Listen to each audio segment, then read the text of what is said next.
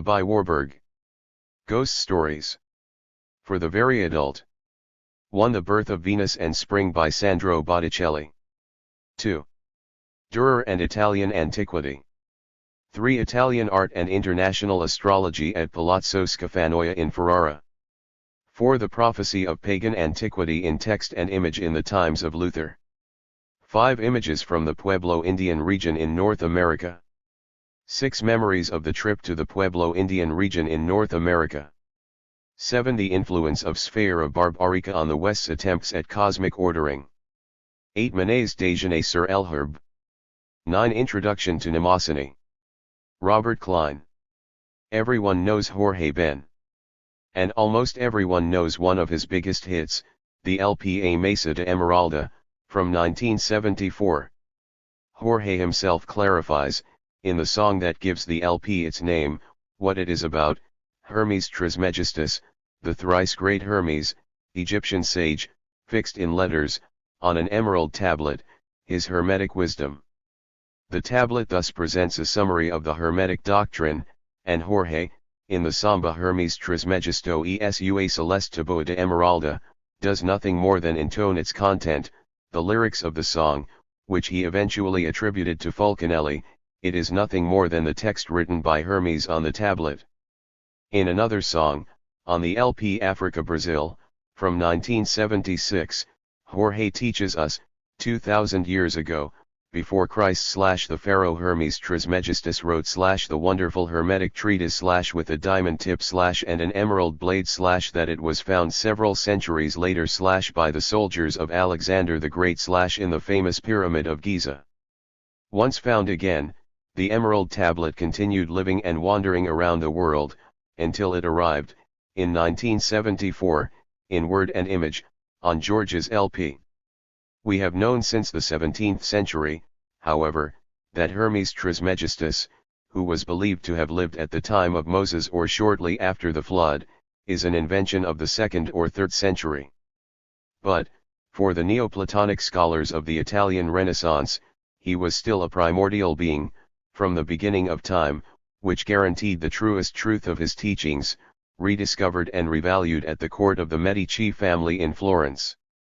An intricate succession of events marks the story of Hermes Trismegistus, his invention, its presence in the Church Fathers and, through them, in the Middle Ages, its reception in the Near East, the return journey to the West with its rediscovery by Renaissance scholars, the proliferation from then on, its spread with the press throughout the West, the unmasking of his invention in the 17th century, its complex diffusion through astrology and astronomy, medicine and alchemy, before and after. The Renaissance and Humanism, the appropriations by the Rosicrucian movement, by Freemasonry, and later by various occultisms, its propagation in images, texts, and songs as in the case of Jorge. A long, complex, intricate, and often obscure journey through times and places. Jorge Ben Samba is the provisional arrival point of a long path of wanderings and transformations, in varied material supports. If we wanted to trace the path that the emerald tablet took until it reached George's hands and was transformed into samba, we would need long and exhausting research. This was the type of research that A. by Warburg did. This volume collects 9 texts by A. by Warburg, 1866–1929, written between 1893 and 1929, which cover his entire intellectual life, from one of his first writings to his last. They allow us to follow Warburg's problematizations and understand both his objects of inquiry and his way of approaching them and making them speak, which would be his method, if he had one. There is controversy. They are very diverse texts, written to meet university requirements or for conferences, lectures, or even drafts and sketches for strictly personal use. The reader will notice this easily, upon contact with the texts, which are, with rare exceptions, not easy. The difficulties concern the themes, which are very specific at first glance, but only at first glance, as they are always shaped by a very broad perspective, to astonishing erudition, the articulation of unusual elements, to writing, sometimes elusive and often fragmented, to Warburg's belonging to a very specific intellectual community and context, of German philologists, historians, and scholars from the turn of the 19th to the 20th century, and, finally, to what was very well formulated by Robert Klein in the epigraph of this presentation, the fact that Warburg created his own discipline, for which we lack an adequate name. Warburg himself sometimes spoke of science of culture, but the meaning he had in mind with this denomination is quite broad and has intentionally and provocatively volatile boundaries, so that the label serves more to give a vague idea than to clarify what this is all about, with which we return to the happy way in which Klein formulated the question, see the end of chapter 3 and the beginning of 4. These are some difficulties, which also result in stimuli and provocations for readers. Because what Warburg bequeathed to us with them never ceases to provoke reactions, from art historians, certainly, but also from anthropologists and philosophers, sociologists and historians, cinema and image researchers, psychologists and philologists, religious scientists and philatelists, and so on. Onwards. The fact that it does not have a name reveals how much this science, that is, this desire to know rationally, opens up to many objects and questions, as can be attested by reading this volume. But was there a great theme that would allow Warburg's writings, or at least his problematizations, to be articulated? A guiding thread that would guide the paths and readings? Or even a method? Opinions differ, but it is possible to suggest something. Without a doubt, the culture of the Renaissance in Italy is a center of gravitation for Warburg's thought and writings. From there, he advanced towards cultural manifestations north of the Alps, as well as antiquity, the Reformation, and humanism, the Near East, North American indigenous people, 19th century art, 20th century postage stamps. This center of gravitation can be formulated as tracing the influences of antiquity, especially ancient paganism, in the art of the Italian Renaissance. This unfolds into the question of the presence and significance of ancient and Eastern astrology in the Renaissance and Reformation, chapters 1 to 4 and 7. Warburg coined the expression posthumous life, Nachleben, difficult to translate, from antiquity, as if, although dead, it remained alive and haunting later times. Undead. Their presence is sometimes evidently revealed, but the meanings are often intricate and elusive, and are always transformed. Accounting for these modalities of presence and transformation, which break with a linear temporality and give vent to the multiple and heterogeneous, is a challenge that Warburg formulated for himself. When examining works by Botticelli and Dürer, in the first 2 chapters of this book, these questions appear more clearly. Warburg shows us how these artists, in 2 very different situations, incorporated, and this incorporation implied transforming into their work, as important expressive resources, elements taken from antiquity. 2 large continents present themselves as research problems for Warburg. Firstly, the roots, the wanderings, the paths. What were the paths taken by the images and texts until they reached the artists, who configured them according to their needs? How did they come into contact with these elements from antiquity? What were the supports of these contents? Who were the mediators? How did they transform them? For what purposes? The other side of the coin concerns the dimension of meanings. The use of representation models originating from antiquity in the Renaissance does not necessarily mean that such models remain as supports for their ancient meanings. It is entirely possible that a pictorial model, a gesture, for example, has been given new meaning by the artist in its appropriation, chapters 1, 2, and 4. To what extent does this resignification maintain elements of the original meaning? And to what extent does it contradict the ancient meanings? The problem is precisely to discern the transformations undergone by certain models, as they were appropriated and reused, to a greater or lesser extent, more or less literally, by Renaissance artists, but not only, see chapter 8. We are talking, then, about processes of appropriation that are to the same extent processes of resemantization. It was in this context that Warburg formulated one of his most discussed notions, the pathos formula, chapter 2, but the idea is already present in one models or motifs from antiquity used by Renaissance artists to express forms in movement and a kind of sign language. However, these forms and languages, which appear in the domain of exteriority, flowing dresses, hair in the wind, also refer to the domain of interiority, the movements and passions of the soul. Later, chapter 9, Warburg develops this idea into the notion of engram, a form of social and collective memory. It is rooted in very intense experiences and emotions, which penetrate subjectivity and remain stored, being able to flow later, which were associated with gestures and body movements, that is, with forms of human expression, which in turn were used in forms of art. Including in applied art, including advertising, as a kind of pictorial and or plastic index for the expression of strong commotions and shocks. They therefore link the domain of interiority with that of the exterior. They are mainly forms of expression related to gestures, postures, movements, referring to very intense, collective and individual, experiences that Warburg places within the scope of pagan cult and orgy rituals, such as the cult of Dionysus. These experiences would be recorded in a collective memory and would be updated in situations in which expressive needs, in this case artistic, required the figuration of intense experiences. At the same time, Warburg understands that engrams are the object of a transformation process, which he calls attribution of energetically inverse meaning. In their appropriation through the eye of the Renaissance painter, for example, the engrams are metamorphosed in their demonic content in favor of another form, the energy is maintained, the figurative trait is maintained, but the content is altered. Before, a dancing Maenad, then, a dancing Salome. The polar character of the engram is manifest here, which articulates the Dionysian with the Apollonian, so to speak. Warburg used the Nietzschean opposition. At the same time, this conceptual innovation allows Warburg to advance the Nachleben problem, as it offers an explanation for the possibility of the reappearance of something that had been lost, or better yet, dead in the past. In fact, it was never lost, it was only stored in memory, which is activated in particular situations.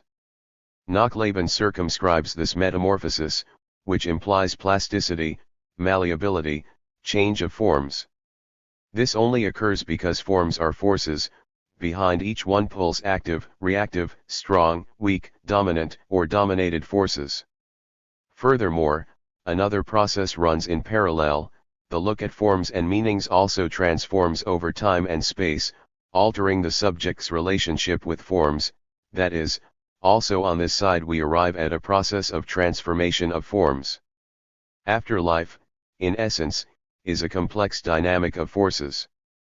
Forces meaning relationships of tension and polarization, as well as the search for a solution to polarization, that is, compromise.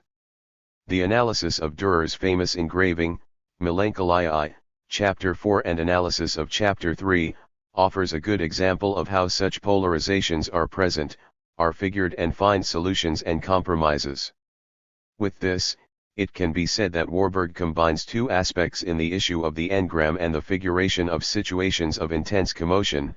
It draws attention and seeks to demonstrate how artists use already existing forms of figuration, which are reprocessed in function of their expressive needs. Therefore, it is not a social memory that is purely and simply evoked, but also a set of available material representations. Perhaps it could be said that it is this social memory that shifts the interest or the painter's eye and hand to those models made available by the past, which will then be metamorphosed. The problems that the notion of engram intends to circumscribe as Warburg did not develop it allow us to return to some points.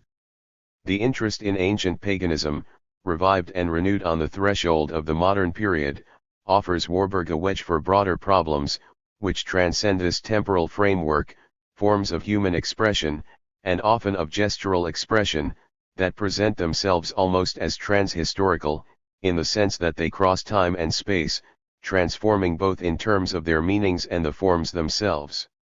This transhistorical perspective, the term is mine, for lack of a better one, allowed Warburg to always keep in mind a theme that had instigated him since his student days, the question about forms of human expression and, in particular, the symbolic dimension involved in these forms of expression and the memory that operates in these processes of storage, maintenance, transmission, and transformation.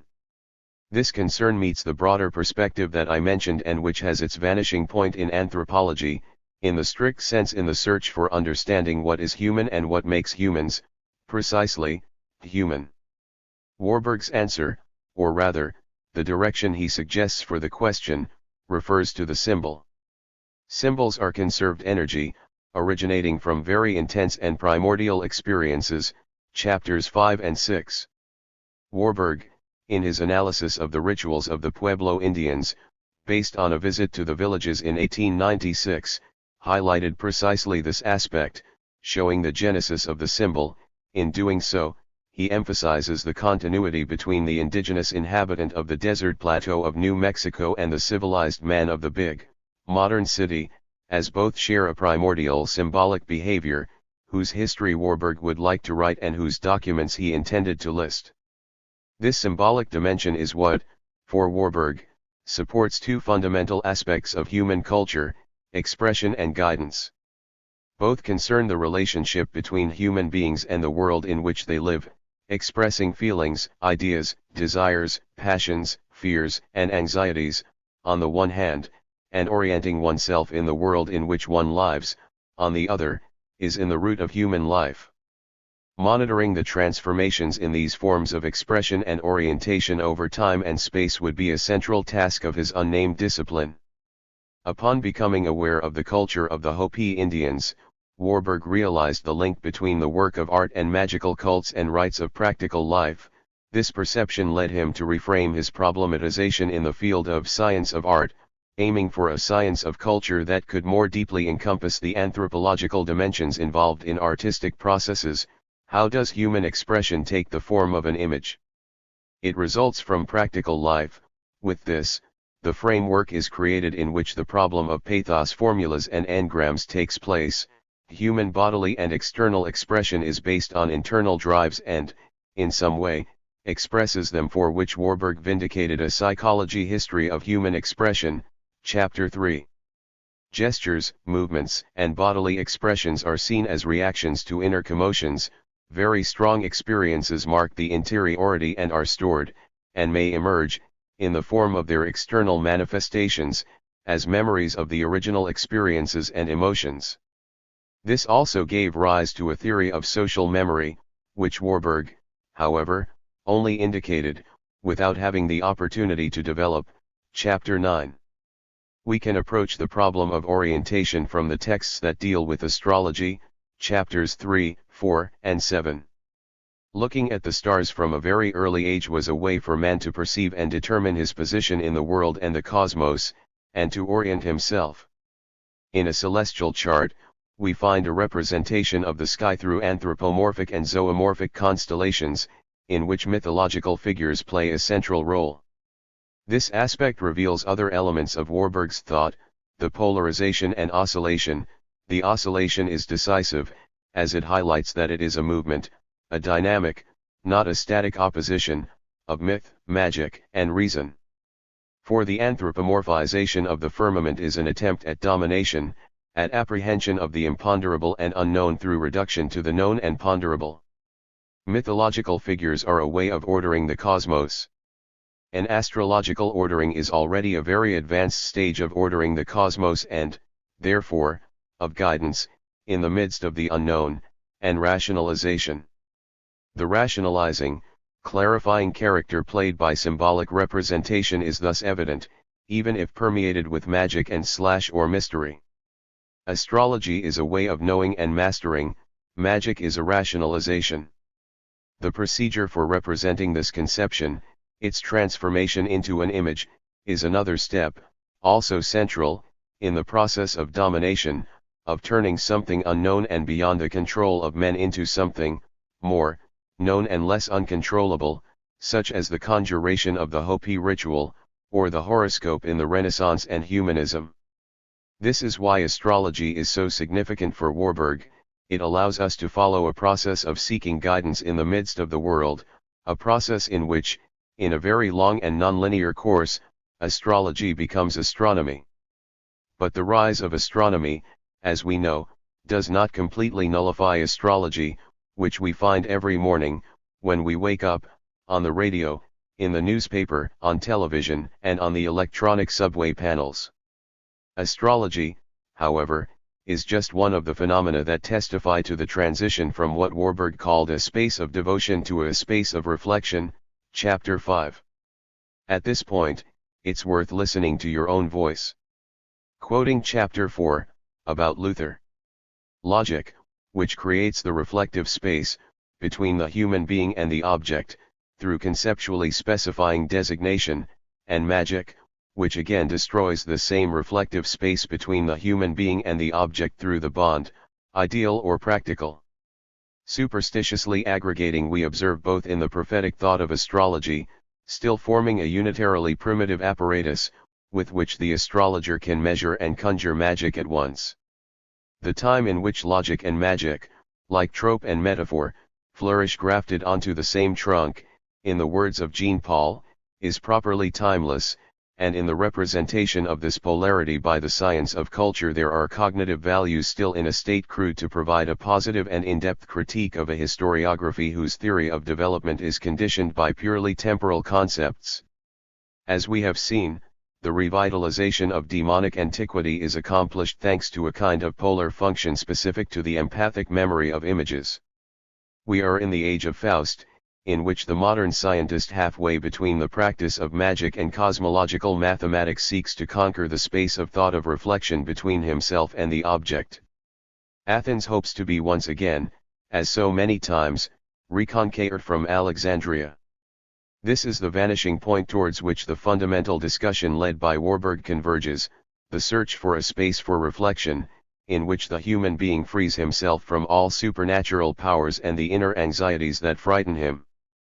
But this process is never completed. Each time, the triumphs of rational and free Athens are taken up by irrational and superstitious Alexandria, west and east, and Athens is always seeking to regain what it had possessed and lost.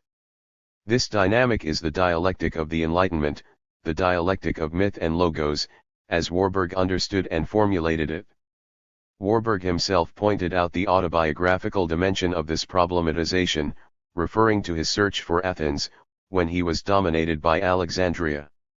For about 5 years, between 1918 and 1924, he suffered phobic disorders that led him to remain hospitalized in psychiatric clinics, and there are records, chapter 6, that show his self-awareness and his reflection on his situation, as well as the struggle he was waging with himself to demonstrate, to himself and others, that he was capable of overcoming these disturbances.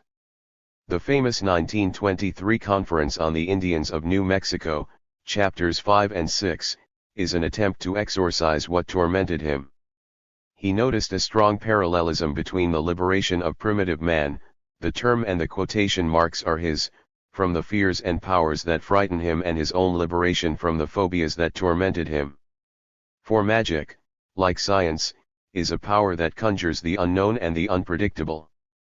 His own experience provided him with the stimulus to think about general dimensions of the human experience and suggest the sui generis dynamic that seems to mark it. The mythology of pagan antiquity, Hopi cosmology, astrology, ancient, medieval, oriental, and on the threshold of the modern age, and science are moments in an effort to create a space for reflection in which human beings conquer the world for themselves. In one of his countless scattered notes, Warburg formulated, from man's orientation towards himself and the cosmos based on myth and fear to orientation based on science and calculation. Not by chance, this same arc determines the structure and organization of his library, which he transformed into a research institute, a journey that goes from magic and cosmology to a rational understanding of the cosmos, from the sorcerer to medical science, from astrology to astronomy, in short, a process of development towards science, whose initial stages are a mythical thought, itself already enlightenment. But, as we read in the quote, this process is not linear, nor is it consummated, Athens always needs to be reconquered. Warburg seeks a conception of history that breaks with purely temporal concepts and embraces discontinuities and anachronisms. The library, in its own terms, should be a laboratory of the history of images according to the science of culture. It is the images that offer a suitable starting point for studying Nachleben. Because the constitution of images is always done in a dialogue of images, images allow themselves to be reported to other images. This is the meaning of his Atlas Mnemosyne, chapter 9, c. Planned, but never completed. Immersed in contexts, the images establish relationships with each other, arranged in constellations that are variable and allow the researcher to emphasize one or another path, course, nexus, context, one or another relationship, inversion, polarization, Nachleben. And it is not just the images, but also the texts, with which they relate, again in different ways. Chapters 1, 3, 4, and 7. Image and text have a varied symbiosis, in which the text often offers material for the image composition, or even its program, chapter 1, as if calling for its figuration in an image. For others, only the use of text can clarify the meaning of an image, chapters 3, 4, and 7.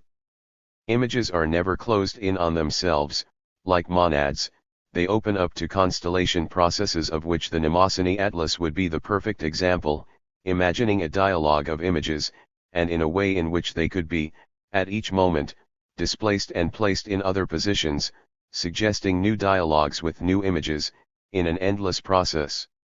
Warburg, in his time, only had image panels, in which reproductions were fixed in arrangements, depending on the themes and problems he intended to highlight, but which allowed these permutations, which today, with electronic resources, has acquired new possibilities. Images could move within the same panel, or between different panels, and panels could be arranged in different orders. As a result, the possibility of associating, constellation, corresponding, tensioning and opposing images allowed him a unique way of conducting his discussions, especially in exhibitions and lectures. Furthermore, it is a way of thinking. We can say that Warburg thought with constellated images and montages, and his atlas should demonstrate this possibility. Perhaps it can be said that this is also how images acquire their symbolic dimensions, impregnated with meanings attributed throughout their existence, a proteoform existence, marked by transformations and endlessly processing new and old meanings, and thus transforming themselves. They are at the same time supports and contents, discrediting the separation of content and form and therefore discrediting an analysis only of content or only of form, as was usual in Warburg's time and beyond. For these reasons, the symbolic dimension is always a result, and a result in process, never something given or original. It is the task of the researcher, the culture scientist and science without a name, to seek to clarify the processes of symbolic constitution, or rather, the metamorphosis of images as symbolic forms. A good example are the energetic inversions investigated by Warburg, as in the example of the Maenad transformed into Salome, as processes of symbolic constitution are difficult to grasp and can be better captured as processes of transformation. In turn, transformation processes imply forces in action. It is therefore necessary to identify the forces acting in the constitution of the images, as if they were a result of a complex game of forces. They are then, so to speak, points of passage or stopping, crystallizations, forms of forces that come from the past and continue, on the surface and or underground, consciously and or unconsciously, beyond their crystallization, beyond this object we are talking about, that's Nachleben. The object, a canvas, an engraving, etc., remains, radiating meaning, which can be received, neglected, or lost. In this universe, memory offers a decisive contribution to the analysis of these movements, with which we return to the engram. For Warburg, images are both material objects and forms of thought, ways of conceiving, thinking, assimilating, formulating, thinking with images. This highlights their double character, which serves human beings as instruments, so to speak, of dominating nature. With images we can, at least begin to, explain, in some way, what appears as enigmatic, mysterious, dangerous, chapters 5 to 6. In this sense, the production of images by human beings is linked to their capacity for symbolization, and is a decisive element in the process of civilization. At the same time, images are also an incorporation of physical and soul energies, internal and external, and are opposed to men with their own powers. For this reason, Warburg speaks of the creation of a space for reflection as the creation of a domain in which men critically distance themselves from images. This would be the transition from the space of devotion to the space of reflection. Detachment is central to mastering oneself and nature. Through the image representation of something experienced, distance is created, which is rooted in the representation and its symbolic dimension. Chapter 9. The result of all this is that the analysis of images needs to incorporate the complex of social and historical dimensions in their broadest sense, going beyond the boundary walls of any and all disciplines. Images connect to practices, materials, ideas, and their symbolic dimension is located at the confluences of these domains. To this end, Warburg built a library, initially private and later public, next to his house in Hamburg, transferred to London with the rise of Nazism in Germany. It concretizes the mutual dependence of texts and images. See, Warburg's texts, notes, files and manuscripts are inextricably linked to his collections of images and books. This volume presents some texts, accompanied by some images. From them, however, visible and invisible threads emerge for other texts and manuscripts, published and unpublished, for the collections of images and books in their own library, and for the Book of the World. Therefore, this book is in no way complete and does not aim for completeness, aims to offer a varied and solid, and at the same time compact, entry into Warburg's universe. I'm leafing through an old book here. From the Hearts to Hellas, always cousins. From Hermes to Jorge, always cousins. From Warburg to us, always cousins. In preparing this presentation, which does not claim any originality, I benefited from an extensive bibliography by and about Warburg. As it is impossible to refer to it in full, I would like to indicate the most important and exemplary materials that support and guide it. From by Warburg, the already published 4 volumes of his Gesammeltschriften, Berlin, Akademie, 1998. One of these volumes was recently translated into Portuguese, The Renewal of Pagan Antiquity, Scientific Cultural Contributions to the History of the European Renaissance, Rio de Janeiro, Contraponto, 2013, as well as the following other editions, Werke in einem Band, Berlin, Surkamp, 2010, Ausgewähltschriften und Würdigungen, 3. ed. Baden-Baden, V. Kerner, 1992, Per Monstra ad Sphäram, in Sternglaube und Bilderjudung, Munich, Dalling und Galitz, 2008, Nachhalder Antike, Zurich, Diaphanes, 2012. About Warburg, I highlight the truly indispensable book by Ernst H. Gombrich, A by Warburg, an intellectual biography, London, University of London, the Warburg Institute, 1970, which I read in the German version, A by Warburg, Eine Intellektuelle Biography, Hamburg, Philo and Philo Fine Arts, 2006, Edgar Wynn's 1930 text, Warburg's Begriff der Kulturwissenschaft und seine Bedeutung für die Ästhetik, republished in Warburg's aforementioned volume Ausgewähltschriften und Würdigungen and, in English, In the Eloquence of Symbols, Studies in Humanist Art, published in Brazil as The Eloquence of Symbols, Studies on Humanist Art, São Paulo, EDUSP, 1997, pages 73-90, finally, the book by Georges Didier Huberman, L'Image Survivante, Histoire de l'Art et Temps de Fantomie Celana by Warburg, Paris, Minuit, 2002, published in Brazil as A Imagem Survivor, Historia de Arte e Tempo dos Ghosts according to A by Warburg, Rio de Janeiro, Contraponto, 2013. These three authors offer very different and divergent readings of Warburg and constitute, for this reason, an enriching entry into the debate. Specifically about the Warburg Library, there is in Portuguese the text by Salvatore Setti's Warburg Continuatus, Description of a Library, published in the book organized by M. Baradin and C. Jacob, The Power of Libraries, The Memory of Books in the West, Rio de Janeiro, UFRJ, 2008, pages 108-54. About the texts. The texts that make up this collection were taken, with one exception, from the edition of a by Warburg's writings organized by M. Tremel, S. Weigel and P. Ladwig, Werke in einem Band, Berlin, Suhrkamp, 2010.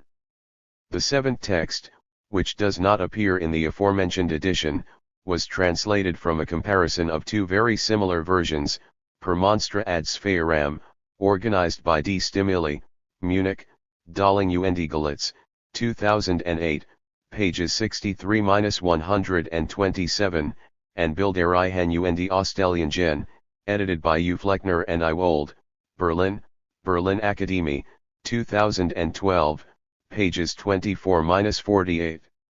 The original titles are as follows. I. The Birth of Venus. Vasari foresaw the birth of Venus, figure 1, which is the smallest of the two paintings in size, next to Primavera, in the Villa de Castello, by Duke Cosimo. Around the city, in several houses he made medallions with his own hand and very naked women, of which even today in Castello, Duke Cosimo's villa, there are two pictures illustrated with figures, one is Venus who is born, and those breezes and winds that make her come to earth with the loves, and then another Venus, adorned by graces, indicating spring. You can see that they were designed by him with grace. The Italian Uffizi catalogue gives the following description: the birth of Venus. The goddess is coming out of a shell in the middle of the sea. On the left, two winds are shown flying over the waves, driving the goddess towards the shore. On the right there is a young woman who represents spring tea grand nad. 5. More recent critical literature has drawn comparisons with two distinct poems. Julius Meyer, in a text for the catalogue of the Gemaldi Gallery in Berlin, 6 makes reference to the Homeric hymns. It is very likely that Botticelli knew the ancient description of the birth of Venus narrated in the second Homeric hymn to Aphrodite and based his representation of the scene on it. The Homeric hymns were published in 1488, 7 based on a Florentine manuscript, and it is therefore presumed that their content had already been known for some time in the humanist circles of Florence, and in particular by Lorenzo, versed in the classics. On the other hand, Gasperi, in his History of Italian Literature, 8 noted that the description of a relief representing the episode of the birth of Venus, contained in Angelo Poliziano's Giostra, 9 bears similarities to Botticelli's painting. The two indications point in the same direction, since Poliziano's aforementioned description is supported by the Homeric hymn to Aphrodite. The evident suspicion that precisely Poliziano, the learned friend of Lorenzo de' Medici for whom Botticelli, according to Vasari's testimony, had already painted Apollos Athena 10, would have transmitted the concept of the work to Botticelli is converted into certainty thanks to the fact that the painter clashes with the Homeric hymns in the same way as the poet. In his poem, Poliziano conceives a series of reliefs, which would be masterpieces that Vulcan would have forged with his own hands, arranging them in 2 rows on the columns of the gates of Venus's palace. The whole would be finished off by an ornamental frame made of acanthus leaves, flowers and birds.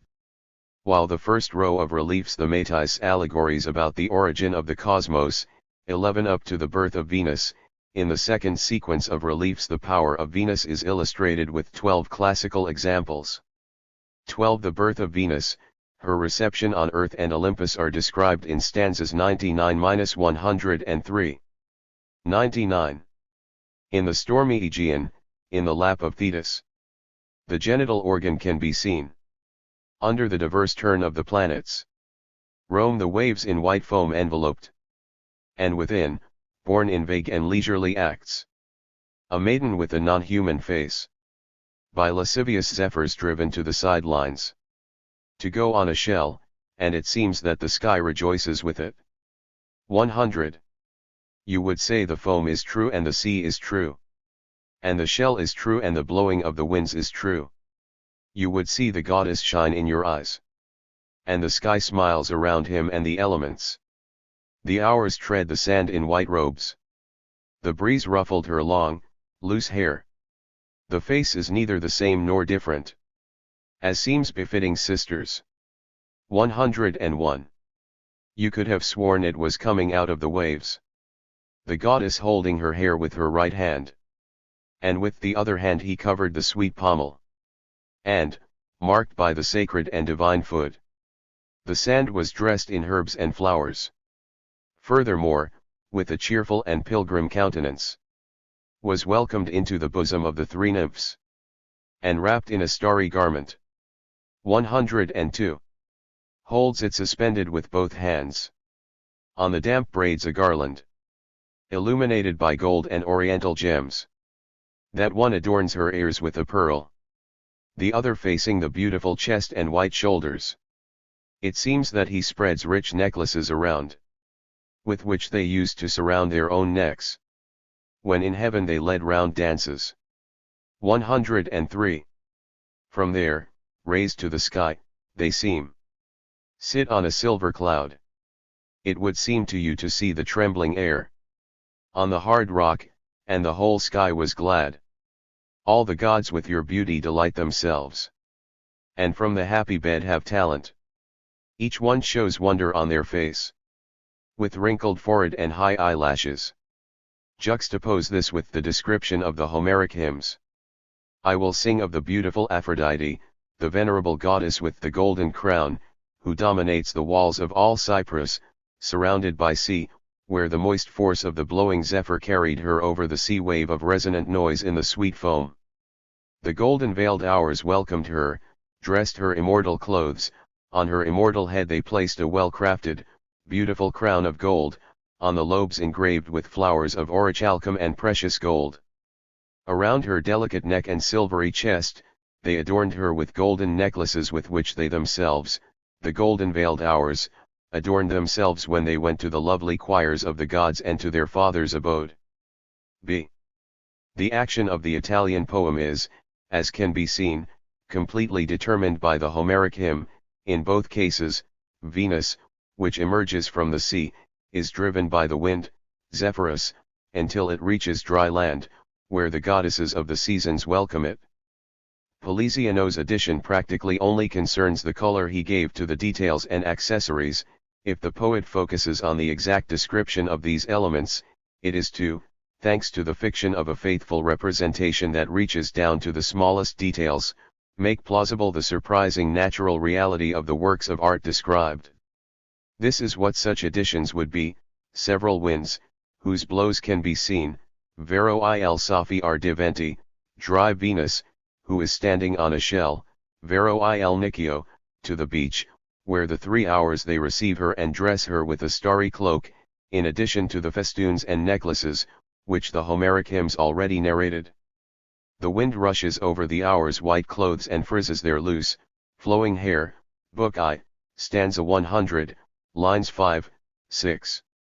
The poet admires precisely this accessory moved by the wind, recognizing in it the illusion that the virtuous exercise of art produces. The action takes place, in the painting, in the same way as in the poem, except that, in Botticelli's painting, Venus, also standing on the shell, 13 covers her breasts with her right hand, and not with her left, as in poetry, holding her long hair close to her body. Furthermore, instead of the 3 hours dressed in white, the one who welcomes Venus is a single female figure, who wears a colorful outfit, covered in flowers and surrounded by a bouquet of roses. Despite these differences, the meticulous coloring that Poliziano had given to the moving accessories is taken up by Botticelli with such consistency that it allows the connection between the two works of art to be taken for granted. After all, in the painting we not only have the two zephyrs with inflated cheeks, whose breaths can be seen, but also the goddess's clothes and hair waiting on the beach, moving in the wind, and even Venus's hair flying, 14, as well as the cloak with which it must be covered. Both works of art are paraphrases of Homeric hymns, but in Poliziano's poem we still have the 3 hours, which in the painting were united into one.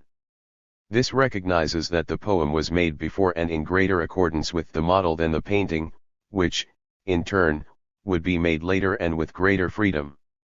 If it is accepted that this is a direct relationship of dependence, then the supplier would be the poet, and the receiver, the painter. 15. The idea that Botticelli took advice from Poliziano is in accordance with the tradition that considers that Poliziano was the inspiration for Raphael and Michelangelo. 16. The overt effort, which manifests itself uniformly in both the poem and the painting, to capture the transitory movements of hair and costume corresponds to a dominant current in northern Italian artistic circles since the first third of the 15th century, which one would find in the painting of Alberti his most prominent expression. Springer had already highlighted Alberti's passage reproduced below, precisely in view of Botticelli's Aeolian Gods in the Birth of Venus, 17, and Robert Vischer had considered it in his Luca Signorelli. 18. Here is what it says. I like to see some movement in the hair, the mane, the branches, the treetops, and the clothes. It is particularly pleasant to see those 7 movements in the hair that I have already mentioned. They curl into a spiral as if they wanted to tie a knot, they wave in the air like flames, some of it intertwines with others like snakes, some of it grows here, some there. In the same way, the branches twist now upwards, now downwards, now outwards, now inwards, some of them twist like ropes.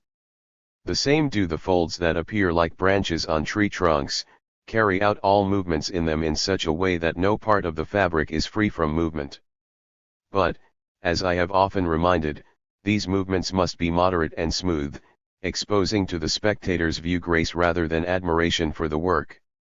As we want to give the cloths their movements and as they are by nature heavy and falling to the ground, it would be good to place in the painting the face of the zephyr or austro wind blowing through the clouds, so that the cloths can move. Then it will be seen with what grace the bodies, in those parts where they are hid by the wind, will display the naked under the cloths in the appropriate parts. On the other hand, the cloths, projected by the wind, will fly gracefully through the air. In this wind, the painter must be careful not to unfold any cloth against the gust of wind. W. In these painting rules dictated by Alberti, there is an equal measure of fantasy and reflection. On the one hand, he is happy to see hair and clothes in intense movement, and then he gives vent to his fantasy, which injects organic life into inanimate accessories.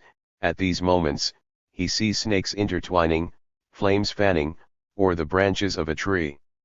On the other hand, Alberti is emphatic in demanding that the painter have, when reproducing such motifs, a sense of comparison refined enough to not allow himself to be carried away by an excess contrary to nature so as to only impart movement to the accessories there, where the wind could really set it off. It is clear that without a concession to fantasy one would not get far. Those heads of young people blowing in the wind, which the painter would do well to add, in order to found the movement in the hair and costumes, are a fair product of the compromise between anthropomorphic fantasy and comparative reflection. Alberti had finished his On Painting, dedicated to Brunellesco, in 1435. 19. Shortly afterwards, in the middle of the 15th century, Agostino di Duccio gave the hair and costumes of the figures in the allegorical relief of the Malastician temple, in Rimini, a mobility elevated to mannerism, as it was so intensified. 20. Following Vulturous comment on Sismondo Malatesta's relationship with the works of art in his chapel. 21. One must consider the form and content of the work of art as a product of learned reflections. Especially on the widest walls and in the many and highest arches, built of foreign marble, in which stone paintings are placed, in which beautiful carved images can be seen together, the Holy Fathers, the Four Virtues, the signs of the celestial zodiac, the wandering stars, the Sibyls and the Muses and many other illustrious things, which, not only through the splendid art of the stonecutter and the sculptor, but also through the knowledge of forms, made the drawings by you, the most skillful and, without a doubt, the most brilliant prints of this time, from the hidden places of philosophy, they can greatly attract those who observe, those educated in letters and almost completely alien to the vulgar. Alberti was the architect of the church, whose construction he supervised in every detail. 22 There is nothing that contradicts the presumption that he was the inspirer of such figures, who move in his own way. Regarding one of the female figures represented in the relief by Agostino di Duccio on the facade of San Bernardino, in Perugia, Franz Winter 23 had already referred to the motif of the figure's moving costumes, the woman in the highest relief on the facade, on the left, to an ancient model an aura seen from the back, which is reproduced in the well-known crater of Pisa. 24 Niccolò Pisano also took Dionysus from this vase for the reliefs carved on the pulpit of the Pisa Baptistery. 25 And even Donatello was inspired by the figure to create one of the apostles on the bronze doors of the Basilica of St. Lawrence. 26 Wouldn't Donatello have found in such a aura reproduced in the crater of Pisa with her head tilted downwards the model for his Cappadocian princess, carved in relief under the statue of St. George in Orson Michele, figure 2? 27. In the case of Agostino di Duccio, further references to other ancient works of art can be indicated. Winter considers that the representations of the story of Saint Bernardino in Perugia resemble the compositions of Roman sarcophagi. 28 John provides, in a study of Medea sarcophagi, 29 an illustration taken from the Berlin Codex Pigianus 30, in which Medea is facing the tree with the dragon, over her head. You can see an inflated fabric resembling a balloon. The same motive which takes this form only rarely recurs in the woman located on the sidelines, in front of São Bernardino and behind two other women with a child. It is very likely that this sarcophagus had already been placed in front of Saints Cosmas and Damian for a long time and that it was conceived right there. Also for the angel in the relief by Agostino di Duccio, in Brera 31, figure 3, the model was a Maenad. 32 Just as, in these cases, Agostino, as a sculptor, turned to the plastic arts of antiquity when looking for models for movement motifs in hair and costumes, Poliziano was especially attentive, in the works of ancient poets, to the descriptions of movement motifs, which he then faithfully imitated it in his poems. It is possible that Poliziano was ultimately stimulated by Alberti's recommendation, or found reinforcement in it, to consider the reproduction of moving accessories as an artistic problem, just as it is also possible that a tendency then present in the ideas of artistic circles in Florence suggested him to depict the characters in his reliefs with movement in their hair and costumes. 33 Be that as it may, it is certain that Poliziano, consciously and on his own, gave new support to this disposition, since he formed words to describe these moving accessories that faithfully imitated the words he sought from ancient poets, in this case, in Ovid and Claudian. In the first of the reliefs, among those in the second row, on the columns of the gates of Venus's palace, one can see the abduction of Europa. 105. In the other column of the portico, in a beautiful and white Taurus, Jupiter is seen, transformed by love. Take your sweet and rich treasure. And she turns her face to the lost coast. In fearful action, and the beautiful golden hair. They play on their chests because of the contrary wind. The garment waves, and returns back. One hand holds the back, and the other the horn. There, Poliziano not only reproduced the exact description of mobility in hair and clothing as Ovid himself had provided in his narrative of the abduction of Europa in the Metamorphoses, 2, 873, and Fastos 34, v. 607 ff, but also he sought reference in another, similar passage, from the Metamorphoses, 2, 527. If we juxtapose these last 5 verses of the Italian poem with its Latin models, we are faced with the fact which can be demonstrated only rarely in the history of art of a meticulous eclecticism, combined with the ability to process the elements with their own artistic force. The hand. In the description of the relief representing the abduction of Proserpina, stanza 113, it was necessary to look not only to Ovid himself but also to the detailed, Hyperovidian art of Claudian, 35. Almost at the same time seen, loved, and taken away. By fierce Pluto Proserpina appears. on a big car, and her hair down. Stirred by loving zephyrs. Regarding the third of these verses from Giostra, Carducci cites the following passage, 36. Without providing further information, Proserpina is carried away by the winged car / with her hair spread across the nota. Until then, one could think that Poliziano would have invented, without deviating from the line of his models, at least the Zeffiri Amorosi, but even this is found in Claudian, verse 30-37. She will send her restless hair to wander in the light breezes. Therefore, here too the juxtaposition reveals the same image. Almost at the same time seen, loved, and taken away. Met. V 395, almost at the same time she was seen, loved. By fierce Pluto Proserpina appears. And kidnapped by Dite. On a big car, and your hair down. Claude. 2, v 247, Proserpina is carried away by the winged car. Ibid, volume 248, with his hair spread across the nota. Stirred by loving zephyrs. Ibid, 2, v 30, she will send her restless hair wandering to the light breezes. In the actual course of the love adventure described in Poliziano's stanzas, it is possible to find two other pertinent passages. First, in verses 7-8 of stanza 56 of Book I, Giuliano contemplates the nymph, in doubt whether he should follow her or not, with myself praising the sweet celestial walk / and the air of the angelic garment.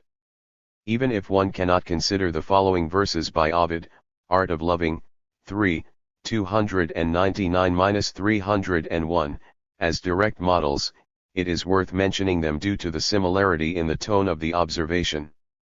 Ars M. 3, 299. There is also a not inconsiderable part of the charm in walking, he attracts unknown men and drives them away. She moves her body artfully and accepts the breezes in her tunics, which float.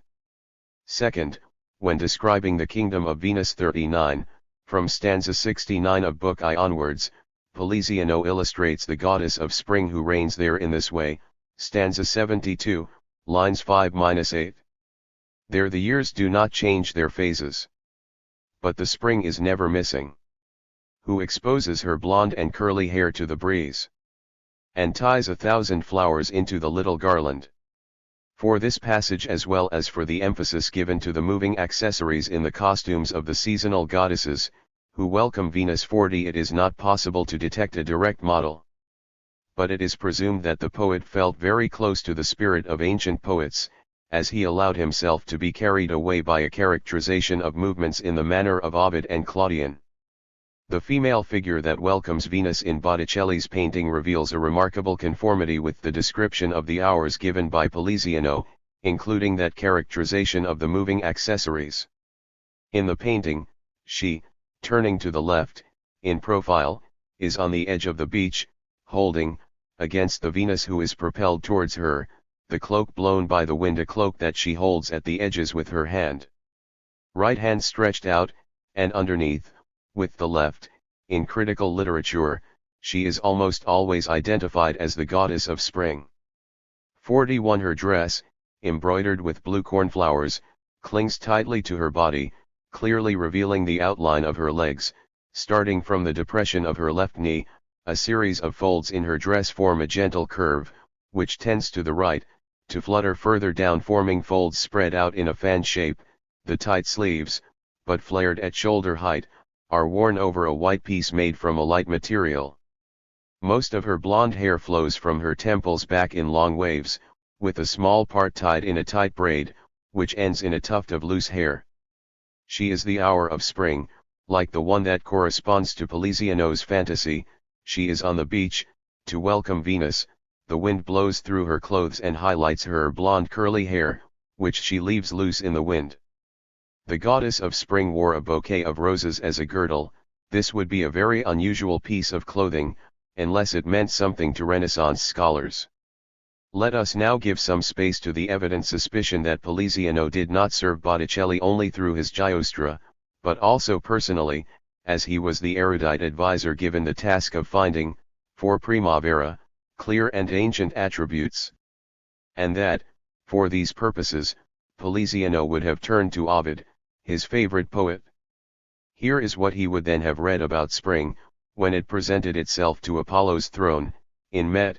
2, v 27 ss, and the spring was girded with a crown of flowers. 42 Already in Fastos, v 217, what we read is the following: the hours are gathered, girded by painted garments.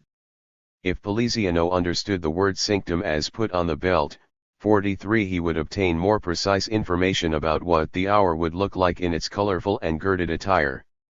The following passage, taken from Le Immagini dei, by Vincenzo Cardari, 44, proves that other Renaissance scholars also saw, in the flower belt, an insignia of the goddess of spring. The hours, which, as they say, are the 4 periods of the year, and open and close the doors of heaven, are sometimes dedicated to the sun, and others to Ceres, and that is why they carry 2 baskets, one of flowers, which indicates spring, and the other of airs, which means summer. And Ovid also says in Fastos 45 that they are in the company of Janus Apollo as guards of the gates of heaven, and when he later tells the story of Flora, under whose power are the flowery meadows, he says that the hours, dressed in very thin veils, sometimes they come to these fields to pick different flowers, with which they make beautiful garlands. From this confusing exercise of erudition, what can ultimately be inferred is that, here too, the main source are the 2 passages from Ovid cited. A figure of spring belonging to the learned circles of Venice also fits here, in the Hypnerotomachia Polyphili, 46 archaeological romance of the early Renaissance, Polyphilus, in the episode of the triumph of Vertumnus and Pomona, 47 sees, among countless other works of art, a Sacra Era Quadrangula, a quadrangular sacred altar with the 4 seasons personified in Candido et Luculeo Marmaro in Candido and Luculean marble. On any face of hers an incredible and elegant image appeared, almost perfect. The first was the most beautiful goddess with the flowing locks, 48, crowned by roses and other flowers, with the most delicate dress, 49, very tight to her beautiful body. With her right hand, she devotedly spread an offering of roses and flowers over an ancient charcoal brazier, 50, with a crackling flame, and in the other, she held a sprig of myrtle, fragrant and berry-bearing. 51, before her a winged and beautiful boy, smiling, with his famous weapons, and 2 doves. Under the figure was inscribed, "Long live the flowery spring." The corresponding woodcut, figure 4, shows a woman in profile, with her face turned to the right. She is standing, in a gentle posture, and throws roses into the antiquario chitrapode old coal brazier with her right hand, while, with her left, she holds the branch of myrtles. A voluminous lock of hair flies to the left. In front of her, on her right side, is a naked, winged Cupid with a bow and arrow. 3 doves fly. Furthermore, it is clear from the entire series of illustrations and descriptions contained in the Hypnerotomachia, when what was at stake was to revive, in its most characteristic achievements, the art of antiquity. The apparent mobility of the figures was considered by Venetian scholars a distinctive ingredient. 52. Even later, in the 16th century, Luigi Alemanni, 1495–1556, said the following about Flora, 53. v13. Wherever this graceful foot moves, covers the land around with leaves and flowers. For spring is with you, and winter is elsewhere. If she exposes her hair to the wind, she makes the day jealous. Let us now consider another drawing that will be related to the birth of Venus. It can be definitively inferred from this that, although the issue is not exhausted by this, it is still legitimate to make the treatment given to moving accessories a criterion for the influence of antiquity.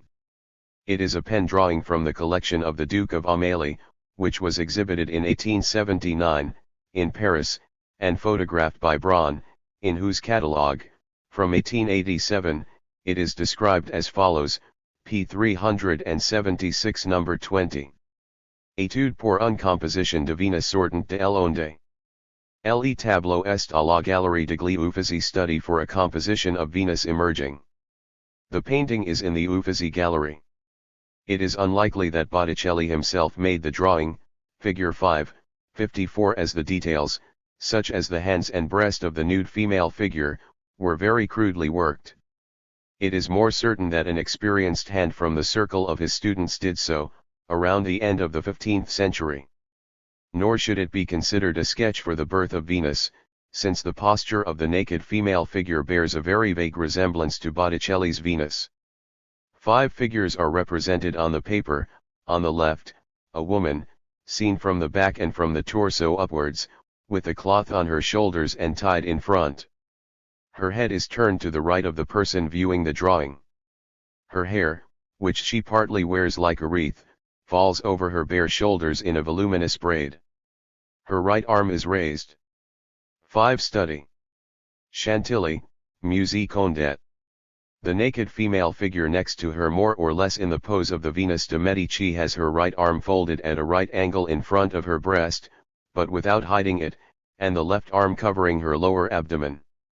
Her legs are crossed and her feet form a right angle, in a position that does not seem stable enough to support her torso, which is somewhat curved backwards. Her hair is parted in the middle, then gathered and arranged in braids around her head, ending in a tuft that flows freely. The same brise imaginaire inflates a piece of clothing that resembles a shawl, draped over the left shoulder. The other 3 figures appear to have been taken from an ancient composition, like a frieze. We see a woman holding a lyre in her left hand, wearing a chiton and draped over the waist. Next to her, the head of a young man, with helmet, and, to finish, another young man taking a long stride towards the right, but with his head turned back, in profile. It turns out that the 3 figures were actually taken from a sarcophagus, which represents the episode of Achilles on the island of Esquiro. The woman with the lyre is one of Lycomedes's daughters, and the young man who strides away is Achilles, on his escape. 55. Given that the mutilations of the drawing were not arbitrarily complemented, it is possible to determine exactly the specimen that served as its model. The sarcophagus today preserved in Woburn Abbey, and which was originally found among the reliefs that were embedded in the church's staircase of Santa Maria di Raccoelli, in Rome, from the middle of the 14th century. 56. Michaelis describes it as follows. To the left of Achilles are the 4 daughters of Lycomedes, one, who wears a chiton and has a chlamys thrown like a shawl, and who is in a similar position to Achilles, holds a zither, whose top has been restored, with her arm left. Another, dressed in the same way, moves slightly to the left. The restorer added his forearms and the flute. Of the other 2 sisters, only their heads can be seen in the background. 57. Additionally, Achilles' right arm and spear would also be completed. From the drawing made by Eichler, figure 6:58, it can also be seen that the forearm of the female figure carrying the lyre was also completed. As all this fragmentation is found in the drawing, it can be concluded that it was made exactly according to the sarcophagus in question and at the time when it was still embedded in the staircase of Santa Maria di Raccoelli, in Rome. 6. Achilles in Squirus. Drawing from a sarcophagus, Woburn Abbey. The 2 model studies, next to each other, show how a 15th century artist selected, from an original work from antiquity, what interested him. What, in this case, was simply, on the one hand, the inflated oval-shaped piece of clothing, which the artist, to make the motif intelligible to himself, developed as a shawl, the end of which descends from the left shoulder to the right side of the hip, and, on the other, the hairstyle of the female figure, which he provided with a freely flowing tuft, and which is not at all seen on the model, certainly in the belief that it was like the ancients. The dancing nymphs of this sarcophagus would still make a special impression on Piero Logaraio, d. 1583-59. Achilles in Esquirus. Of Achilles and Ulysses. One should not, in fact, leave aside another monument, a tomb that is still here close to the one described above, as it is abundant in figures of armed men and lasciviously dressed women. There is a hiatus here in Dessau's publication. In the tomb there are 6 carved women, like graceful nymphs, dressed in the most subtle veils. Some of them are dancing and make movements with a veil, jumping, with clothes so subtle and transparent that they almost appear naked.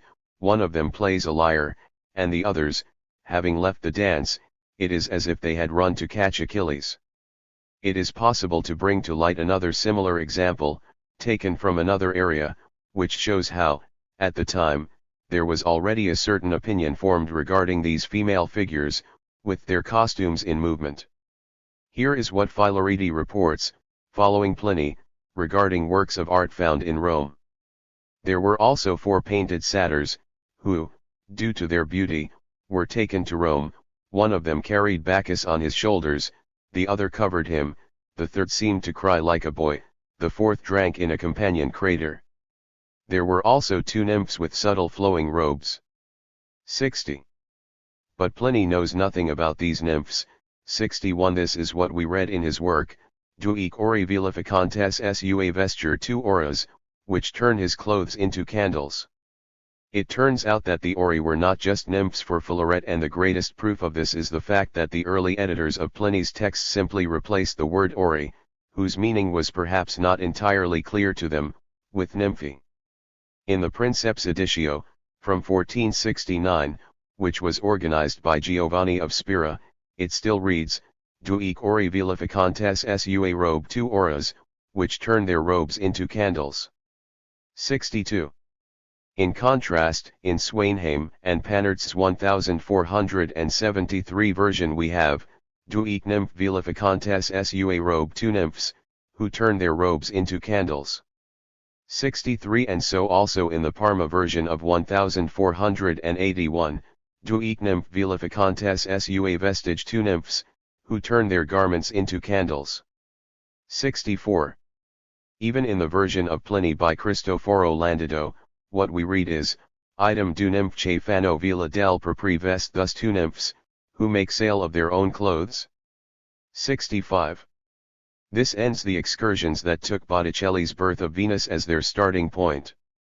In a whole series of works of art close to each other in their theme, in Botticelli's painting, in Poliziano's poem, in Francesco Colonna's archaeological novel, in the drawing made in Botticelli's circle, and in Philaret's description of a work by art, in all these cases, the inclination, formed based on what was then known from antiquity, to resort to works of art from antiquity is present, when it came to giving form to life in apparent movement. Appendix, the missing polis. The combination of a historical report by Vasari with other testimonies furthermore provides evidence for a relationship between Poliziano and Botticelli, which art historians have hitherto recognized only indirectly. The methodical importance of this proof makes a short interruption in the purely iconographic explanation necessary. Ullmann's explanations allow us to safely infer that a drawing by Botticelli, belonging to the Uffizi collection and published by Ullmann, is in fact the sketch for an Athena represented in the carpet published by Mons. 66. Furthermore, a passage in the Medici inventory about a painting by Botticelli in the Camera di Piero 67 must be understood as referring to a palace, this according to Ullmann's conjecture. Ullmann then tried to associate this palace with the one that Vasari had described as follows: in the Medici house, he did many things for old Lorenzo, in particular, a palace made into a coat of arms on branches that were thrown on fire, which he painted in life-size. 68. However, we do not need to assume a link between this palace and the one on the carpet, as it is possible to obtain a more accurate image of this palace made into a coat of arms by combining a passage by Paolo Giovio, an epigram by Poliziano, a drawing by Botticelli, figure 7, and a woodcut for Poliziano's Giostra. In the passage from Paolo Giovio, 69, it is mentioned that such a company would be the coat of arms of Piero de Lorenzo, whose invention was due to Poliziano. Piero the Magnificent, Lorenzo's son, when he was young and in love, used stacked green logs with flames and flames inside, to signify that the ardor of his love was incomparable, as he burned green wood, and this it was invented by the most learned of men, M. Angelo Poliziano, who created this Latin verse as its motto, in viridi teneris exurit flamma medullas in the green, firewood, the flame burns the tender marrow. 70. As the painting mentioned in the inventory decorated the Camera di Piero, the indicated connection is clear. All that remains is to know how these stacked logs burning in flames should be imagined. The painting was approximately 2.44 meters high by 1.22 meters wide, 71, so that, if Athena was represented at life size, there would still be more or less a third of free area, above or below her. Evidence for what was reproduced in the lower third of the painting is provided by a woodcut illustrating the last scene of the 1513 edition of Poliziano's Giostra, figure 8.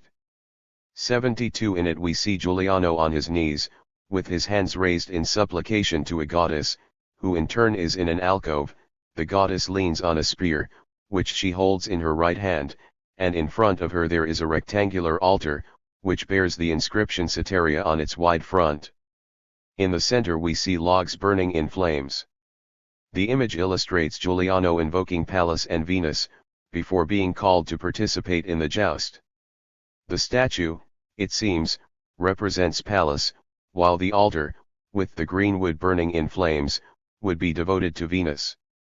The text of the poem does not directly give rise to such a representation of the Branconi. 73.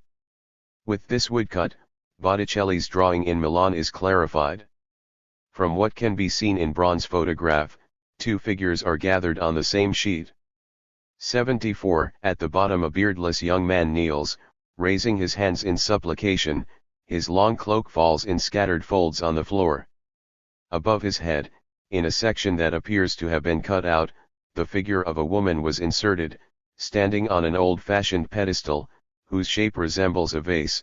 With her right hand she holds an apple, and with her left the upper edge of a shield with a gorgon in the center. Looking at the woodcut, it is possible to correct the joint made and know the content of the image. The goddess would need to be further to the right, in front of the kneeling young man, and below her the altar with the burning logs. It can then be assumed that the Milanese drawing is a sketch for the illustration of the final scene of Giostra 75. Despite specific divergences, in the clothes of the kneeling young man, in the draperies of the costume, simplified in the woodcut, and in the modified armament of the Paulus. Due to the format of the painting, Botticelli's missing painting probably did not include the representation of Giuliano kneeling, so we cannot consider the drawing a sketch for the painting. Even so, what has been established so far allows us to have a well-founded idea of the situation. In Piero de Lorenzo's room 76 there would therefore be an Athena with a spear in her right hand and a shield before her, and beneath her, filling about a third of the surface, an altar with burning wood. Also in the spring investigation, one must initially maintain the point of view of looking for the influence of old models in the representation of accessories in movement, as well as the question of the inspirer of the concepto and his client must be considered first and foremost. In Poliziano and the Medici. To the spring. What mystery here is read? Of homage or of hope? But how command? Dead springs to answer? And how question here? These mummers of that wind-withered new year? Dante Gabriel Rossetti, For Spring by Sandro Botticelli. Vasari mentions the so-called the spring, figure 9, and the birth of Venus. Even today in Castello, Duke Cosimo's villa, there are two pictures illustrated with figures. One is Venus that is born, and those breezes and winds that they make her come to earth with the loves, and then another Venus, adorned by graces, indicating spring. Clearly emphasizing the correspondence between the two paintings, Vasari indicates, as can be seen, that Venus is at the center of both. One is Venus who is born, and then another Venus, adorned by the graces. However, in critical literature it is almost always simply called allegory of spring, a conception in favor of which the difference in size between these two paintings 77 and the fact that they are kept in different locations weighs. 78. Beiersdorfer, writing for Klassischer Bilderschatz, recently interpreted the painting in greater detail. Allegory of spring. In the center is Venus, over whose head love shoots incandescent arrows at the Graces, who dance on the left. Next to them, Mercury disperses, with his caduceus, the mist seen in the tree tops. On the right, Flora 79 crosses the clearing full of roses, while Zephyr's touch makes flowers sprout from the mouth of the earth nymph, who runs away from him. Painted for Cosimo's villa in Carigi, 80 and currently in the Florence Academy. The names arrived at in the course of this work coincide with this interpretation, except that earth nymph should be called Flora, and the girl full of roses should not be identified as Flora, but rather as the goddess of spring. These 2 points will still be discussed, along with the relevant passages. The attempt to clarify the elaboration of the framework by reference to analogous ideas found in contemporary critical literature and art, both discursive and figurative, proves fruitful already in Alberti's reading the obvious reference. Alberti recommends the 3 dancing graces as the subject of a painting, shortly after suggesting that painters consider fondly the calumny of Apelles, a particularly happy invention and one that Botticelli would also illustrate. 81 Let's see. I would also like to see those 3 sisters to whom Hesiod gave the names Egil, Euphrosyne, and Thalia, who were painted holding hands and laughing, with their clothes loose and very clean. With them they wanted to understand generosity, as one of them gave, the other received and the third returned the favor received. These steps must exist in all perfect generosity. Alberti ends the description of the calumny of Apelles with the following observation: this story, if told, is already pleasing. Imagine the grace and charm it would have if we saw it painted by Apelles. And he links this to the second concetto, with the proud feeling of having made a happy discovery, with the words. From there we can see how much praise such inventions bring to the craftsman. This is what I advise every painter, that he become intimate with poets, rhetoricians and other connoisseurs of letters. They will provide new inventions or at least help in composing a beautiful story, through which painters will win much praise and fame in painting.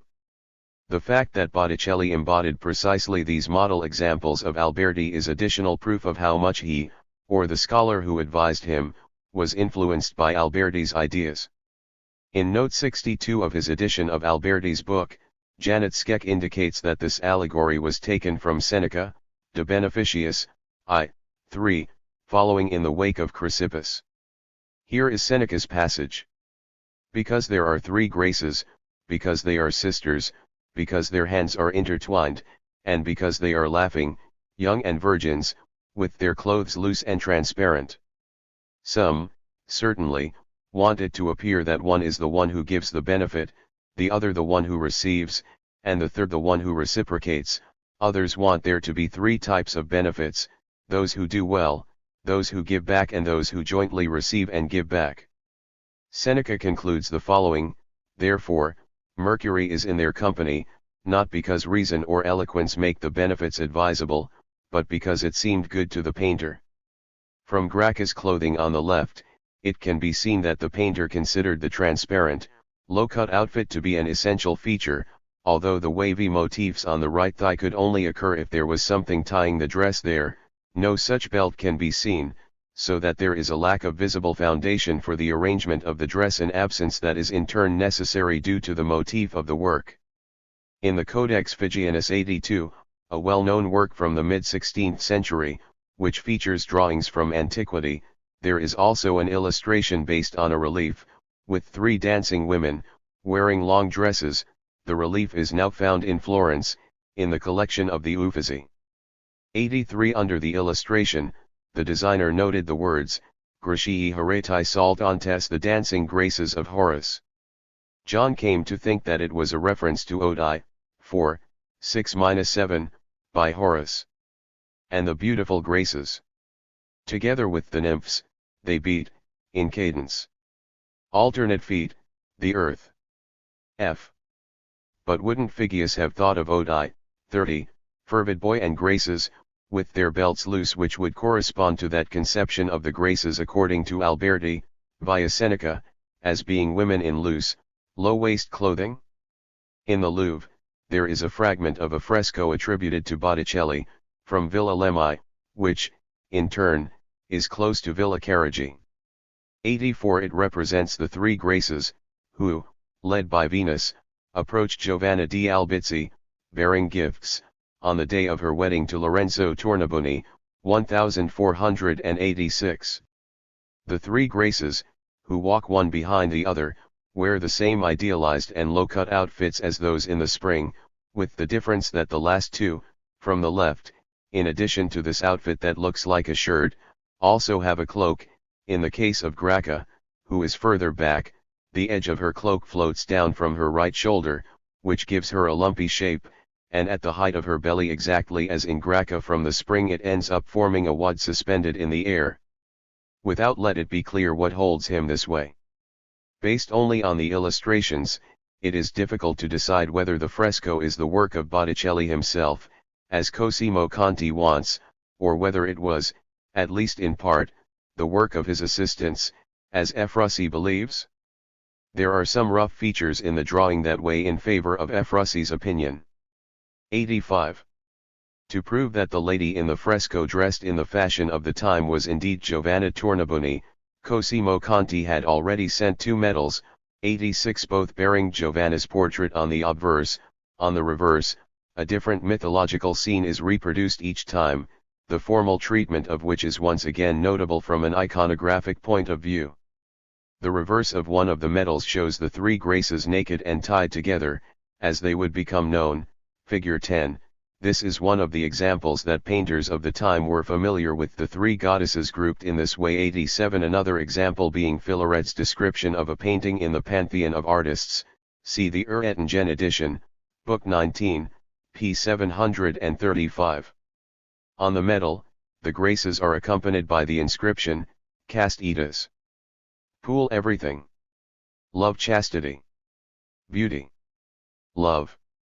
If the reverse of this first medal shows the ancient goddesses as we have been accustomed to seeing them since Winckelmann, in the spirit of antiquity, 88, that is, naked, in a serene pose, then the reverse of the second medal 89 shows a female figure who, in turn, displays that powerful and baseless mobility of hair and clothing, figure 11. She is above the clouds, with her head turned a little to the right, while her hair flies to both sides. Her dress is pleated and is cinched on the outside, forming a wad. The fringe of her dress, along with that of a fur pinned over it, flutters in the wind. The following elements characterize her as a hunter: the arrow, which she holds in her right hand raised, the bow, in the left hand facing downwards, the quiver full of arrows, visible on the right side of the hips, and the boots. The inscription, a verse from Virgil's Aeneid, I. 315, reveals who she is: Virginis os habitum gerens et virginis arma, virgin in costume and aspect, in arms virgin. In the verses that follow there is an even more precise description of the disguise in which Venus presents herself before Aeneas and his companion. From the jungle in the middle of the mother presents herself to him. Virgo in dress and appearance, in arms Virgo. Lassina, or like harp Alice, Triasia.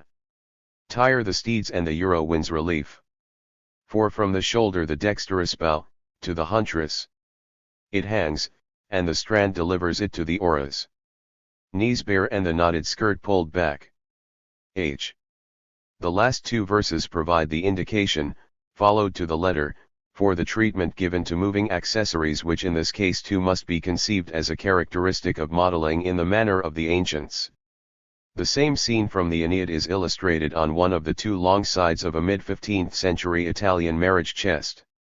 90. On the left, in the field, Venus appears before Aeneas and his companion, and, a little to the right, we see how she disappears into the air before their eyes, figure 12. She is on the clouds as on the coin and wears a winged helmet and boots, with the quiver on the left side and the bow on the shoulder on the same side. The color of her costume, pleated from one side to the other, is red, and golden embossed patterns adorn it. The loose hair flutters in the wind. The other figures are dressed in period costumes.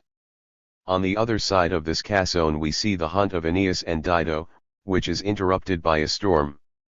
Also in this case, the desire to reproduce ancient patterns bore fruit. In the upper part, on the right, drawn from the waist up, we see three gods of the wind. 91 are black and their hair is arranged in various volumes around the head, resulting in a globular shape. 92 They blow on their curved horns the nigrantum commixta grandine nimbum. 93 Black storm cloud full of hail, figure 13. If, with regard to the three graces, it was necessary to go a long way to find the artistic disposition analyzed here, another group scene in the spring allows for a closer demonstration and a direct reference to Poliziano. This is the erotic chase scene, which completes the picture on the right. Among the orange trees that flank the forest, bent by a gust of wind, it is possible to see the upper part of the body of a winged young man. In a quick flight his hair and blanket flutter in the wind. He launches himself, turning to the left, over a girl, who runs away, with his eyebrows drawn together and his cheeks full of air. He touches her back with his hands, sending a powerful gust of wind onto the back of her neck. While running, the girl turns her face towards her pursuer, as if to beg for help, and her hands and arms also make a defensive movement. The wind plays with her loose hair and her white and transparent clothing, which partly floats in waves, partly spreads like a fan. 94 From the right corner of her mouth sprouts a bundle of different flowers, roses, cornflowers, and others. In Ovid's Fastos, v.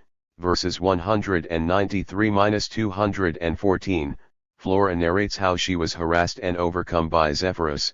95 As a wedding gift, she would then have received the ability to turn whatever she touched into flowers. So I said. Thus the goddess answered my questions. As she speaks, she exhales spring roses from her mouth. I, whose name is Flora, was Chloris. The Greek letter of my name was corrupted by the Latin pronunciation. I was Chloris, nymph of the happy field, where do you know? Having once been the place for fortunate men. For me, modest, it is difficult to tell how beautiful I was. But she found my mother a god as a son-in-law. It was spring, I wandered. Zephyrus saw me, he was going to leave me. He pursues me, I run away. He got stronger. And Boreas had given his brother every right of prey. He who dared to take the prizes from the house of Erechtheus. However, he amends his violence by giving me his wife's names. And there is no complaint on my bed. I always enjoy spring, it is always the most vigorous season. The tree has foliage, the soil, always pastures. I have a fertile garden in my dowry fields. The breeze favors it, it is watered by a source of clear water. My husband filled it with excellent flowers. And he said, maintain you, goddess, the power of the flower. I often wanted to number the colors put in order. And I couldn't, the abundance was greater than the number. This description gives the core of the composition, and one could interpret the moving accessory as being Botticelli's own contribution, if his predilection for representing the movements of costumes according to already established models had not come to light several times. And, in effect, it turns out that the group originates from a precise borrowing of the Ovidian description of Daphne's flight from Apollo. 96 The montage with the corresponding verses makes this very clear. 97. Verse 497. Seeing her wild hair, on her shoulders. Says, how about combing them? 98. Verse 527. A contrary wind exposed his nakedness, shaking his clothes. And the breeze blows your hair back. Verse 540. But the pursuer, with the wings of love. He's smarter and doesn't get tired and harasses his back. Of the fugitive and blows on her hair and the back of her head. And verse 553. However, Phoebus continues to love, and putting the right on the trunk, he feels his chest tremble beneath the bark. If we remember that Poliziano selected precisely this passage from Ovid and used it to describe the movements of hair and clothes in the imaginary relief with the scene of the abduction of Europa, then this alone would be enough for us to admit that this painting was also inspired by Poliziano. Add to this that Poliziano, in his Orpheus, the first Italian tragedy 99, put into the mouth of Aristeus, who was pursuing Eurydice, the same words that, according to Ovid, Apollo had said to Daphne. 100. Don't run away from me, maiden. Because I am your friend. And because I love you more than life and heart. Listen, O beautiful nymph. Listen to what I tell you. Do not run away, nymph, because I feel love for you. Here I am not a wolf or a bear. But I'm your lover. Then hold back your swift running. Since asking is useless. And you go away. I need to follow you. Give me, love, give me your wings now. Even more significant is that Poliziano imagined the persecution of Daphne as the subject of one of the works of art carved in that series of reliefs at the gates of the kingdom of Venus, and that in this case too he recalled Ovid's words, 101. Then Daphne follows, and her face shows the lament. As if to say, O nymph, do not leave. Steady your foot, nymph, on the field. Because I don't follow you to kill you. So each one tends to flee from his enemy. The lion's hind, the wolf's lamb. Why do you run away from me, O lady of my heart? Because the reason for following you is just love? As Ovid's fastos were also one of the main themes that Poliziano dealt with in his public classes in Florence, from 1481 onwards, 102 then everything weighs in favor of Poliziano being Botticelli's learned advisor. Even before him, Boccaccio, in Ninful Olano, had followed Ovid's fantasy in a chase scene. This is what Africo shouts to Mensola, who was running away from him, stanza c. 103. Oh, beautiful girl, don't run away. The one who loves you more than all other things. I am the one who for you great martyrdom. He feels night and day without ever resting. I don't follow you to kill you. Not even to do something serious to you. But only love makes me follow you. Not enmity, nor evil that I want to do. 104. In stanza cix, Boccaccio paints the escape hampered by the dress in its smallest details. The nymph ran so quickly that she seemed to fly, and she had her clothes lifted in front of you to more quickly be able to escape, so that clearly above the little shoes she had worn, she had shown her legs and her graceful knee, which everyone would crave. 105.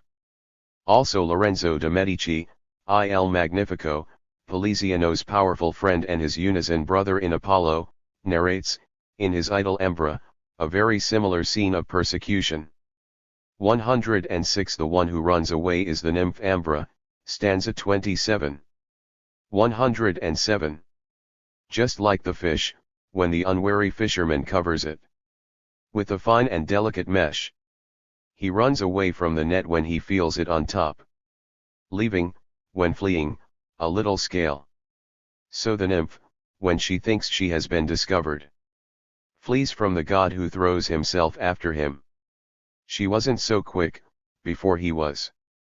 So much so that she left some of her hair in her hand. In her uproar, the river god Umbron roughly catches her. Soon after, he sees with regret the adornment that he had torn from the Virgin. 108 Equestrix beyond, quali in man porto con dolor acerbo and these blonde braids which I carry in my hand with bitter pain. In Poliziano's Orpheus, that first attempt to introduce the figures of antiquity to Italian society, the pastor Aristeas, on the trail of the fugitive Eurydice, uses those words that Ovid had put in Apollo's mouth, when he tried, in vain, to reach Daphne. But it is not only in this play that artists could have seen similar erotic pursuits in the theatre, there must have been a particular predilection in this sense, since several of these erotic chase scenes can be seen even in the few preserved examples of these first mythological plays. In Niccolò de Correggio's Fabula di Cefallo, performed on January 21, 1486 in Ferrara, 109 Procris flees from Cephalus, an old shepherd tries to stop her with these words, De non fugger donzella colui che per te muore, you must not run away, maiden from him who dies for you. Next to the Mantuanessa manuscript of Orpheus, another mythological representation was also preserved, entitled either De Phoebo et Defeatant, or Phoebo et Cupido ou Daphne. As far as can be deduced from d'Ancona's analysis, 110 the play completely follows Ovid's Metamorphoses. The chase scene is also there. After that, Apollo goes through the woods looking for Daphne, who resists his loving laments, exposed in a long triple stanza. The third entr'acte of Esulava's Rappresentazione, originally printed in 1568, is also introduced by a chase scene, 111. And in the meantime a nymph as adorned as possible must enter the scene, dressed in white with a bow in her hand, and go to the scene. After her, a young man also dressed in white with a bow, and gracefully adorned without weapons, must enter. This young man, going to the scene, must be followed by the aforementioned nymph with great insistence, but without speaking, and with signs and gestures she must show that she asks for protection and begs him. He, according to her power, must flee from her and despise her, sometimes laughing at her, sometimes irritated with her, so that she, finally, without any hope, stops following him. When searching for direct reproductions of these theatrical scenes, we are once again led to consider Orpheus and how the representations of the saga in that set exhibited at the Correr Museum in Venice, attributed to Timoteo Viti, follow exactly Poliziano's poem. 112. It is also suggestive to note that a series of works of art, namely, a drawing from the Mantegna school, an anonymous copper engraving from the Kunsthalle in Hamburg and a drawing by Dürer, based on the previous engraving, representing the Maenades dressed in the old fashion as nymphs, at the moment in which they, in a threatening movement, prepare the coup de grace against Orpheus, who lies on the ground, may well have been imitated, directly or indirectly, from the final scene of Orpheus. 113. This would also clarify the mixture of idealized customs and period costumes. If we can assume that the festivities staged those figures in front of the artists, as participants in a truly dynamic life, then the artistic process of elaborating the form becomes evident. The learned counselor's program thus loses its pedantry. The inspirer did not suggest the theme to be imitated, he only facilitated its expression. Here we recognize something that Jacob Burckhardt, with his infallible judgment, had already anticipated. In their highest form, Italian festivities are a true passage from life to art. 114. It still remains to designate three other individual figures in the painting and arrange them in their proper place. The girl who distributes roses, who walks towards the spectator, is the goddess of spring despite specific divergences from the corresponding figure in the Birth of Venus. Like this one, she uses a bouquet of roses as a girdle for her floral patterned dress. In contrast, in the meantime the garland of leaves on the neck has blossomed into flowers of all varieties. She also has a crown of flowers on her head, and even the cornflowers, in her costume have blossomed. The roses she throws attract Zephyrus and Flora, ahead of whom she advances. 115. The dress fits tightly to the left leg, which is in front, steadying the stride, descending to knee height in a gentle curve, to flutter next to the fringe, spreading out like a fan. The idea of searching, in the midst of the world of forms of antiquity, for an analogue for the motives of the spring goddess's dress leads us, also in this case, to a specific monument, although it cannot be said with so much certainty, as in the cases earlier, a personal relationship between Botticelli and the monument, but only a probability. In the Uffizi collection there is a statue of Flora 116, figure 14, which, according to Dutschke, was seen by Vasari in the second half of the 16th century in the Pitti Palace. He describes her with special attention to her clothes, a girl with delicate clothes, with a lap full of various fruits, who is considered a Pomona. 117. 14 Pomona. Florence, Uffizi Gallery. In 1591 Boschi would also see her in the Uffizi, with the compliments that she still has today. 118 On the right side, then, you see a goddess Pomona, covered with very delicate clothes, of beautiful grace, with fruit in her hand, with a small garland on her head, admired mainly by craftsmen. There is, without a doubt, a certain similarity in the treatment given to the dress, which, both in the statue and in the figure in the painting, appears tightly attached to the left leg, which projects forward, and then falls from the depression of the knee. A borrowing from this model, or a similar one, is all the more plausible when one sees that the object itself is the same, the figure of a young girl crowned with flowers, carrying flowers and fruits in the lap of her dress, conceived as a symbol that personifies the recurrence of the season. 119. For the case of Hermes there is an approximate analogue on the reverse of a medal by Niccolò Fiorentino for Lorenzo Tornabuoni, 120, a student of Poliziano, 121, for whose marriage the fresco in the Villa Lemmi, mentioned above, was painted.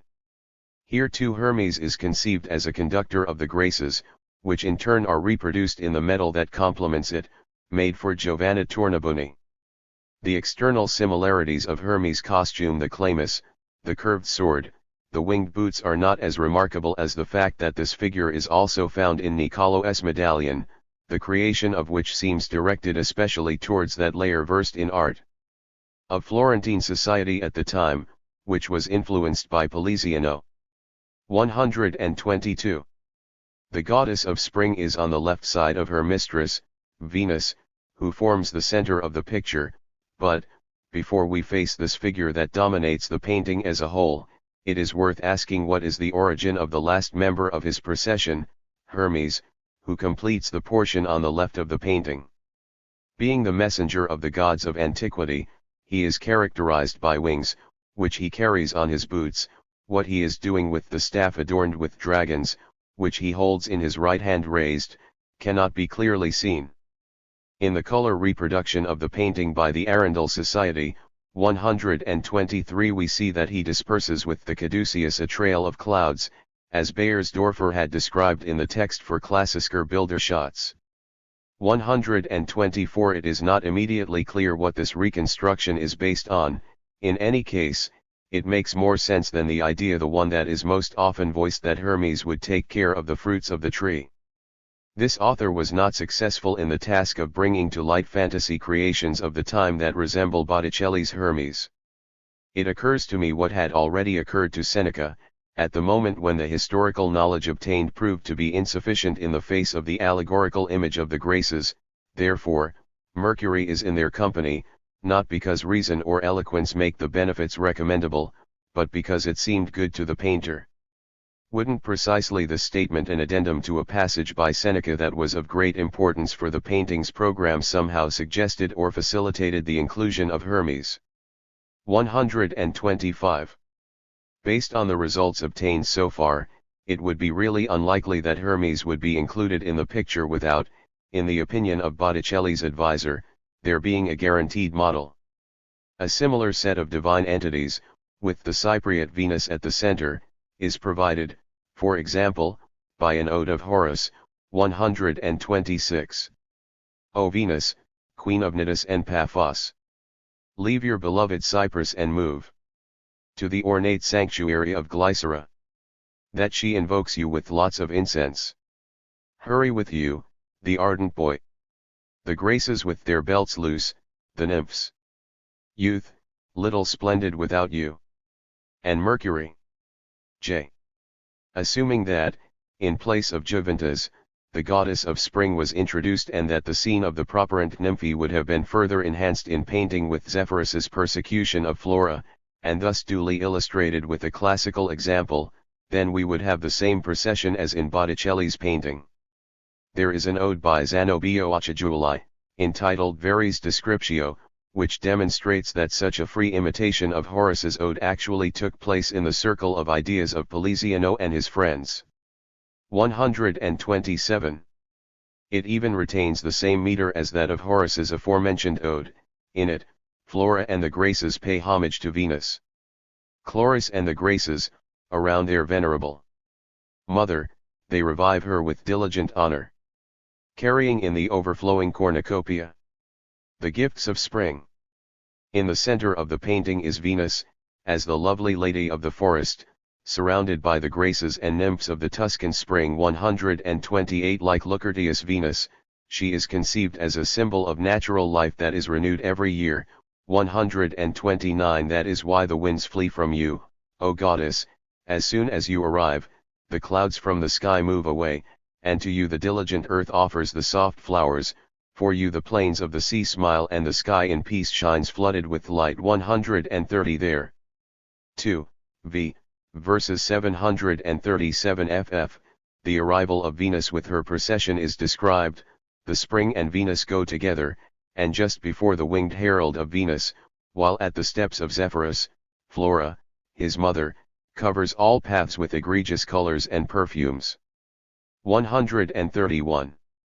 It can be seen from a passage in Rusticus, by Poliziano 132, a bucolic poem in Latin and hexameters, written in 1483, that the author not only knew this passage from Lucretius, but also augmented it with practically the same figures that are found in Botticelli's painting. In itself, this fact would be enough proof that Poliziano was Botticelli's advisor in this second painting as well. This is how Poliziano describes the gathering of gods on the occasion of spring. 133. At sunrise, the hours arrive from the clouds, with golden hair, who guard the courts and the doors. From the sky, these are the beautiful Themis, pregnant with Jupiter, generated in luminous birth, peace, justice, and equity, who mixes his name with his father's, and plucks the fresh fruits from the branch of the vine. In the midst of these, Proserpina, 134, returning from the Stygian kingdom, hurries, more adorned, to her mother, comes Venus, venerable companion of his sister, and the little loves accompany Venus, and Flora prepares kisses, pleasing to her lascivious husband. In the middle, with loose hair and exposed breasts, a Grace 135 plays and, with alternating feet, shakes the earth. A damp naiad leads the dancers. If one wants to call Botticelli's Spring according to the ideas of his contemporaries, the painting would need to be called Il Regno di Venere, the Kingdom of Venus. Once again, Poliziano and Lorenzo provide the fulcrum. Poliziano, Giostra, I. 68-70 136. But, having love wrought his beautiful revenge, he moved swiftly through the black air, flying. And he went to his mother's kingdom quickly. Where is the little band of your brothers? To the kingdom where all grace delights, where beauty makes garlands of flowers for her head, where, completely lascivious, Zephyrus flies straight to Flora, and the green grass is covered with flowers. EST 69. Now sing with me a little about the sweet kingdom. It's beautiful that you have the name of love. In stanza 70, we then come to the description of the kingdom of Venus, which closely follows Claudian. 137. Behold Cyprus, a delightful mountain / that of the great Nile sees the 7 horns. There is also a sonnet by Lorenzo, XXVII, p. 97, which sounds like a free imitation of the previously quoted passage from Horace. Leave your beloved island. Leave your kingdom delicate and beautiful, Cyprian goddess, and comes to the stream that bathes the little green grass. Come to this shade and the sweet breeze that makes every bush murmur, to the sweet songs of the loving bird. May this homeland be chosen by you. And if you come amidst these clear lymphs, be with you your beloved and dear son, because here its value is not known. Remove her chaste nymphs from Diana, that, released, now go without any danger, little valuing the virtue of love. In fact, also for Lorenzo, Zafiro, and Flora belong to the group. I quote the following passage from Selve d'Amour, 138. You will see in your kingdoms, never seen before, walking, making mistakes with your nymphs. The dear lover holds her in his arms, Zephyr, and together they both play. Likewise, we read in Ambra, 139, Zephyrus fled to Cyprus, and dances with the flowers, idle, by the happy weed. Sonnet 15, 140. Here neither Zephyr nor Flora dances is compared to this. It is no longer possible to doubt the fact that the birth of Venus and spring complement each other. The birth of Venus represents the becoming of Venus, when it emerges from the sea driven by the zephyr wind to the Cypriot beach, and the so-called spring, the next moment, Venus appearing in her kingdom, with majestic adornments, at his feet spreads the new garment of the earth in a splendor of flowers as far as the eye can see and, gathered around him, offering themselves as acolytes of his dominion over everything that concerns the season of flowers, are, Hermes, dispersing the clouds, the Graces, symbols of youthful beauty, love, the goddess of spring and the west wind, whose love transforms Flora into a flower giver. 3. The external motivation of the cotters, Botticelli and Leonardo. Based on the most cautious estimate possible, the writing of Poliziano's Giostra cannot be prior to January 28, 1475, when Giuliano de' Medici's first joust took place, nor could it have lasted beyond April 26, 1478, day of Giuliano's death. The second book of the poem, which ends with Giuliano's vows, must be dated after April 26, 1476, since there is mention in it of the death of the nymph Simonetta, Giostra, 2, 10, 8, which corresponds, in reality, Simonetta Cattaneo, from Genoa, the beautiful wife of the Florentine Marco Vespucci and who on April 26, at the age of 23, had her life cut short by tuberculosis. 141. The assumption that Botticelli's two paintings, allegorical and made in imitation of the ancients, originated more or less at the same time as the poem gains even more strength if we consider that Julius Meyer also estimated, based on stylistic criticism, that the paintings would more or less belong to that period. The following considerations also weigh in favor of this.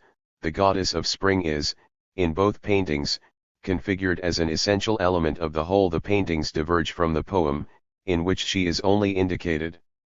But it is quite obvious that Poliziano had already used, in his poem, all the means of representation and images typical of this configuration of the goddess of spring, as he had suggested it to Botticelli. As previously established, the goddess of spring in Botticelli's The Birth of Venus is equivalent, due to her clothes and position, to the 3 hours, which would welcome the goddess of love in the Italian poet's fictional work of art. In the same way, the goddess of spring in the kingdom of Venus corresponds to the nymph Simonetta. Assuming that he had been asked to show Botticelli the way to capture Simonetta's memory in a symbol, then Poliziano would have no other choice than to observe the means of representation specific to painting. This motivated him to transpose the features already present in his fantasy, but until then isolated from each other, to the specific figures of the pagan saga, in order to suggest to the painter as an idea the figure already well fixed and, for this reason, easily representable in painting. Of the goddess of spring, who accompanies Venus. It appears from a passage by Vasari that Botticelli knew Simonetta, 142 in it. Vasari reports having seen, in one of Duke Cosimo's properties, the profile portrait of Simonetta, painted by Botticelli. In Duke Cosimo's closet there are, made by his hand, 2 women's heads in profile, very beautiful, one of which it is said that she was the lover of Giuliano de' Medici, brother of Lorenzo. In Giostra it is described how Giuliano surprised Simonetta. She is sitting on the grass weaving a wreath, and as soon as she notices the young man, she stands up in fright and, with a graceful movement, picks up the fringe of her dress, the lap of which is full of the flowers she had gathered. 143. Blonde curls frame her forehead. 144. Her dress is completely covered in flowers. 145. And as she moves away from the ground she is covered in flowers at her feet. 146. But the green grass beneath the sweet steps becomes white, yellow, red, and blue. Giuliano follows it with his eyes. I find myself praising the sweet celestial walk and the airing of the angelic garment. 147.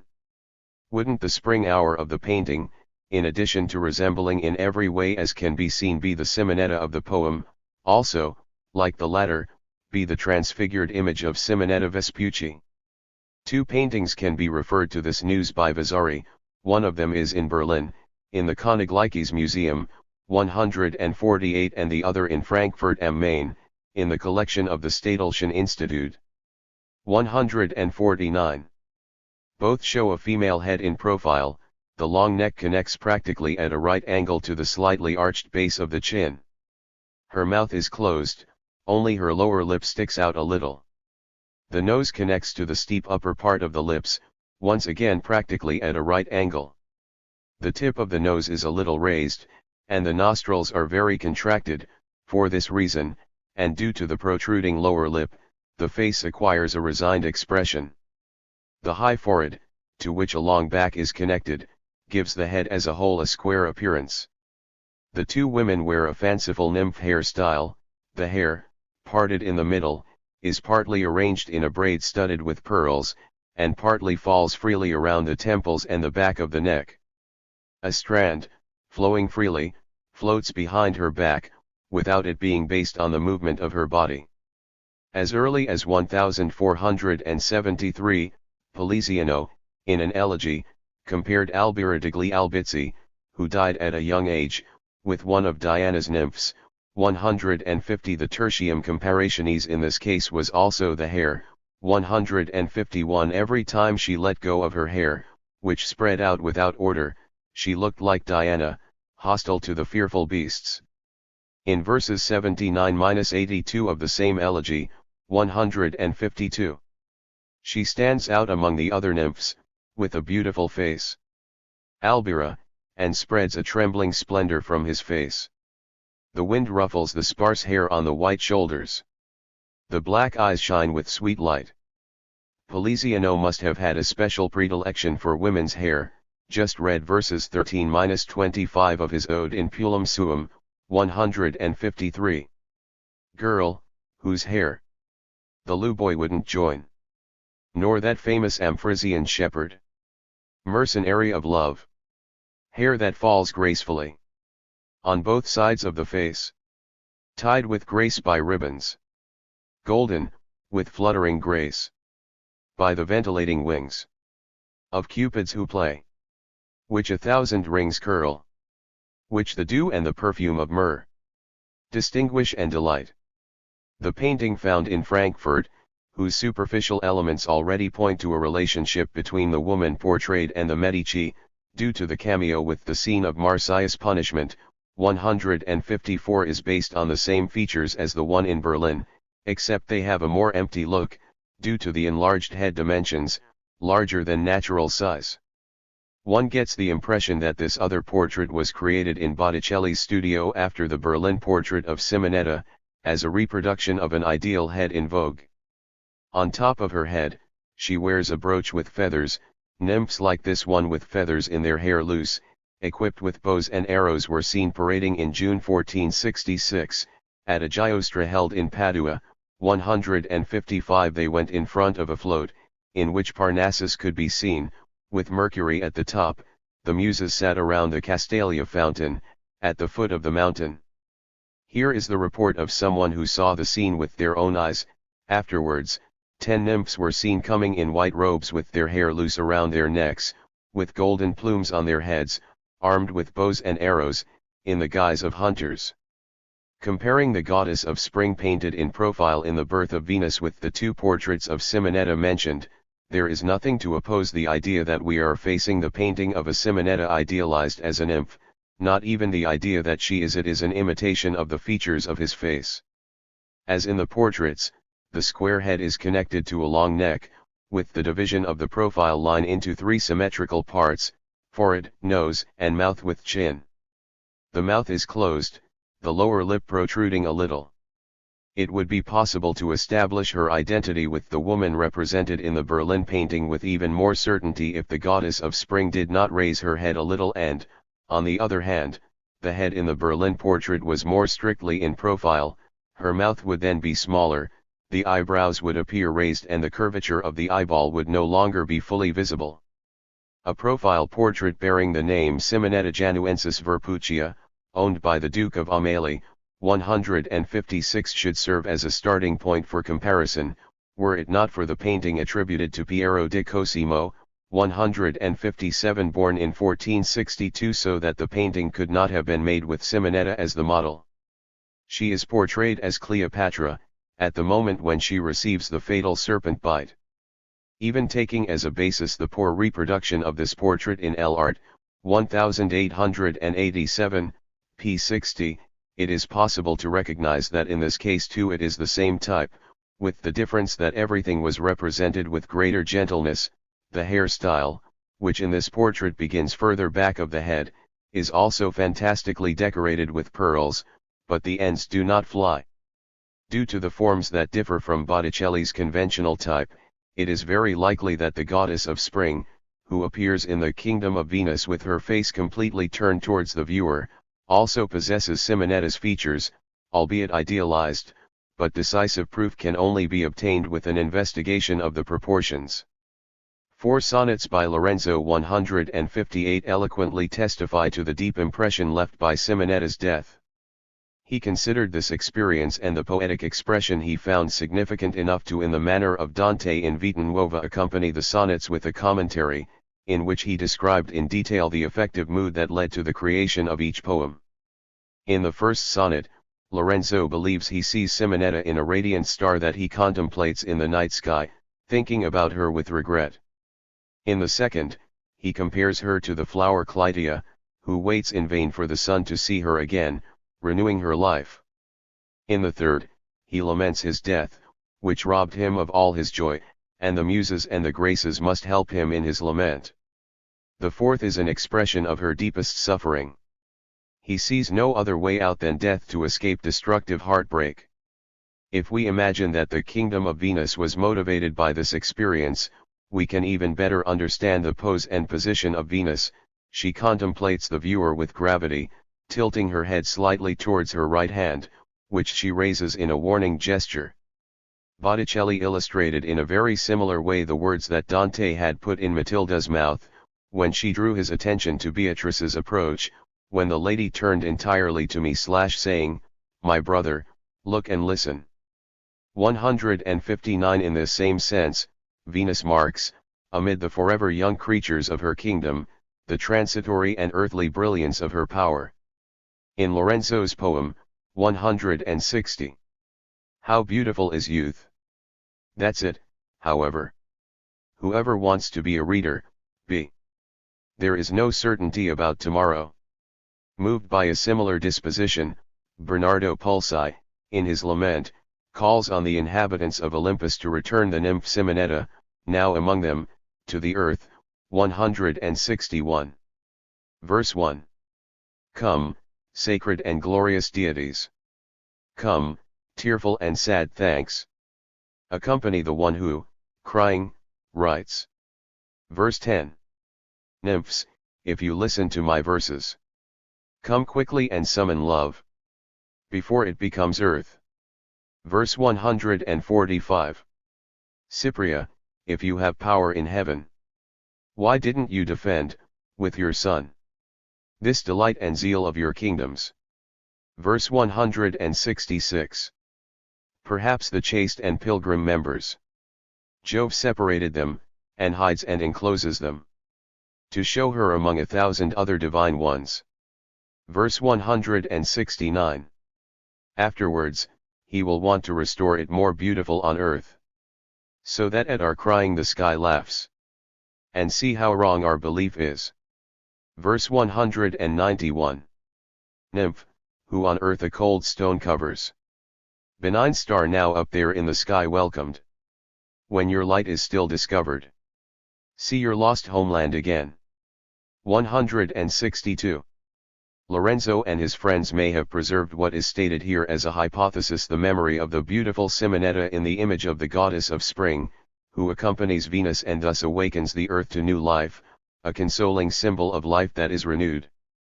Paul Muller-Wald, 163, in the initial part of his work on Leonardo, gives evidence that allows us to deduce that he conceived the environment in virtue of which some of Leonardo's drawings originated in a similar way to how he sought to expose it in this work. Now regarding Botticelli, the only difference is that Muller-Wald derives the motivation from the vision of the joust itself, and not predominantly from Poliziano's poem about it.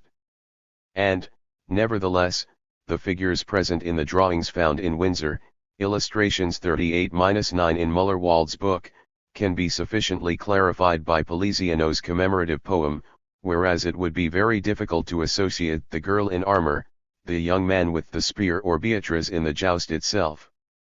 The young man with the spear 164 is none other than Poliziano's Giuliano da Giostra, represented as a hunter with horn and spear in hand. At the moment he looks at the nymph he is chasing, and she turns to him. The female figure that Muller-Wald calls Beatrice is certainly Simonetta. 165 She lifts her dress as she walks, her hair and nymph attire still blowing in the wind, and then turns her head to Giuliano, to say to him, referring to Florence. 166 I am not as your mind vainly desires. Not worthy of an altar, not worthy of a pure victim. But there on the Arno, in your Etruria, I am subjugated to legitimate nuptials. The girl in armor could then be the image of Simonetta, who had appeared to Giuliano in a dream. 167 It seems to him that he sees his fierce lady, all rigid and arrogant in the face, armed over the candid skirt, which the chaste chest with the Gorgon defends. The mounted young man, illustration 38 of Muller-Wald's book, would then be Giuliano setting off to joust, and it may very well be that as Muller-Wald wants the memory of the joust itself contributed to the elaboration of the details in the drawing. The costume, tied to the body and flowing at the ends, that Simonetta, or Beatrice, wears, corresponds not only to Poliziano's description, but is also for Leonardo precisely the characteristic feature of an ancient nymph. This is what can be inferred from a passage in his Trattato, 168 But you will only reveal the almost true thickness of the limbs of a nymph, or an angel, which are dressed in delicate clothes, pushed or impelled by the breath of the winds. To these and similar ones the form of their members may well be revealed. In this other passage, Leonardo is even more emphatic when considering antiquity as a model to be followed for movement motifs. 169 And imitate, as much as you can, the Greeks and Latins, with the way of revealing the limbs, when the wind blows rests on your clothes. There is a stucco relief, exhibited at the Kensington Museum, 170 which can be seen as a result of this theoretical artistic vindication of antiquity.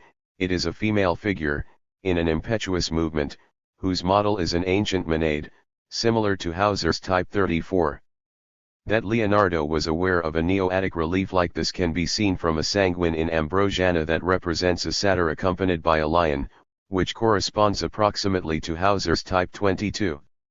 171. However, only a detailed investigation of the influence of antiquity on the issue of proportions, a complement to this work, would allow us to provide evidence of the link between Simonetta's various images. Botticelli provides, once again, the starting point for this second essay, the portrait of Simonetta in Frankfurt. However, during the presentation, Leonardo would have to come to the fore as the one who actually took charge of the problem. Leonardo appeals to antiquity only in another specific passage, and more precisely to Vitruvius, when it comes to the proportions of the human body. 172 If it were possible to clarify the influence exerted by antiquity at the beginning of the Renaissance on ideas about proportions, then support would be found in the words of this artist, who brought together an unbeatable sense for the individual and the particular with an equally robust ability to consider what is common to things and their laws, given that because he was used to depending only on himself he endorsed antiquity only where it appeared to him as a model worthy of attention, as a still living force for himself and his contemporaries. Sandro Botticelli, in front of every well-defined and resting object, had the attentive gaze of the Florentine painter Goldsmith. This can be seen in the representation of accessories due to the loving precision with which each particularity is observed and reproduced. The extent to which the basic element of his artistic conception is clarity of detail can be explained by the fact that he did not attribute any artistic value to the expressiveness of the landscape. Leonardo reports that Botticelli even used to say that painting landscapes makes no sense at all, simply throw a sponge dipped in paints of different colors onto the canvas, and in the stain thus produced you will be able to see the most beautiful of landscapes. 173 Leonardo, who refused Botticelli the epithet of Pittori Universale because of this lack of sense for landscape, adds, Quest tal pittori fis tristissimi pisi, and such a painter created landscapes that are sad. If, on the one hand, Botticelli had this attention to detail in common with most artists of his time, on the other, when representing human figures, he was guided by a very particular predilection for serene temperaments, which he gave to the faces he painted. That passive and dreamy beauty, which is still valued today as a particular characteristic of his creations. 174 It is possible to say of several of the women and young people painted by Botticelli that they have just awakened from a dream to the consciousness of the external world, and that, even though they once again act in that external world, dream images still resonate in their consciousness. It is clear that Botticelli's artistic temperament, which is supported by this predilection for serene beauty, 175 requires an impulse from outside as a pretext for choosing scenes of passionate exasperation, and Botticelli is all the more willing to illustrate other people's ideas the more they coincide with the another side of his character, the sense for representing details. But that's not the only reason that Poliziano's inventions found an interested listener and a skilled executor in Botticelli: the external mobility of the inanimate accessory, the costume and the hair, which were suggested to him by Poliziano as a characteristic feature of ancient works of art, was an external mark that was easy to manage, which could be added wherever it was a question of bringing out the appearance of an intensified life, and Botticelli willingly used this resource to represent in images people agitated or even moved only within themselves.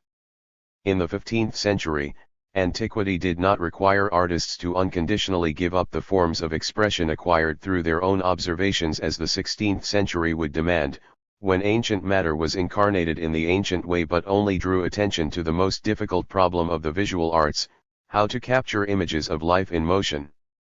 The extent to which the Florentine artists of the Quattrocento were taken by the feeling of equaling antiquity is revealed by a series of energetic attempts to find similar forms in their own lives and to figure them out in their own work.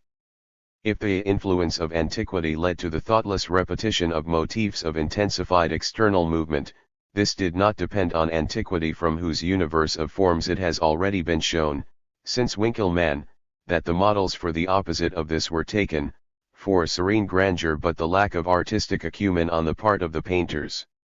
Botticelli was after all among those who were largely compromising. Justi states, "The more we manage to get really close to a master and make him talk with question after question, without rest, the stronger the impression is that he is enclosed in his works as in a world of his own.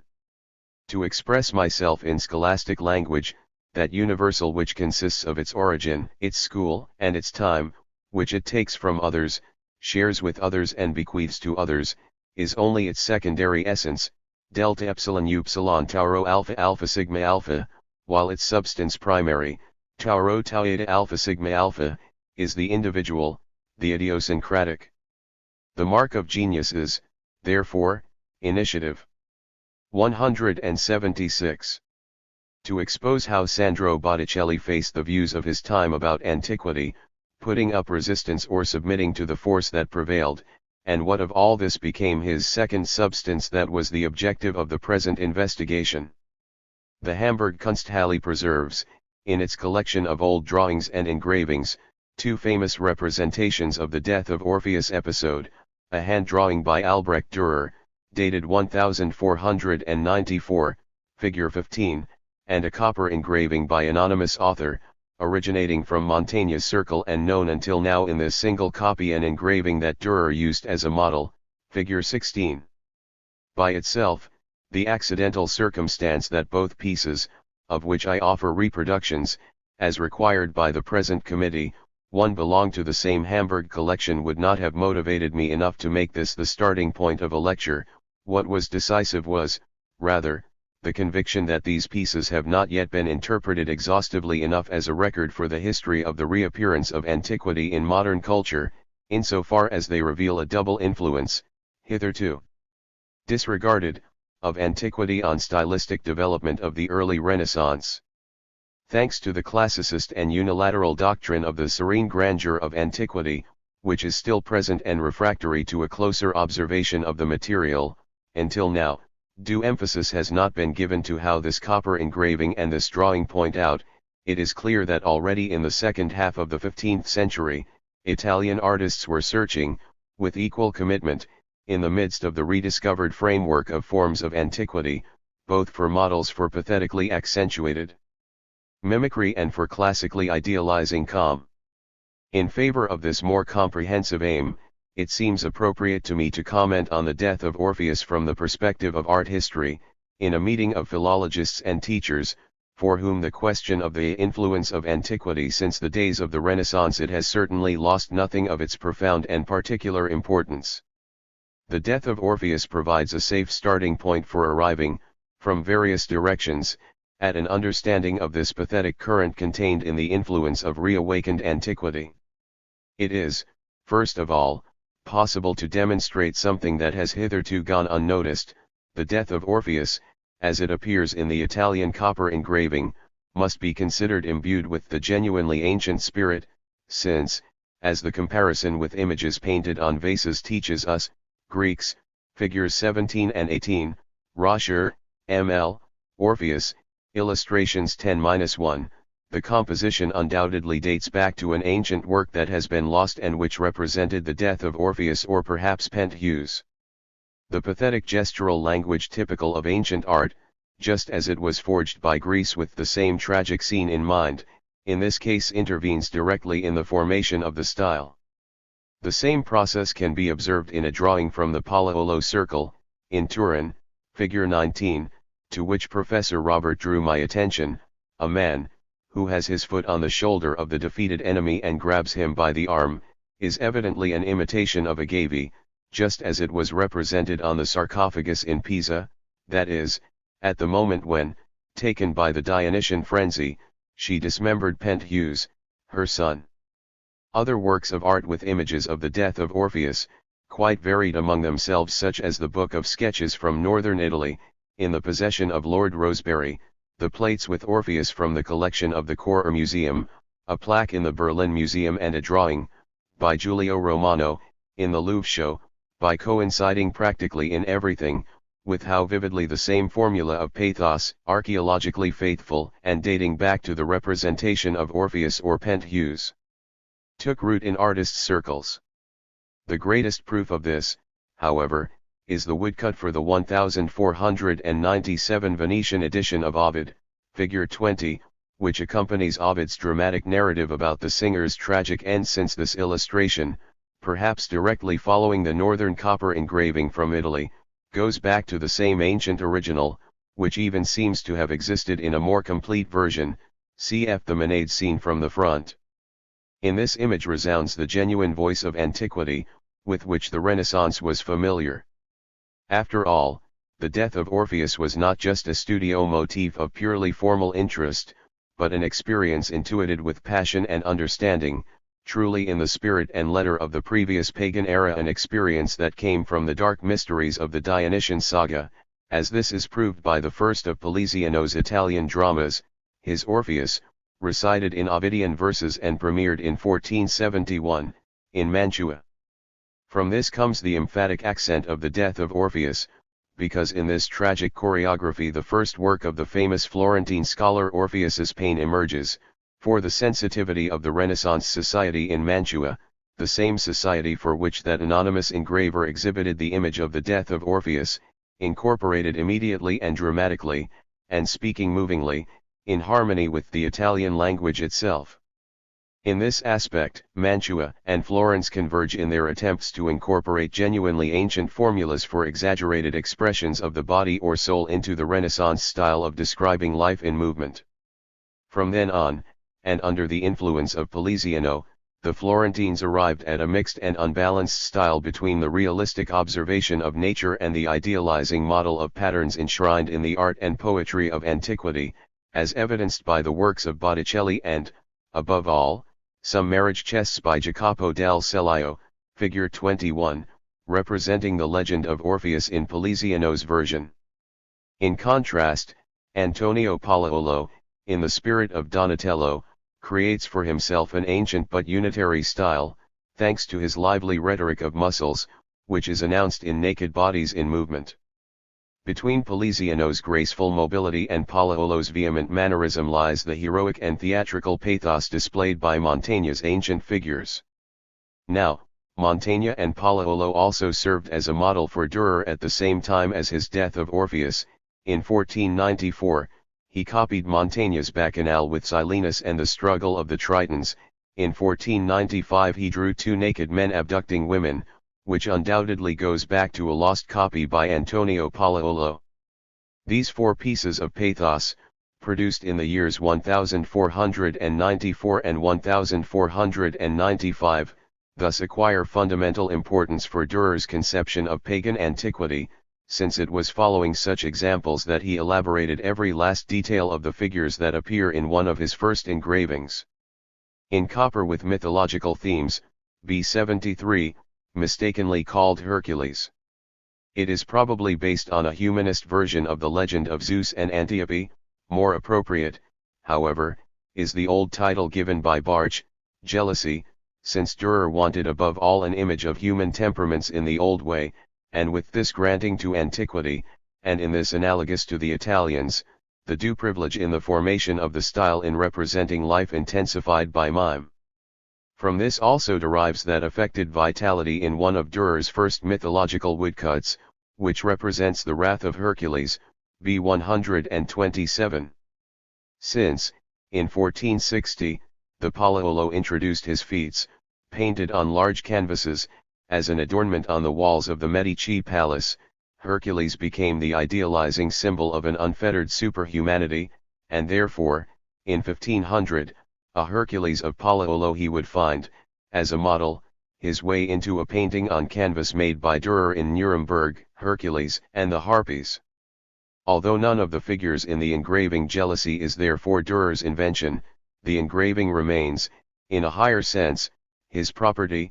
After all, even if Dürer was far from the desire, typical of modern aesthetes, for the independence of the private individual, and even if no artistic boast prevented him from making the legacy of the past his most personal property by taking it back for himself, he really contrasted the instinctive resistance of the serenity he had brought from his homeland, Nuremberg, to the southern pagan vitality, which insinuates itself in his figures that gesture in the ancient way as if they were a harmonium, with the calm force of resistance. But antiquity came to his rescue through the Italian route, not only instigating him Dionysiacally, but also decanting him Apollonically. Apollo of Belvedere hovered before his eyes when he sought the ideal measure of the male body, and he compared true nature to the proportions of Vitruvius. This Faustian schism with measure fascinated Dürer throughout his life, and with increasing intensity, in comparison, that mannerism in the movement, baroque and anciently inspired, no longer pleased him. In 1506, when he was in Venice, the Italians thought that his work was not in the old way, and was therefore of no quality. And if it is clear to us that, in the same year that Leonardo and Michelangelo canonized the fighting and heroic pathos in their chivalric tournaments, a figure like Dürer's great fortune really had to be perceived, by younger Venetians, as an experiment insipid, essentially alien to the spirit of antiquity as they knew it, which to Dürer must not have seemed so evident, since he had constructed this figure not only according to Vitruvian measures, but, furthermore, aiming to illustrate, with this figuration of Nemesis, a Latin poem by Poliziano in its smallest details, a surprising fact discovered by Gillo. 2. But what the Italians did not understand, the decorative pathos was something that Dürer himself, quite consciously, at this point no longer wanted. Thus, the following passage from the same letter from him is likely to be clarified: "And the thing that pleased me 11 years ago no longer pleases me. And if I hadn't seen it with my own eyes, I wouldn't have believed anyone's word. In my opinion, which I will explain in more detail later, this thing from 11 years ago would be precisely that series of exquisite Italian pieces full of pathos that Dürer must have copied between 1494 and 1495, believing it to be the genuine ancient manner of great art. Dürer aligned himself perfectly with the opponents of that Baroque gestural language, towards which Italian art had been trending since the middle of the 15th century. It is a complete mistake to see, in the excavation of Lacan in 1506, a cause for the beginning of the Roman Baroque style, with its grandiloquent gestures. The discovery of Lacan is, let's say, only the external symptom of an internally conditioned historical stylistic process, and is at the zenith, and not at the beginning, of Baroque degeneration. Only what had long been sought in antiquity was found and, for that very reason, found in it, the stylized form, of sublime tragicity, for the borderline values of mime and physiognomic expression. Thus, for example, just to highlight a surprising example that has been ignored, Antonio Palaiolo took as a model the agitated figure of David, painted on a leather shield, found in Laco Park, cf. Figure 22. Down to the smallest details of the moving accessories, a genuinely ancient work, the educators of the Neobites. And when, in 1488, a small imitation of the Lacan group was found in an excavation carried out in Rome in the dead of night, those who discovered it, without taking note of the mythological content of the work, were then dazzled, in pure artistic enthusiasm, with the rapturous expression of the dying figures and with certain wonderful gestures, certi gesti mirabili.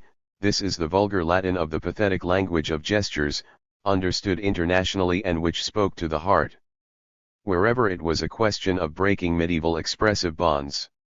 Therefore, the images of the death of Orpheus must be considered a provisional report on the first stations already excavated of that route in stages through which, in its leisurely way, the ancient superlative of sign language passed, starting from Athens and passing through Rome, Mantua, and Florence until reaching Nuremberg, where he found shelter in the soul of Albrecht Dürer. Dürer granted this ancient pilgrim rhetoric different rights at different times. One cannot in any way submit, in the spirit of the old war political conception of history, this question of the psychology of style to either winners or losers. With such a grossly satisfactory formula, the hero-revering dilettantism can do without carrying out tedious singular studies on the dependencies of great individuals, but in doing so it escapes the far-reaching historical stylistic problem and even here, in fact, poorly formulated regarding the exchange of artistic culture between the past and the future, and between the North and the South, in the 15th century. This process not only allows us to conceive more clearly the beginning of the Renaissance as a domain fully occupied by European cultural history, but also reveals phenomena that have not yet been properly considered with a view to a more general elucidation of the circulation processes involved in the transformation of artistic forms of expression. The world of Roman forms of the High Italian Renaissance announces to us, art historians, the attempt, finally achieved, of artistic genius to free itself from the illustrative servitude of the Middle Ages. That said, it is imperative to give a justification if now, here in Rome, in the position in which I find myself and in front of this public versed in art, I intend to speak about astrology, the dangerous antagonist of free artistic creation and its meaning for stylistic development of Italian painting. I hope that, in the course of this work, such a justification will emerge as a result of the problem itself, which, thanks to its peculiarly complicated nature at first entirely opposed to my initial preference for things of greater beauty, singled me out to work in the shadowy regions of the world. Astral superstition. The problem is this: what did the influence of antiquity mean for the artistic culture of the early Renaissance? About 24 years ago, in Florence, I realized that the influence of antiquity on the secular painting of the Quattrocento, especially in the cases of Botticelli and Filippino Lippi, was manifested in a stylistic reformulation of human appearance, through intensified mobility body and clothing, based on models from ancient poetry and visual arts. Later, I saw that the genuinely ancient superlatives of sign language gave the style of muscular rhetoric also in Palaiolo, and I saw, above all, that even the fabulous pagan world of the young Dürer, from the death of Orpheus to jealousy, owed its dramatic impetus to from his expression to a certain pathos formula that had been preserved, genuinely Greek in essence, and which had been transmitted to him by northern Italy. 2. The infiltration of this style of movement Italian and anciently inspired into northern art was not, let's say, a consequence of the precariousness of their own experiences in the matter of pagan antiquity. On the contrary, it became clear to me, thanks to inventory studies on secular art carried out around the middle of the 15th century, that, for example, in Italian palaces themselves there were figures painted on Flemish fabrics and carpets which appeared dressed realistically in the fashion of the time, that is, French style incorporating the formats of pagan antiquity. Studying more closely the circle of pagan images contained in books made in Northern Europe, it is then possible, by comparing text and image, to recognize that this external and non-classical appearance, which irritates us so much, would not be able to look away contemporaries of something essential, the honest desire, even if excessively literal in substance, to arrive at a genuine elucidation of antiquity. This peculiar interest in classical training is so deeply rooted in the northern medieval that we already find in the early Middle Ages a genre of illustrated manuals on mythology aimed at the two groups of audiences that most needed them, painters and astrologers. In Northern Europe, for example, the main Latin treatise focused on painters of divinities originated, De Deorum Imaginibus Libellus, attributed to an English monk, Albericus, III, who must have lived in the 12th century. His illustrated mythology, containing descriptions of the images of 23 notable pagan deities, would exert an influence until today completely ignored on later mythographic literature, and especially in France, where the poetic versions of Ovid's work in French and the moralistic commentaries in Latin of his poems would guarantee asylum to pagan emigrants, already at the turn of the 13th to the 14th century. In southern Germany, in the 12th century, a collection of Olympic entities in the style of Albericus came to light, containing mythological teachings that later, in 1541, would still determine the illustrative conception of 7 pagan deities represented in front of the chimney in Landshut, as I showed it in 1909. I am naturally referring to the 7 planets, still preserved in Landshut, that is, to the Greek gods who, under Eastern influence, would later assume the regency of the mobile stars designated by their names. In this way, the 7 gods in question would enjoy greater vitality than that of the other inhabitants of Olympus, since their selection was not due to the memory of some scholar, but to their own force of astral religious attraction, which still operates untouched today. It was even believed that the 7 planets controlled, according to pseudo-mathematical laws, all fractions of the solar year, all months, days, and hours of human destiny. The most practical of these doctrines, that of rule over the months, established, within the scope of medieval bookmaking, a refuge for the exiled gods, the almanacs, which began to be illustrated by artists from southern Germany at the beginning of the 15th century. These almanacs brought, in a typical way and in the wake of the Hellenistic Arabic conception, 7 planetary images, which, although they presented the life history of the world of pagan deities as a harmless constellation of scenes of a contemporary genre, worked, for believers in astrology, like fatalistic hieroglyphs from an oracle book. It is evident that from this mode of transmission of divinities in which the figures of Greek myth acquired at the same time the eerie force of astral demons a main current would necessarily emerge, in the course of which, in the 15th century, paganism, in its northern guise, it would spread internationally with greater ease the more new vehicles for transporting images, much faster, invented by the ingenuity of the northern press, were available. Hence, the oldest testimonies of the printing of images, the tabular books, also brought, in text and image, the 7 planets and their children, which, materialized faithfully according to tradition, would contribute in their own way to the Renaissance of antiquity in Italy. I have been clear for a long time that a detailed iconological analysis of the frescoes in Palazzo Scafanoia would need to unveil this double medieval tradition in the universe of images of ancient deities. We can clarify in detail, according to the sources, both the effect of the systematic doctrine of the Olympic divinities, as they were bequeathed by the learned medieval mythographers of Western Europe, and the influence of the doctrine of the astral divinities, as they were preserved untouched, in words and image, in astrological practice. The series of murals in the Palazzo Scafanoia, in Ferrara, includes 12 paintings, one for each month, 7 of which have been recovered since their rediscovery under the whitewashed roof, which occurred in 1840. Each fresco consists of 3 image planes, coordinated in parallel to each other. These plans each have their own pictorial space and figures approximately half their natural size.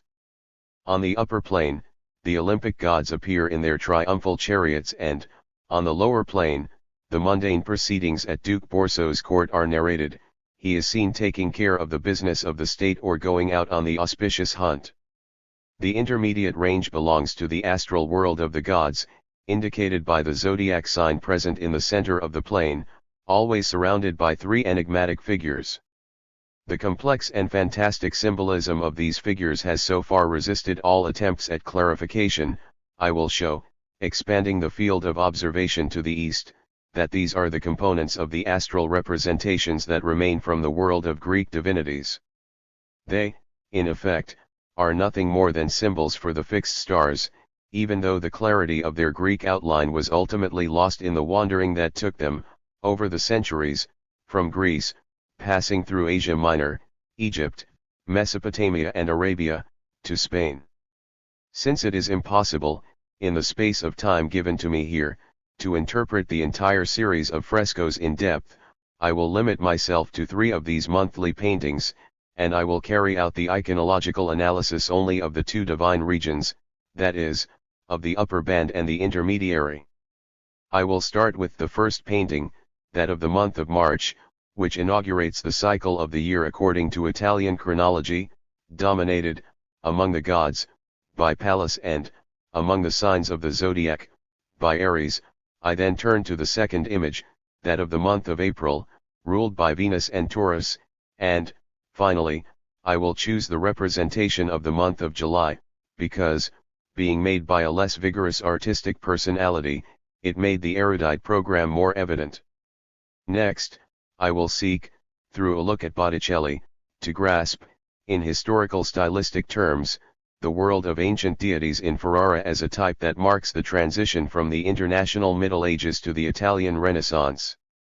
But before proceeding with the analysis of the mnemic potential permeated in the world of pagan deities in Palazzo Scafanoia, I need to try to sketch, albeit roughly, the instruments and techniques of ancient astrology. The main tool for interpreting the stars is the name of the constellations, related to 2 groups of stars, whose distinction is based on their apparent movement, the moving stars, with their erratic path, and the fixed stars, which appear to maintain the same position. One in relation to the other, forming images whose visibility varies according to the position of the sun, as it rises or sets. It is based on these correlations of visibility and the relative position of celestial bodies that astrology, using real observations, established the influence of the astral world on human life. In the late Middle Ages, however, royal observations gave way to a primitive cult of the names of the stars. Astrology, at its core, is nothing more than an onomastic fetishism, projected into the future. Whoever, for example, was enlightened by the planet Venus, having been born in April, would have in life the love and light joy of existing, which correspond to the qualities of the mythological Venus, and whoever, let's say, came into the world under the sign of Aries, would be on his way to becoming a weaver, as the legendary coat of sheep's wool attests. This month would also be especially suitable for closing deals involving wool. For centuries, and until today, humanity has been bewitched by this treacherous pseudo-mathematical logic. With the progressive mechanization of futurologist astrology, an illustrated astrological manual was developed for each day of the year corresponding to practical needs. As a result, the planets, which did not offer enough variation to account for 360 days, that's how years were counted, would definitely be left behind, in favor of an expanded astrology based on fixed stars. The sky of fixed stars of Aratus, 342-305 BC, is still today the primary resource of astronomy, after Greek natural science, with its rigor, managed to sublimate the agitated creations of religious fantasy into mathematical points placed at its service. Not even this tangle of people, animals, and fabulous beings, which still sounds copious to us today, provided Hellenistic astrology with a supply of fatalistic hieroglyphics large enough to supply its daily prophecies. This gave rise to a regressive tendency to create new, genuinely polytheistic forms, which, in the first centuries of our era, resulted in Sphera Barbarica, composed by a certain Teucer, probably in Asia Minor. It is nothing more than a description of the firmament of fixed stars, augmented with the names of the stars in Egypt, Babylon, and Asia Minor, and which is almost 3 times larger than the stellar catalogue of Aratus. Franz Boll reconstructed her with brilliant insight in his Sphera, 1903, and what is of the greatest importance for the modern science of art demonstrated the main stages of her wandering, which has the air of a fable, towards the east and back to Europe, and which includes, for example, a small book illustrated with woodcuts, in which, in effect, one of those astrological almanacs from Asia Minor that contemplated every day of the year would still be preserved for us, the Astrolabium Magnum, organized by Engel, a German scholar, and originally published by Ratdolt in 1488, in Augsburg, but the person who wrote it was a world-renowned Italian, Pietro Diabano, the Paduan Faust of the Trecento, a contemporary of Dante and Giotto.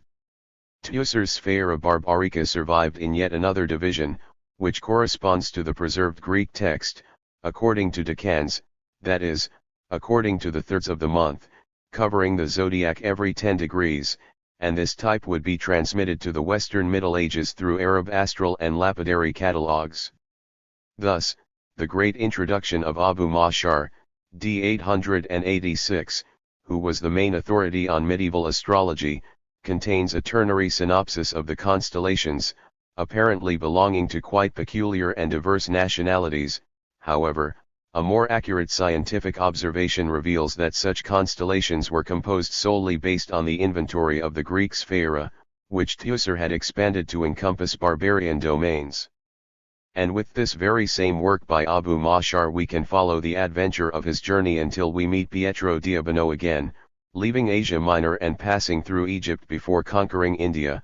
Sphera would end, after probably passing through Persia, reaching that great introduction by Abu Ma'shar, which would then be translated into Hebrew, already in Spain, by a Spanish Jew called Ibn Esra, d. 1167.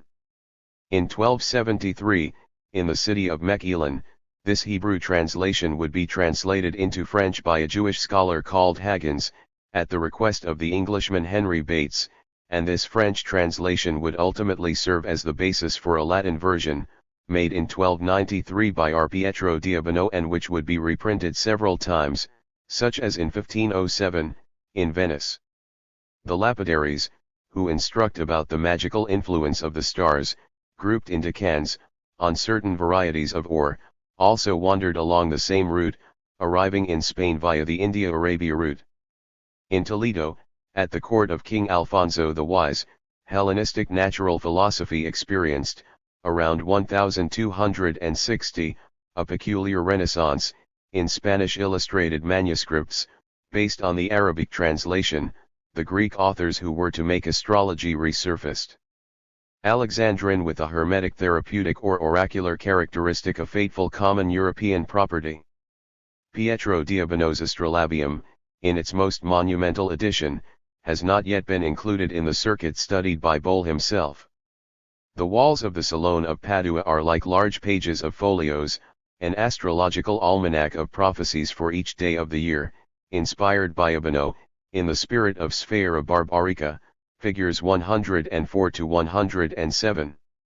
I leave the scientific elucidation of the artistic material of this unique monument reserved for later study.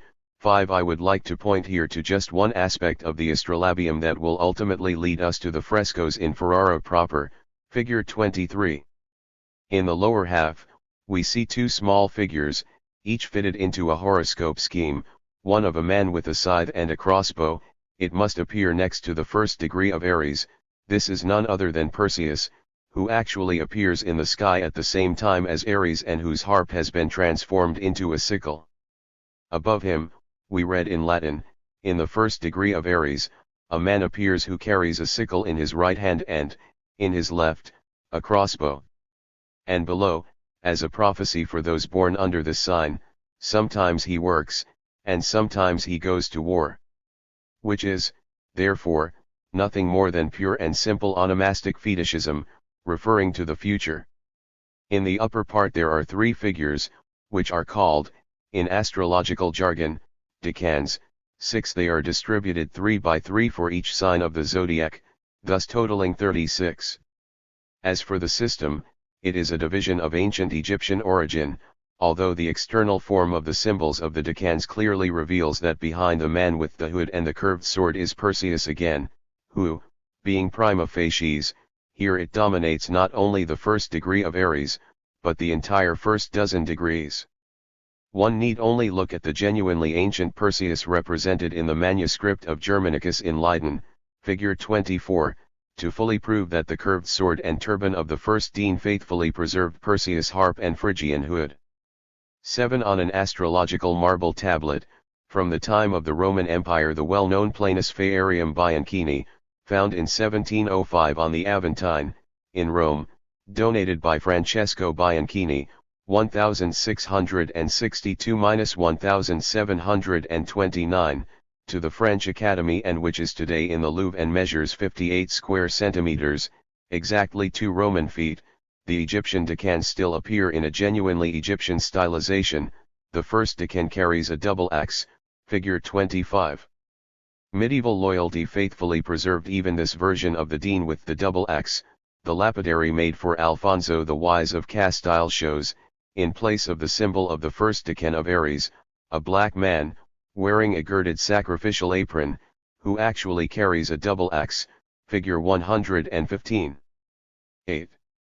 But it is only a third version of the series of Deans, actually that of the Arabic Abu Mashar, that finally leads us directly to the enigmatic figures of the middle range in the Palazzo Scafanoia. In the chapter of his grand introduction that we will consider, Abu Mashar provides a synopsis of 3 different systems of fixed stars, the usual Arabic, the Ptolemaic and the Indian systems.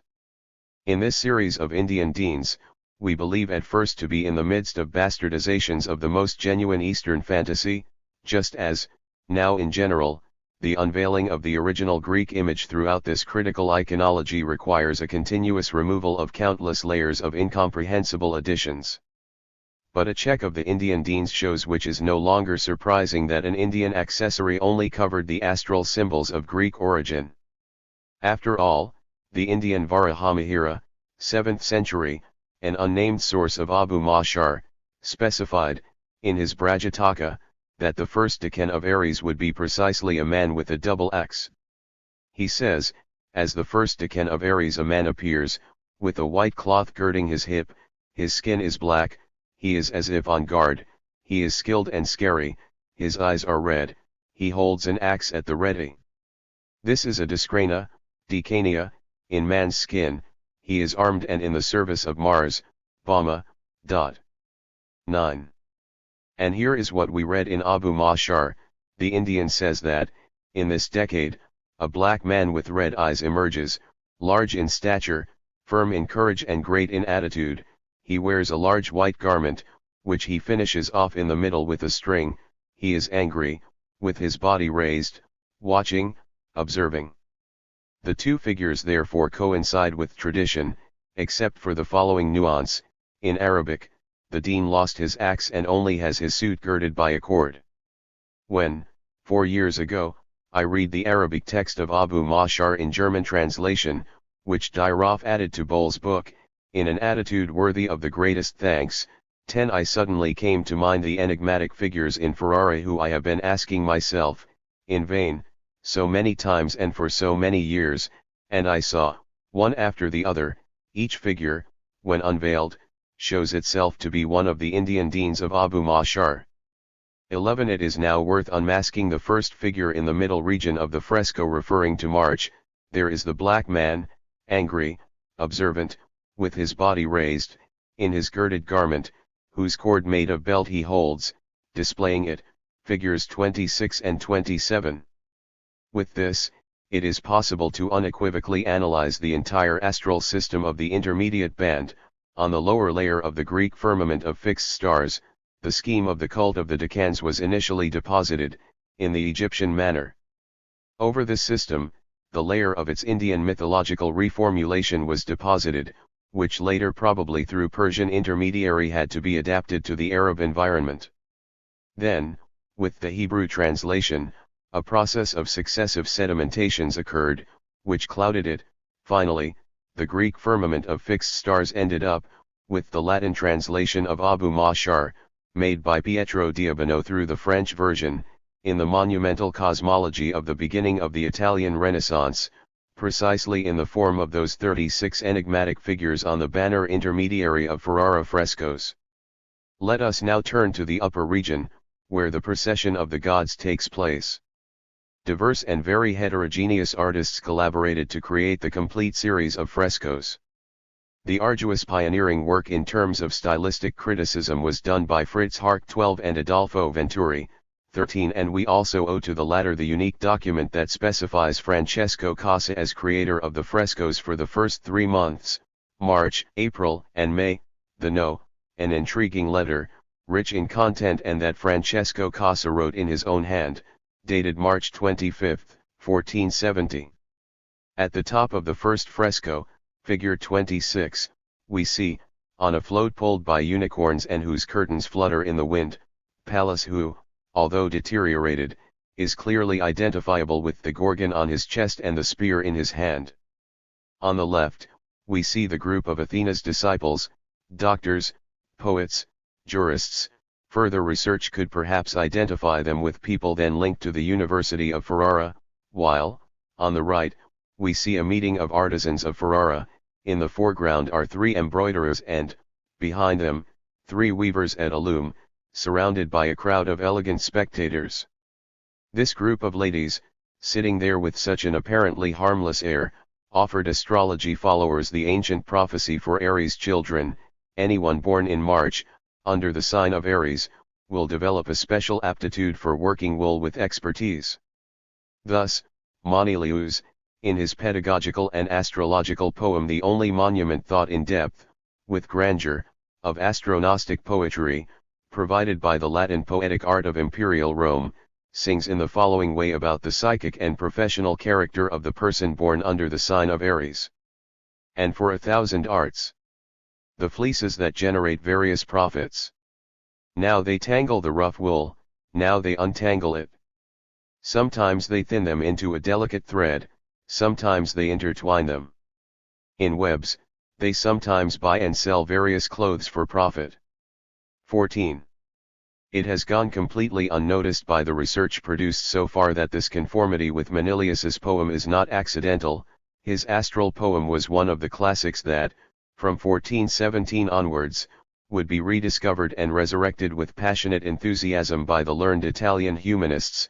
15. The poet even lists, in a famous passage, the protective gods of each month, in the following terms. Pallas protects the woolen, Cytherea, the bull.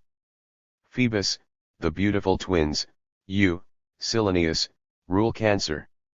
And Jupiter himself, with the mother of the gods, Leo, the Virgin. Ear-bearing, belongs to Ceres, and Vulcan belongs to Libra. Manufactured by him, the bellicose Scorpio is trapped. To Mavort, Diana favors the man who hunts, but which has an equine part, and Vesta, the narrow constellation of Capricorn, and before Jove is Aquarius, the star of Juno. And Neptune in the sea recognizes the Pisces as his own. 16.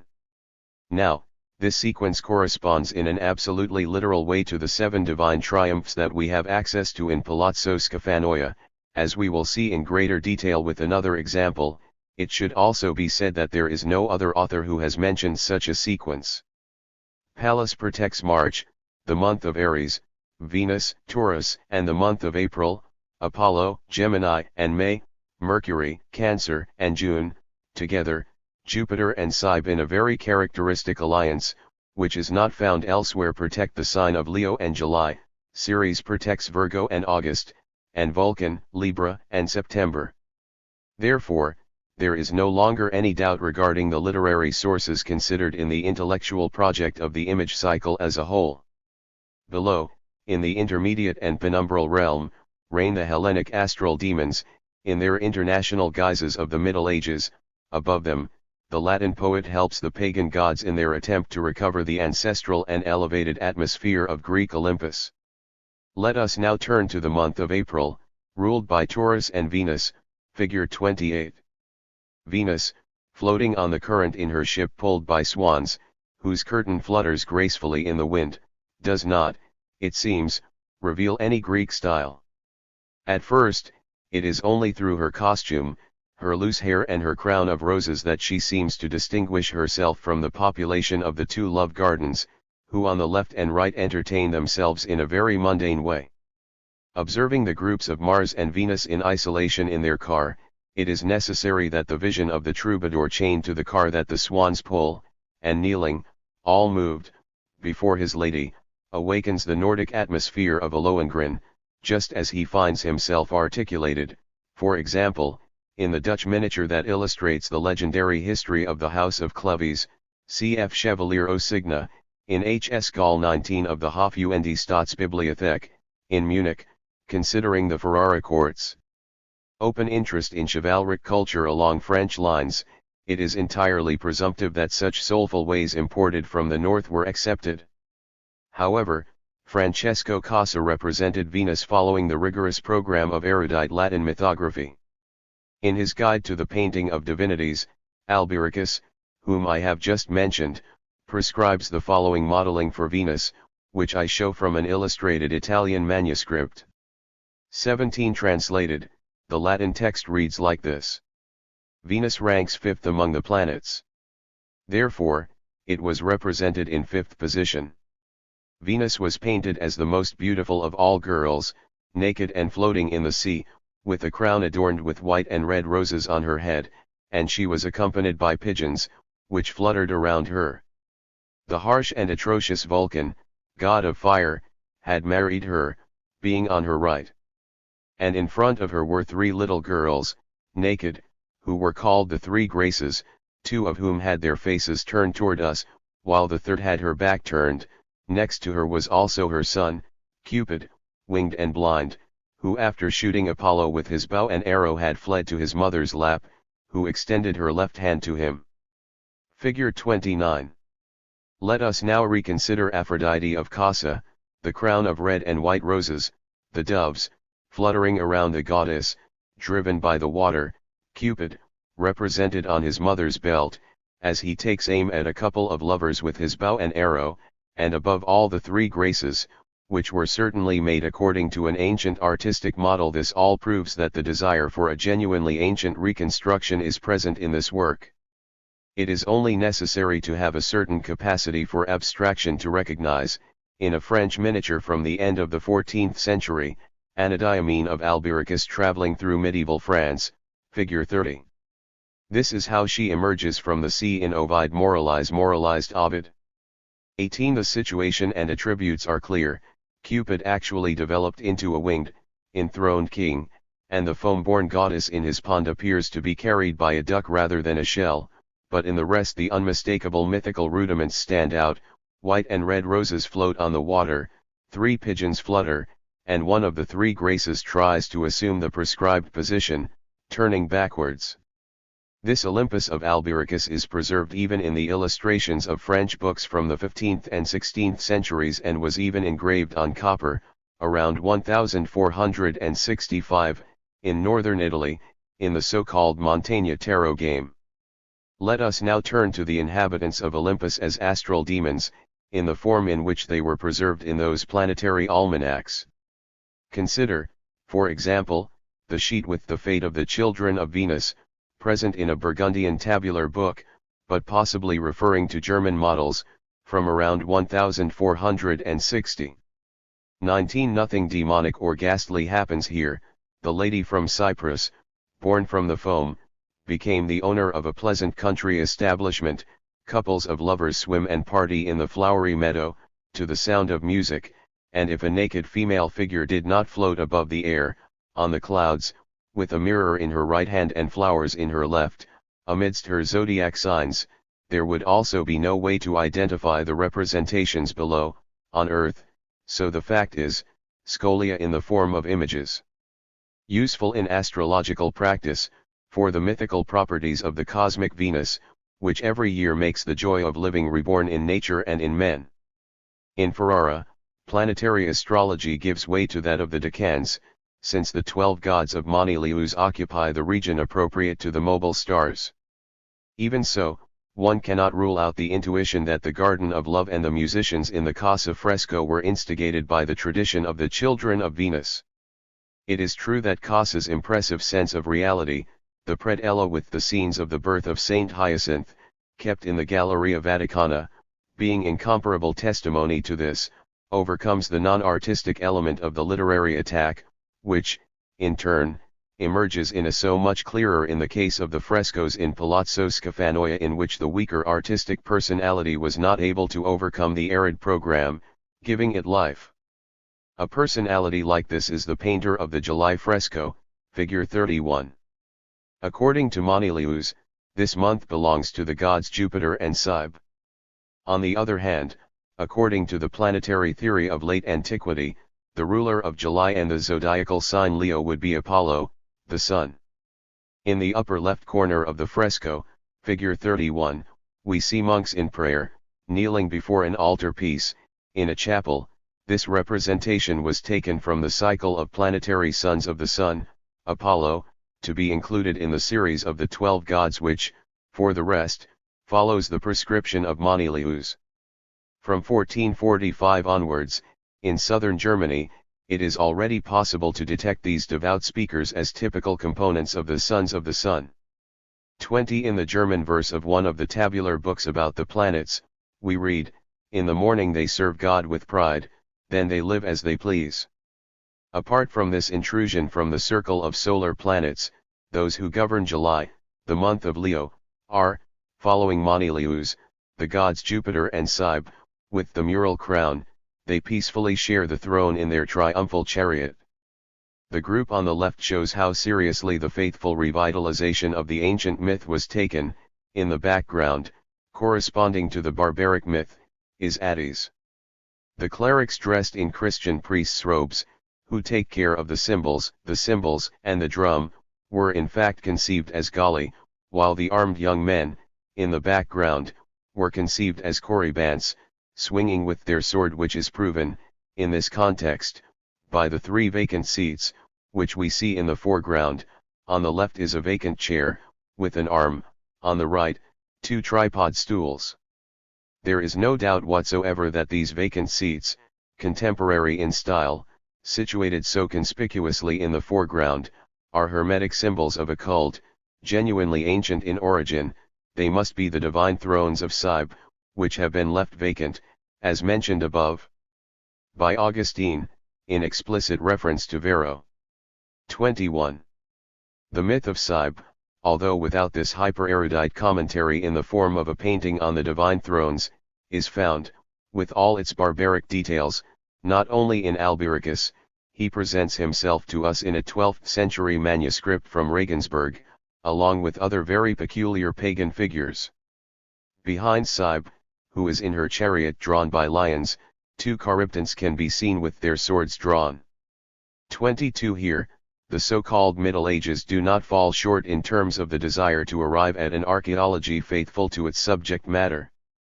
The painter of the July fresco, whose figurative force does not allow us to forget his character in the illustrative background, unlike the world of Casa's figures, full of life, came from the lineage of medieval artistic vision, already on the verge of extinction. The wedding scene, on the left, was made to represent the union of Bianca d'Este, one of Borso's daughters, with Galeotto della Mirandola. One of Galeotto's brothers was Pico della Mirandola, the brave pioneer of the fight against astrological superstitions, who would even dedicate a separate chapter to confront the absurd Arabic doctrine of the Deans. It is understandable that a Renaissance man, haunted by such astrological demons even in his most intimate stronghold Savonarola, enemy of astrology, was also born in Ferrara fought to defend himself from these barbaric idols of destiny. But, at Death's court, the world of ancient divinities was still so firmly intertwined with the conceptions and practices of late antiquity and the Middle Ages that by 1470 everything we detected in the sense of a radical artistic restitution of Olympus were only initial symptoms, such as we observe in the replacement of the planetary gods by the series of 12 gods of Monilius. But who could be the inspiring scholar for this?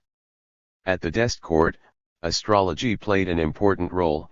It is reported, for example, that Leonello d'Este, like the ancient Sabaean magicians, wore the color of the corresponding planet every day of the week. 23 Pietro Bono Avogaro, one of the court astrologers, wrote prognoses every year, and a certain Carlo da San Giorgio even probed the future using geomancy, the latest degenerate offspring in the lineage of ancient astrological divination. 24 But this Avogaro was not the highly learned inspiration of the monthly frescoes in the Palazzo Scafanoia, but rather the other professor of astronomy at the University of Ferrara, Pellegrino Prisciani, at the same time librarian and historiographer at the Dest court. We can establish this point thanks to circumstantial evidence obtained from a critique of the sources. Avogaro, it is true, also cited Abu Mashar several times in his predictions. But it was Pellegrino Prisciani 25, whose portrait is preserved on the frontispiece of his Orthopasca, in the Library of Medina, in one of his astrological councils, who cited as authorities that peculiar triumvirate of scholars who, as we have just demonstrated, were the main sources for the ideas of our frescoes, Monilius, Abu Mashar, and Pietro Diabano. I owe the copy of this hitherto unknown document, and for me so important, to the kindness of the Medina archivist, 26 Mr. Dallery. Leonora of Aragon, wife of Count Ercole, had turned to Pellegrino Prisciani, the family's trusted man for astrological matters, to find out about the best astral constellation to fully achieve what was desired. He then states with joy that such a constellation appeared precisely at that moment. Jupiter would be in conjunction with the head of the dragon, with the moon, under the sign of Aquarius, in a favorable position. Prisciani invokes, in his erudite opinion, the aphorisms of Abu Mashar and the Conciliator, a work by Pietro Diabano. But it is the voice of Monilius that closes the chord of the authorities, for 570-1 For if you want someone venerable, chaste and upright, he will be born for you, when Aquarius first appears.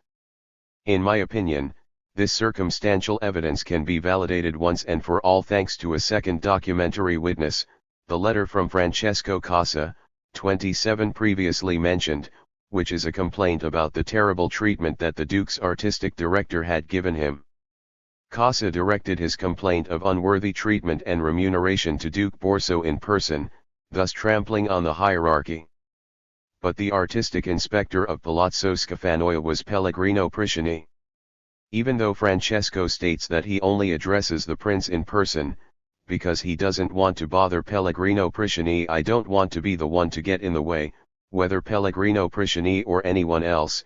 It is clear from the context that he avoided this man erudite, as Pellegrino Prisciani intended to level his pay with that of the other painters of the monthly frescoes whom Francesco Casa, whose just but vain indignation we understand today, characterized as the most unfortunate apprentices of Ferrara. I believe I am not taking undue liberty in relation to Pellegrino's memory by assuming that he valued the other painters as much as Francesco Casa, precisely because they implemented with great clarity and beauty the finesses of the erudite program. Be that as it may, we cannot forget that Prisciani's program, even though the pictorial execution resulted in an unartistic fragmentation, due to the overload of details, reveals, in its basic structure, an ingenious architect, who knew how to manage the elements with ease. Deeply harmonious aspects of Greek cosmology. If, using a hastily drawn-up scheme, we reconstruct the entire fresco cycle of Ferrara in a sphere, figure 32, it becomes clear that the triple bands of frescoes in the Palazzo Scafanoia are really a spherical system projected onto a plane, in whose structure the spherical types of Monilius merge with the Bianchini table.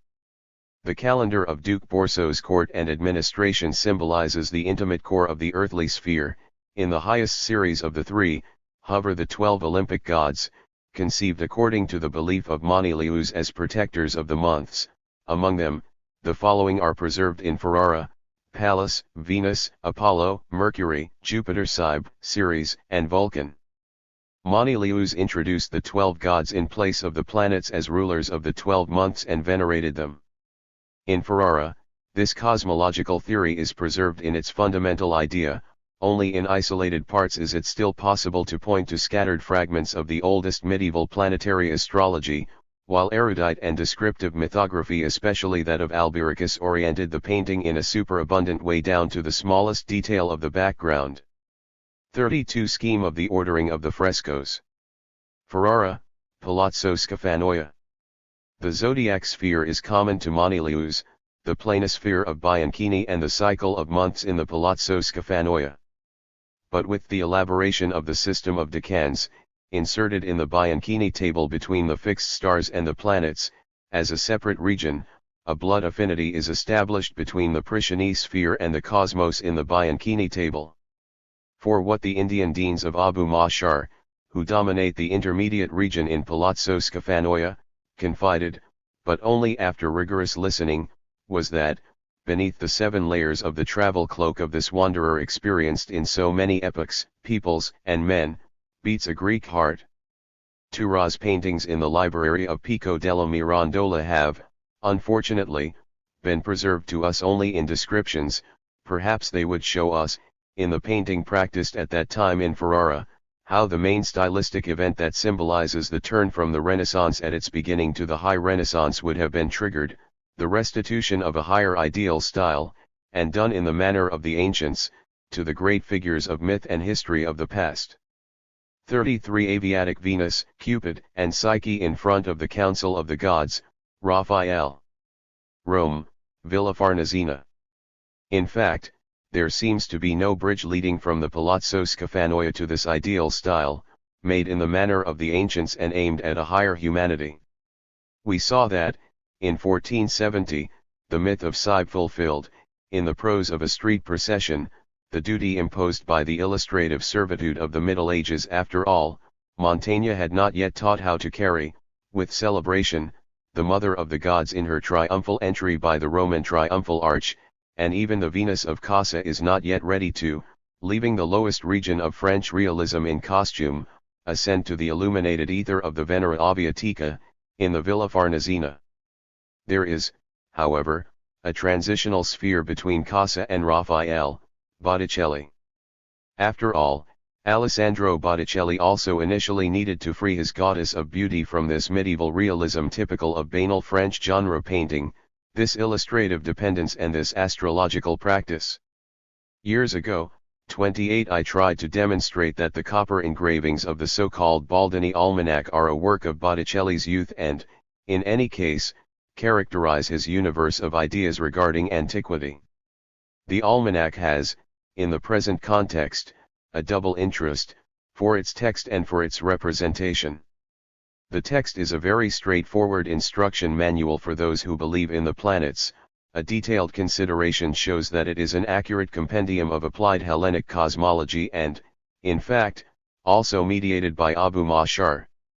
The representation, in turn, leads to a valuable insight in historical stylistic terms, thanks to the apparently secondary circumstance that we also possess a later version of the same almanac. We can observe in statu gerendi, in a nuance of its external configuration, the new stylistic principle of idealizing mobility in the manner of the ancients. The first version of this almanac, made approximately in 1465, figure 34, follows very closely, in terms of type, that planetary sheet of origin north of the Alps. In the midst of the Society of Venus there is a small female figure dancing stiffly. She is a woman in burgundy clothes, wearing the unmistakable French hennin and gamp on her head. In doing so, it proves, through its exterior elements, that Baldini Botticelli must have relied on a Burgundian version of the northern model. And behold, The second version of this engraving, made a few years later, reveals the tendency and essence of the stylistic transformation of the early Florentine Renaissance, figure 35. 34 Planet Venus, Venus I, Baccio Baldini. London, British Museum. 35 Planet Venus, Venus I Dance Scene, Baccio Baldini. London, British Museum. The Burgundian caterpillar, previously all collected in its cocoon, appears transformed into the Florentine butterfly, the nymph with her fluttering hairstyle and floating costume, typical of the Greek Maenade or the Roman Victory. In our context, it now becomes clear that Botticelli's paintings of Venus, the birth of Venus and the so-called spring, yearn to regain the Olympian freedom of the goddesses, doubly imprisoned by the Middle Ages, by mythographic and astrological shackles. Venus appears surrounded by suspended roses, an Anadyomene emerging from the cocoon, coming from the waters in her shell. Her companions, the three Graces, remain in her retinue in the other painting, which years ago I called Empire of Venus. Today I would like to suggest a somewhat different nuance to this same explanation, which allows without further deduction, for the Quattrocento observer versed in astrology, the essence of this goddess of beauty and also lady of nature reawakened, Venera Planeta, the planetary goddess Venus, emerging in the month of April, governed by her. Simonetta Vespucci, whose memory both paintings honor, in my opinion died, in fact, on April 26, 1476. Botticelli, therefore, took the material elements of the tradition that preceded him, but in favor of an idealistic and very own human creation, which he coined with the collaboration of Greek and Latin antiquity rediviva, the Homeric hymn, Lucretius, and Ovid, all indicated by Poliziano, who was far from being a moralist monk, and, above all, because the ancient sculptures themselves allowed him to see how the world of Greek divinities danced in their dance on top of the spheres, in the manner of Plato. Study buddies. The solution to the enigma of a painting, even more so when it cannot be elucidated calmly, but only shed some light on it cinematically, was obviously not the end in itself of my talk. With this provisional case study that I risked exposing, I wanted to take the liberty of defending a methodical expansion of the frontiers of our science of art, in material and spatial terms.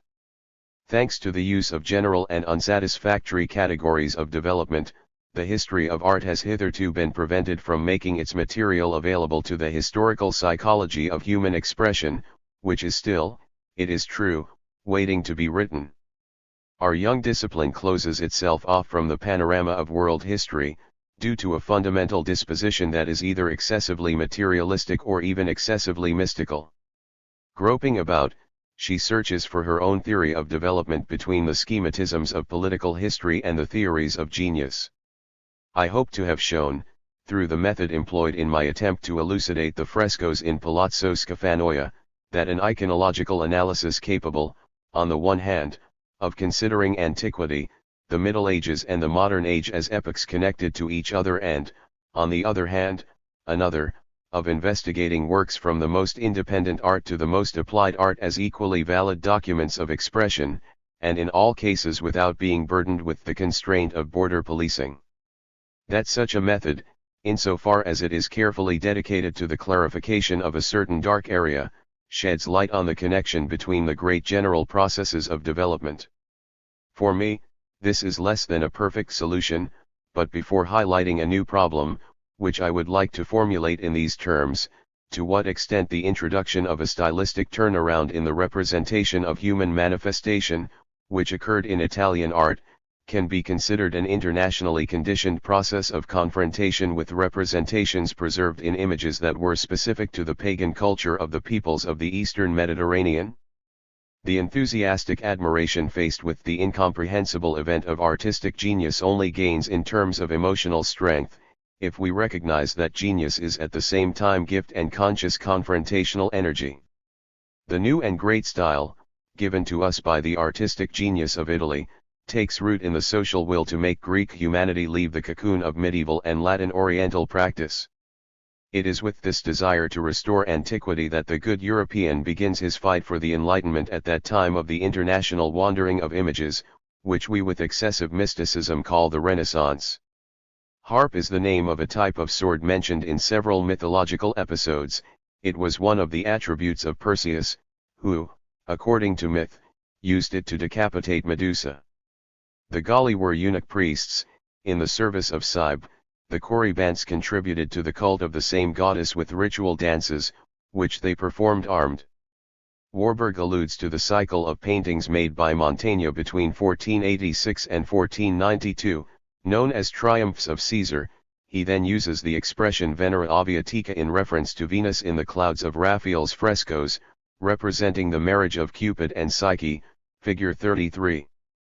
For the prophecy of pagan antiquity in text and image in Luther's time. Introductory note.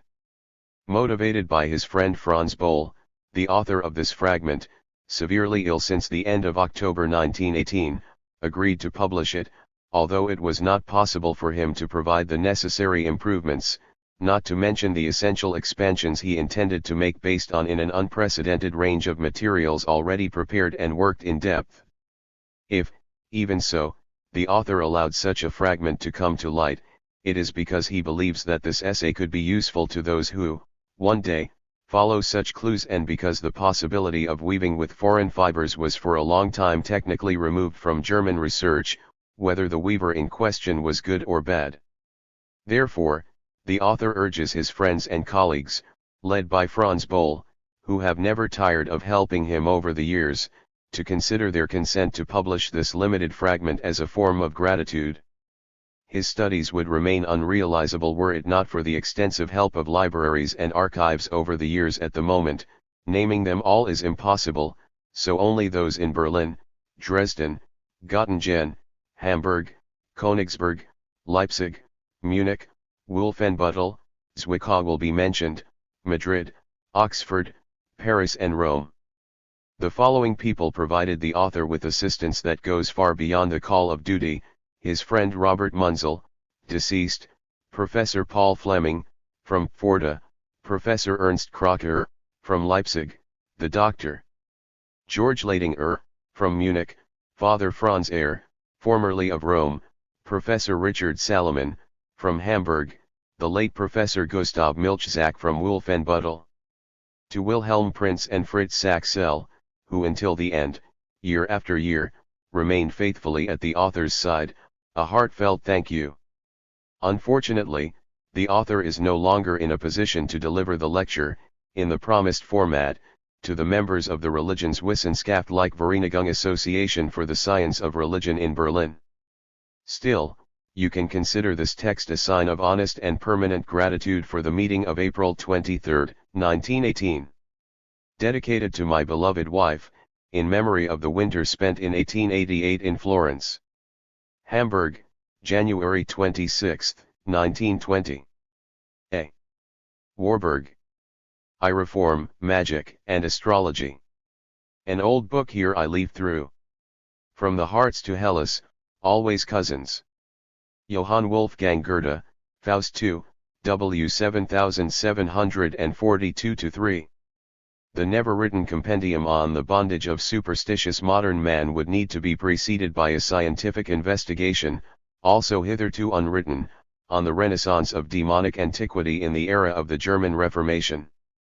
A lecture that the author presented to the Religionswissenschaft like Vereinigung, in Berlin, on the prophecy of pagan antiquity in the times of Luther, in text and image, should serve as a provisional contribution to such questions. 1. This essay is based on that lecture. It can be said that the images investigated belong, in the most comprehensive sense, to the field of observation of art history, as long as the entire production of images is included in its domain of study, but they are original, except for the portrait of Carrion, 2 figure 36, within the scope of bookmaking or printed art. For this reason, without the respective text which may or may not be present, such images are a less obvious object for the purely formal observation of current art history, as they do not exert an aesthetic attraction in parallel to their peculiar function of illustrating content. 36 Portrait of Johann Carrion, Lucas Cranach the Elder. However, extracting the cognitive value that a curiosity has for the history of the spirit has always been something more common to religious researchers than to art historians. Still, it is among the tasks proper to art history to take these figures out of the twilight region that belongs to the biased political spiritual literature, to integrate them into basic historical consideration. After all, only in this way can we seek to conceive in its full extent, and answer it, one of the main questions of the science of culture dedicated to the research of style, the question of the influence of antiquity on European culture as a whole at the time of the Renaissance. Only when we decide to conceive and investigate the figures of the world of pagan deities, as they resurfaced in the early Renaissance north and south of the Alps, not only as artistic manifestations but also as religious beings, will we gradually learn to conceive the power of destiny represented by the fatalism of Hellenistic cosmology, also for Germany and even at the time of the Reformation. If the pagan augury, which also operated under the guise of the erudition of the natural sciences, was difficult to combat, what about defeating it? Since Winckelmann, the world of ancient divinities, classically ennobled, has been inculcated to us to such an extent as a symbol of antiquity in general that we have completely forgotten that this is a new creation of erudite humanist culture, and in fact it was necessary, first of all, for this Olympic aspect of antiquity to be freed from the traditional demonic aspect. This is because the ancient gods, as cosmic demons, were continually, since the end of antiquity, among the religious powers of Christian Europe and conditioned the configuration of practical life in such an incisive way that an adjunct rule of pagan cosmology cannot be denied, and especially astrology, tacitly tolerated by the Christian Church. The astral gods, faithfully transmitted by the trail that leaves Hellenism and continues through Arabia, Spain, and Italy to Germany, where, since 1470, with the new press in Augsburg, Nuremberg, and Leipzig, they already concretize, in text and image, a Renaissance eager to travel, continued to be, in image and language, temporal deities full of life, who mathematically marked each fraction of a period throughout the year, the entire year, the month, the week, the day, the hour, the minute and second, dominating the scene in a mythical and personal way. They were demonic beings with a double power, of a terrifying contrast. As astral signs, they expanded space and offered points of orientation for the soul's flight through the universe. As idols of the constellations, they were at the same time those with which the poor creature, much like children, aspired to mystically unite, acting with reverence.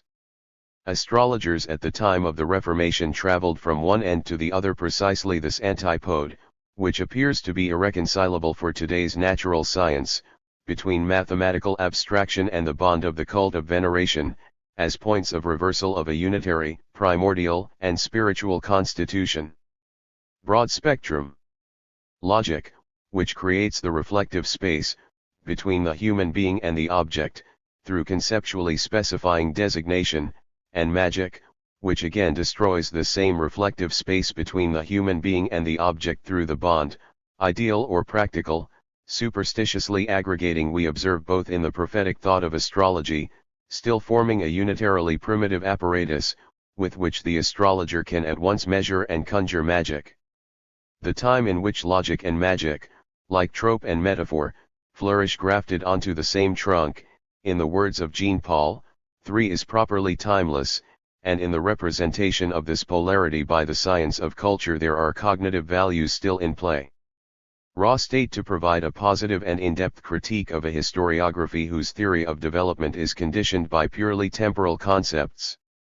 The astrologers of the Middle Ages brought the Hellenistic heritage from Baghdad, coming through Toledo and Padua to the north. Thus, in Augsburg the works of Arabic and Italian astrologers were among the first illustrated products of the book press. As a result, at the turn of the 15th century both in Italy and Germany two conceptions of antiquity were opposed, the ancestral practical religious conception, and the new, artistic aesthetic one. While the latter seems, at first, to emerge victorious in Italy, finding followers also in Germany, astrological antiquity is experiencing, on German soil, a highly peculiar renaissance, which up until now has by no means been sufficiently observed. The reason is that the astral symbols that were preserved in prophetic literature, especially the 7 planets in human form, gained new blood in a political and social present marked by tumultuous conflicts which, in a certain sense, made them gods of the political moment. Along with these guides of destiny in human form who, as astral symbols, underlay the methodical art of astral interpretation, proper to artistic, that is, scientific, prophecy, it is necessary to consider earthly monsters as fatalistic heralds of prophecy prodigious. We need to understand and consider with special attention this split between artistic and prodigious prophecy, for because it is here that the paths of Melanchthon and Luther separate, as will be shown. A letter, until today ignored, from Melanchthon to the astrologer and historian Johann Carian, from Beatiam and holding an influential position in the court of the Elector of Brandenburg, will serve as a starting point. 2 elements of pagan antiquity in the cosmological and political conception of the world at the time of the Reformation, astrology and teratology around Luther. 1. Melanchthon's letter to Carian about the comet of 1531. In the midst of researching Carian's letters, I obtained, from Johannes Voigt's collection, 5 a nomination for the Königsberg Staatsarchiv, and it is to this archive that I owe the possibility of studying a series of his letters at the Stadtbibliothek in Hamburg. Attached to them was a writing in Latin, which Melanchthon had sent him on August 17, 1531. Thanks to the kindness of Professor Fleming, from Forda, I was able to fix the text, using the corrections made to it by Nikolaus Müller, now deceased. I reproduce here the entire content in free translation, as every detail reveals Melanchthon very vividly, in his conflict, so decisive for the destiny of Germany, between the humanist intellectuality and the desire for theological political reform. Hand delivered to the learned Mr. Johann Carian, philosopher, friend, and dear countryman. I tried to decorate the text with the most respectable quotes. The result I obtained with this, let others judge. Elijah's saying does not appear in the Bible, but among the rabbis, and is quite famous. He is cited by Paulus Bergensis, 6, who appeals to him when defending, against the Jews, the opinion that the Messiah has already appeared. This sentence is very common among the Hebrews, and was added by me at the beginning of his history, the Chronicle of Carian, so that it may be more universally known and obtain recommendations for his work. Later I add several more of these quotes. But see how the prophetic voice points out what will come, thus appropriate consciena, harmonious, is the division of the ages. I hope we will finish the history this winter, as I have hitherto been prevented from doing so by the revision of my apology, which I have improved in certain passages. You can hardly believe how poor my health is, worry and work have also consumed me. My wife, with God's help, gave birth to a girl, whose horoscope thema I send you, but don't worry about it. From what I see, she will become a nun. 7. More than 8 days ago, we saw a comet. What is your opinion about it? It appears to be over Cancer, as it sets just after the sun, and rises just before dawn. If it had a red color, I would be more scared. Without a doubt, it means the death of princes, but the comet seems to turn its tail towards Poland. But I'm waiting for your judgment. I would be grateful if you could tell me what you think. I now turn to the news of the day. If I knew anything about the intentions of our adversaries, I would write down everything there was, as it is important not to hide the plans of our antagonists. On the contrary, it is more useful to bring them to the surface. It turns out that it's been a while since I've heard anything certain about any machinations, apart from the fears that are being nurtured among us, due to that small number of infantry. Wouldn't it be the opposite, quite numerous, that is in Friesland? Perhaps, at the request of the Danish king, they will consider an offensive against us too. But, in the Palatinate and in Mainz, a peaceful agreement is already being negotiated with our people, although I have no hope of peace. I am impressed not only by the astrological prediction, but also by the prophecies. Hasford predicted an honorable return for King Christian. Scaparus denied there would be a return. To me, Scaparus doesn't impress. He is often wrong. Hasford also predicted the greatest victories for the Landgrave, and a citizen of Smalkalde, an acquaintance of mine, had a prodigious vision of this political agitation, a prophecy to which I attach the greatest value. It includes the prediction of a catastrophe that will take a tolerable course, but it still suggests that our adversary, overcome with terror, will bow to that lion the Hessian Landgrave. A woman from Kitzingen predicted something horrible about Ferdinand. He will wage war against us, which will take an unhappy course for him.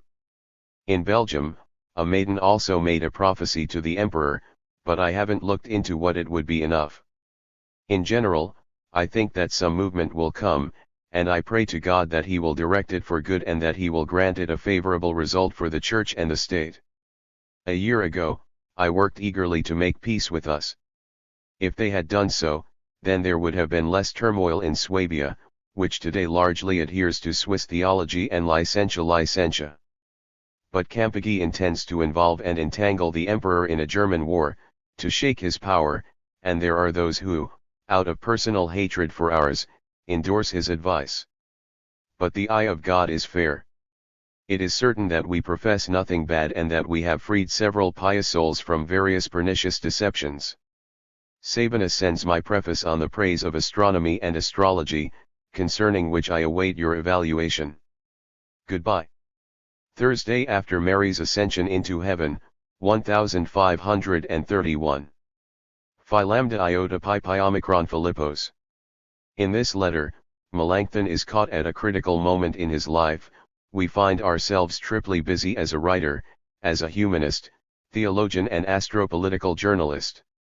Firstly, with the so-called saying of the House of Elijah, according to which the course of world history is divided into 3 periods of 2,000 years, Melanchthon defines the structure of the first German compendium of universal history, the Chronica of Carrion 8, which, thanks to his collaboration, became very influential for the German conception of history.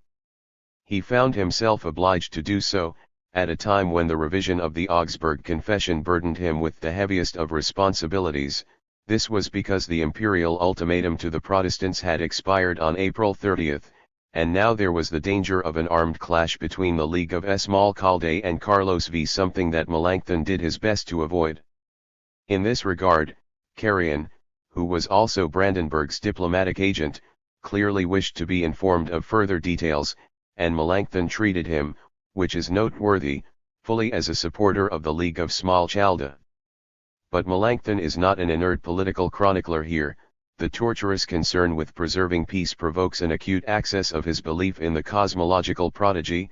In this, he ceases to be, in relation to Carrion, the eminent sage and prodigal in advice. He approaches the honest Carrion 9 as a patient seeking comfort, and consults him as to a magus knowledgeable in astrological and prophetic matters. Thus, Melanchthon sends him the horoscope of his newborn daughter, not without the desire that Carrion examine it, and requests, as he expressly says in his letter, an evaluation of his, that is, Melanchthon's, ideas on astronomy and astrology, just like the ones I had just published in the introduction to Sacro Bosco. 10. But, above all, he hoped that Carrion would reassure him about the comet that had appeared in August. It was Halley, putting fear in all of Germany, and very especially in Melanchthon, since it was the first one he had seen in his life. In connection with this, he further communicated to Carrion what other famous astrologers of his time prophesied regarding the general situation. Johann Verdung, from Hassfurt, whom he mentions, haunted Melanchthon's life with his warnings from birth. This is because Verdung, at the request of Melanchthon's father, had made his birth chart as soon as he was born, which included, for example, the warning about the North and the Baltic Sea, which effectively prevented Melanchthon from traveling to Denmark, as he would confess in 1560. 11. But what made him most agitated were not only the scientific predictions, but, as Melanchthon expressly highlights, the vaticinia predictions, the non-scientific prophecies, of immediate inspiration. This is where the man from Smalkalde and the woman from Kitzingen fit in. We have news about them long before this letter. At the end of March Melanchthon had written to both Cordatus and Baumgartner about this woman, who had prophesied that, within 6 months, a great war against the evangelicals would break out, supported by France. 12. She said that the emperor would fare with fewer losses than King Ferdinand. Melanchthon also mentions the terrible vision of the citizen of Smalkalde as early as April 11, in a letter to Camerarius. 13. This is the state of the spiritual leader of evangelical Germany, right at the moment when only an unshakable will to internally deny the powers that weighed on the conscience of the time would be able to save the situation. He behaved like a pagan interpreter of omens, distracted by celestial signs and human voices from making decisions that were essential for his safeguard. At least the prophetic voices still left him with hope of victory, placed in Leo, the Hessian lion. In fact, if Melanchthon was able to placate the internal contradiction arising from his critical and philological acumen for facts, it is because, for him, that harmonizing vision of the world typical of antiquity survived in practice in the astrological method, this being precisely the essential foundation of his humanism. Cosmologically oriented. 14. 2. Prophecy based on astral observation, the opposing attitudes of Luther and Melanchthon in relation to ancient astrology. The Italian culture of the Renaissance preserved and revitalized, in the south and in the north, some types of prophecy from pagan antiquity, the essence of which is composed of such an intensely lively mixture of heterogeneous elements of rationalism and mythology, of calculating mathematics and prophetic augury, that even the stronghold of Christian Germany that fought with Rome for inner liberation, the Wittenberg cultural circle, had to deal with them. Even there, where the Christian paganism of Rome was fought so fervently, the Babylonian Hellenistic astral interpreter, like the Roman augur, found despite everything open doors and a certain amount of consent, under peculiar conditions. At this point, Luther and Melanchthon reveal the reason for such concern, so paradoxical for the historical conception that reasons in straight lines, in the face of the mysterious surviving practices of pagan religiosity, since they sought to face this futurologist superstition in a completely different way. Luther limited himself to strictly accepting the mystical transcendental core of the cosmological event, in its capacity as a prodigy of nature, sent sovereignly and imponderably by the omnipotence of the Christian God as a foreboding admonition, while Melanchthon handled ancient astrology as a protective measure intellectual against worldly but cosmically conditioned inevitability, and was so absorbed in his astral creed that he repeatedly defied objections from his more powerful friends. Something he would otherwise have avoided. Thus, even when an Italian astrologer, Lucas Gauricus, advanced personally and materially into the most private of the Reformation leaders' domains, by arbitrarily rectifying Luther's astral chart, using an invented birth date for that purpose, he ended up finding, in these matters, understanding and support on the part of Melanchthon, Carian and other Wittenberg sages versed in astral matter, even though the astrological policy underlying this undoubtedly turned against Luther, and he defended himself as strenuously as he could from this second date, mythical astrological, for his birth, October 22, 1484. Luther in struggle with the horoscope politicians of Italy and Germany, Melanchthon's position in relation to Lucas Gauricus.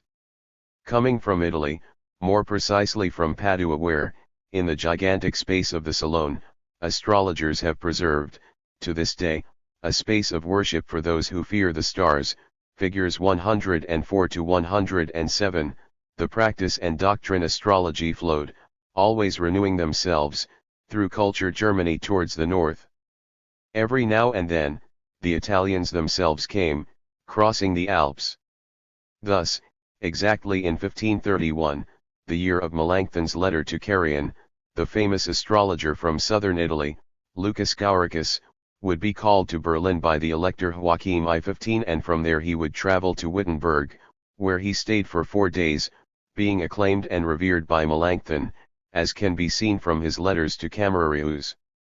This would have been in April 1532, as in May Melanchthon would send Camerarius, in Nuremberg, a letter of recommendation in favor of Gauricus, who had already left. 16 At the beginning of March Melanchthon had sent Lucas Gauricus the Norica by his friend Camerarius. 17, a text on the meaning of prodigious signs, together with a dedicatory letter, in which he attested to Gauricus his reverence in an effusive way, treating him as prince of all philosophy and thanking him in particular for having attached horoscopes to his letters, which for him, Melanchthon, would be absolutely essential in his studies. 18 The direct importance that such horoscopes had for politics can be seen from a letter from Melanchthon to Camerarius, dated June 29 of that same year, 1532, sending, at his request, the astral maps of Emperor Charles and King Ferdinando. It is then clear that Melanchthon compared Gauricus's collection of horoscopes with those of Carrion and Scaparus. Such collections are preserved, for example, in Munich and Leipzig. 19 If studied in greater detail, both show how it was Gauricus who gave them the basis, through horoscopes that would be published only in part in the Venetian edition of 1552. This is significant, since the Leipzig manuscript, which Reinhold, professor of mathematics at the University of Wittenberg, compiled roughly between 1540 and 1550, as proven in detail, quite convincingly, by E. Crocker, 20, leads to the circle of reformers and, in effect, to Luther himself. For this is the basis of Luther's only horoscope published by Reinhold, 21, not with the date of November 10, 1483, but with October 22, 1484, as Gauricus desired, figure 37. It was therefore up to the pagan and astrological date of birth, despite the full awareness of its merely conjectural legitimacy, as Reinhold's caption proves, conjecturalis, to suppress and take the place of the real date according to the calendar. In the version of the astral chart made by Gauricus in 1552, figure 38, Luther's horoscope is accompanied by a counter-reformist text, excessively full of hatred. 22 And since we must also assume that Gauricus could not, in his visit to Wittenberg, employ this tone, characteristic of the fanatical climate of subsequent clerical politics, even leaving aside the malicious allusion to Luther's death, then one can no longer doubt that Luther, at that time, also conceived the astrology of Gauricus as an element that was in any case dangerous. After all, in 1525, Gauricus had prophesied, something that has been given little attention until now, to Pope Clement VII the end of Luther as a heretic. 23 And, as a result, it is certain that Luther's declaration to Spalatin on March 23, 1524, reporting on his astrological chart, turned against Gauricus. 24 I had seen this horoscope of mine before, sent here from Italy, since that year the astrologers in reference to the feared flood were so mistaken.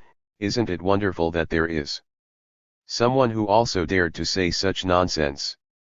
And the same probably goes for this other one, in a letter from Luther to Veit Dietrich, dated February 27, 1532, 25 But, Esther, then a mathematical omen, whom I have so often convinced with a lie, I will convince even more times with lies.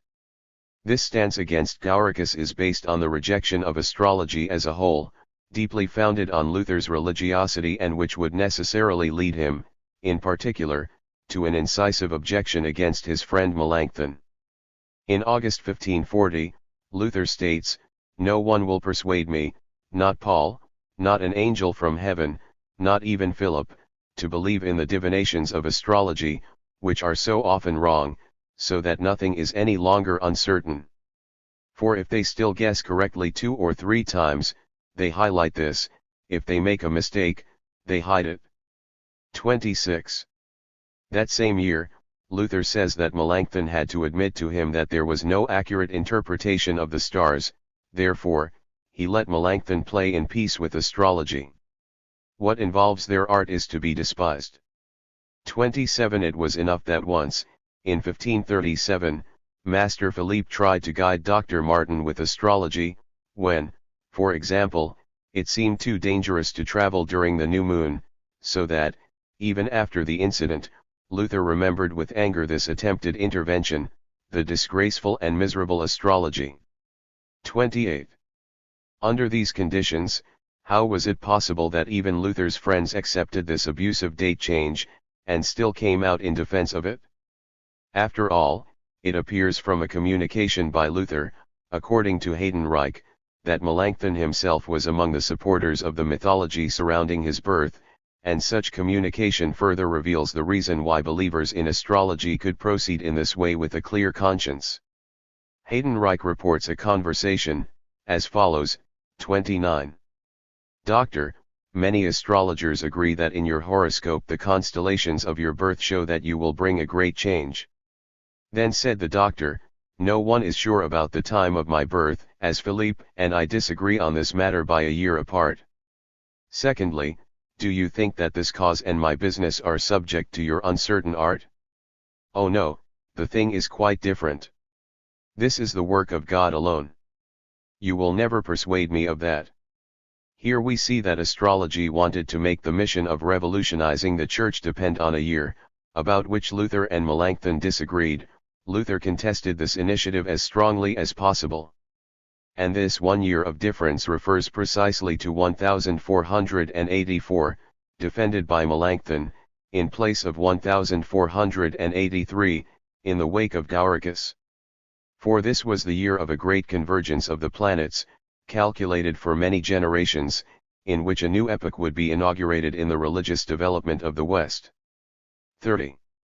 Reinhold's astral chart is, something that has so far gone unnoticed in the research on the subject, closely linked to those attempts to seek an astrological compromise by Melanchthon, in the period in which, according to Haydenreich's account, he was still debating with Luther about the year of his birth. Although Melanchthon later established the year 1483 as the official date of Luther's birth, both in the biography and in the Dean's Book of the University of Wittenberg, 31 we see that, in 1539, in a letter to Osiander, he was still hesitant. This is what he writes, as to the date on which Luther was born, we are in doubt.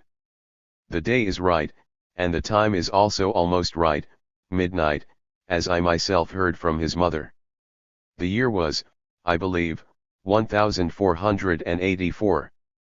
But we did several horoscopes. Gauricus approved the astral theme of 1484. 32 Therefore Melanchthon had asked Luther's own mother. With that, the day was fixed for him, and also the time, midnight, albeit with the almost certain restriction, but, nevertheless, at this time he still decided on the year 1484, under the entirely undisputed influence of Gauricus.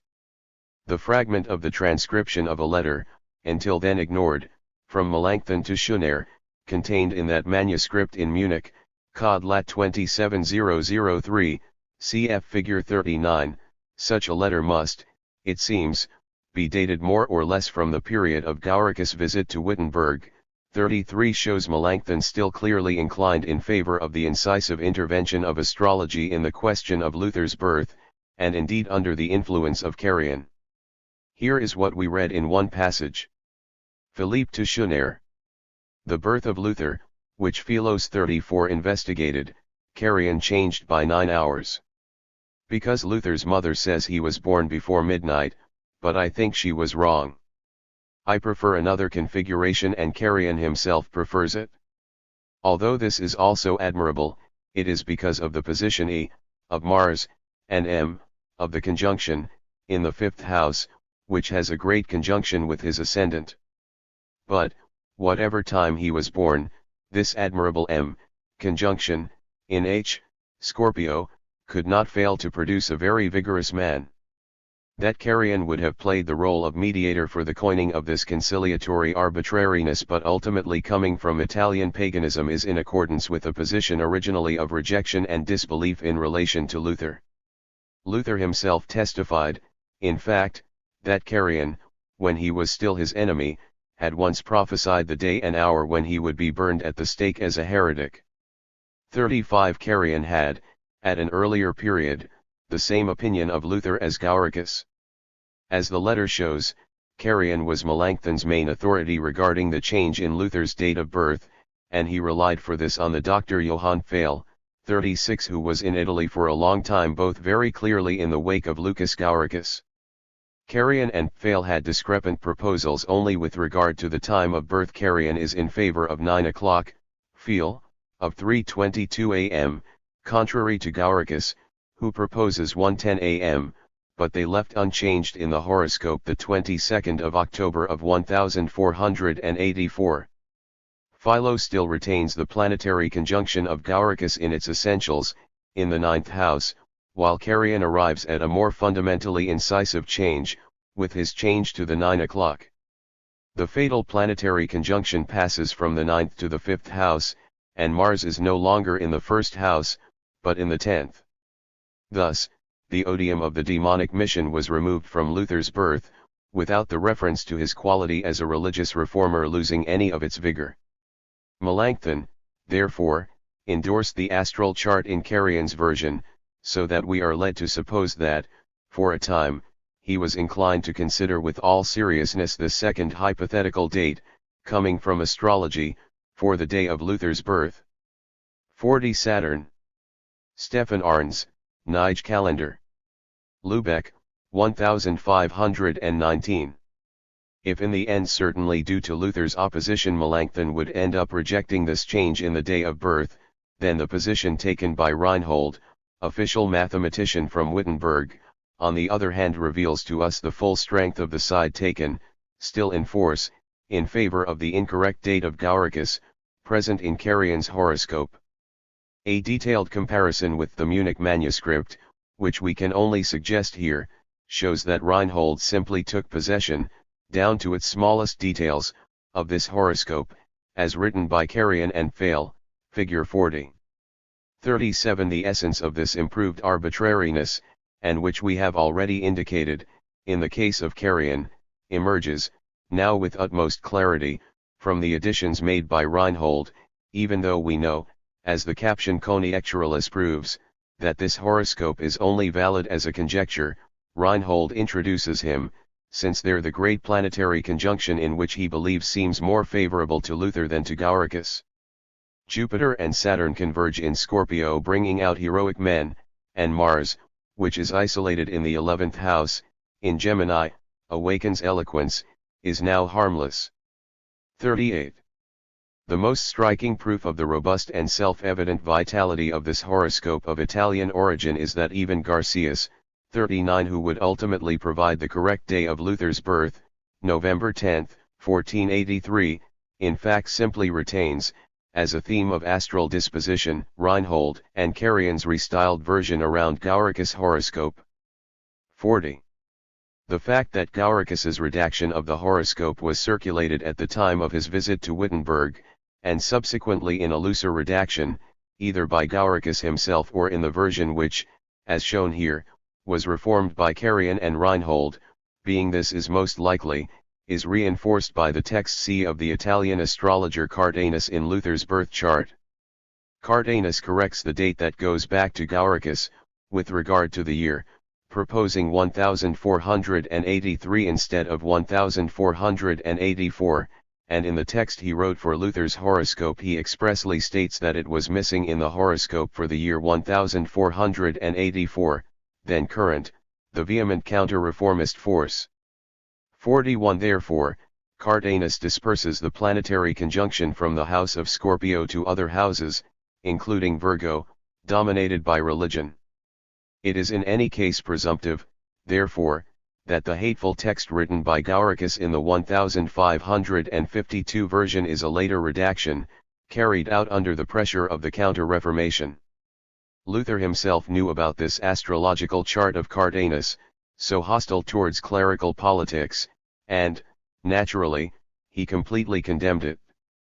In 1543, one of his guests gave him his birth chart, along with those of Cicero and others, all printed in Nuremberg. This can only have been Cardanus' version. 42. I don't think anything about it, I don't care about it at all, but I would like someone to solve this problem for me.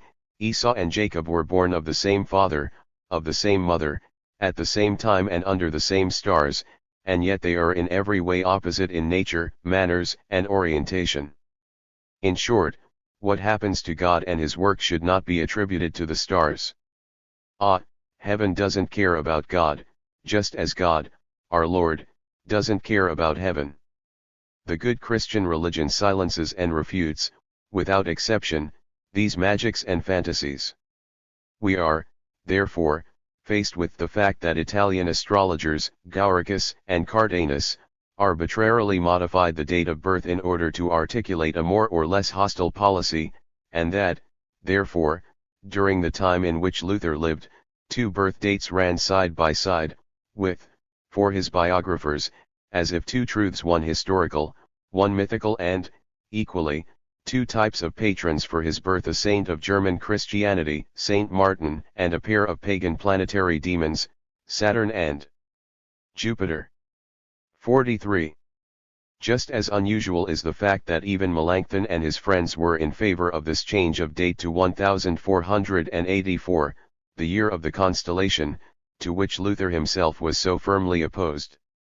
The phenomenon of this tenacious entrenchment of pagan astrological practice in the closest circle of allies of a reformer hostile to astrology loses some of its incomprehensibility, as soon as they also consider themselves, which finds support in the demonstration, conducted here, that the horoscope made by Carian Reinhold would be an attempt at astrological intervention in favor of the Reformation, all those similar efforts on the part of the scholars allied with Luther as personal, and serious, efforts to break the hostilely stylized astral maps that the Italians brought to Wittenberg.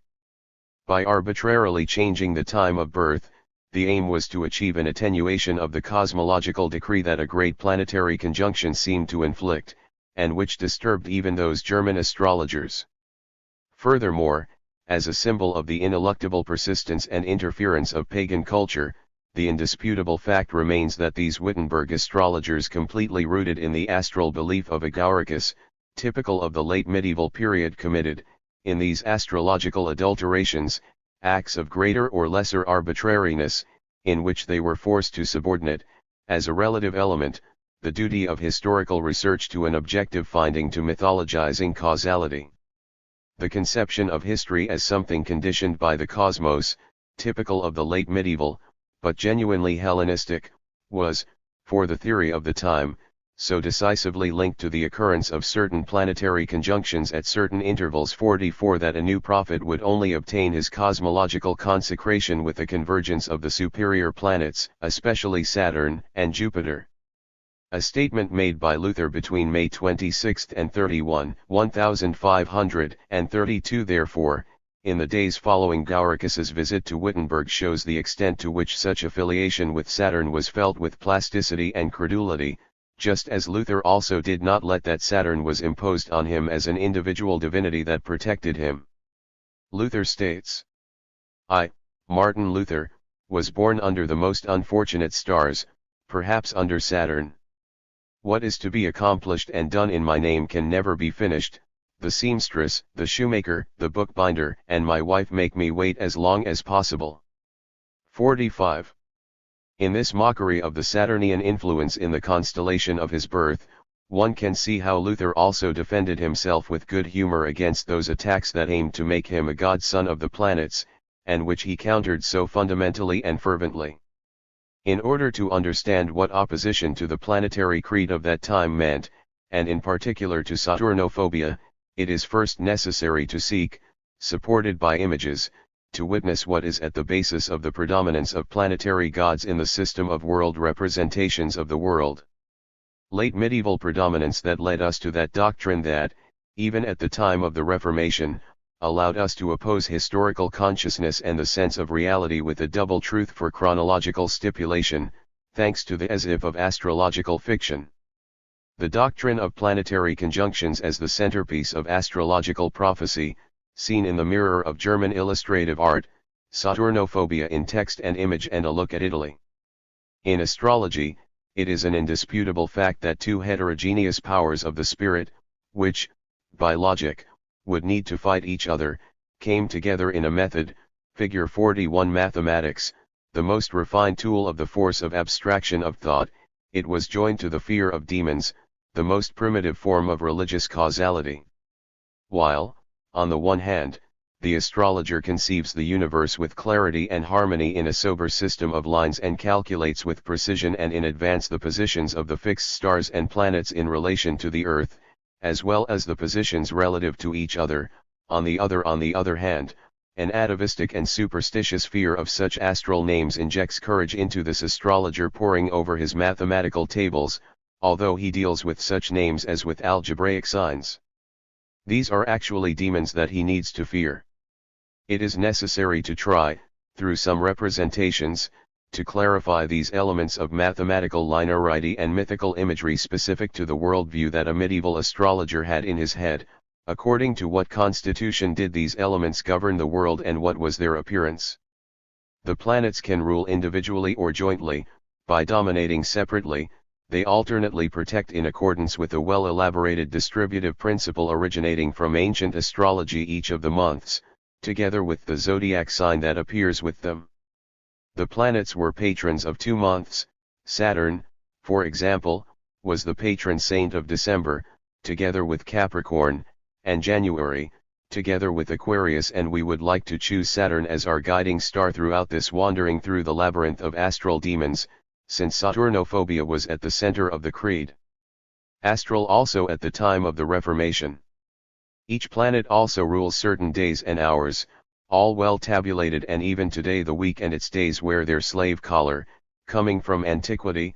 Sonnabend, Saturdag, Saturday, the day subordinate to the influence of Saturn, as shown the name. The illustrated planetary almanacs of the Middle Ages finally provide us with a clear image of these planetary entities that are not mathematical, but rather mythical imagery, just as they influenced astrologers. Haber, a friend of ours who passed away too soon, 46, exquisitely represented, in his book on the images of planetary children, how the illustration of the old almanacs of antiquity remained and developed in text and image during the Middle Ages. A page from a German manuscript, now in Tübingen, shows Saturn as ruler of a month, figure 42, the Greek god of time, and the Roman sower demon condensed there into a cursed farmer, who works with a hoe, shovel, and sickle. His protégés in this world must carry out, in correspondence with their earthly nature, all the hard work related to the earth, plowing, weeding, digging, and processing the grains for bread. This family of Swabian peasants, somewhat rustic, at first seems to have nothing to do with either classical or demonic antiquity. However, Saturn's status as astral ruler appears genuinely ancient due to the fact that it is located between its 2 zodiac signs, Capricorn and Aquarius. We clearly see Capricorn on the right. Aquarius, on the other hand, hides his allegorical being beneath the practical help he offers. He fills the baker's basin with the necessary water. And in his left hand he holds 3 dice. This is, surprisingly, the dice player of the Saturnalian festivities, as stipulated for the Saturnalians in ancient Rome, even though this is an epigone degeneration. This is proven thanks to a genuine Saturnian player, by chance preserved in an ancient calendar from 354, there as a symbol of December, figure 43, he is in front of the table, with the dice. With this particularity, it is possible to demonstrate, together with an expressive example, the permanence of the tradition of antiquity, which we need to take into account even in a popular almanac from the Middle Ages, apparently so naive in terms of image. In an almanac published in Lübeck by the Hamburger Arns, in 1519, therefore, at the time of Luther's first achievements, Saturn already has an aspect of something more genuine, figure 40. He carries the dragon serpent of time on his arm, in memory of his attribute as the Greek Chronos, and tries to devour his son, as stipulated in the myth of the primeval father of pagan deities. The Low German verse beneath it sums up what an unhappy life and abject temper to expect from the children of December and January. This Saturn owes its anciently inspired manners to Italy.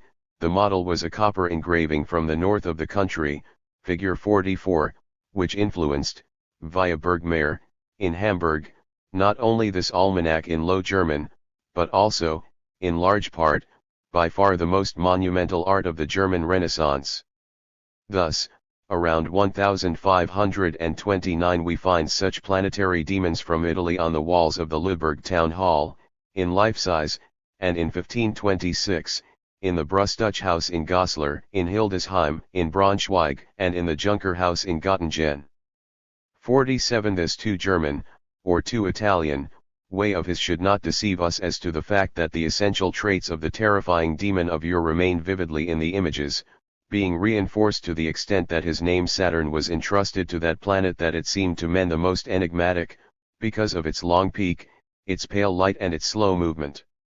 Saturn also retroactively obtained severe indolence from this star, therefore, the Christian capital sin of acedia is related to it. Hamlet is also a child of Saturn. 48 We thus have the imagery background of popularized Hellenistic antiquity for the mocking comment made by Luther in 1532. It is.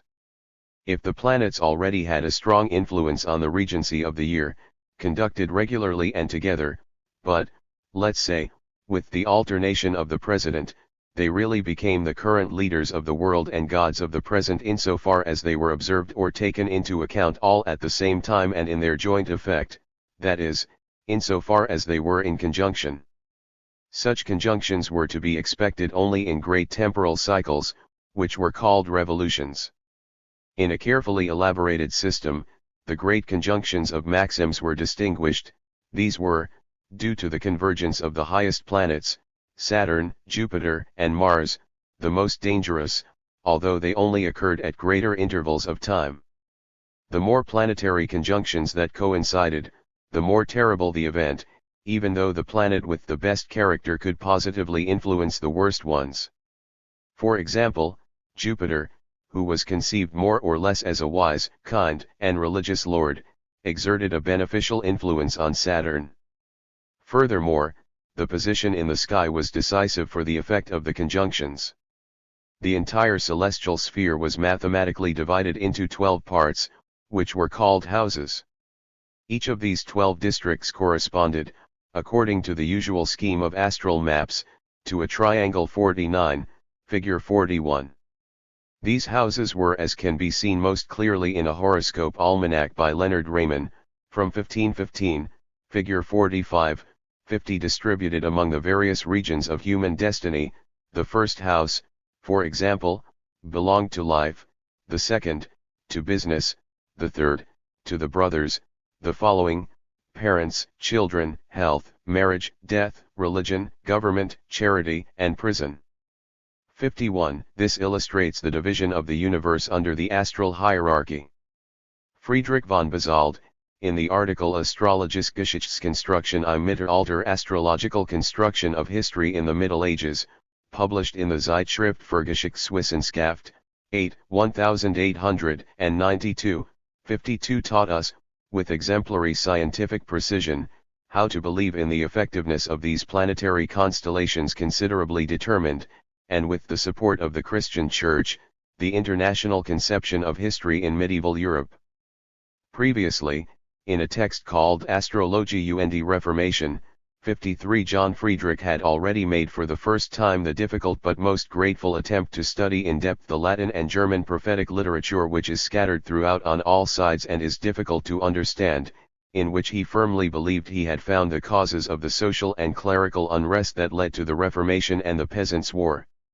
Such studies recently received a welcome compliment from G. Hellman, who provided us, in his article Aus der Blutzeit der Astrometeorologie from the heyday of astrometeorology, 54 with a sharp and precise examination of that mass literature that caused the flood panic of 1524.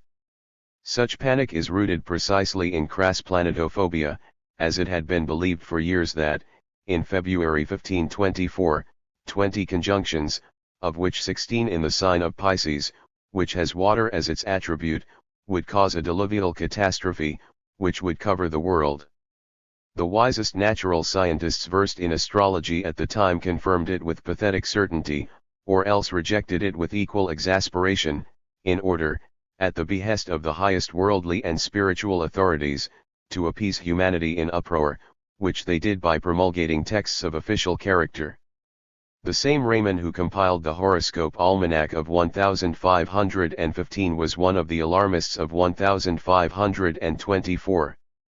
55. The illustration in his Practica, figure 46, shows a giant fish with stars in its belly. These are planets located in conjunction, from which a devastating storm gushes, falling on a city, suggested by the buildings. Under the impact of the natural event, the emperor and the pope meet on the right, the peasants arrive from the left, next to Hans with the hoe, led by a flag bearer, who carries a sickle and has a wooden leg. He is the old sower god, tailor-made to be the symbol of the children in uproar. Turning now to the appeasing official literature, we have the refutation led by the imperial astrologer George Tanstetter, 56, dedicated to Archduke Ferdinand.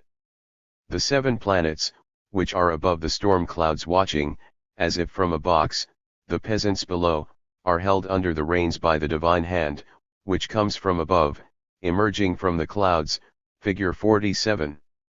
Johann Carian, a mathematician at the Brandenburg court, intervened as an appeaser as early as 1521, in his Prognosticatio vnd Erklärung der großen Wässerung prognosis and clarification of the Great Flood, although he also prophesied all sorts of misfortunes.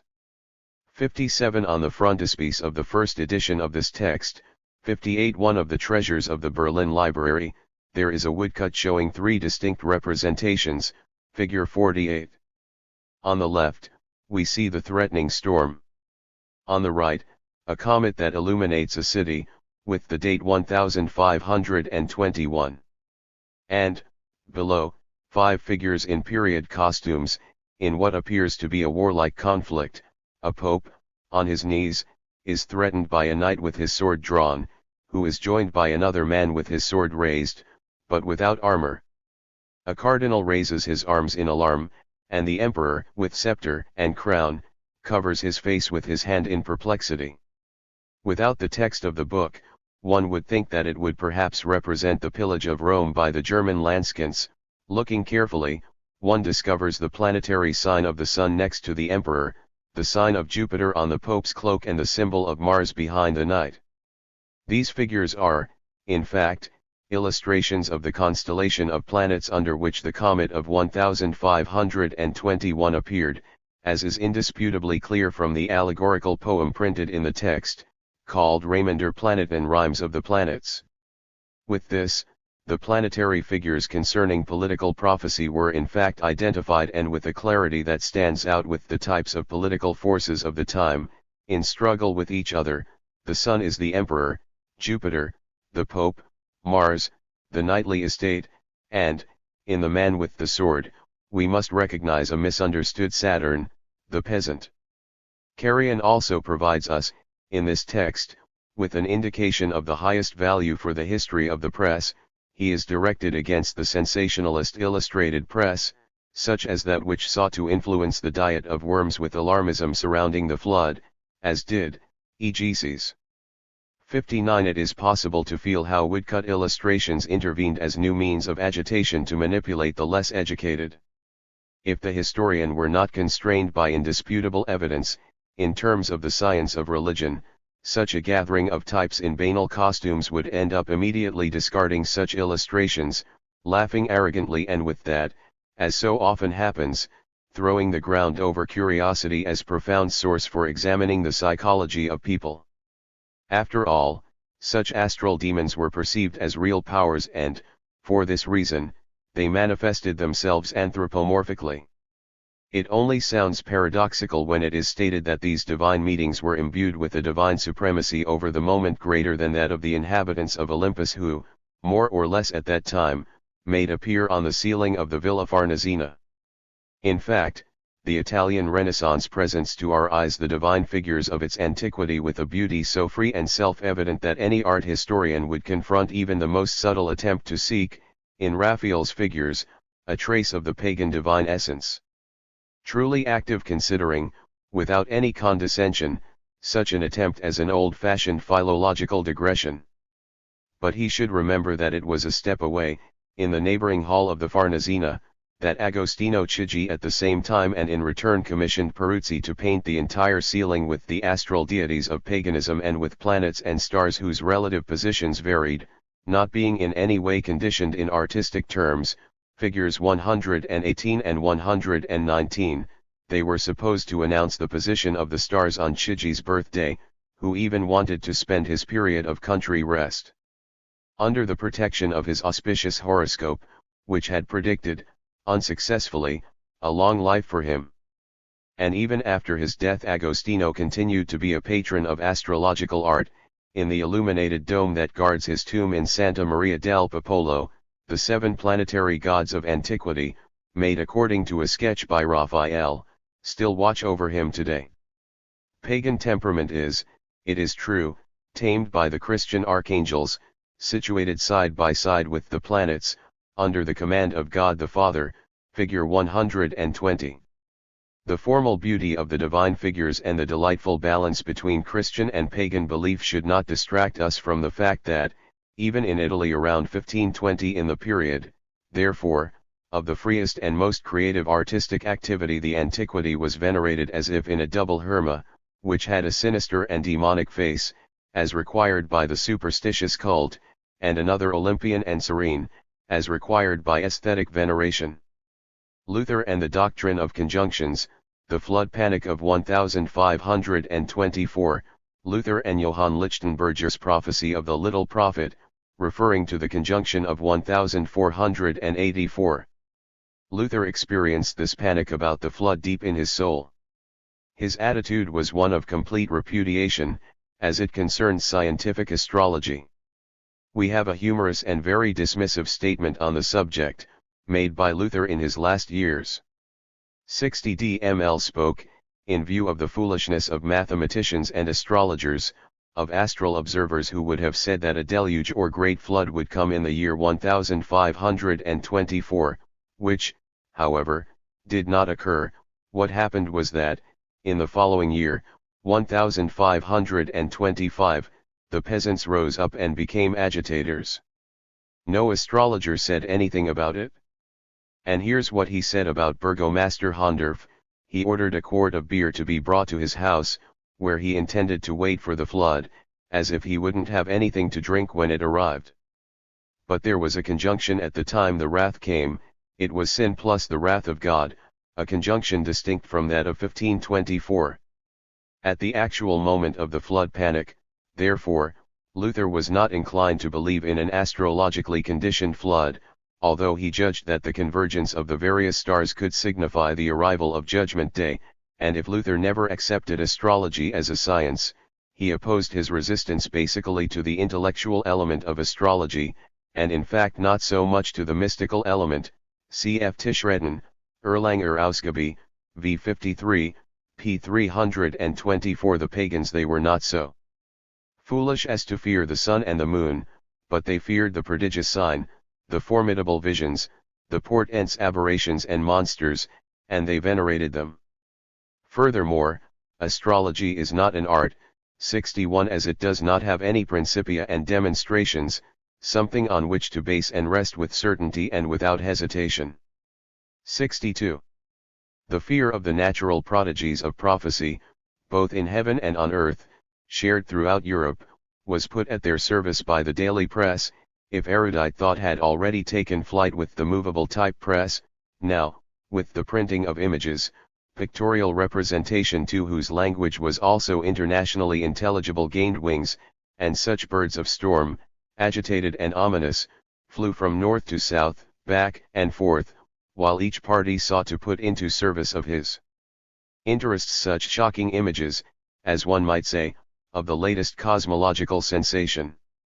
Apparently, on the Protestant side, it was Spalatin, a man trusted by Luther and the Elector Prince Frederick the Wise, who expressly promoted such press policy as an artistic or prodigious prophecy, which he did through alarmist images. Astrological or monstrological. As early as 1519, Spalatin had commissioned an opinion on the great constellation of 1484, 63, as well as requesting from Luther himself the aforementioned information about his Italian horoscope, which is enough to indicate that Spalatin circulated within the ideology associated with Johann Lichtenberger's prophetic pamphlet, which Luther would edit with his own preface. This leaflet, translated from Latin by Stephan Roth, was published by Hans Luffiet in Wittenberg in 1527, with woodcuts by Lemberger. 64. In this preface, 65, the undoubtedly astrological character was emphatically displaced into the background. It was hoped that the 43 images would really be considered only as isolated warning signs for bad Christians, and above all that they would shudder the clergy who no longer feared the threats of punishment, since the Peasants' War of 1425 passed without affecting them. The clerics and also the princes, all the big shots, had the same reason to fear this book, since it presented the ideas of the Reformation in church and state in a formidable mixture of enigmatic and obscure images and clearly formulated demands or threats. Since around 1490, this text, initially published in Latin, has been republished several times, even translated, being used as an oracle in difficult times. In 1806, this happened during the Battle of Jena. 66. This prophecy is deeply rooted in the soil of astrology. Astral belief, in its fanaticism, linked the expectation of the appearance of a cleric destined to provoke a revolution in the Church to a very specific planetary conjunction, that of Jupiter and Saturn in the sign of Scorpio, scheduled for November 23, 1484. In the 15th century, according to the account of Pico della Mirandola, 67, this prophecy had already, decades before, impressed and exalted spirits in Italy, in a similar way to the prophecy of the flood of 1524. When this religious prophet, like the flood, did not appear, relief initially came, as Pico attests, but nothing is capable of discrediting astrologers. There was in Padua a professor of astrology, Paulus von Middelburg, figure 49, a clergyman of Dutch origin, who simply stretched the influence of the 1484 constellation to cover 20 years, and enlarged it to encompass all domains of human life, and no longer just the monk who would appear. 68. The appearance of this revolutionary little prophet was clearly prophesied with the servile and punctuated use of the Arabic Abu Mashar, d. 886. 69. Thus, for example, such a prophet was expected to be born 19 years after 1484, that is, in 1503, to act for 19 years and to be forced to leave his homeland behind, since, according to the Bible, a prophet is worth nothing in his homeland. It is enlightening both psychologically and philologically for the history of prophetic literature that Lichtenberger repeatedly extracted his prophecies word for word from Paulus von Middelburg, something to which to this day no attention has been paid. His mysterious building therefore rests on a stolen foundation. Paulus von Middelburg himself angrily stated this in the Invectiva of 1492-70, perhaps one of the first printed records of an argument over plagiarism, and Lichtenberger, about whose personality little is known, 71, appears not to have responded. The ghost of the great conjunction between Saturn and Jupiter, figure 50, as well as the figure of the little prophet, therefore belongs to the much earlier collection, from pre-Reformation times. Nevertheless, they ended up acting with renewed force in Luther's time, for a variety of reasons.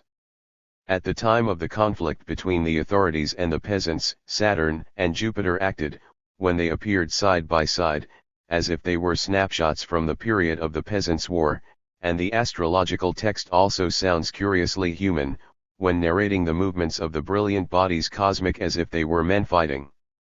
Demonic antiquity receives here, from the very life of the Reformation, which pulsates ardently, a revitalization that is spontaneous in every way, sinisterly real, a revitalization experienced including, and above all, by the image of the prophet monk of Lichtenberger, figure 51, in the times of true revolution in the Church. It may be that, after all, neither the time of birth, nor the departure from the homeland, nor the marks and stains on certain parts of the body, as already read in Abu Mashar's manual, coincide with Luther's appearance, but even so, the main element coincides. A monk rose up and attacked the clerics. Luther himself knew very well the risk that the illustrations in the Book of Prophecies could be associated with him. To prevent this, in at least one passage the caption was expressly added to the image of a false prophet in Lichtenberger's work: "This prophet looks like Thomas Muntzer." 72 But their friends and enemies would not miss this relationship between the images of the monks and Luther and Melanchthon. 73. The Stadtbibliothek in Hamburg has the Old Latin edition from 1492, published in Mainz, figure 52. To the two figures a devil perched on the shoulder of a large monk whose hood peak extends to the ground, 74, and at his side a smaller monk, seen from the front an old hand, apparently from the 16th century. He added in Low German, "This is Martin Luther and Philip Melanchthon." Without the connection examined by the science of culture, nothing would be seen in this note addressed to a monk possessed by the devil, except a declaration full of hatred coming from a declared opponent of Luther. But this is not entirely true. His allies, supported by Luther himself, could also interpret the image as favorable to the reformer, although it is known that the papal troops that fought him personally associated, and to the highest degree, Luther with the devil, and this all the time and to the point of exhaustion. It was even said that the devil would be, as an incubus, his biological father. Thus, we have a poisonous mixture of Luther and this Lichtenberger monk prepared by Cockleus, the most ardent of anti-Lutherans. As early as 1534, in his new Schwarmerian exaltations, Cockleus swore as follows: "I also hope that he Luther will not reach the 20th year, but, as Lichtenberger wrote of him, will be swallowed up into the earth in the 19th. The heretic monk who carries the devil on his shoulder, in Lichtenberger's Practica." 75. Cockleus, therefore, applies the image and content to Luther as an absolutely correct allusion, and it even sounds as if he wanted to refute some other interpretation, favorable to Luther. A year later, Cardinal Vergerio went looking for the dangerous excommunicated monk in Wittenberg and described his impression in the following words. He writes to Recalcati, on November 13, 1535. "And really, the more I think about what I saw and heard about that monster and the great strength of his damned operations, and uniting what I know about his birth and all his life spent by people who were his close friends until that moment when he became a friar, the more I let myself be overcome by the belief that he had some demon in his body." 76. Vergerio's description works, which is already noticeable from a purely superficial reading, as a surprisingly faithful caption for the prophet monk in Lichtenberger's work, and Vergerio himself provides yet another proof that he had Lichtenberger's text in mind. He, as he writes, had heard countless suspicions about nativita. "In my opinion, birth does not correctly translate this term. He here means, rather, the horoscope, that is, the constellation under which Luther was born. It was in fact right at that time, in Wittenberg, that such a horoscope would be associated, even more so by an Italian astrologer, with that prophecy of the monk made by Lichtenberger, and perhaps it was precisely because of this that Lucas Gauricus, on his visit to Wittenberg, in 1432, the date of Luther's birth was set at October 22, 1484, figure 38. It is even more likely that, when investigating the matter, Vergerio heard about it, considering the biased and anti-reformist politics that were from the beginning behind this dating, which would be exacerbated by Gauricus only in the 1552 version of Luther's horoscope, which it came with that introductory text full of hate. It is still possible to establish this link between Lichtenberger and Gauricus in detail. After all, if one carefully investigates the essential elements of Gauricus' horoscope, something that can only be indicated here, one realizes that there is an indisputable correspondence with the astrological information found in Lichtenberger's prophecy. Such a correspondence would possibly be clarified by the presence of a common source that they both trace back to, also of Nordic origin. And behold, that Paulus von Mittelberg, Lichtenberger's hidden model, lived in Italy and had the closest personal relations with Lucas Gauricus, since both were appointed by Pope Leo X to reform the Julian calendar. 77 We also know that Gauricus knew the work of Paulus von Mittelberg and held him in the highest regard. 4. In his Encomium Astrologiae, Gauricus cites him as one of the preclarians of this science. 78. In Gauricus, the basic idea of the prophecy is simply twisted to Luther's disadvantage, in that in this case it is no longer just two planets that converge in the house of Scorpio, as in Lichtenberger's prophecy, but all of them, except Mars. In Gauricus, the representations of the constellation of the prophets also remain in force, when Mars G and Saturn come together in the ninth house, that of religion, while the pernicious Mars is in his real house, that of Aries, as expressly stipulated by Lichtenberger. The concentration of the other planets in the ninth house was added in Gauricus. Whether it was with a view to arriving at this cluster, or on the basis of some particular astrological calculation, that Gauricus adopted this October 22, instead of the date of Lichtenberger's prophecy, November 25 or 20, is a question that requires further investigation. Investigation. 79. Luther on the prophecy of the evil adversary in Johann Lichtenberger. Thus, because of astrology, Luther would certainly have rejected his relationship with the image of the monk, not to mention that he, in the preface in question, had expressly highlighted the limitation of astral science, and even more so in virtue, as one would think, of the little devil that this monk wears on the back of his head, figures 52 and 53. But certain news, which, although communicated by Herberger only at the beginning of the 17th century, apparently goes back to reliable sources, which he explicitly names, tells something quite different. From Saint Martin and the enemies of Dr. Martin. The evil spirits greatly harassed Saint Martin when they appeared to him, in countless forms and figures. He privately complained that Mercury would be the worst of the bunch. Everyone has their torment, as Christ himself had to experience, Matthew 4. Once the devil approached Saint Martin, when he wanted to perform the liturgy, and said, "The whole world will be angry with you." Then Martin replied, just like the knight Gordius, "God is with me, I will not fear evil." If God is with us, who will be against? Because the devil also bothered Dr. a lot. Martin Ho, through his minions. Especially the sophists and the quick minds of the Mercurians tormented him abominably. At this point I need to tell you something memorable. Mr. Johann Lichtenberger prophesied that a monk would come who would sweep and purge the church, and painted the same monk with a devil on the back of his head. Now, Luther was once poring over Lichtenberger's book, and wanted to translate it into German, when Dr. Justus Jonas asked him what he intended, and Luther replied. Then said Dr. Jonas, "Why do you want to turn it into German, if it's against you?" Luther asked him why he thought so. The doctor. Jonas said, "Lichtenberger said you would have the devil, and you have no devil." So Mr. Luther laughed and said, "Here, doctor, look at the image a little better. Where does the devil rest? It does not rest in the monk's heart, but on the back of his neck. This fits perfectly. My Lord Jesus lives in the heart, and the devil will never enter him, not now, not ever, but I think it is sitting on the back of my neck, by the Pope, the Emperor, and the great potentates and everyone else who pretends to be smart in this world. As he can't do more than that, the devil makes a hateful buzzing in my head. As God desires, the devil can torment me from the outside.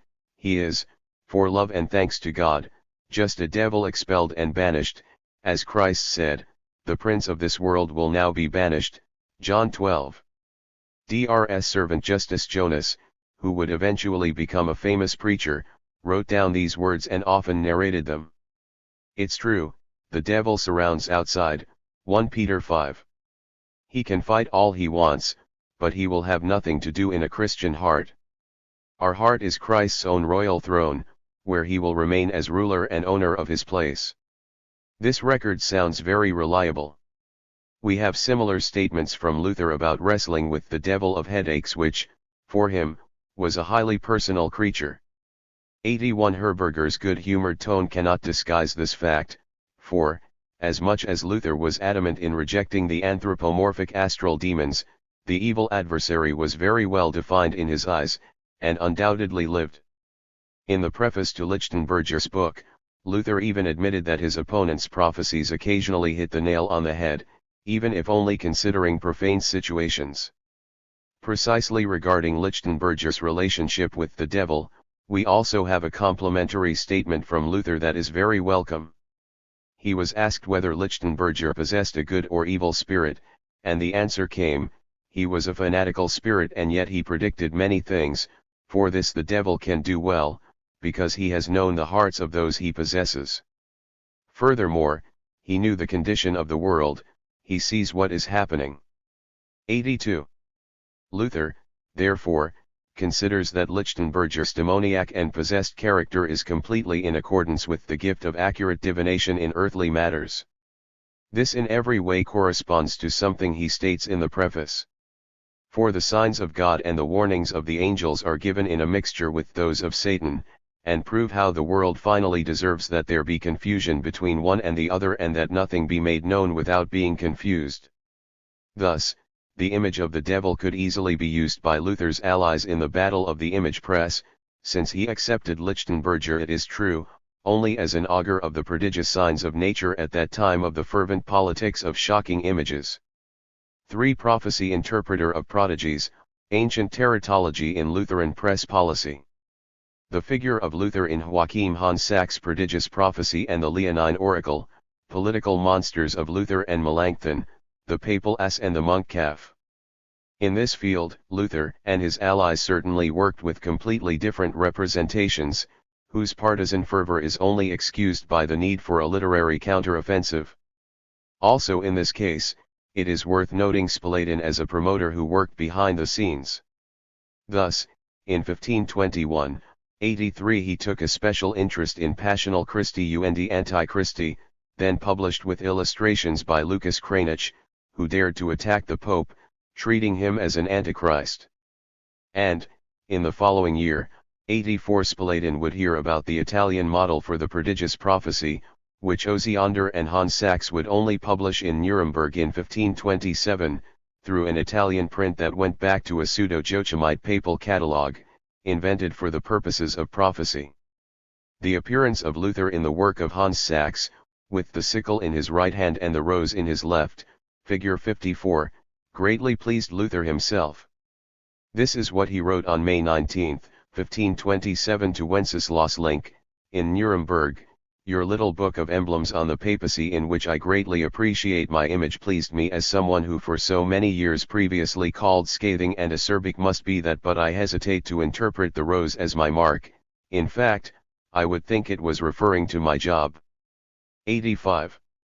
The Italian book with woodcuts, Bologna, 1515, that served as a model for the German one, figure 55, is today in the Wolfenbüttel Library, still with the verses by Hans Sachs, handwritten by Osiander. 86. Unfortunately, it will not be possible to go into further detail. Let only the human leg be indicated, which in fact appears next to Luther. Here, in our papal historical catalogue, remains the expressive emblem for Pope John XXIII, Kasha the thigh.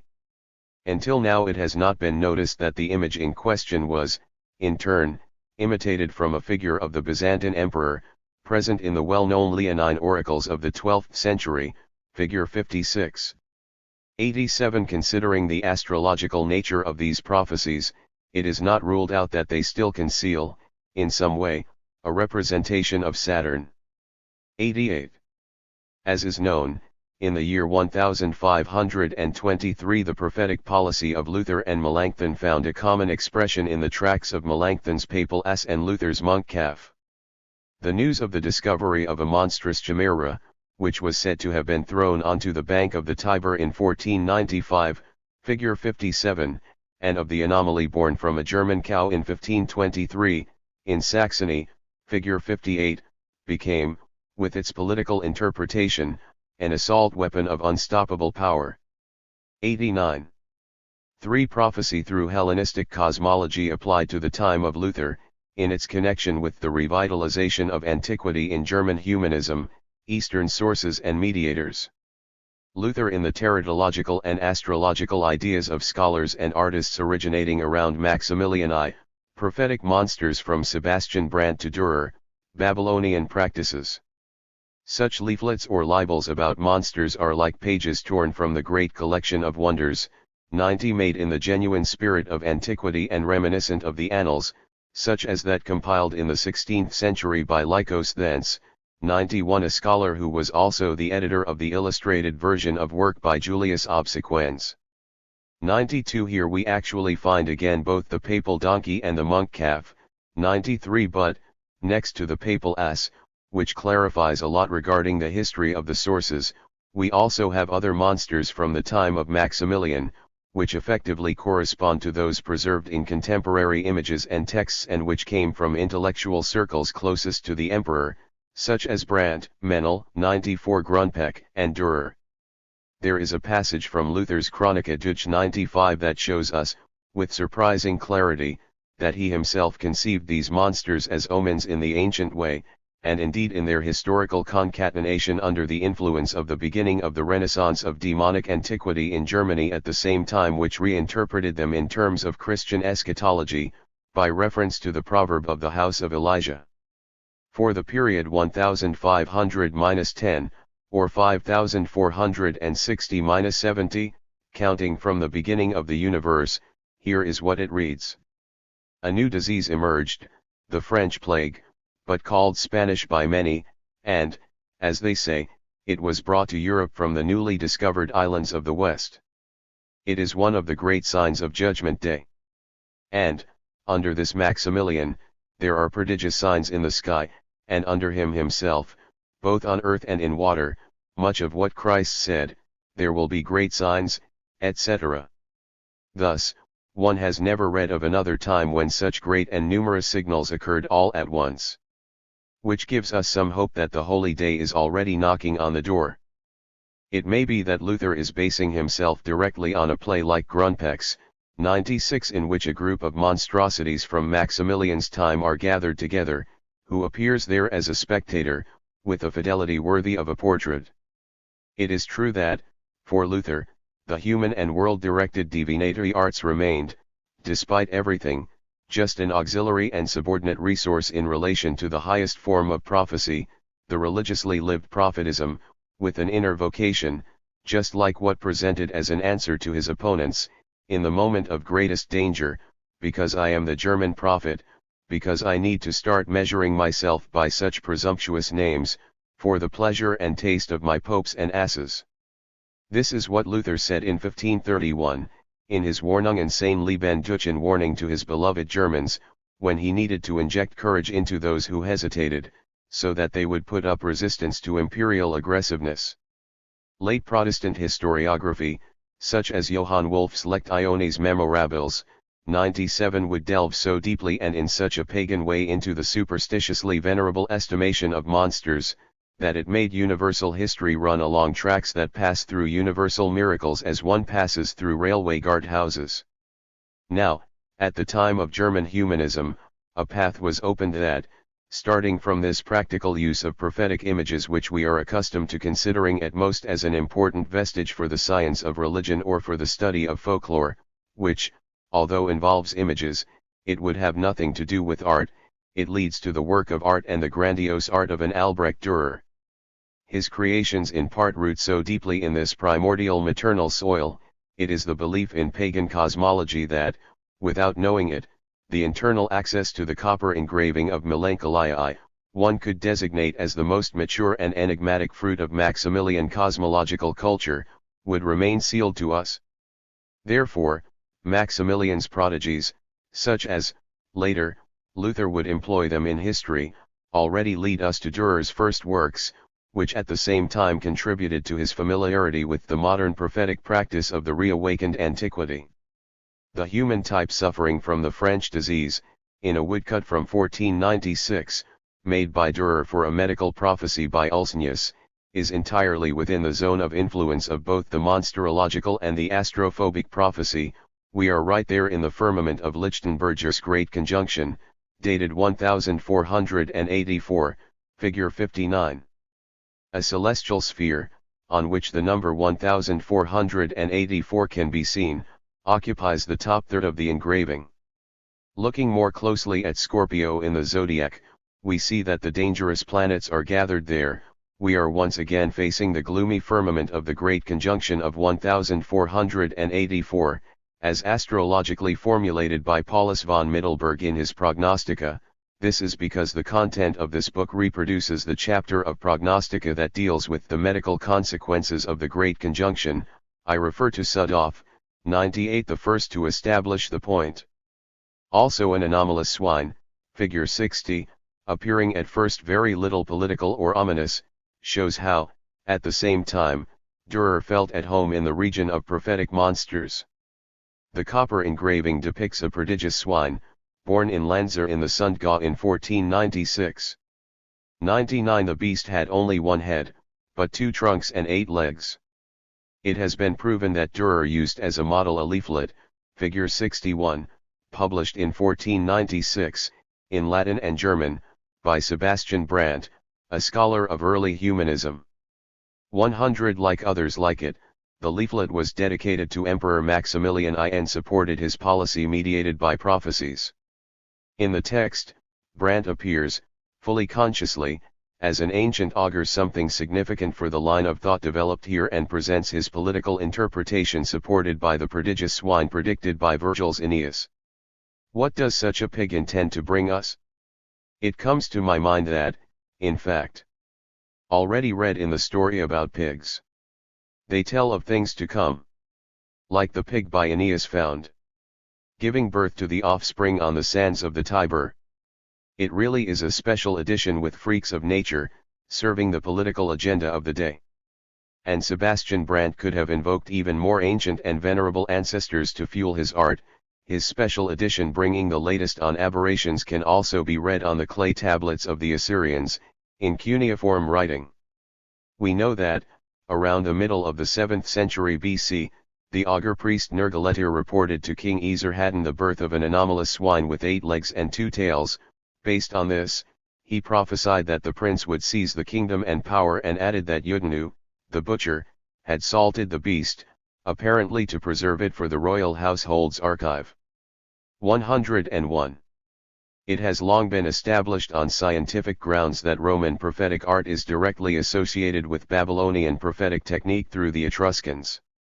If the connection between Esarhaddon and Emperor Maximilian was preserved with such vitality for 2,000 years, this is due not only to the care given by erudite antiquarians, but above all to the human compulsion, primal and interior, to mythological causality.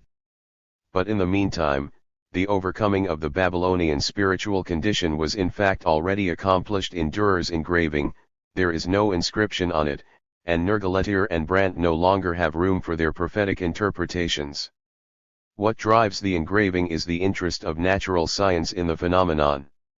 The Arabic astrology manual called Picatrix and planetary belief in Albrecht Dürer, Saturn and Jupiter in Melancholia, in Lichtenberger's prophecy and in Luther.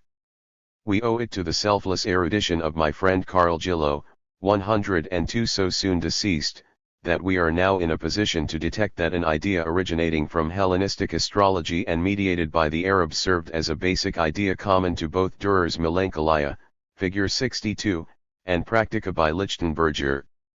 Saturn and Jupiter, in the opposite effect they have, provide the connecting term between them. To begin with, just an external indication of this mutual implication: if Maximilian was already familiar with Lichtenberger's mentality, it is because his source, Paulus von Mittelberg's Prognostica, was dedicated to him.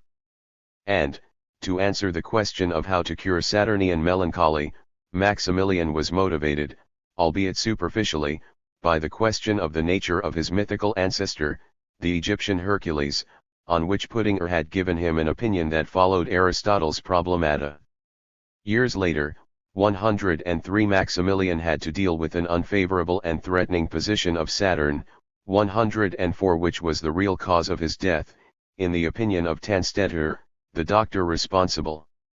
105 But, regardless of any direct and more personal relationships, Gillo managed to demonstrate what the medicine for curing Saturnian melancholy was ultimately based on, at the time of Maximilian. There were, according to the doctrine of ancient doctors, two forms of melancholy, one severe, the other mild.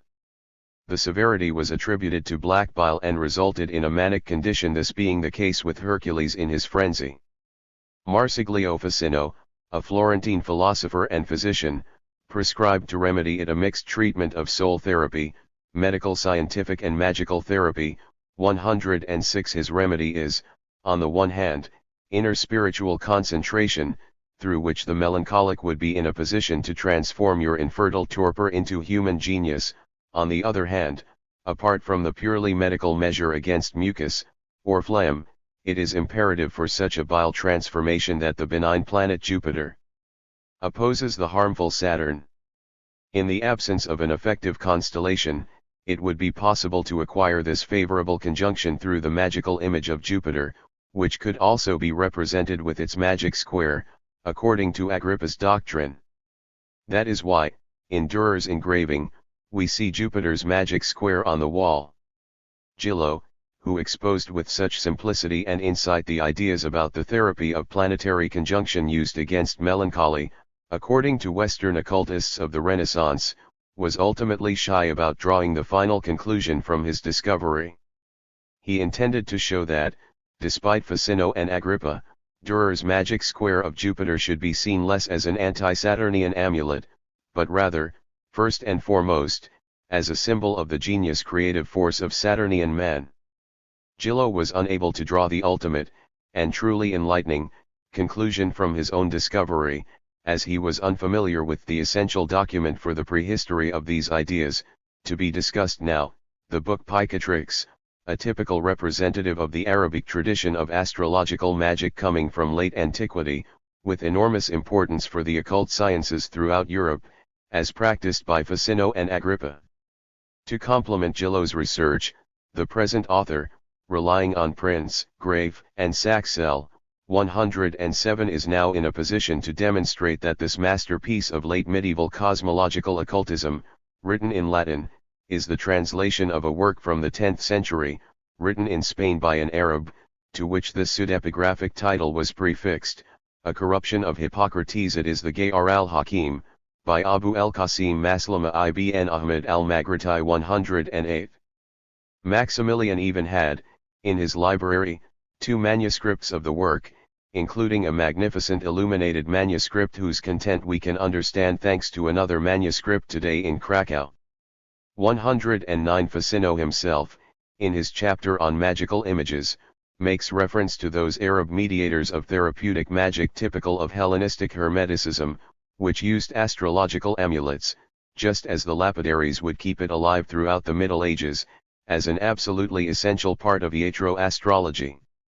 Above all, Pychatrix stands out, 110, which provided Ficino with descriptions for images of planetary figures with therapeutic power. In a manuscript found in Rome, in addition to those from Vienna, Wolfenbüttel, and Krakow 111 that date back to the Pychatrix, they are found, in a relationship of mutual dependence, alongside these images of figures, distorted, but at their core clearly ancient, precisely those magic squares, with precise instructions for their use. Therefore, the magic of Ficino's images and the magic squares of Agrippa depend, as late descendants of pagan practice from time immemorial, essentially on each other, as both are evenly rooted in the therapeutic magic of Hermetic jazz mediated by the Arabs. Furthermore, it would be necessary to counter Gillo's reservation that if Saturnian man had been made to display this magic square, with the mathematical rhythms that are peculiar to him, solely as a symbol of his inventive genius, he would then need to display Saturn's magic square, and not Jupiter's. Because, in any case, it is only thanks to the ideas of iatroastrology that such a magic square acquires its appropriate meaning in this context. The truly creative act which makes Dürer's Melancholia this comforting humanist icon against Saturnophobia can only be conceived if such magical mythologism is recognized as the proper object of a sublimating artistic transformation. These planetary, baneful, child-devouring demons, on whose battle in the cosmos, fought with the other planetary rulers, the fate of the enlightened creature depends, were remodeled by Durer's humanizing metamorphosis into the plastic incarnation of the working and thinking human being. This author found in Melanchthon an additional confirmation that this analysis of melancholia matches the spirit of his contemporaries. Melanchthon conceived of Durer's genius as the most sublime form of melancholy, when his peculiar torpor is sublimated thanks to the favorable constellation. He says, regarding melancholies, as previously said, there is an admirable variety of them. First, there is that heroic of Scipio, or of Augustus, or of Pomponius Atticus, or that most noble of Durer. Not only is it notable for its virtues of every kind, in fact, it is governed by a moderate mixture, but it is also born of a favorable position of the stars. 112. This conception of Durer's artistic genius would serve, as it is, as a subtitle for Melancholia. This is because, in a second passage by Melanchthon himself, we realized which astral forces he attributed such transformative power to. He designates as the cause for Augustus' sublime melancholy the convergence of Saturn and Jupiter in Libra. Melancholy is much more noble if it is moderated by the conjunction of Saturn and Jove in Libra, just as Augustus' melancholy seems to have been. 113. Let us now take an incisive look at the essence of the renewal process that we call the Renaissance. Classical antiquity begins to rise to face Hellenistic Arabic times. The mummified acedia of the Middle Ages is revitalized by the renewed knowledge of ancient writers. After all, Aristotle's Problemata were the substrate on which thought ran in both Ficino and Melanchthon. The history of the influence of antiquity contemplated in the change of its transmitted, forgotten, and rediscovered divine images harbors latent cognitive values for a history of the significance of the anthropomorphic way of thinking. In the transition period at the beginning of the Renaissance, the causality typical of pagan cosmology had its mark on the symbols of anciently inspired deities, and it was their saturation with human attributes that decided the shape of the confrontation that, starting from the religious cult of demons, led to the purely sublimating transformation of art. Lichtenberger, Dürer, and Luther reveal three phases in the German struggle against the fatalism of pagan cosmology. In Lichtenberger, figure 63, we see two horrendous and degenerate astral demons, fighting for supremacy in the conduct of human destiny, but its object, the man himself, is missing. In Dürer, on the contrary, such demons were transformed by the Renaissance, in the sense of a classical formal language, 114, but they still retain the signs of their dependence on destiny, arising from their Hellenistic Arabic pilgrimage. The cosmic conflict resonates as a process within man himself. The grotesque demons have disappeared, and the dark torpor of Saturn is humanistically sublimated in human reflection. Deeply immersed in herself, Melancholy, who has wings, is sitting, her left hand supporting her head, a compass in her right, around it, technical and mathematical devices and symbols, in front of her, a sphere. According to Ficino's old translation, 115, the compass and the circle, and therefore the sphere too, are reflective symbols of melancholy, but the natural cause is that, to attain and obtain wisdom and instruction, especially that of in the most difficult art, it is necessary for the spirit to be taken from external things to internal things, in the same way as one goes from the perimeter of the circle to its central point, called centrum, and there accommodate oneself and surrender. Could she be thinking of a remedy against the misfortune announced by the comet in the background, seen above the waters? 116, or was the fear of the flood already felt? With Dürer, the harmful effects of the Saturnine demon were neutralized by the reflexive activity of the enlightened creature. The planetary child sought, through his own contemplative activity, to escape the curse of the demonic star, which threatened him with his complex of the greatest ignobility. 117, in the hand of melancholy is the compass of genius, and not the humble digging shovel, figure 42, the children of Saturn. Jupiter, invoked by magic, comes to help Saturn, thanks to its benign and calming effect. In the image, the rescue of the human being by the inverse glow of Jupiter is already in a certain sense guaranteed, the act in which the two demons fought, as in Lichtenberger's vision, is already behind us, and the magic square is hanging on the wall like a vote of thanks for the service provided by the kind astral genius, who emerged victorious. In contrast, Luther is a liberator both in his rejection of this mythological fatalism and in his attack on the production of hostile horoscopes. Also, the acceptance of the superhuman and demonic character of the stars was rejected by him as pagan idolatry riddled with sin. Luther and Dürer therefore coincide to a certain extent in their struggle against the mythology of the Great Conjunction. With them, we have already entered the dispute for the inner emancipation of modern man, both in intellectual and religious terms, which is, it is true, only at the beginning, for, just as Luther still feared cosmic monsters, and, moreover, the lamia of the ancients, melancholia is also not yet completely free from ancient demonophobia. It is not the laurel that adorns her head, but the teucrium, the classic medicinal plant against melancholy, 118, and she protects herself from the malignant influence of Saturn thanks to that magic square, as Ficino wanted. As if it were a scholium in the form of an image placed on Horace's Ode to Maecenas, it gives us the impression of a genuinely ancient, astrological idea. To you, from the refulgent Jove the support. From the disastrous Saturn took you away. And the wings of fate slowed age.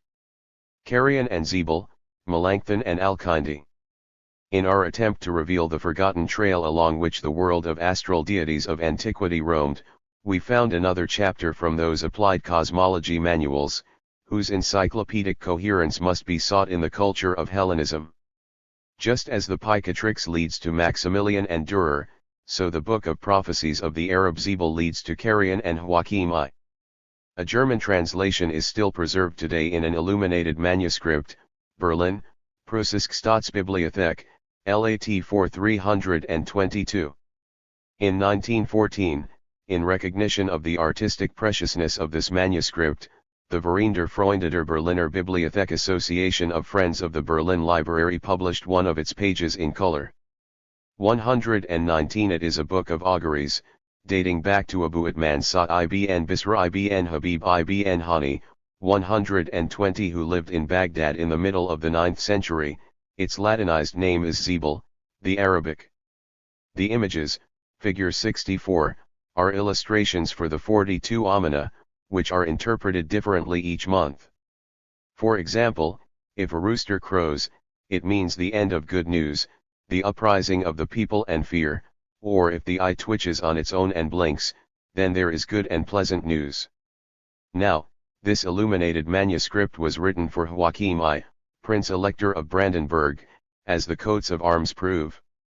On one page, he is even represented as a Prince Elector, although not with the verisimilitude of a portrait, figure 65. The book would be published more often towards the end of the 16th century, with copper engravings. In one of these editions, Prague, 1592, it is expressly stated that Carrion wrote a copy in his own hand for the Prince Elector, which would later be given as a gift. It is quite possible that this occurred, considering Carrion's versatile position as magician and astrologer at Jehoiachin's court, which he had held since 1521, as is evident in the Prognosticatio. Johann Carrion, to this day, has not been appreciated as much as he deserves. No attention was even paid to his portrait, from the Kranich school, although it is in the Preußische Staatsbibliothek, figure 36.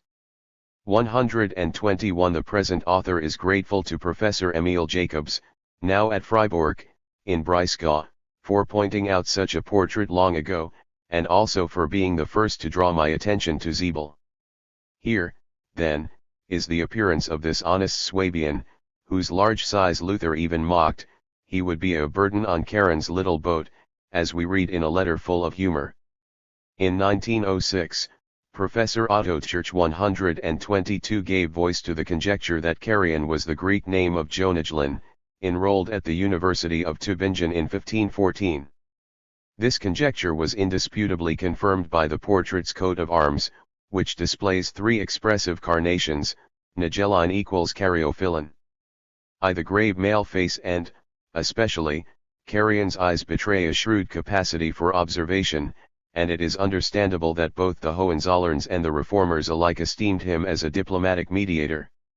Luther, after his death, called him a wizard, 123, and Reinhold also expressly designated him Insignis Necromanticus Insign Necromancer.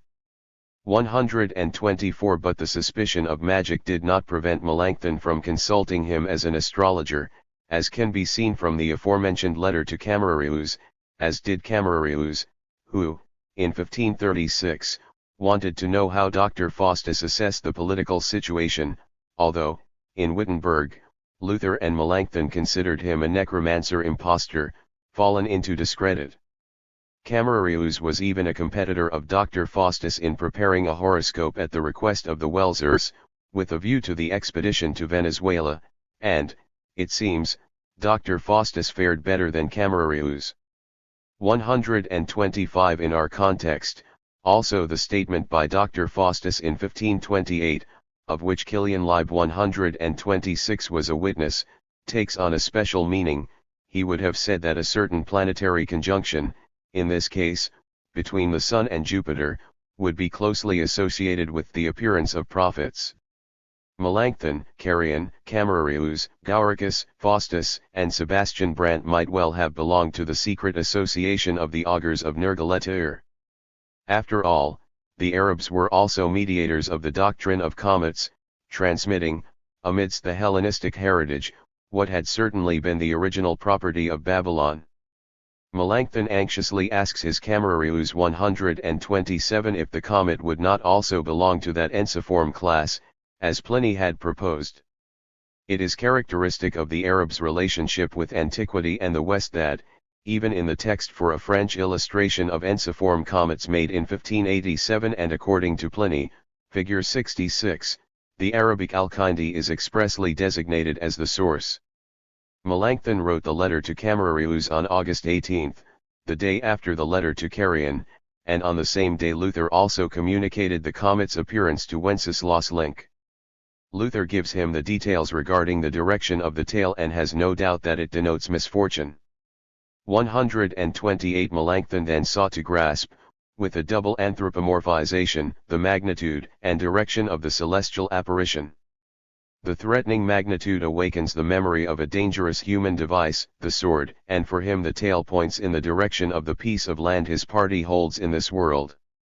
And behold, Melanchthon, thanks to his mythopoetic phobia, fears the sword in heaven, exactly as he would have placed his faith in the sword of the Reformation, in the Landgraves. Apian, the astronomer, at that time had already subtracted what was demonic in the magnitude of the comet, by establishing the relationship of the tail with the sun. But only Halley, by determining the regularity of the comet's appearance, freed it from anthropocentric confinement. With this, the exegetical excursion takes us back to the starting point, Melanchthon's letter about the comet, and simultaneously to a curiosity about the superstition of pagan antiquity, from which we tried to extract its cognitive value for the historical conception of the time of the Reformation. Just as celestial apparitions were understood in human terms, so that their demonic power was limited to at least in image, so a demonic man like Luther was converted into a star, and, as we have seen, already in life, through the almost totemic link of his birth to a couple of planets, so that it could be understood in the image of a higher, cosmic greatness, designated by God as the cause of its strength, coming in a superhuman way and which would otherwise be inconceivable. As we have seen, the revitalization of demonic antiquity is accomplished thanks to a kind of polar function specific to the empathic memory of images. We are in the age of Faust, in which the modern scientist halfway between the practice of magic and cosmological mathematics seeks to conquer the space of thought of reflection between himself and the object. Athens hopes to be once again, as so many times, reconquered from Alexandria. From this point of view, the images and words discussed here, just a fraction of what could be made available, can be conceived as hitherto unread documents for the tragic history of modern European freedom of thought. At the same time, we had in mind to highlight, together with a positive investigation, how it is possible to improve the method of the science of culture by connecting the history of art to the science of religion. The author himself was well aware of the shortcomings of this preliminary essay. But he thought that the memory of Usner and Dietrich required us to accept the problem for which we were highlighted, as this author was for the question of the influence of antiquity, that chance sends us to territories not yet explored.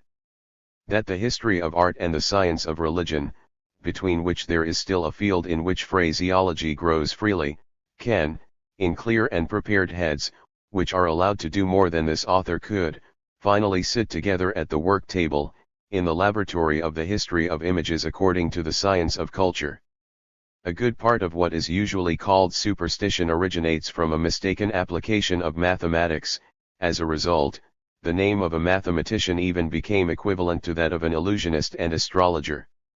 Just remember the theory of signatures, palmistry, geomancy, and even demon conjuration. All these nonsense take their dim shine from the clearest of all sciences, their confusion from the most exact of them. There is nothing, therefore, that should be considered more pernicious than taking, as has happened several times in recent times, mathematics from the region of reason and understanding, where it resides, and dragging it vilely to the region of fantasy and of sensitivity. In dark times, such grievances are to be expected, they are made for each other in terms of character. For, in reality, superstition only takes false means to satisfy a real need, and therefore it is not something so objectionable as is supposed, nor something so rare in the so-called enlightened centuries and among enlightened people. After all, who can say that he always satisfies his unavoidable needs in a pure, correct, true, irreproachable and complete way, to the point of not having stopped, when the most serious achievement, as in belief and hope, also in superstition and illusion, in levity and prejudice. Introduction. Ladies and gentlemen, if, tonight, I present you with images, accompanied by words, that I obtained on a trip that took place 27 years ago, and most of them photographed by me, I am aware that this essay requires clarification.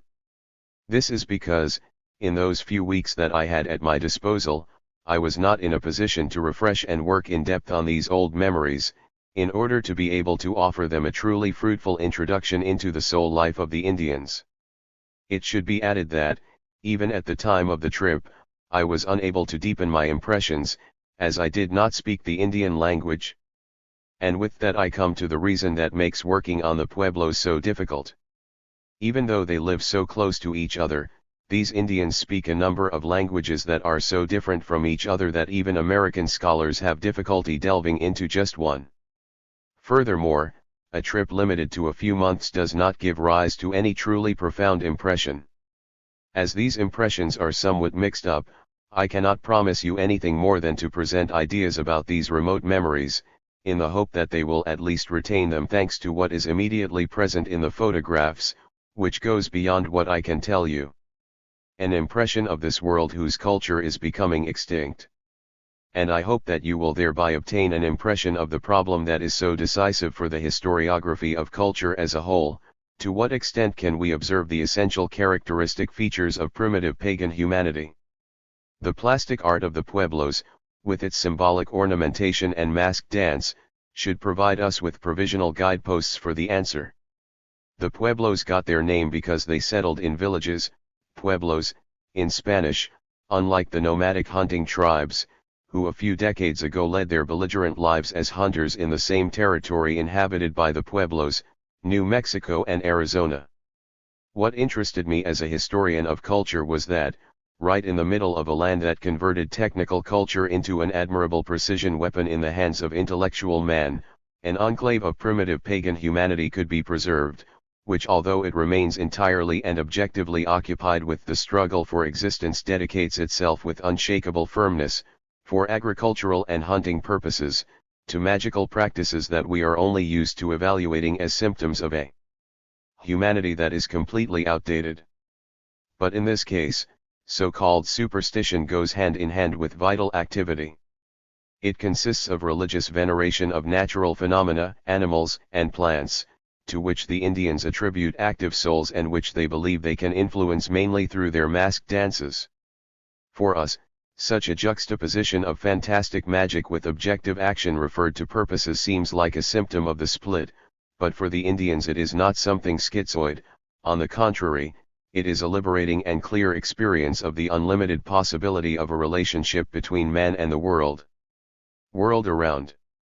However, it is necessary that the religious psychological assessment of the Pueblo Indians be carried out with the greatest caution, for the following reason: the material is contaminated, that is, doubly concealed.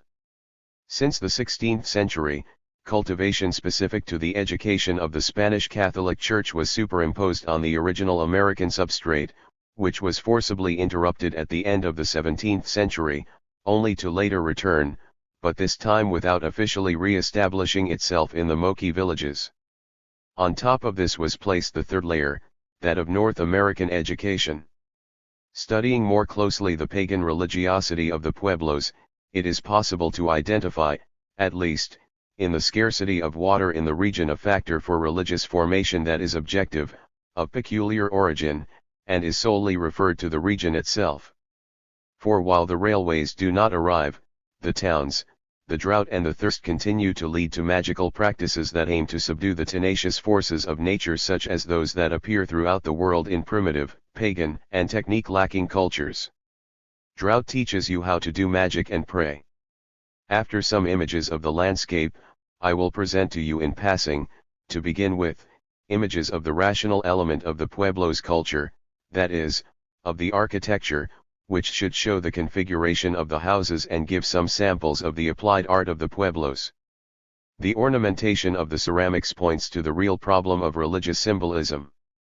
That this ornament that seems like pure decoration should really be interpreted in symbolic and cosmological terms, this is what I would like to show you below, with a drawing that I personally received from an Indian, in which, alongside a basic element, the representation cosmological dimension, the universe conceived in the form of a house, at the same time gives rise to an irrational animal magnitude, such as an enigmatic and feared demon, the serpent.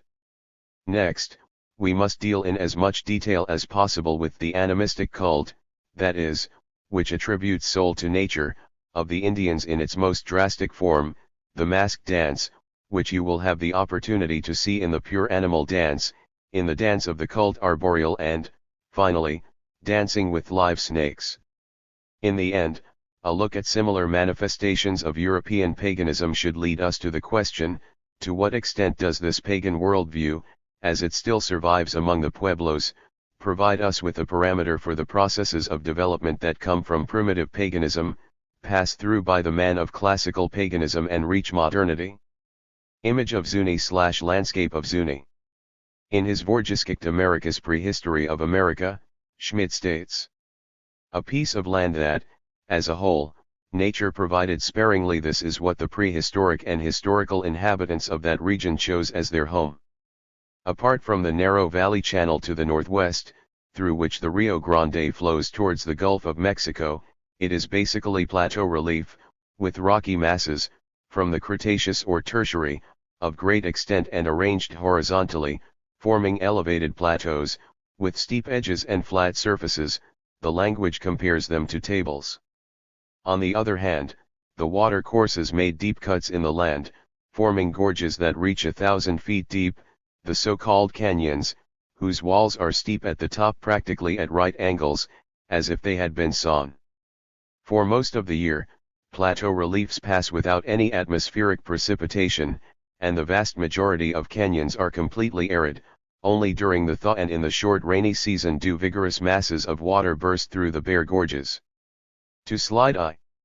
This is the mesa map of Colorado, in the Rocky Mountains. In this region, where the states of Colorado, Utah, New Mexico, and Arizona are located, there are both the ruins of prehistoric dwellings and the villages that the Indians still inhabit today. In the northwestern portion of the plateau, in Colorado, there is the Cliff Village, with houses located in the crevice of the rocks. Uberlingen, D. It is abandoned today. The group to the east is made up of around 18 villages, which can be reached quite easily from Santa Fe or Albuquerque. The Zuni villages, of special importance, are more or less to the southwest and can be reached after a day's journey from Fort Wingate. The Moki villages are the most difficult to access, and for this reason they preserve the old peculiarities in a less adulterated state. There are 6 in total, located at the top of 3 narrow and very high rock formations, which run in parallel. I will still have the opportunity to tell you in detail about Orabi, the rock village that is located further west. Santa Fe/Albuquerque. Inserted right in the middle of the region, initially as a Mexican settlement, is the capital of New Mexico, Santa Fe, which, after tough battles, which took place over the last century, is today under the rule of the United States. Leaving there and neighboring Albuquerque, you can easily reach most of the Pueblo villages to the east. Leaving Santa Fe, I visited the villages of Sao Joao, Cachiti, and Santo Ildefonso. From Albuquerque, I reached the villages of Laguna and Acoma. The white population is made up of Mexicans and North Americans. I found people everywhere who were most willing to help me in my attempt to discern, in the works considered, what was, on the one hand, an indigenous element and, on the other, an element of North American education. Laguna 1. The Laguna village is in the vicinity of Albuquerque. Even without being located as high up as the others, Laguna still exemplifies very well what Pueblo settlements are like. The village itself is beyond the Atchison-Topeka-Santa Fe railway line. European settlement established itself on the lower level, next to the station. I was accommodated there in the house of a German from Pennsylvania, Matthias Kirch, who spoke only the broken German of Pennsylvania people. He was married to a Mexican woman, and so he was very useful to me, even though he had no idea of the true significance of my work for scientific research. Laguna 2. Here you see a 2-story house in Laguna. A woman is about to enter the door of the house, that is, she is going up the stairs, as there is no door below. She enters on top. Originally, this type of house certainly offered better defense against enemy attacks. With this, the Pueblos brought to light a middle ground between the building for housing and that for defense, especially characteristic of their civilization and whose type probably dates back to the Americas of old. It is a building with terraces, that is, houses in which a second floor of houses and even, sometimes, a third are located on the ground floor. Next to them, there are circular constructions, the so-called kivas, in whose underground room ceremonies are held. Indoor spaces in Orabi. Here is the interior of a Pueblo house in Orabi, which shows women preparing bread, figure 67. After bathing her hand in a large bowl of cornmeal paste, the woman quickly takes it to the surface of a heated stone. The result is a bread that consists of these greenish sheets of flour, very similar to paper. It is. The curious flower-shaped hairstyle worn by one of the women sitting there dates back to the distant past. Coronado F. came to see it as early as the middle of the 16th century, and it is still used today among the Moquis, while it has fallen into disuse among the Pueblos that are closer to the train. In the corner on the left, there are some dolls that are not mere toys. They hang there like images of saints in the homes of Catholic peasants.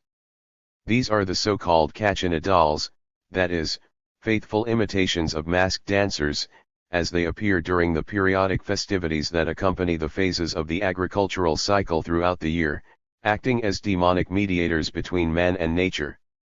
These dancers are among the most curious and peculiar manifestations of this religiosity of peasants and hunters. Later, with the images of the dance, we will pay more attention to the Kachinas. Hanging on the wall, as a symbol of invasive American culture, we see the straw broom. The basically artisanal product, which serves both practical and religious purposes, is the clay vessel, in which water is carried, so necessary and scarce. Louise Billings. You see here one of these women carrying the water. Her name is Louise Billings and she is from Laguna, the village closest to the railroad. That's why she no longer wears the hairstyle with flower-shaped side braids. You can see the short, black woolen skirt, a clean white t-shirt, with a small black tunic over it, and the legs wrapped in deer skin. The jug she carries is decorated with a bird, curiously decomposed into a linear shape. Ceramics/birds. This image gives an overview of the ceramic pieces. Here you see one of the characteristic features of the Pueblo ornamentation style. This style practically exposes the skeleton of the phenomenon, decomposing the bird into its essential parts in order to convert it into a heraldically formed abstraction. The bird becomes a hieroglyph, which is no longer meant to be seen, but read. We have an intermediate degree between the image of reality and the sign, between the realistic mirror image and writing. In this genre of ornamental treatment of animals, it is possible to immediately see how such a way of seeing and thinking can lead to symbolic writing through images. The bird plays an important role in the mythical ideas of the Indians, as anyone who has read the Leatherstocking Tales knows. In addition to the veneration it already enjoys, like other animals, as an imaginary animal ancestor, therefore, as a totemic animal, the bird is specifically venerated in the funeral cult. It even appears that in Sichitki, a prehistoric village, a bird of soul and prey was among the basic representations of mythical fantasy. With his feathers, he still participates in idolatrous worship today. The Indians have a specific prayer instrument, small sticks called payos, to which the feathers are tied, which they place in front of the fetish altars and plant in the graves. According to the credible explanation of the Indians questioned about this, what happens is that the feathers, like winged creatures, transmit the desires and requests of the Indians to the respective demonic creatures in nature, the rudiment of a bird of the soul. It is undoubtedly possible to detect, in the pottery of the Pueblos, including how it is practiced today, the influence of medieval Spanish technique, as it was brought to the Indians by Spanish priests in the 16th century. I myself saw, in the Museum of Art and Applied Art in Hamburg, a tile that displays the same greenish varnish that I had observed on 3 old vases in Acoma, which I was fortunate to be able to acquire for my collection, now in the Museum of Folk Art in Hamburg.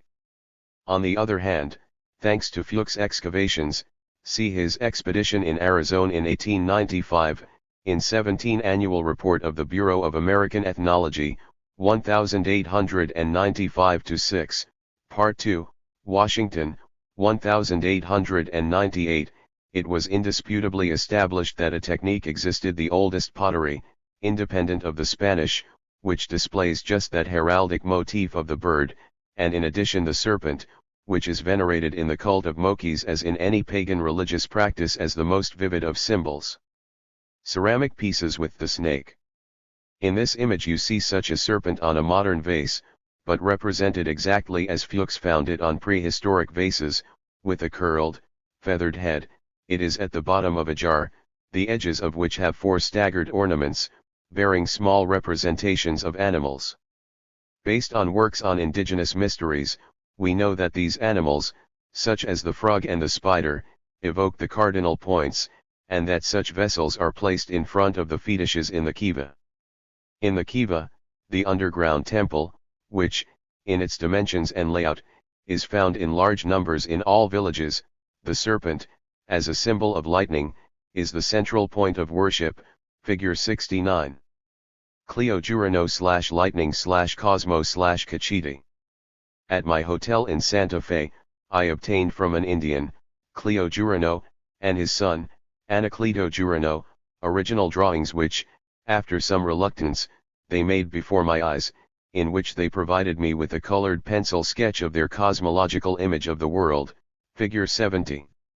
Her father, Cleo, was one of the priests and painters at the kiva in Cachiti. As you see here, he showed me the serpent as a meteorological deity. It is true that it is not feathered, but otherwise it is designed exactly as in the image on the vase, with the tongue in the shape of an arrow. The roof of the abode of the world has a staircase-shaped pediment.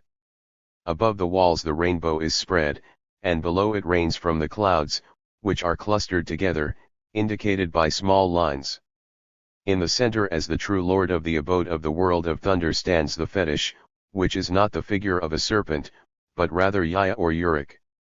In front of these paintings, the believing Indian subjects the generous thunder to his magical practices, among which the one that surprises us most is the treatment with live serpents, which explains why, as we see in Jurano's drawing, the serpent, with its shape which resembles lightning, is causally and magically linked to lightning.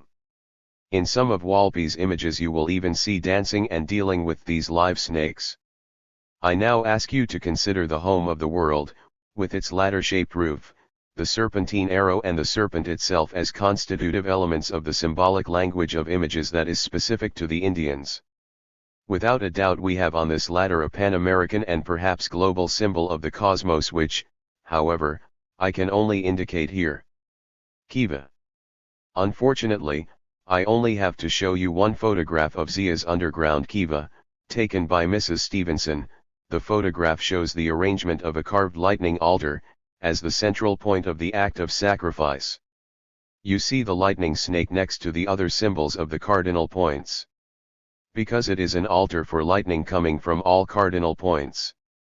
The Indians crouched at the front left their offerings before the altar, figure 71, and have their feathers in their hands, a symbol of intercessory prayer. Akama. The following circumstance contributed to my desire to observe the Indians directly under the influence of official Catholicism. I had the opportunity to accompany Père Jouard, a friendly and helpful Catholic priest, whom I had met on New Year's Day, 1895, while attending a Mexican dance called Matachim, on an inspection trip that took him to the village of Acoma, located in a romantic region. We followed this broom-covered wilderness for about 6 hours, until we saw the village emerge from the sea of rocks, like Heligoland in a sea of sand. Before reaching the foot of the gorge, the bells began to ring in honor of the priest. A crowd of redskins in colorful costumes ran quickly down the trail to take our bags and carry them up. The vehicles remained below, a necessity that proved disastrous, as the Indians stole a small barrel of wine that the priest had received as a gift from the nuns of Bernalillo. First, we went up to be received, with all the gestures of reverence, by the governor. Spanish names are still used for the chiefs who govern the villages. He took the priest's hand to his lips and made a sucking noise, as if inhaling the breath of the person being greeted, in a greeting full of reverence. We were accommodated in his large master bedroom, along with the coachman, and I began to record the vocabulary, in which I received friendly assistance from the Indians who came and went. I promised the priest that I would help him with Mass the next day, as he asked me. Acoma 2. The Indians stood in front of the church doors, figure 72. It's not easy to call them into it. You have to go through the 3 parallel streets of the village and call them out loud and clear, which is done by the chief. Finally, they gather there. As you see here, for the first time, they cover themselves with colorful wool fabrics, which the nomadic Indian women already weave in the open air, but which are also produced by the pueblos themselves. They are ornamented in white, red, or blue, and give a highly picturesque impression. Acoma 3. The interior of the church has a small, elegant Baroque altar, with images of the saints. The priest, who did not understand anything about the indigenous language, had to use an interpreter, who, during the Mass, translated it sentence by sentence, figure 73.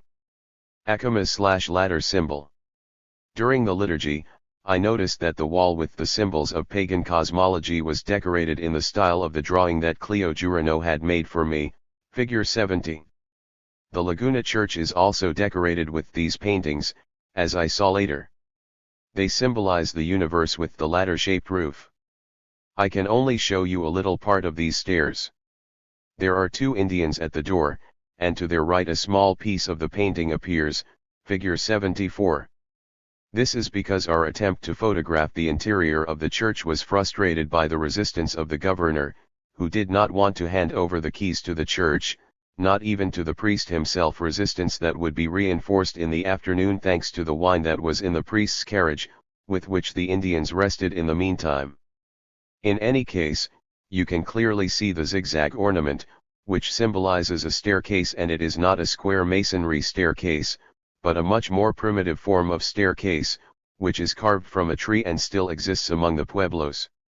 I found her leaning against a small barn, on the plane, figure 75. Akamas/church/ladder/barn with ladder. For those who want to symbolize becoming, the ascent and descent in nature, the step and the ladder are the primordial experience of humanity. They are the symbol of the struggle going up and down in space, just as the circle, the coiled serpent, is the symbol of the rhythm of time. For primitive man, happiness is precisely being able to climb to heights. The ladder is the symbol of the elevation of the man who walks. The ascent is the excelsior of the man who, being on earth, longs for heaven, of the strictly symbolic act that gives the man who walks the nobility of his head held high, facing upwards. Man, who no longer moves with his four legs, but erect, and who therefore needs to resort to the help of a ladder to overcome the force of gravity when he intends to climb, invented the ladder precisely as an instrument to ennoble his inferior gift. In relation to those of animals. Steps, you are my love, said little Spitteler. The man, who at the age of 2 learns to stand, feels the happiness of the steps precisely because, as a creature who learns to walk, he needs at the same time to learn to feel the gift of the head held high. Skywatching is humanity's gift and curse. Were such symbols of the universe attempts to reach an agreement between the doctrine of the Catholic Church and paganism? The Zunis implemented such a harmonious system for orientation in the cosmos with such art that they have nothing to do with the cosmological doctrine of sympathy, coming from Hellenism, and thus the correlation between man, plant, animal, and the cardinal points remains arbitrary and purely totemic. See Cassirer's book Die Begriffsform im Mythischen Denken. Go to Santo Ildefonso. Thus, the Indian establishes the rational element in cosmology by equating the home of the world with the stepped house, which is entered with a staircase. But caution is desirable when treating this abode of the world as a simple precipitation of a spiritually mild cosmology. After all, the lady of this home in the world is still the most formidable of animals, the snake. In addition to being a farmer, the Pueblo Indian is also a hunter, although not to the same degree as the savage tribes that lived there in the past. In addition to corn, he needs meat for subsistence. The masked dances, which at first seem to us to be festive epiphenomena of their daily life, in reality must be considered social measures to guarantee, through magical practice, food. Masked dancing, which we are used to considering merely as a game, is, in essence, a measure taken seriously, and, we can say, combative, in the fight for existence. Let us not forget that these dances, considering their origin and internal orientation, continue to be predatory and sacrificial, although, with the exclusion of warrior dance habits that involved bloodshed and human suffering habits typical of nomadic Indians, which were the worst enemies of the Pueblos, a basic distinction has been established between the two. To the extent that the hunter or farmer disguises himself, that is, infiltrates by imitation the prey to be hunted, be it the animal or the corn, he believes that he is in a position to control it in advance thanks to the mysterious mimetic metamorphosis what he simultaneously aims to obtain in his obstinate day-to-day work as a hunter or farmer. Social measures to guarantee the means of subsistence are, therefore, schizoid, in them, magic and technique collide. This juxtaposition of logical civilization and magical causality, causality incarnated in a fantastic way, indicates the peculiar mixed and transitional state in which these Pueblo Indians find themselves. They are no longer the truly primitive catching man, for whom there is no activity related to a consecutive future, but they are not yet the European truly accommodated in technology, who awaits future successes whether they come through organic regularity or through mechanics. The Pueblos are halfway between magic and logos, and their instrument, with which they orient themselves, is the symbol. Between the catching man, who takes things, and the measured conceptualizing man is the one who links through symbols. The images of Indian dances, which we will see below, should also provide some examples of this stage of symbolic behavior and thought. Santo Ildefonso / Dance of the Antelope. When I arrived in Santo Ildefonso to watch the antelope dance, it initially gave me a very innocuous and almost comical impression.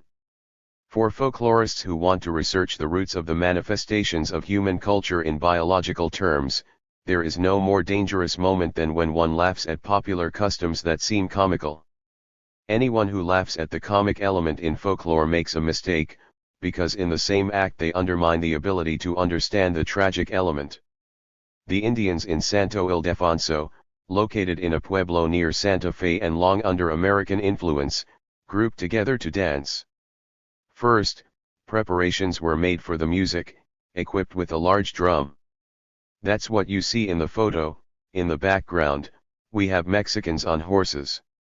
Then, the Indians formed two lines next to each other and portrayed themselves as antelopes, wearing masks, and assuming the animal's posture. Both rows of dancers moved in two distinct ways. Either they imitated the animal's way of walking, or they supported themselves on their front legs, that is, on small canes with feathers tied around them, and used them to move without leaving their place. At the front of the two ranks were a female figure and a hunter. From the female figure, I could only discover that she was called the mother of all animals. It was to her that the supplications of the animal's imitators were directed. This is, therefore, a hunting dance. In it, with the use of the mask, the animal is appropriated as if in anticipation. It is, therefore, originally the advance appropriation of the animal, in the event of a hunting attack. Such a measure should not be considered something playful. After all, for primitive men, mask dances mean, within the process of bonding with what is most alien to the personality, the most radical of subordinations before an alien demonic creature.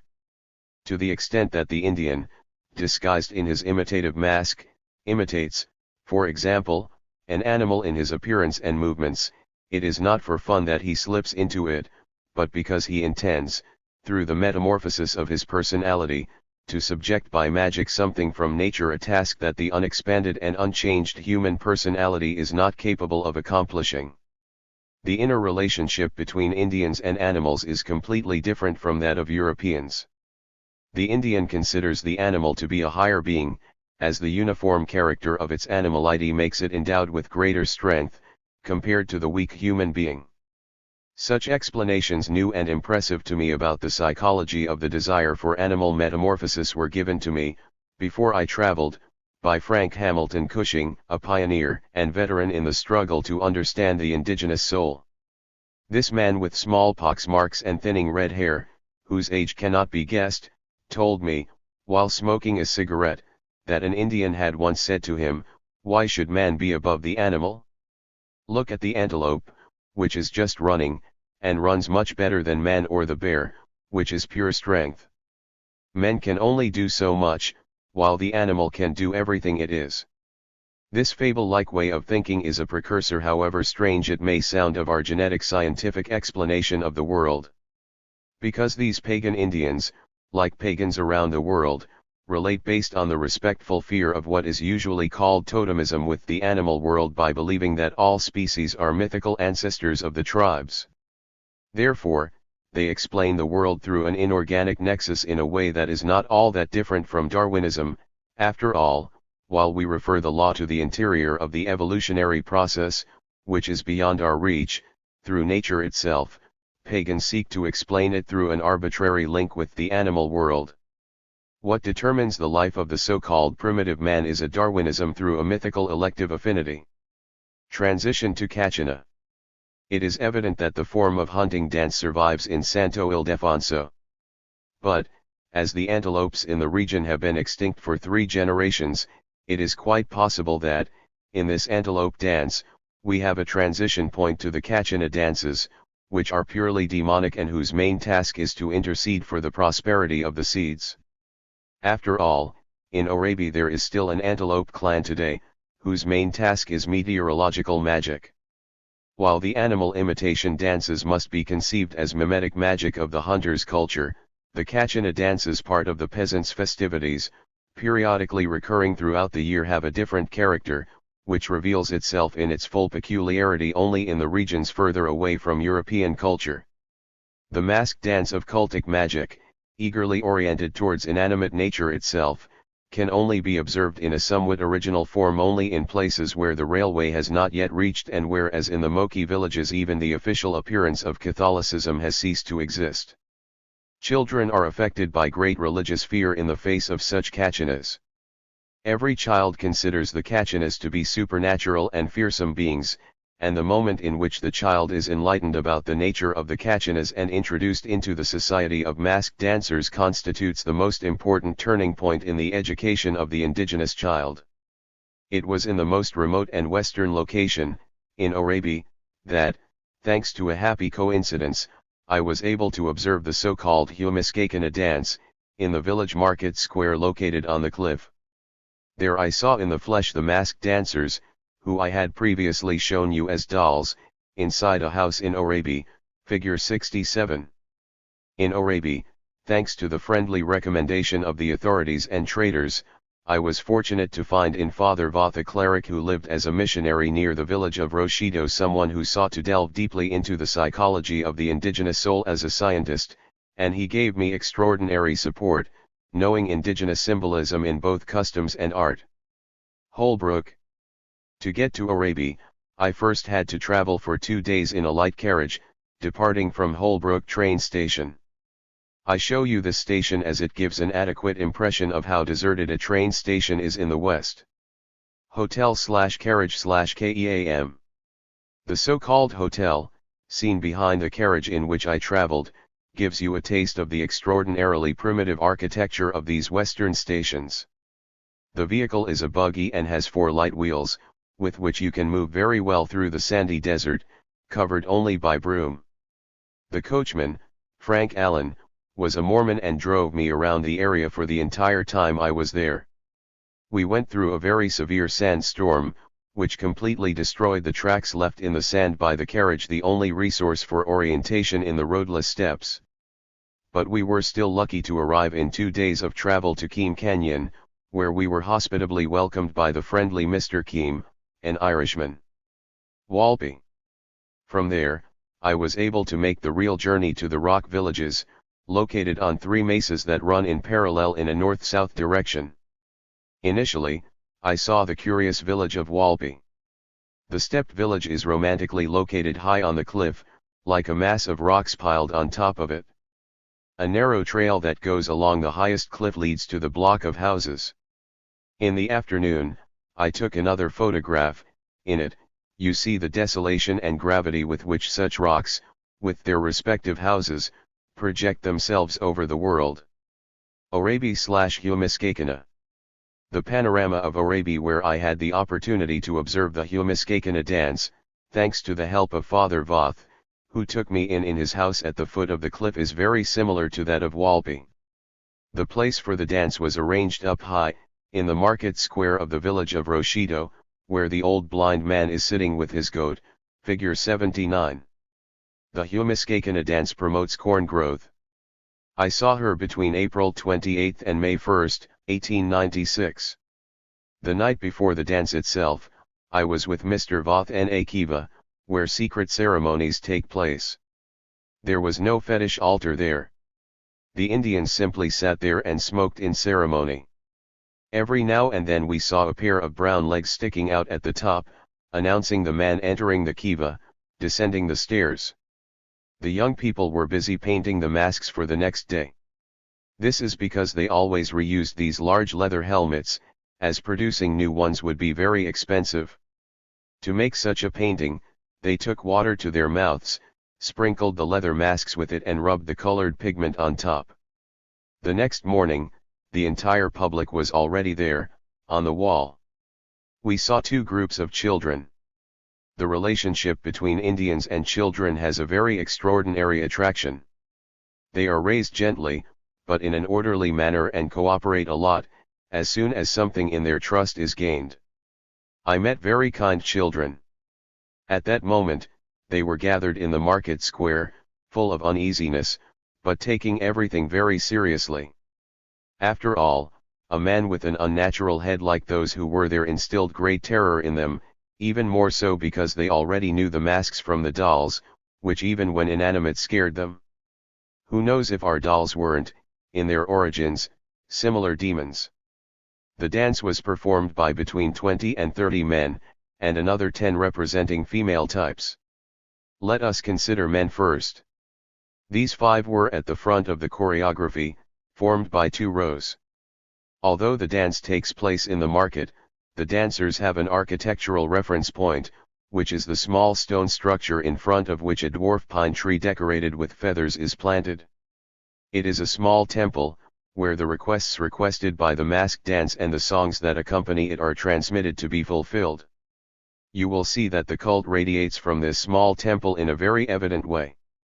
The dancer's mask is green and red, diagonally crossed by a white stripe, which runs through 3 points. According to what I was told, these points are raindrops. Furthermore, all the symbolism on the helmet again points, first of all, to the ladder-shaped universe with the provider of rain, identified as always by the semicircular clouds and the streaks that flow from these clouds. The same symbolism is seen in the fabric bands that go around the body, with red and green ornaments on a white background, sewn in a very delicate way. The male dancers carry a rattle, made from a hollow gourd with stones inside. Around their knees they carry a turtle shell with stones hanging from it, which also emit rattling sounds. The choir performs 2 different actions. Or the female figures sit in front of the men and make their music, which they perform by banging a piece of wood on rattles, while the men's choreography consists only of spinning around themselves, which they do one after the other, or else the female figures stand up and follow the men's movements in this turn around themselves. Meanwhile, 2 priests try to throw sacred flour on the dancers. The dance costume of the female figures consists of a fabric that completely covers the body, so as not to reveal that they are men. The mask has on the sides, at the top, that characteristic hairstyle, which resembles flower buds and which is the specific ornament of Puebla girls. The horses' manes painted red, which hang from the mask, symbolize rain, and rain ornaments are also found on the bands and fabrics that cover them. While dancing, they receive sacred flour from a priest, and throughout this time the dancers who are at the forefront of the choreography coordinate with the small temple. The dance lasts from morning until late afternoon. In the meantime, the Indians leave the village, go to an elevation on the rock and rest for a moment, figure 86. Anyone who sees a dancer without a mask dies. As I showed, the small temple is the true reference point of the choreography. It is a small tree decorated with feathers. It is the so-called Nakwakwasis. The fact that the tree was so small caught my and Father Voth's attention. So we went to the old chief, who was sitting on the edge of the square, and asked why. He replied, "We used to have a big tree, but now we have got a small one, because the souls of children are pure.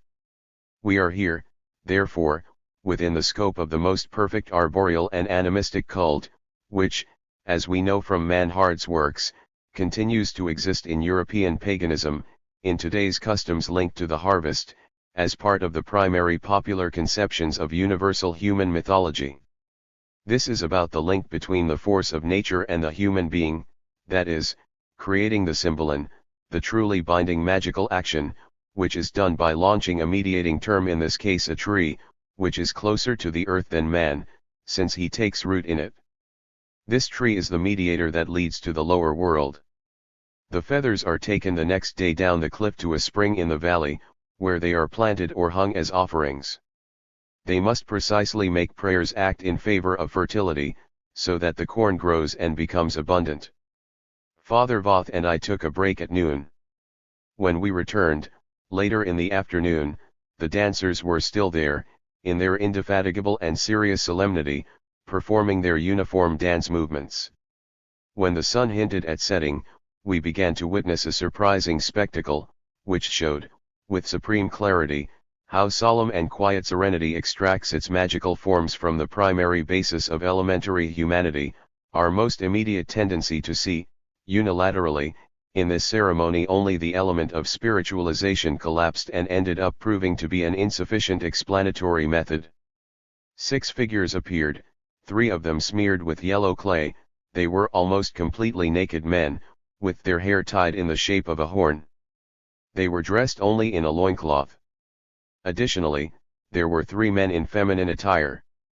And, while the choir, with its priests, continued to perform its dance movements calmly and in undisturbed devotion, the 6 figures performed a very vulgar parody of their movements, at which, however, no one laughed. This vulgar parody was not felt as a comic mockery, but as a kind of assistance coming from the Histrions in an attempt to achieve a fruitful year in the corn harvest. Anyone who understands anything about the tragedy of antiquity sees here the duplicity of the tragic chorus and the satirical play grafted into the same branch. The becoming and passing of nature are contemplated in the anthropomorphic symbol, not in graphic form, but in the magical dance actually and dramatically revived. Go to Walpi.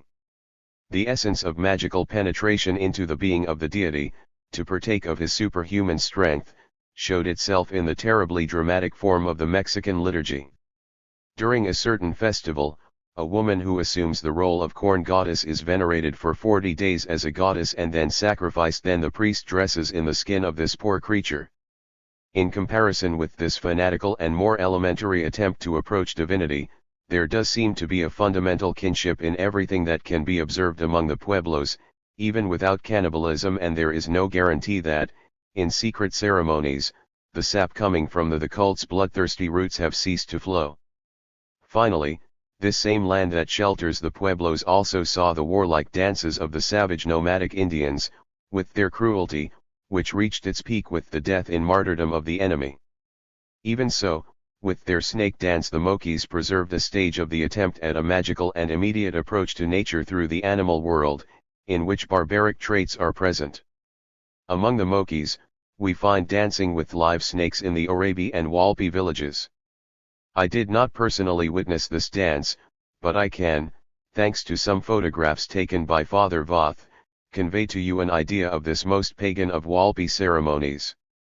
This dance is both animal and for seasonal worship.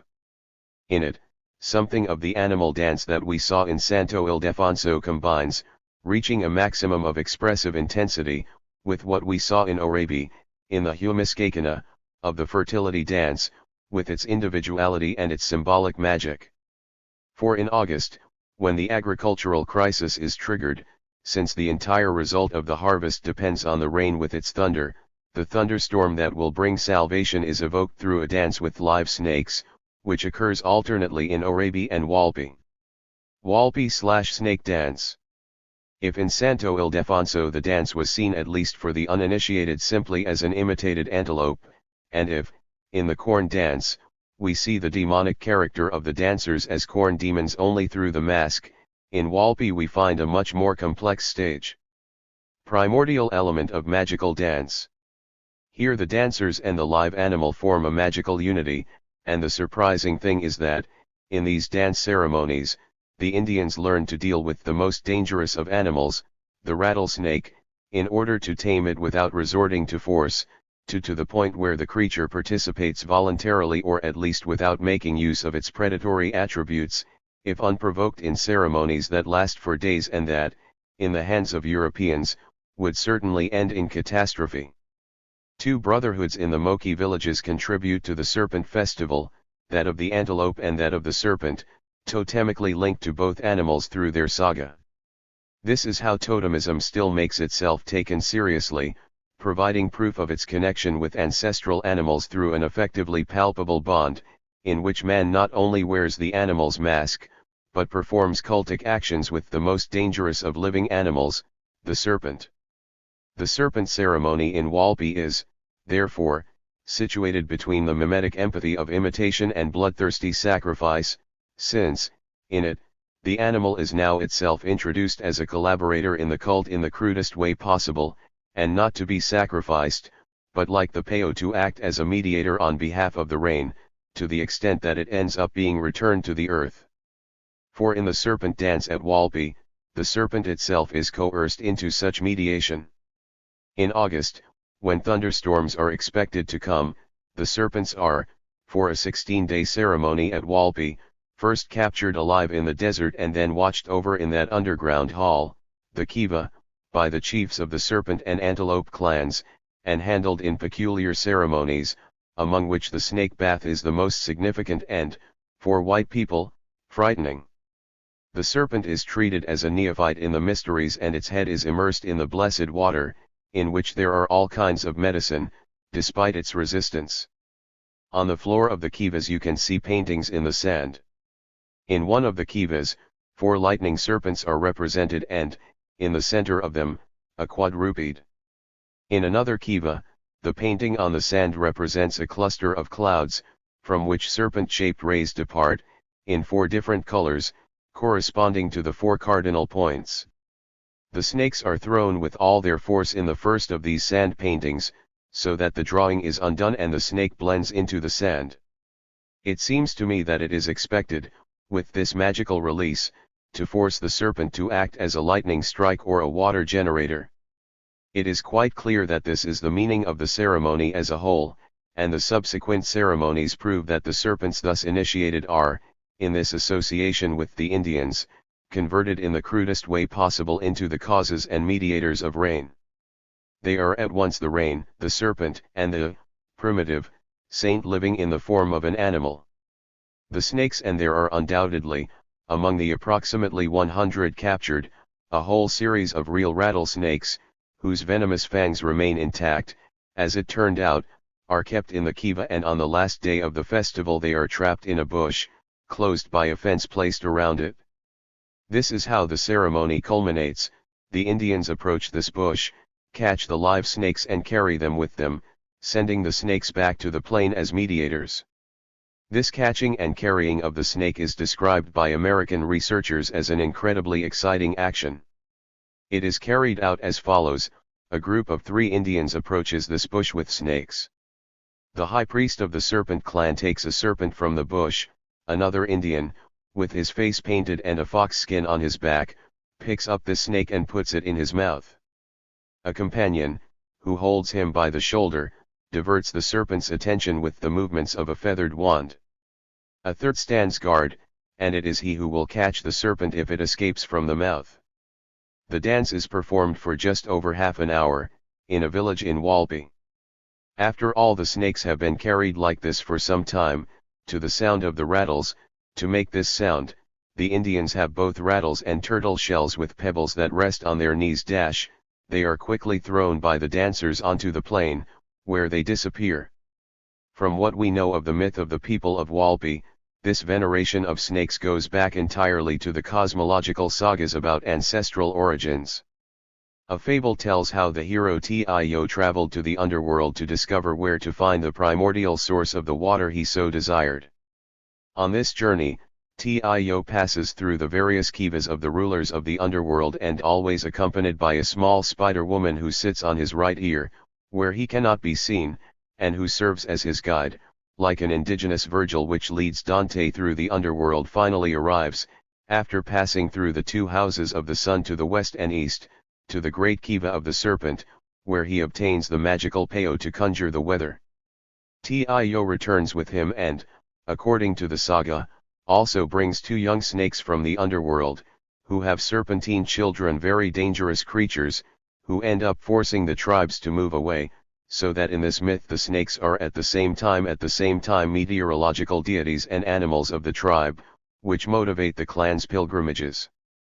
The serpent is, therefore, not sacrificed during this dance, but only converted through consecration and by influencing mimicry into an emissary and dispatched, so that, returning to the souls of the dead, it produces, in the form of lightning, thunder in the sky. This gives us an idea of how myth and magical practice are intertwined in primitive man. Snake/manids. For the layman, it would be obvious to consider the most elementary form in which this religious magic is discharged among the Indians as an original property of primitive savagery, of which the European knows nothing. However, 2,000 years ago, right in the land of origin of our European formation, Greece, cultic habits were in vogue that even exceeded the disfigured rudeness of what we see among the Indians. 87 Maenade dancing. Paris, Louvre Museum. In the orgiastic cult of Dionysus, for example, the Maenades danced with live snakes in their hands, which coiled around their head like a diadem, while in the other hand they carried the torn animal in the ecstatic sacrificial dance in honor of the divinity. The blood sacrifice, during the ecstatic frenzy, is unlike the modern dances among the Mokis, the culmination and the very meaning of religious dance. Snake/Lakoon. The redemption of the bloodthirsty cult of animal sacrifice permeates, as the most intrinsic of the ideals of purification, the religious movement from east to west. The serpent participates in this process of sublimation in religion. The relationship with her can be seen as an indicator on the scale of belief that transforms from fetishism to the pure religion of salvation. In the Old Testament, in the form of the primordial serpent Tiamat, Babylon, she is the spirit of evil, of temptation. In Greece, she is also the merciless devourer of the underworld. Erinia had serpents around her, and, when it came to punishing, the god sent the serpent itself as executioner. In the myth and group of Lakoon, this idea of the serpent as a destructive force in the underworld led to this very powerful tragic symbol, figure 88. 88 Lakoon slide used by Warburg. Rome, Vatican Museums. The Revenge of the Gods, which the strangling snakes applied to their own priest and his two sons, led, in the well-known group of antiquity, to the ostensible incorporation of the maximum human suffering. The prophet-priest, who wanted to help his people with a warning against the tricks of the Greeks, succumbs to the revenge of the sectarian gods. The death of the father and children thus becomes a symbol of the ancient passion, death for revenge, perpetrated by demons without any justice or hope of salvation. This is the tragic and hopeless pessimism of antiquity. 89 Aesculapius. Rome, Capitoline Museum. Snake/Aesculapius. In contrast to the serpent as a demon in the pessimistic worldview of the ancients, we have a serpent divinity, also from antiquity, in which we can finally salute the man-friendly, classic, and glorified genius. Aesculapius, the god of health in antiquity, had as his symbol the serpent, wrapped around his therapeutic staff, figure 89. His features are those that the savior of the worlds has in classical sculpture. Oh, it is remarkable how even this ancient god of departed souls, the most sublime and enlightened of the gods, takes root in the infernal territory, where the serpent dwells. Aesculapius was first venerated as a serpent. What is coiled around his staff is to some extent himself, or, to be more exact, the soul of the departed dead man, who subsists and reappears in the form of the serpent. For the serpent is not only, as Cushing's Indians would say, the fatal bite, consummated or about to occur, that annihilates without mercy, but it also reveals itself as a body that sheds its skin and continues to exist once again, renewed as if stripping itself of its casing. She is capable of diving into land and re-emerging from it. The return from the underworld, where the dead rest, makes the serpent, along with its ability to renew the skin, the most natural symbol of immortality and rebirth in the face of illness and the danger of death. In the sanctuary of Aesculapius at Kos, in Asia Minor, the god, in his humanly glorified form, stands like a divine sculpture and holds in his hand the staff around which the serpent coils. But, in this sanctuary, the truest and most powerful essence of Aesculapius was not present in a lifeless stone mask, but remained alive in the heart of the sanctuary as a serpent, the animal being fed, cared for and handled in liturgical worship, just as only the Mokis can now take care of their snakes. 90 Aesculapius in the sign of Scorpio. Vatican City, Vatican Apostolic Library. Spanish Almanac.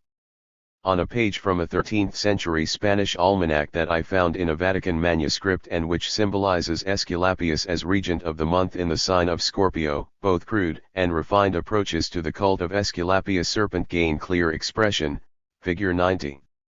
We see here, in the 30 fractions referred to the cult of Kos, actions indicated in a hieroglyphic and symbolic way as acts of worship that are identical to the magical and drastic approaches of the Indians before the serpents.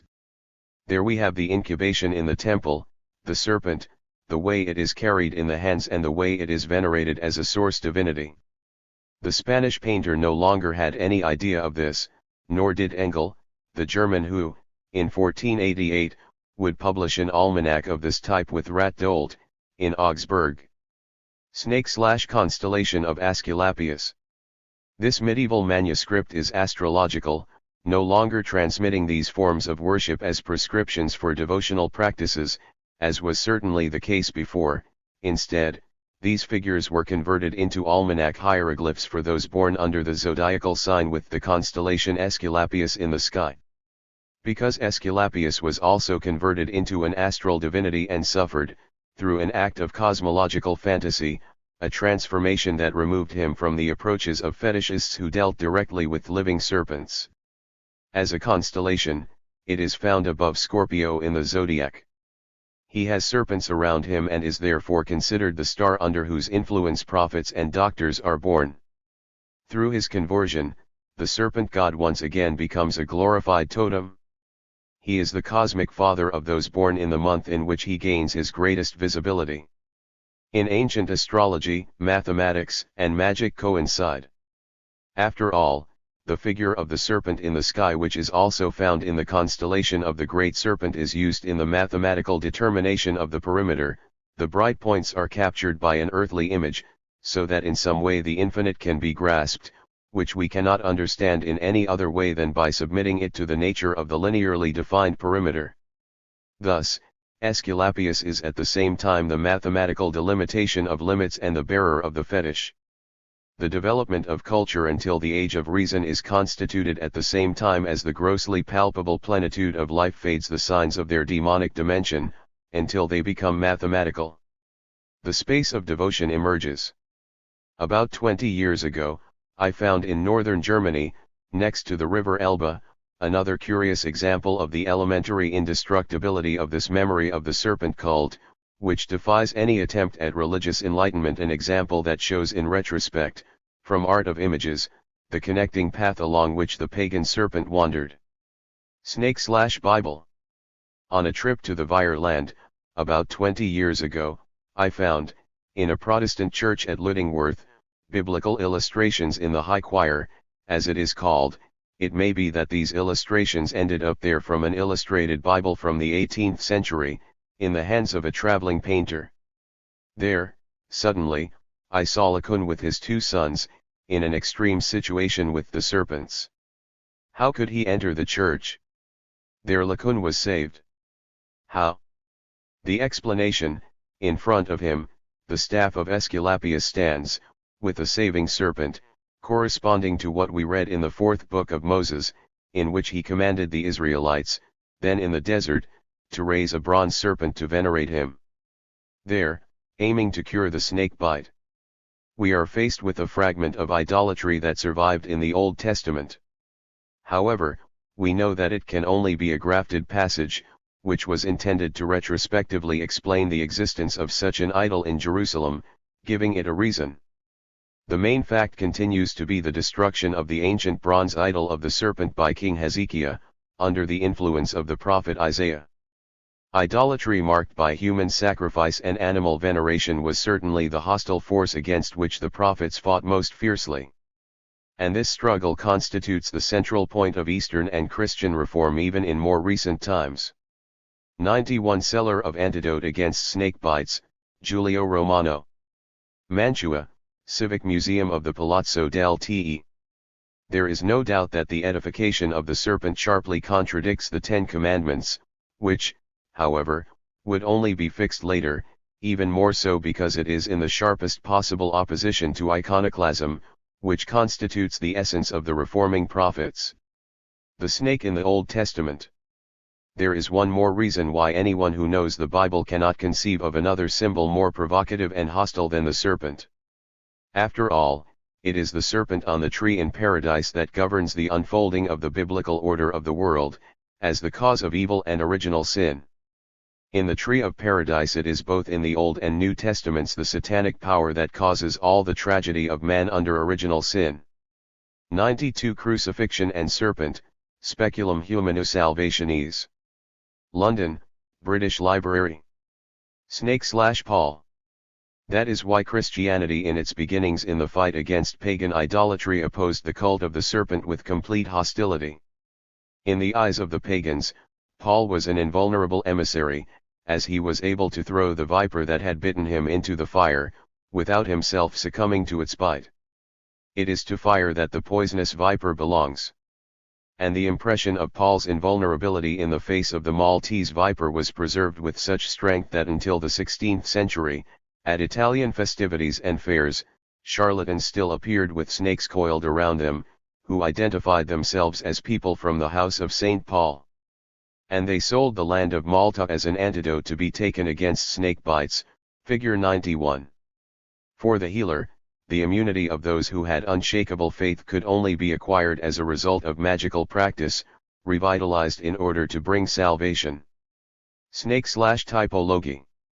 In medieval theology, we see the prodigy of the bronze serpent to some extent maintained as cultic veneration. It really seems that nothing shows the indestructibility of animal worship so well as the way in which the prodigy of the bronze serpent infiltrated the worldview of medieval Christianity. Because medieval theory retained this cult of the serpent so intensely in its memory, as an object to be overcome, that, based on this passage, after all, entirely isolated and contradictory to the meaning and theology of the Old Testament, it ended up including the image of veneration of the serpent in the typological imagery, even of the crucifixion itself, figure 92. The construction of this animal image and the adoration of the crowd kneeling in front of Aesculapius' staff was approached and represented as a preliminary stage to be overcome of humanity in the search for salvation. Snake/typology/Cruz Lincoln. In the sculptural representations that decorate the Salem Monastery, this tripartition is still present, which was lost in the Cruz Lincoln Church. Here, such a conception of development resulted in a surprising parallelism, the meaning of which is not easily apparent to those who have not been initiated into theology. On the ceiling of the famous chapel on the Mount of Olives, the worship of this most pagan of idols is represented just above the crucifix and with a pathos that is in no way indebted to that of the Laocoon group. Here Moses, who, as the Bible narrates, broke the tables of the law due to his veneration of the golden calf, finds himself forced to serve as lieutenant to the bronze serpent, in consideration precisely of the tables of the law, which ultimately prohibited the idolatry. From this version of history it no longer clearly appears that the veneration of the bronze serpent should be considered a preliminary stage to be overcome. Conclusion. Ladies and gentlemen, I intend to close and be satisfied if these images of the daily life and festivities of the Pueblo Indians have shown that their masked dances were no joke, but the pagan and primary way of answering the great and tormenting question as to the why of things. Faced with what is incomprehensible in the processes of nature, the Indian opposes his desire to learn, because in this way he himself metamorphoses into one of these causes. Faced with an unexplained consequence, he impulsively postulates the most understandable and visible cause within his capabilities. It is mythological causality in the form of dance. If religion means bond, then the symptom of the development that starts from this primordial situation is that the bond between man and the highest being leads to spiritualization, for the reason that man is no longer united with the symbol of the mask, but establishes causality in purely reflexive terms. The desire to give oneself over to devotion is an ennobled form of masking oneself. With what we call the progress of culture, the force that demands surrender increasingly loses this enormous apprehensible element and finally becomes a spiritual, invisible symbol. In other words, in the empire of mythology, the law of the least amount of force does not reign, the simplest possible cause for the legality verified in the regular course of nature is not sought. Instead, for the sake of the possibility of apprehension, a being saturated with a maximum of demonic strength is instituted, so that the cause of enigmatic events can truly be grasped. What we saw tonight regarding the symbolism of the serpent should indicate to us, unfortunately in a very provisional outline, the transformation that goes from the symbolism of the body and reality and that is caught with the hands to the symbolism of what is only thought. Among the Indians, the serpent is actually caught and appropriated as a living cause, replacing lightning. They take it to their mouth, so that a real union can occur between the snake and the person masked or at least painted with snakes. In the Bible, the serpent is the cause of all evil and is as such punished with expulsion from paradise. Despite this, she appears again in one of the chapters of the Bible itself, as an indestructible pagan symbol and as a therapeutic deity. In antiquity, the serpent also constitutes the incarnation of the deepest human suffering, in the death of Lacan. But antiquity is, on the other hand, already capable of transforming the inconceivable terror of the serpent god, as it represents Aesculapius as the savior who dominates the serpent, and transports him, he who is the serpent god with the subjugated animal in his hands, to heaven as an astral divinity. Based on that biblical passage, the cunning serpent once again managed to infiltrate medieval theology as a fatalistic symbol, to the extent that its exaltation, even if expressly conceived as a preliminary and surpassed stage of development, was placed even next to the crucifixion. The serpent is, precisely, an international symbol to answer the question, where do elemental devastation, death, and suffering in the world come from? We saw in Ludingworth how, in the 17th century, Christological ideas still used the imagery language of the serpent, coming from paganism, to express the essence of suffering and salvation in terms of the serpent's symbolism. One could perhaps say, wherever bewildered human suffering seeks salvation, it will have the serpent at hand as a clarifying cause in terms of image. The serpent deserves its own chapter in the philosophy of as if. How does humanity free itself from this forced link with the poisonous reptile, believed to be the cause? Our technological age does not need the serpent to explain and understand lightning. Lightning no longer scares the city's inhabitant, who also no longer craves the fertile lightning storm as the only source of water. It has running water, and the lightning snake is directly led to the earth by the lightning rod. The natural science explanation did away with mythological causality. We know that the snake is an animal that is subject to being dramatically exterminated, if man so wishes. Therefore, the replacement of mythological causality by technological one extracts from the serpent its frightening dimension, felt by primitive man. Whether, with this emancipation from mythological intuition, it actually helps him to satisfactorily answer the enigma of existence, is something we do not intend to assert now. The American government brought the Indians and did so with truly admirable energy schools for enlightenment, as the Catholic Church had previously done. His intellectual optimism apparently succeeded in getting indigenous children to go to school in proper clothing and uniforms and to stop believing in pagan demons. This is even true for most children raised in this way. It can certainly be progress. But whether or not this does justice to the soul of the Indians, which thinks in images and is, as we would like to say, anchored in mythology and poetry, is something I prefer not to say so easily. I once asked the children at one of these schools to illustrate a wonderful German tale that they had never heard of before, John the Wind, since it features a thunderstorm, and I wanted to see if the children could draw the lightning realistically or in the form of snake. Of the 14 drawings, all very vivid, although under the influence of the American school, 12 were drawn realistically. But 2 still bore the indestructible symbol of the arrow-shaped serpent, as it appeared on the kiva, figure 93. Goethe stated, "Man never conceives how anthropomorphic he is. What remains, then, is what the spirit of the earth said, you are equivalent to the spirit that you conceive, not to me." But we do not want to let our fantasy be coerced by the image of the serpent, which leads to the primitives of the underworld. We want to climb the roof of the world's home, turn our heads up and think about what Goethe said, if the eye weren't something solar, how could we contemplate the sun? All humanity finds itself in the veneration of the sun. And taking it as a symbol that lifts us from the depths of the night is the right of both the savage and the erudite. The children are in front of a cave, figure 94. Bringing them to light is the task not only of the American school, but of humanity in general. Once, when I was in the governor's quarters at Acoma, his little 4-year-old daughter came in, with her friendly, childish brown eyes, and I asked him through the interpreter what her name was. "Oh Katsy," she said. "What does that mean?" "Sunday. Where children bear such names and the pure childish soul must pray for rain, their paganism is not, in its mentality, a force hostile to culture." Conclusion /Uncle Sam /San Francisco.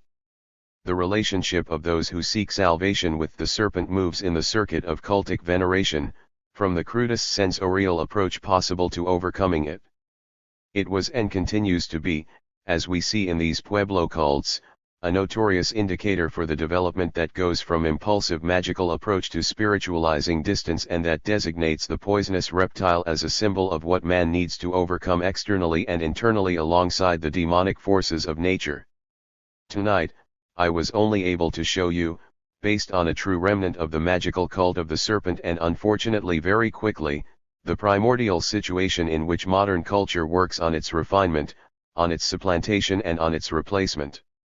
He who overcame the cult of the serpent and the fear of thunder, the heir of the natives and usurper of the Indians in their search for gold, I was only able to photograph him as a symbol on a street in San Francisco, figure 95. It's Uncle Sam with his top hat, walking proudly down the street, in front of a roundabout imitated from the old ones. Above his top hat we see the electrical wiring. It is from this Edisonian copper serpent that he plucked the lightning of nature. The rattlesnake no longer causes any fear in today's Americans. It has died, or, in any case, is no longer venerated. What she faces now is extermination. The lightning caught in the wiring, the captive electricity, engenders a culture that puts an end to paganism. What does it put in its place? The forces of nature are no longer seen on an anthropomorphic or biomorphic scale, but as endless waves, most of the time invisible and subject to the push of a button by man. Armed with them, the culture of the machine age destroys what natural science, born from myth, laboriously conquered, the space of devotion, which became the space of reflection. The modern Prometheus, like the modern Icarus Franklin, the lightning catcher, and the Wright brothers, who invented the steerable aircraft, are precisely the destroyers of that fateful feeling of distance that threatens to return the terrestrial globe to chaos. The telegram and the telephone destroy the cosmos. In the struggle for the spiritualized bond between man and the world around, mythical and symbolic thought created the space either for devotion or for reflection, which is stolen by the instantaneous electrical connection, if a disciplined humanity does not re-establish the scruples of conscience. The subsistence of primitive humanity in Pueblo Indian culture. Cruz Lincoln. Materials from the culture of primitive man for the problem of symbolic linking. April 10, 1923. Becoming and unfolding B of the reflection space. October 27, 1923. The lecture presented is in the papers. Broached with stitching on a gray cover. I'm leafing through an old book here. From Athens to Arabia, always cousins. July 28, 1923. I do not want my presentation of images of Pueblo Indian life in North America, made on April 21, 1923, in Cruz Lincoln, Bellevue, to be conceived as results of some kind. I object first of all to this expression because the Dr. Kurt Binswanger invited Father Schlatter to my lecture, giving him that title, without my prior knowledge. In other words, it should not be conceived as results of a presumably elevated knowledge or science, but as desperate confessions of someone who seeks to free themselves from the prison in which they find themselves, typical of the search for the spiritual ascension of someone who is compelled to establish bonds, either through, or through imaginary assimilation to the body. This is what must be seen as the most intimate problem, the catharsis of this ontogenetically oppressive compulsion towards a sensitive definition of causes. I do not want the slightest trace of blasphemous scientism to be found in this comparative search for the immutable nature of the Indian in the midst of the helpless human soul. Images and words must serve as an aid to posterity in their attempt at self-reflection, to put up resistance to the tragedy of the split between impulsive magic and confrontational logic. The Confession of an Incurable Schizoid, archived by Doctors of the Soul. Polarity, Architectural Magic. Problem of cultural contamination among the Pueblos. Pueblo culture in relation to climate. Pueblo culture in two parts, mimicry, cosmology. Thinking through fables, a desperate attempt at ordering. Causal thinking from the totem childhood. The conscious man as a medium between systole and diastole. Plastic arts, situated between mime and science. Kachina dances, in general terms. Humiskakena dance, Orabi. Treat/port, bind/separate. Assimilation into the body. Snake magic, essence. Mythical thinking definition of perimeter. Phobic basis for this. Snake, why take it as a primordial element? Typology, essence. Warburg Library. 96 A by Warburg. The problem C. Why go there? What attracted me? Paying attention to what is superficial in the main plane of my consciousness, here is what I would indicate as the cause. The emptiness of the civilization of the American East repels me so much that I ran away, at random, in search of a natural and scientific object, so I went to Washington to visit the Smithsonian Institution. It is indeed the brain and scientific consciousness of the American East, and there I actually met for the first time the pioneers of native research, in the people of Cyrus Adler, Messrs. Hodge, Frank Hamilton Cushing and, above all, James Mooney, as well as Franz Boas, in New York. They opened my eyes to the worldwide significance of prehistoric and savage America. So I decided to examine the American West both as a modern creation and in its Hispanic and indigenous substrata.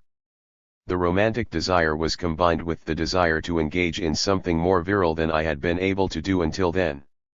I was still filled with anger and shame for not having faced the period of cholera in Hamburg, as my brother and my dear wife's family did. Furthermore, I had come to feel a real aversion to the history of art with an aestheticizing character. The formal consideration of the image, which was not understood as a biologically necessary product between the exercise of art and that of religion, which, let it be said, I only realized later, seemed to me to engender a game of words to such a sterile point that, after my trip to Berlin in the summer of 1896, I tried to switch to medicine.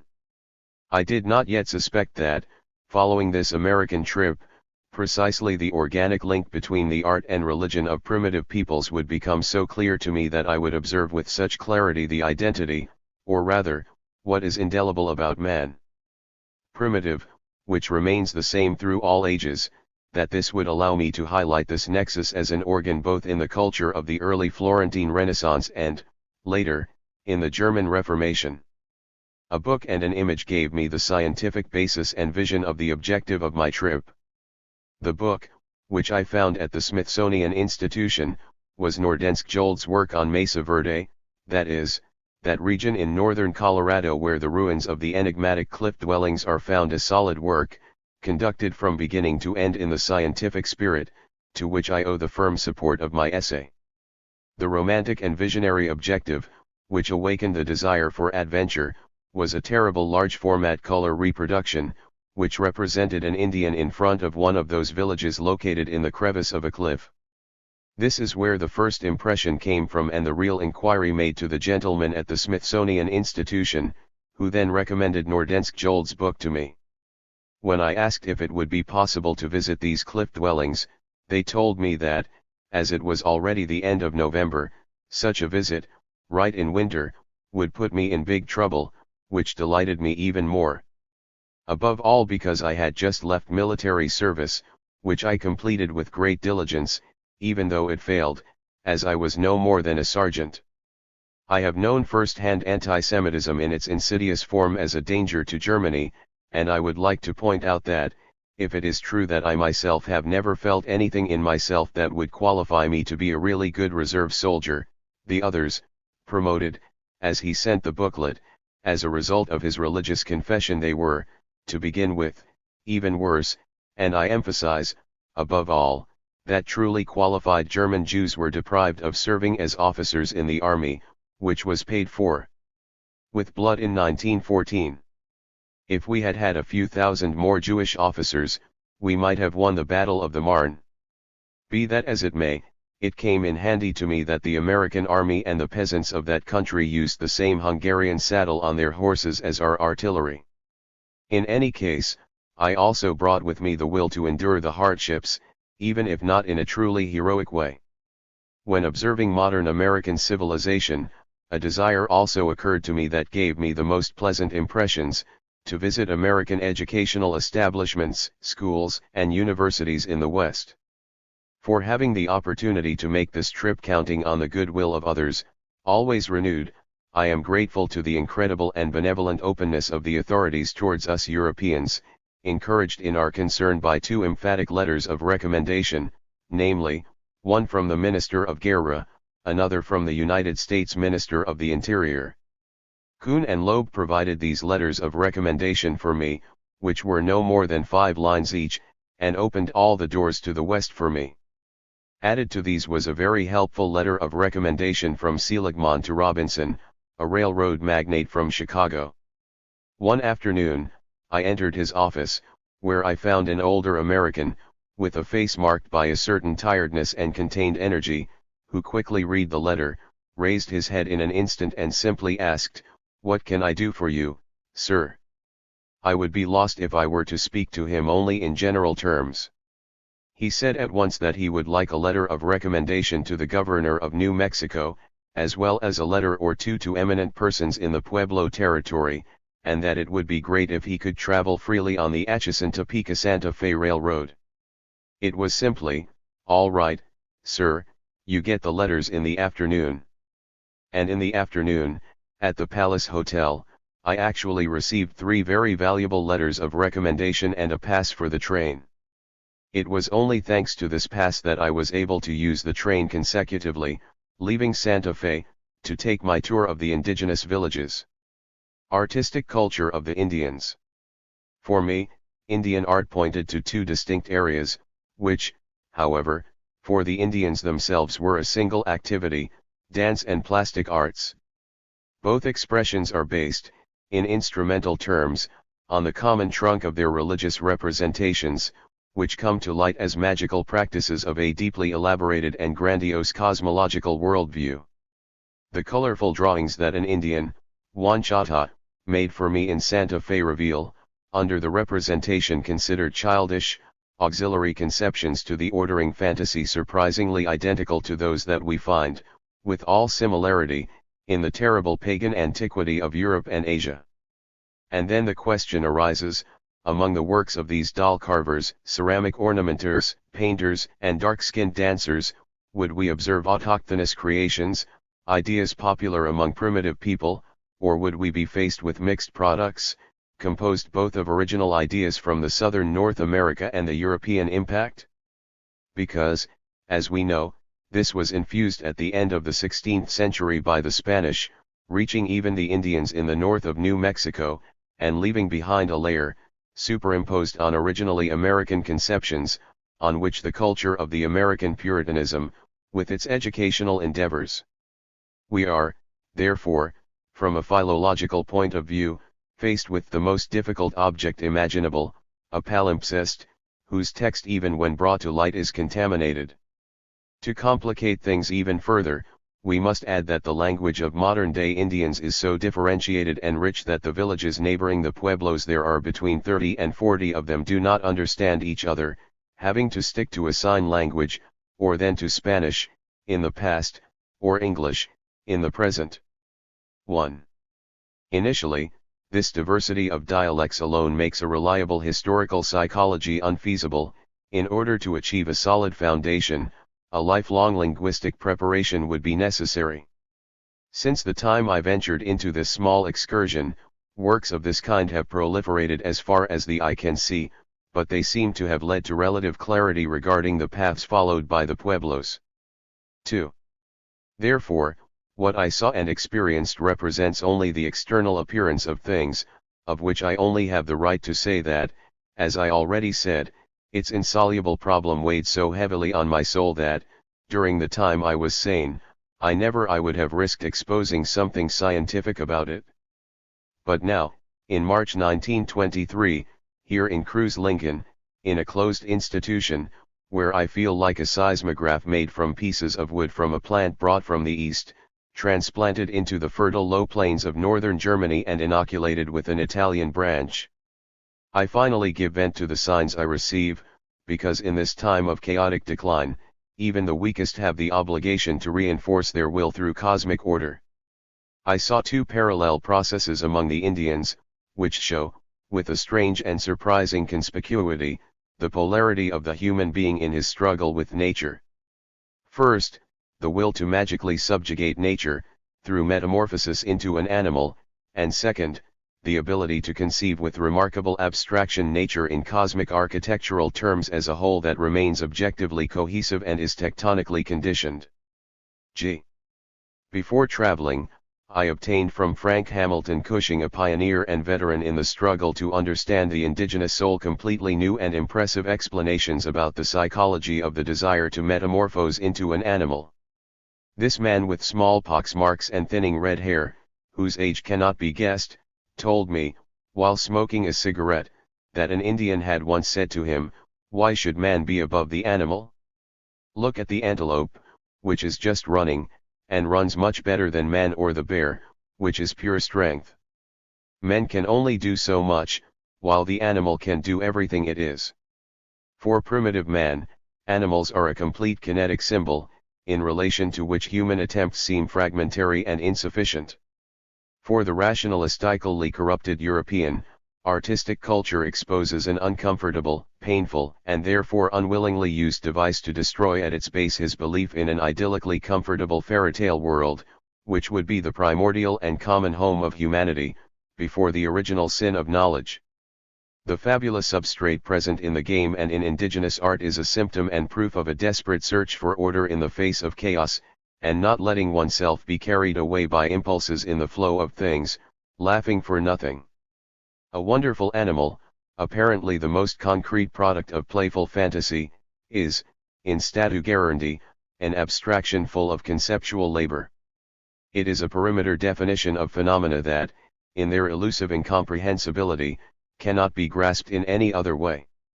An example of this is the snake dance in Orabi and Walpi.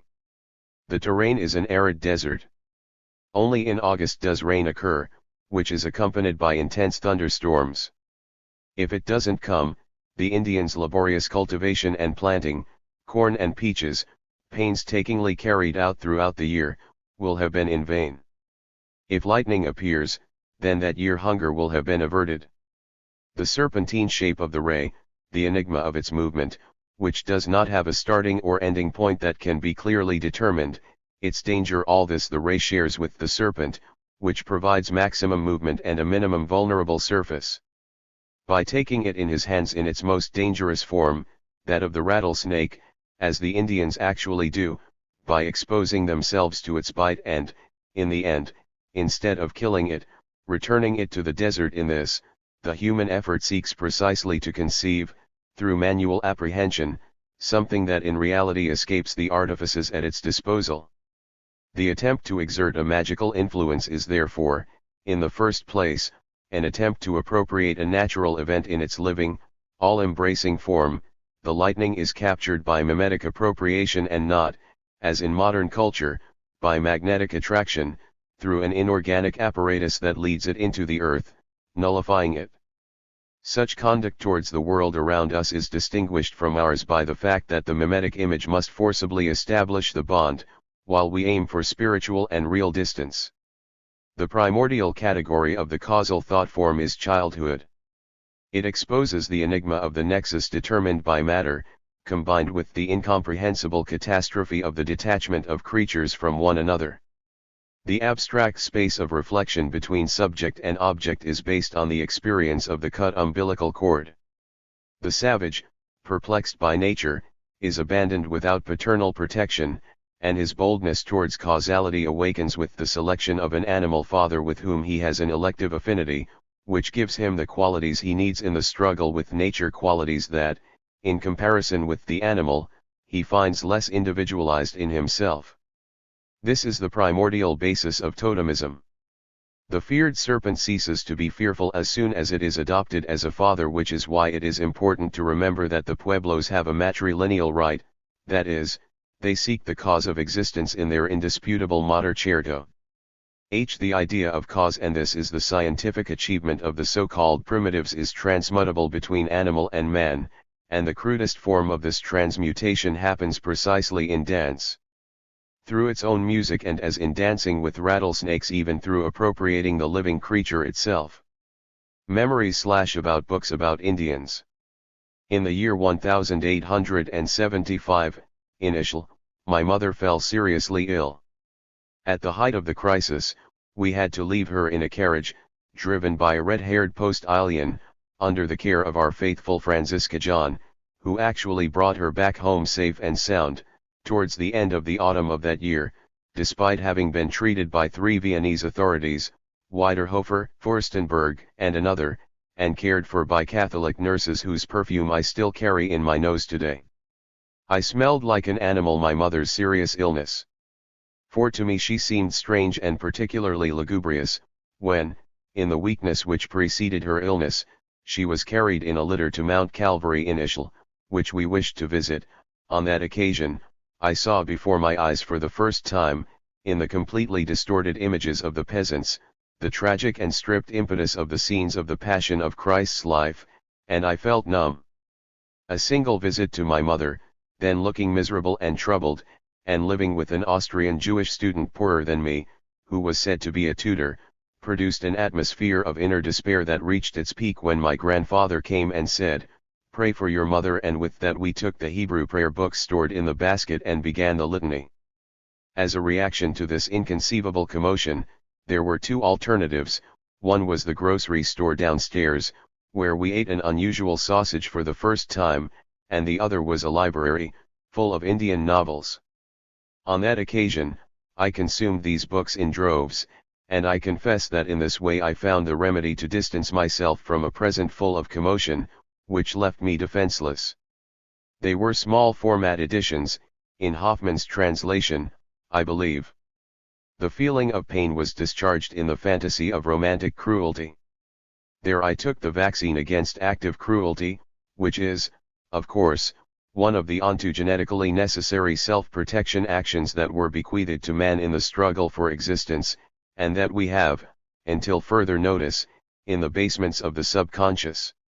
This regressive evolution, within the framework of an artistic and technically moderate style, found, in our time, in Slavogd, a fertile and immunizing soil against the frightening and romantic destruction, as required by the average educated man. Slavogd was at the same time the illustrator of the Iliad, the Leatherstocking Tales and Don Juan. When I traveled to the Indian peoples, I was free from this interest in the romanticism of the Leatherstocking Tales, and there was almost nothing of the kind to be seen in the region in which I found myself, since, although the land did give place to those terrible battles between the Apaches and the white men, the Apaches themselves had succumbed several years ago and ended up being transferred to the Indian Reservation's Human Beings Park, on the border with Canada. But, thanks to a certain book, I still had another remnant of romanticism in my memory, without being very clear about it. If I'm not mistaken, it's a book by Brown, called Journey to the West, with images and translated from English. The book had vulgar English illustrations and left in my fantasy, when I must have been about 16 or 17 years old, a grotesque profusion of elements from the lives of American pioneers and with a really exciting vehemence. When I reread it 7 or 8 years ago, I was appalled by its dull falsehood. That doesn't change the leavening effect it had on my fantasy at all. I would like to point out here that, in my youth, no other book provoked my fantasy of romantic agitation as much as Balzac's Little Miseries of Married Life, with French illustrations by K. In these illustrations are illustrated Satanisms, which I saw before contracting typhus in 1870, and which played an unusually demonic role in his feverish delirium. Mythical way of thinking. In the mythical way of thinking, cf. Tito Vignoli, Mythos und Wissenschaft, a stimulus triggers, as a protective measure, the causative agent, considered a being in its maximized extension, that is, if a door creaks, one believes, or rather, one unconsciously wants to hear the bark of a wolf. For the mythical way of thinking, it is characteristic, cf. Tito Vignoli, Mythos und Wissenschaft, that a visual or auditory stimulus, regardless of whether, or how, it is possible to verify it in the reality of natural sciences, such as sounds coming from afar, present to consciousness a biomorphic cause as a causative agent that as a being that has a palpable extension, imaginatively enables a protective measure. For example, if a door creaks with a draft, this stimulus causes the wild animal or child to feel anxious, the dog barks. Or, if the Indian compares the locomotive to a hippopotamus, this is for him an explanatory rationalism, in the sense that he understands the unknown animal, which vehemently rushes away, enclosing it in a creature that he knows, that he is used to hunt and kill. That this tendency towards protective fantasy is insufficient in scientific terms, since, in the case of the locomotive, it does not recognize that movement is limited to the tracks and that it lacks the will to attack the enemy, that is, that it does not understand the limitation of the machine, is what reveals the difference between machine civilization and primitive culture, whose basic presupposition is that what predominates between one being and another is the human or animal personality that attacks with hostility. The more the physical constitution of this will to attack takes over the being as a whole, the more powerful the stimulus to defend itself on the part of the attacked. The defense of linking the subject or object to being, whose strength is accentuated to the maximum and is most palpable in its extension, is the basic act of the man who thinks through the marvelous in the struggle for existence. Phobic fantasy of myth as a causing principle.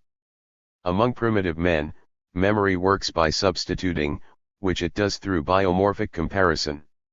It must be understood as a protective measure in the struggle for existence against living enemies, which the brain, stimulated by the phobos, tries to conceive, on the one hand, in its sharpest and clearest extent, and, on the other, in all its strength, to then be able to find the most powerful protective measure. These tendencies operate under the threshold of consciousness. Through the substitute image, the stimulus that causes the impression is objectified and established as an object to protect against. When, for example, the enigmatic locomotive is seen as a hippopotamus, it acquires for the savages the character of something from which they are capable of protecting themselves with their fighting technique. They are capable of shooting it down if they throw themselves at it. They do not know that there are machines, that is, inorganic and blind mobile beings that situated between natural manifestations and the human sphere are created by the Titans. When the first locomotives passed through Mecklenburg and stopped at the station, the peasants waited to see when, finally, someone would prepare a fresh horse for it, a biomorphism in essence the same, but stifled by the contained civilization. This is an objective biomorphism. The subjective, which imaginatively and arbitrarily links man, even in an inorganic way, to other beings, has the same tendency to desire an increasing increase in strength in the face of the enemy. Totemism serves as an example. Elective paternity in him is based on the indigenous fighter of the coyote clan wanting to appropriate the cunning and strength of this animal. Totemism is a subjective and phobic function of memory. During the dance, the Mokis of the rattlesnake clan are able to catch the snake, without wanting to kill it, as they are related to it. But, at the same time, they believe they capture it as a vector of lightning, which brings rain. For those who think through myths, the will contained in the event needs to be clarified based on a definition of the biomorphically circumscribed extension, that is, organically, as this is what intervenes in favor of the causative agent identifiable by the natural sciences as a replacement of the inorganically dissolving being by what is ascertainable and known in biomorphic animistic terms. Biomorphism/phobos/structural/confrontator. In an attempt to order, what I do is link images outside of me to each other. This total biomorphism is a reflection of the phobos, and the other is a cosmic act merely split in two and not consolidated, that is, the phobic reflex mediated by biomorphic fantasy lacks the ability to sediment a cosmic image ordered in numerical terms. The objective sedimentation of the image is present in these harmonious attempts, such as those typical of the Indians and Hellenism, and their gigantic progress in relation to mere biomorphism consists in the fact that mere biomorphism acts on the function of memory through a protective measure, whereas, in attempts at structural thinking, the hand does not turn to weapons, but to the tool of circumscription, and produces a sedimentation of this phobic biomorphism in the form of an image. Which, however, can never be expressed, if the number has not previously formed in consciousness. Tragedy of assimilation to the body. The starting point is that I consider man a handling animal, whose activity consists of linking and separating.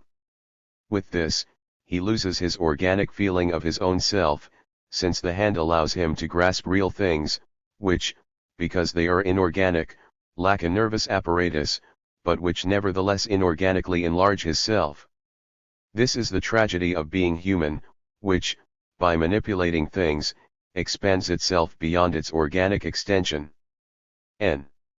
Adam's original sin certainly consists, first, in eating the apple, which brought into his interior a foreign body, with an imponderable effect, second and certainly to the same degree, in which he, with the hoe, with which he needs to work the land, suffers an enlargement mediated by the device, which is tragic, since the hoe is not part of his essence.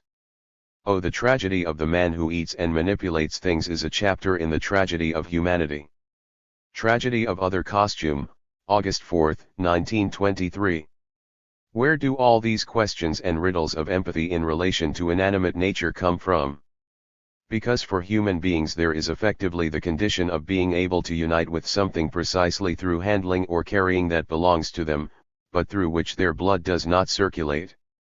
The tragedy of suit and appliance is, in the broadest sense, the history of human tragedy, and the most profound book on it is Carlyle's Sartor Resartus. Therefore, man can inorganically expand its extension when manipulating or carrying something. For what is caught and carried, there is no direct sensation of life.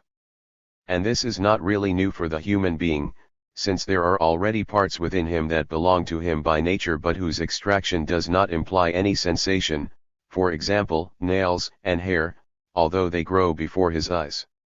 Just as, under normal conditions, he also has no sensation of his own organs. In fact, he only receives tiny signals of presence from what we call an organ, and every day he has the experience that he possesses, in his consciousness, a system of signals that is perfectly inept in relation to the processes that belong to nature. He finds himself in his body like a telephone operator in a lightning storm or under artillery. Man never has the right to say that his vital feeling embraces, through a continually present system of signs, the full extent of the current changes in his personality. Memory. Memory is just a selected collection of manifestations of response to stimuli, made through phonetic externalizations, loud or silent language. That's why I imagined with myself the following target designation for my library: a collection of records for the psychology of the study of human expression. The question is, how do linguistic and image-shaped expressions originate? According to what sensation or point of view, conscious or unconscious, are they stored in the memory archive? Are there laws according to which they sediment and come to the surface again?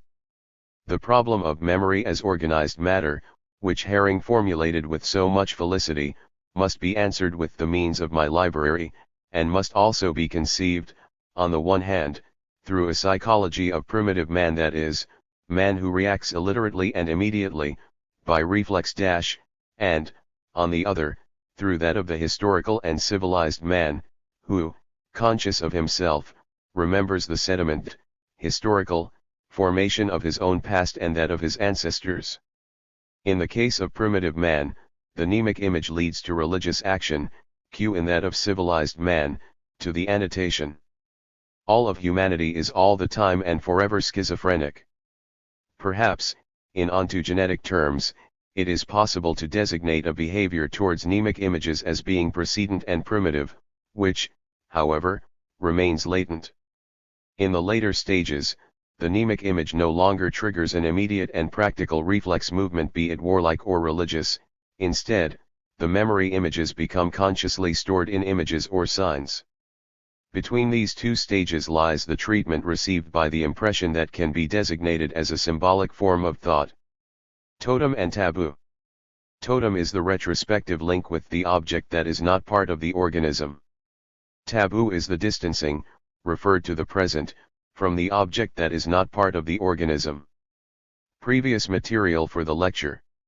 In April 1896, I was in the second half of my trip through the Pueblo Indian region, coming from Holbrook until I arrived, after a 2-day carriage journey, at Mr. Keem, the Indian trader of the Mokees, whose villages lie on 3 parallel rocky plateaus to the east of the settlement. The easternmost village among them is called Orabi. Right at the foot of the rock where Orabi is located, a missionary, Mr. Voth, whose wife was born in Swabia and who received me very friendly.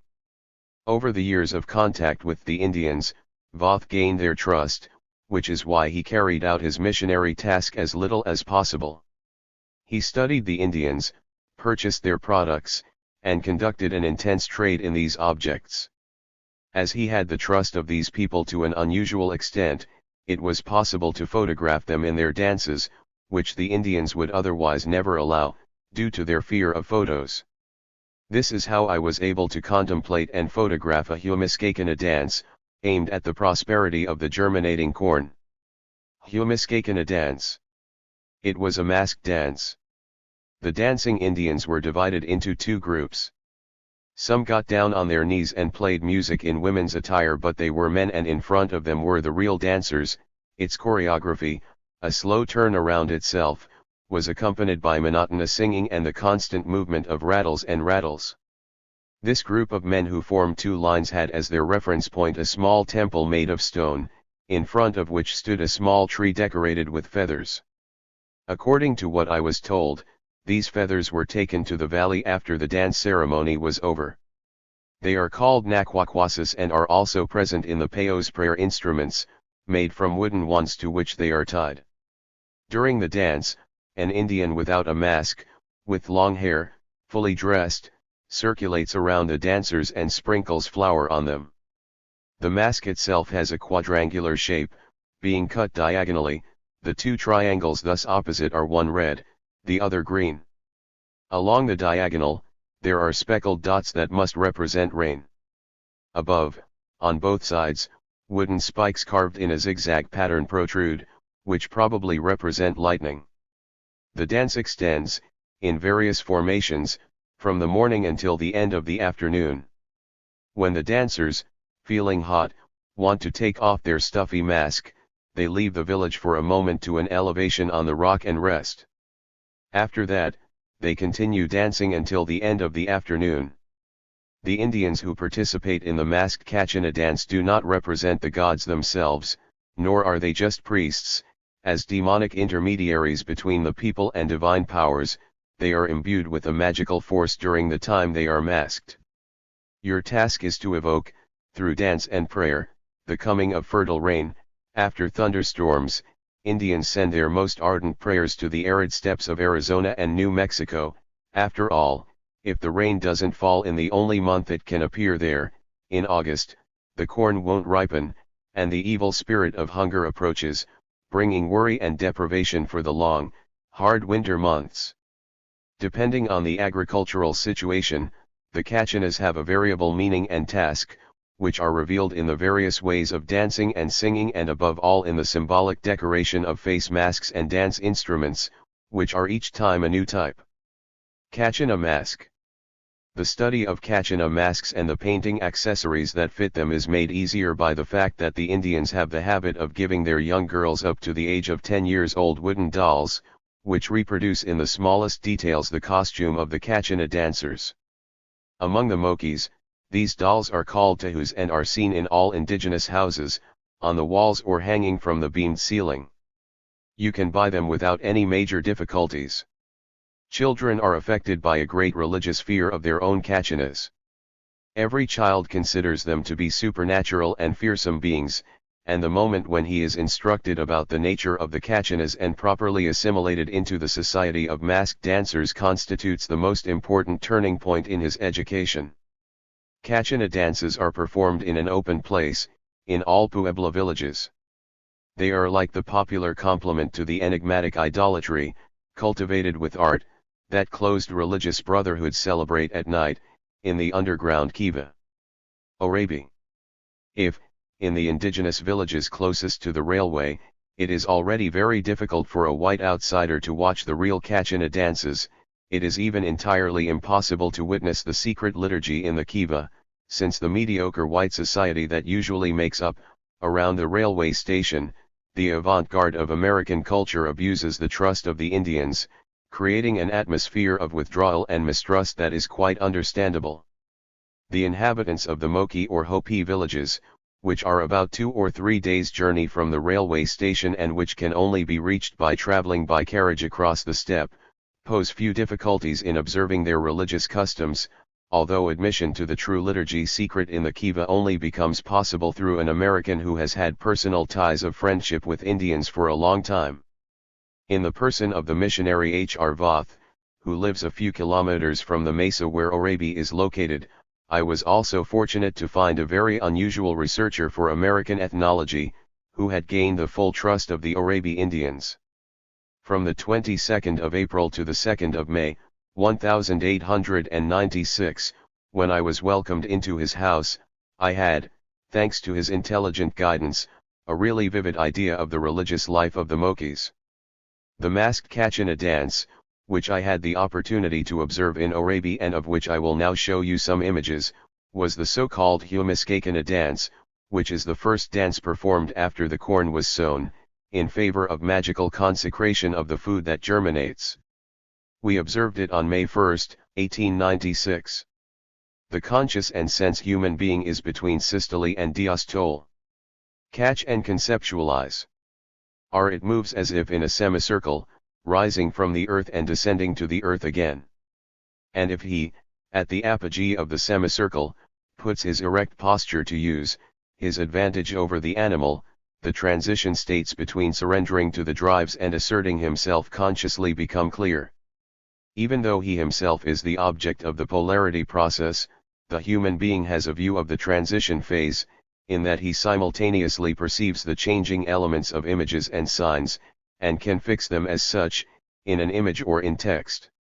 This background representation, which accompanies the transformation of systole and diastole as a transient inhibition device, is the abstraction of a harmonically and numerically ordered space. With this, part of its destructive and overwhelming power is extracted from the transformation. This is then cathartically felt as something regular, that is, as something compulsory in terms of succession or position. Between catching and concepting is the delineating definition of extension. The artistic process is between mimicry and science. He uses the hand, which returns to its course, it imitates, that is, it renounces any other right of possession relative to the object, while continuing to grope its external extension. The hand, therefore, does not completely renounce contact with the subject, but conceptual appropriation. The artistic act is, so to speak, a neutral grasp, which does not really alter the relationship between object and subject, but only in sculpture really by touch, in painting only by tracing the contour assimilates with the eyes and reproduces. Tropological behavior is a state of mind that allows us to observe the function of the exchange of images in statu gerunди, considering it in 3 parts, without it being a complete tropic distortion or a metaphor clearly kept at a distance. In medieval tropology, it is the simultaneous vision of 3 objects juxtaposed in a situation of exchange. The moment of exchange, in its operation in consciousness, is brought directly and simultaneously to the eyes.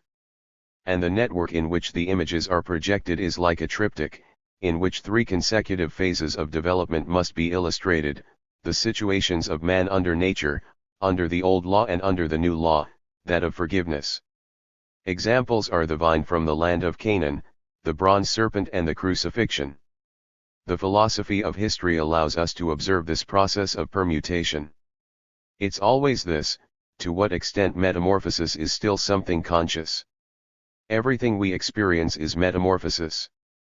The cosmological tectonic element in the symbolic representation of Pueblo art corresponds to the characteristic of a man who is a farmer and settles at home. By the terraced arrangement of houses we understand the use of stairs; they enter from above, and the staircase as the concrete substrate of the scheme of the universal dwelling, cf. Giroudeau's drawing. On the other hand, the mimetic element in their dance art corresponds to nomadic and hunting culture, considering that they are also, after all, hunters even if they don't just have that side, like nomads. Materials for the history of symbolic behavior in mime and plastic arts. Arrangement. 3. How are villages built? 4. Or on the rocks. 5. Or in the form of a ladder. 4. What is your activity? The hunt. B. Agriculture. C. Pottery, weaving. V. Artistic exercise of the cult, cosmological magic in the artistic exercise of the Pueblo Indians. A. Vessels and tissues. B. Wall paintings and hand drawings. Transition to Kachina.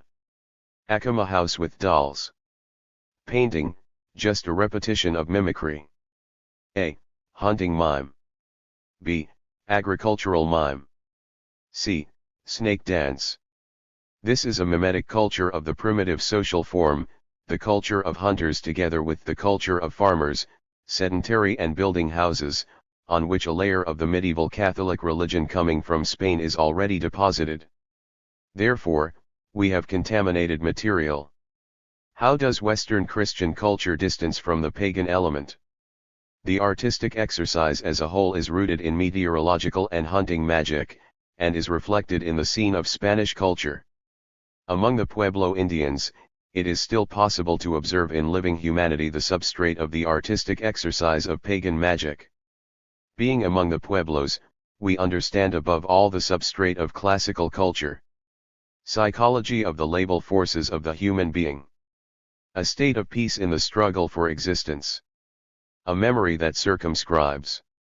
The serpent as a primordial element of the religious conception and practice of humanity. The snake as a primordial element of the religious conception and practice of humanity. What properties does the serpent bring with it, to position itself as a comparative subrogator in religion and art? 1. It covers, with the year, the course of life, going from the deepest sleep of death to the most vigorous life. 2. Shedding her skin and staying the same. 3. It is not capable of walking upright and, even so, it has maximum speed when moving forward, together with the absolutely deadly weapon of its poisonous prey. 4. It offers a minimum of visibility to the eye, especially if its color adapts to the desert, according to the laws of mimicry, or when jumping out of the hole in which it is hidden. 5. I speak. These are qualities that make the serpent a surrogate symbol for what is ambivalent in nature, dead and alive, visible and invisible, without prior warning and with a fatal attack. Everything is cryptic and fast. A complex with maximum movement capacity with minimum vulnerable surface. Furthermore, she periodically interrupts her sleep, which resembles death, and undergoes the metamorphosis of her skin. That is why it is the surrogate comparative already given for events in which man experiences or sees an organic or inorganic transformation that is not clear as to its cause. Symbol of eternity, Zruan. T. The snake as a symbol of change. Assimilation to the body as a logical act of primitive culture. Assimilation to the body takes place between man and someone else's being, animate or inanimate. The process is comparable to forming a simple sentence. We have the simple sentence in statu gerendi, in which subject and object still coincide, with the disappearance of the copula, or they can consume each other reciprocally under various accents. This situation of a vacillating primitive sentence, with three parts, is reflected in the religious exercise of art by primitive people, to the extent that we can observe in their tendency to assimilate the object into their body a process parallel to the formation of sentences. Or the subject remains and the object disappears, is incorporated. Example in Vischer. U. Communion rites. 2. Situation of assimilation into the body. Parts of the object remain as foreign bodies that have been attached and thus inorganically expand the feeling of the self. Manipulate and carry. 3. Lost in an intermediate state between manipulating and carrying, loss and affirmation, the subject goes to the object. In kinetic terms, man is present, but has an inorganic expansion of his self, which covers him entirely. The perfection of the loss of the subject in the object emerges in the action of sacrifice, which incorporates elements into the object. Imitative transformation through mimicry, example, the cult of mask dancing. Art/rhythm.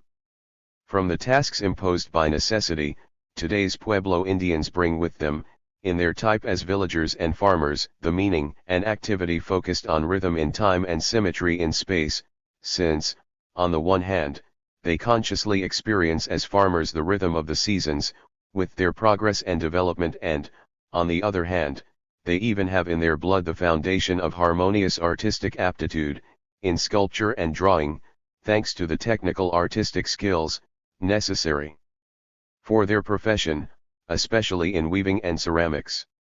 An influence from outside European, in fact, ended up undoubtedly contributing to the acquisition of these technical and agricultural skills. The Spanish civilization of the 16th century was brought to the Moquis by the Jesuits, who, however, later knew how to free themselves definitively from this influence. Between mimicry and tectonics are the plastic arts. 28 years ago, the railway still did not reach the Moqui villages, located to the northwest, at the greatest distance. It was necessary to travel by carriage for 3 days to get there. The fact that the distance destroyed by culture acts in a devastating way on the life of pagan religiosity, not to mention the ease of access for curious observers, also for a completely different reason. The need passed by the Indian, who fights for his life in the desert steppes creating corn, is equally abolished when the land obtains, under the shelter of the crop, easier access to water and even some irrigation.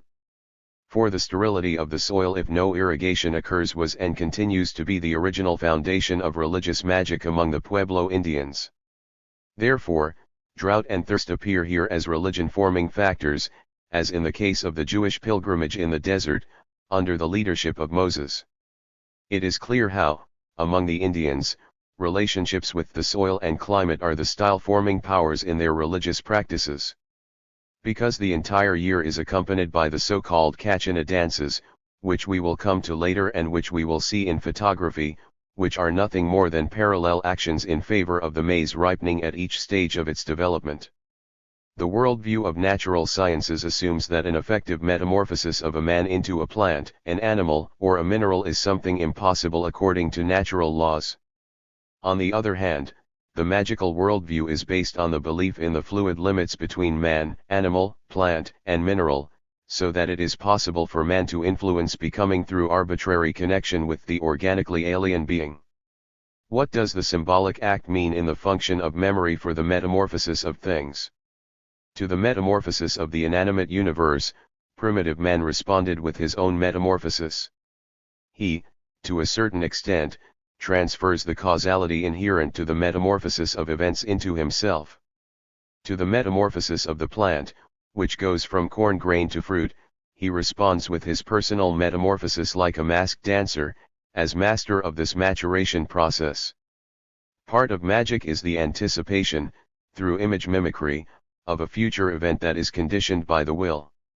With the images from the trip to the region of the Pueblo Indians, we arrive at the terrain of the originally pagan religion, which clearly preserved, in its plastic and mime arts, the primordial elements of the primitive forms alien to the church on which, it is true, it was deposited in the 16th century a layer of Catholic and Mexican culture, to which the American intellectual enlightenment was recently added.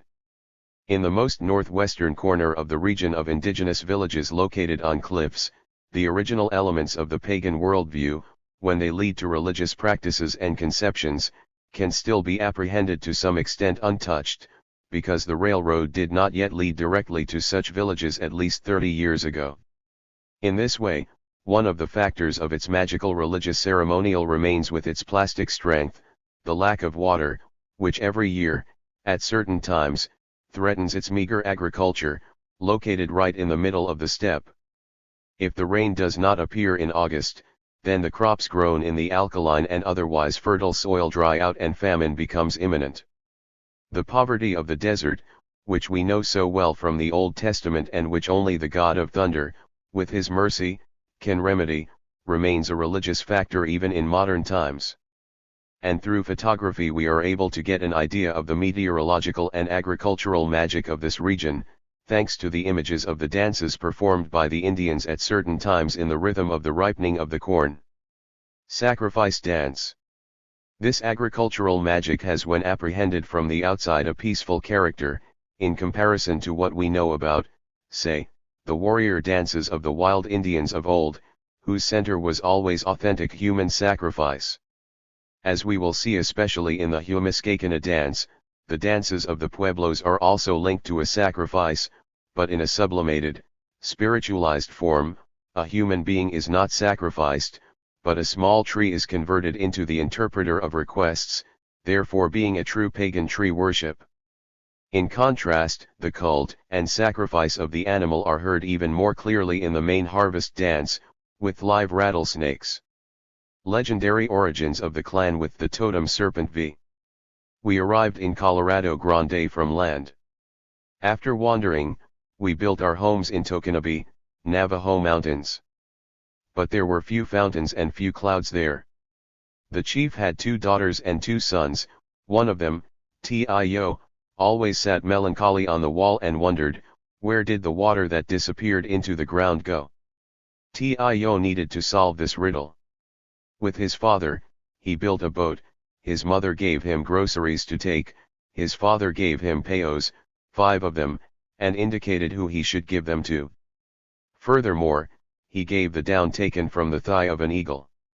Thus equipped, Tio set out on a journey descending uninterruptedly through the current of the underworld, until he reached dry land. There someone called him. He was at the Spider Woman's house, who received him friendly. There he entered a spacious kiva. Tio gave the Spider Woman the large payo and the eagle's thigh fluff, and she was very happy with it, gave him something to eat, lodged him for 4 days, and then advised him to go to the woman's house. Serpent, promising to accompany him. She then prepared a magic potion, which she gave to Tio, and went to follow him in his right ear, becoming invisible to the others. Atop his eagle's fluff, Tio flew until he reached a kiva in the vicinity of the great serpent, to whom he gave some of the magic potion. Then she let him pass. He went down to the serpent kiva, where several men were sitting silently on a ponya, all dressed in serpent skin. From there he continued down to the antelope serpent kiva. Around the sand ponya, men dressed in white sat. Tio handed the chief his blue payo, and the chief took it, placed it on the sand ponya and said, "I was already expecting you, and I thank you for your arrival. I make the clouds come and go and blow the winds of maturation, and I rule the coming and going of all the animals on the mountain. Before your return, you may wish many things for yourself. Ask as you wish, and it will be granted to you." Thereupon the Spider Woman advised Tio to resume her journey. The eagle flew toward the west, and there he saw a large water, and in the middle of the water, at a great distance, the long branches of a ladder projecting from the roof of a kiva. The spider advised him to fly there. When he got there, 2 cougars were guarding the entrance. But, with the spider's magic potion, Tio appeased them both. The kiva was all turquoise and coral, and in the middle of it sat an old woman on the floor, completely alone. That is affectionate mother. Every night, when she takes off her cloak, she becomes an attractive young girl, said the spider. So the good old woman prepared a meal for 2, "This is for you and father when he comes home." As she said this, the spider whispered to Tio, warning him to have the payo in his hands to give to the sun. And the sun came, arriving like the crash of a lightning arrow. The sun took from his cloak all the payos he had received from men on his daily journey, and ordered them. "These are from good-hearted people, they must get what they want, but these are from bad people. They won't want to look me in the eye." Tio gave him his payo. "All right, my friend, my relative, my son, let us smoke," said the sun, and they smoked. The sun asked Tio to accompany him on his journey through the underworld. Tio clung to his belt, and they flew into the depths, to the house of Muinwa. There, several stern men hurried forward, and the sun took Tio to the center of the busy crowd, where Tio gave Muinwa his respective aho. Mu'inwa said that he would always grant the wishes of the people of the Pao, and that all the seeds of living things obeyed him. The crowd that I saw there was busy with this work. Then the sun caught him once again and took him east, where it rises. When they stopped, they were in the house of the sun, a kiva similar to the one in the west, but red. There were no women there, just the brother of the sun, who takes turns as the bearer of the solar shield every 4 days. There, the sun taught him how to make solar Pao. He would then see into the hearts of all people. The most important gift he could receive would be in the kiva of the antelope serpents, the gift of rain clouds. The sun presented him with gray and yellow fox pelts, took him on his shoulders, and carried him across the sky toward the west. There was the good old woman again, who presented him richly. Tio packed everything carefully into his cloak, climbed the ladder and flew away on his eagle's fluff. It was still twilight when Tio arrived at the serpent kiva, and 5 days had passed since he had first been there. He quickly entered and went to the kiva of the antelope snakes, where he sat for 4 days on the sand Ponya, to listen to the teachings of the chief, who said, "Here we have an abundance of rain and corn. There are none in your country. Therefore, you must use magic. Engrave these prayers very well on your chest, you must sing these songs, do this Pao, and when they wear white and black on their bodies, the clouds will come." He gave Tio part of what was in the 2 kivas, and also sand of various colors from the Ponya of the antelope serpent kiva, and said that they would be the colors of the corn that would come with Tio's prayer. The chief also gave him 2 girls, who knew the magic against rattlesnake bites. Tio should give one of them to his brother. He even gave Tio a Tipanai X that was in the sand Ponya, and told him to always keep it carefully, because it's actually your mother. Then the spider woman took him back to her house, where Tio stayed for 4 days, and he hunted rabbits for her. The spider prepared a basket for him and, on the 5th morning, he got him ready for the journey with the women, one on each side. She then disappeared. But a thread appeared, which attached itself to the basket and led them through the white clouds to Tokinabe.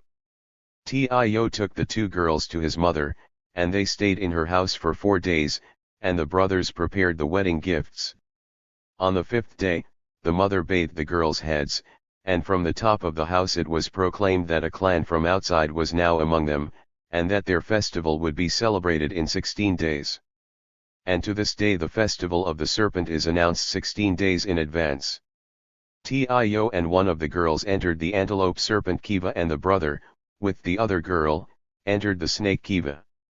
At this point, the ceremony is narrated as it is actually celebrated, with the difference that the brothers do not go out to hunt snakes.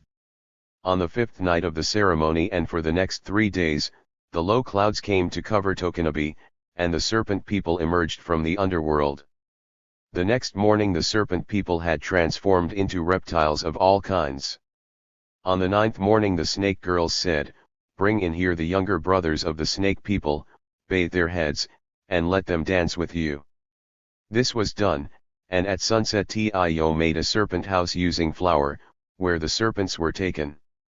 Everyone came in and threw sacred flour at them, but the younger brothers took them back to the valleys, and they returned to the serpent kiva of the underworld, carrying there all the wishes of the population. After that, the snake maidens gave birth to countless snakes. When children wanted to play with these snakes, they were bitten. We needed to leave Tokinabe, and the 2 snake girls were left behind. After long wanderings, the god of war indicated Walpi as the home where he wanted to be worshipped. Nothing seems to be further from a line of research dealing with art and the Italian Renaissance than a descent into the dark regions of late antique superstition. The beautiful in itself and antiquity, as it came to light at the time of the Renaissance as the one that led the Italians towards the highest idealistic creations, seemed to have their most bitter enemy to face in astrological fatalism. But this is only superficially true. For, if one conceives of the Enlightenment that the rediscovery of classical antiquity brought to Europe not as a studio phenomenon, but as a process of confronting new life with the tradition of the old, then precisely antiquity, whose cult was maintained and claimed in astrology, that is, with demons and distortions, gives the observer of cultural science the occasion to clearly conceive the re-establishment of classical antiquity as the result of an attempt to liberate the modern personality from the spell of the practice of magical Hellenism, an attempt that, although perhaps not having such a stimulating aesthetic effect, it has an even more profound human impact. If this library has become a museum for the history of the psychology of spiritual guidance, then, in an essential point, astrology contributes to this purpose with the most decisive testimonies, since, when peering into the sky, what is at stake is the most comprehensive of soul-oriented companies relative to the universe. The first scientific contacts with my friend Boll did not reveal any more important methodological consequences. His Sphera came into my hands for the first time in 1908, and then I found, on p. 470, the figure of an icosahedron, whose small triangular faces were provided with zodiacal images and characters. Boll called this icosahedron a small monument and considered it an amulet, but, according to the knowledge I had acquired when investigating medieval fortune books, there seemed to me to be no doubt that it was prophecy data. I wrote this to him and, to my great joy, Boll agreed. That was in 1910. But it was for a completely different aspect that, later, Sphera captivated me as an art historian. Boll, moved by a feeling of scientific obligation, published attached to the Bible of medieval astrologers the great introduction by the Arabic astrologer Abu Ma'shar, who lived in Baghdad and must have died in 886, aged over 100 years, translated from Arabic into German, even though there were already Latin translations from the Middle Ages ready to be used by erudite hands of non-Orientalists. Professor Dyroff, an Orientalist from Munich, had the altruistic attitude of publishing this text, which is in and of itself strange and arid, in Arabic, making reference to the Latin translation and studying it in detail. The recent history of art has not yet thanked him enough for this piece of erudite work of apparent aridity. It was only thanks to this text that, about 12 years ago, to my great surprise, I was able to identify among the comparative description of the celestial firmaments made by Abu Ma'shar, who gives a synopsis of the three distinct redactions of the Greek celestial globe, in the constellations described as Indian decans, the source of a strange and hitherto unexplained astrological cycle of frescoes, painted for Duke Borso in the Palazzo Scafanoia, in Ferrara, around 1470. At the International Congress of the History of Art in Rome in 1912, I was then able to present this phenomenon with the necessary evidence.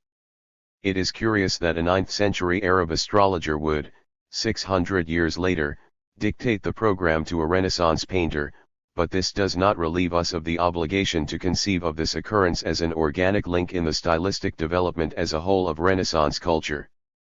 As soon as we no longer close ourselves to the view that astrology meant only an exaggeration of the powerful and clearly structured world picture of Greek astronomy, whose basic planes, with their harmony, cannot be destroyed by any demon-abducted fantasy, then the stark cosmos of antiquity stands before us as an object of restitution.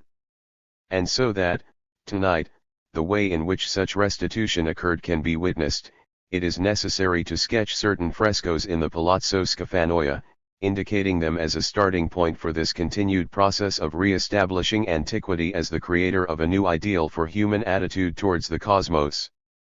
One point can also be made: reflection should help us not to lose ground in scientific exegesis when considering the material of images. Everything that, tonight, appears in word or image, together with known or unknown evidence, reveals the observant man in the fight for space for reflection. Oscillating between the mythological causative principle, based on images, and the calculable one, based on numbers, the constellations have for this man, including for the same research personality, such as Ptolemy, an ambivalent character, tensioned between two poles.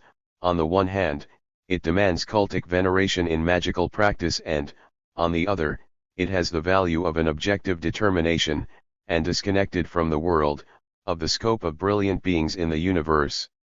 Regarding the celestial vault, it would be possible to say, the entire Promethean tragedy of the human being lies in the fact that there is no firm vault above us.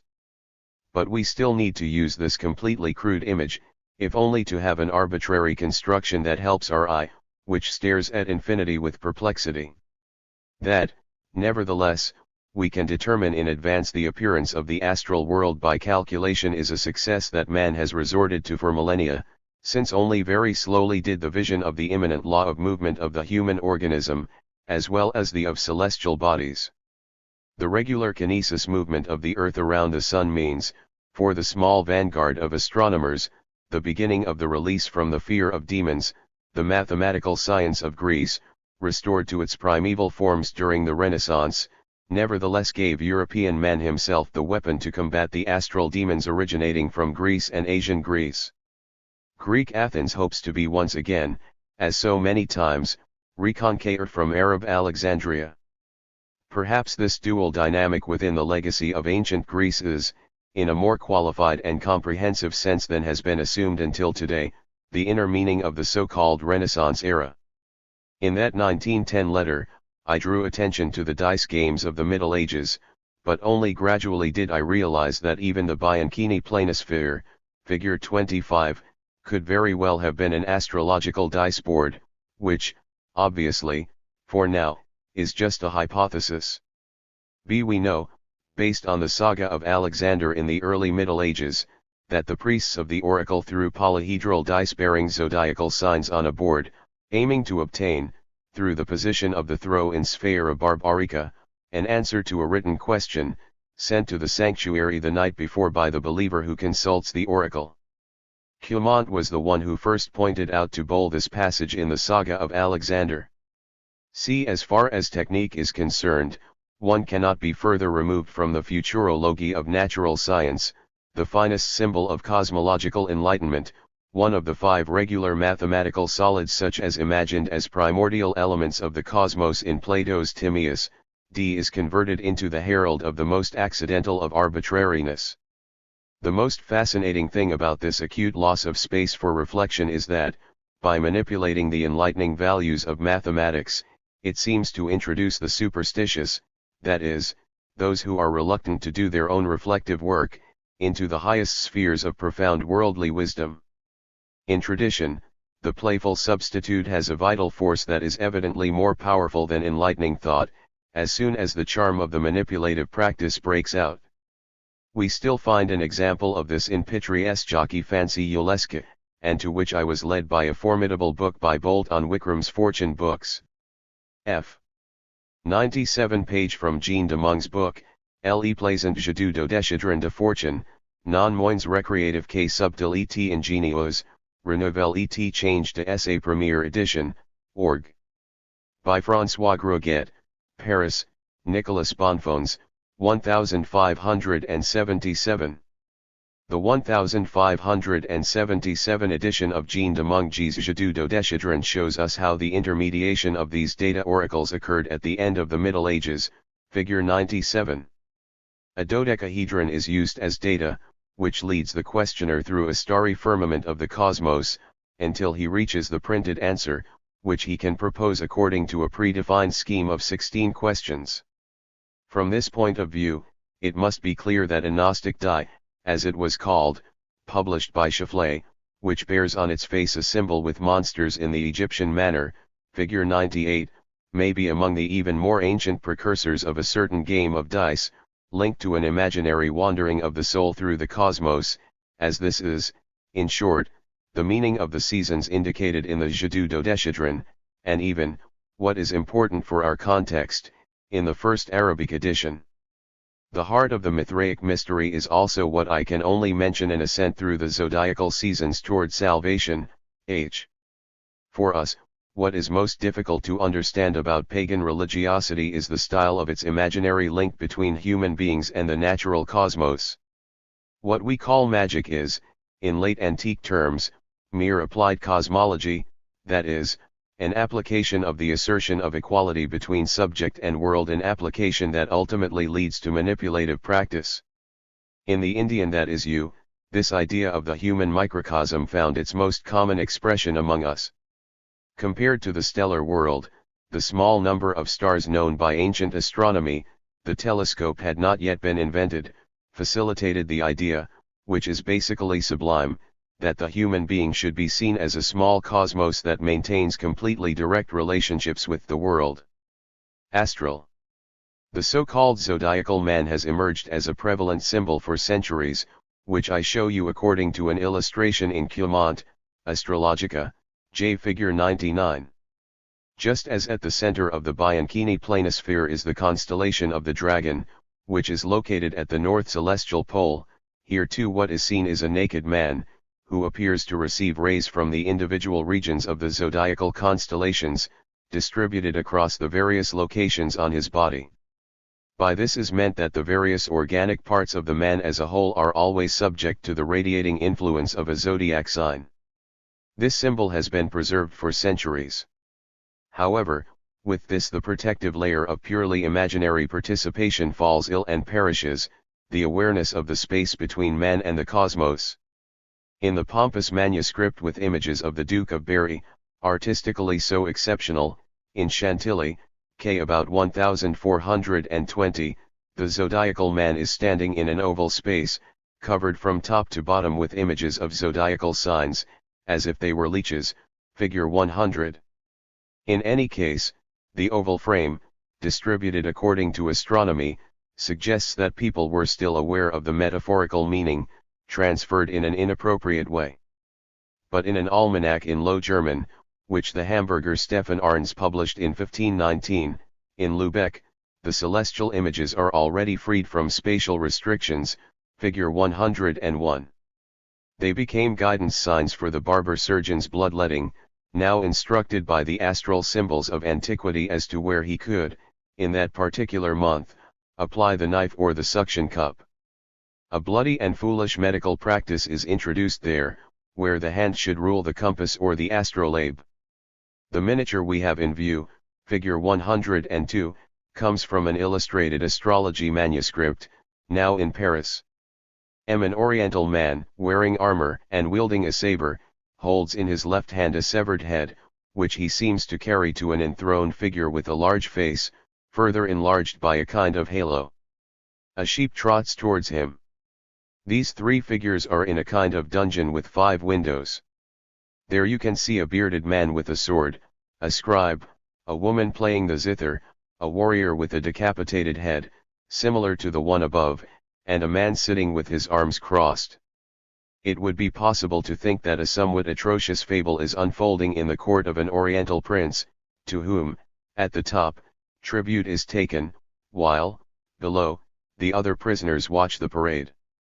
But the Arabic text, which Becker, Mitwak, Schid, Bjorkman, and Helmut Ritter, our colleagues always willing to help, were willing to interpret on this occasion, as they have done on similar occasions, teaches us that it is an astral chart, a prophecy of a birth, very much in the spirit of Greek astrology, betraying in its own external arrangement the connection with the Bianchini planisphere.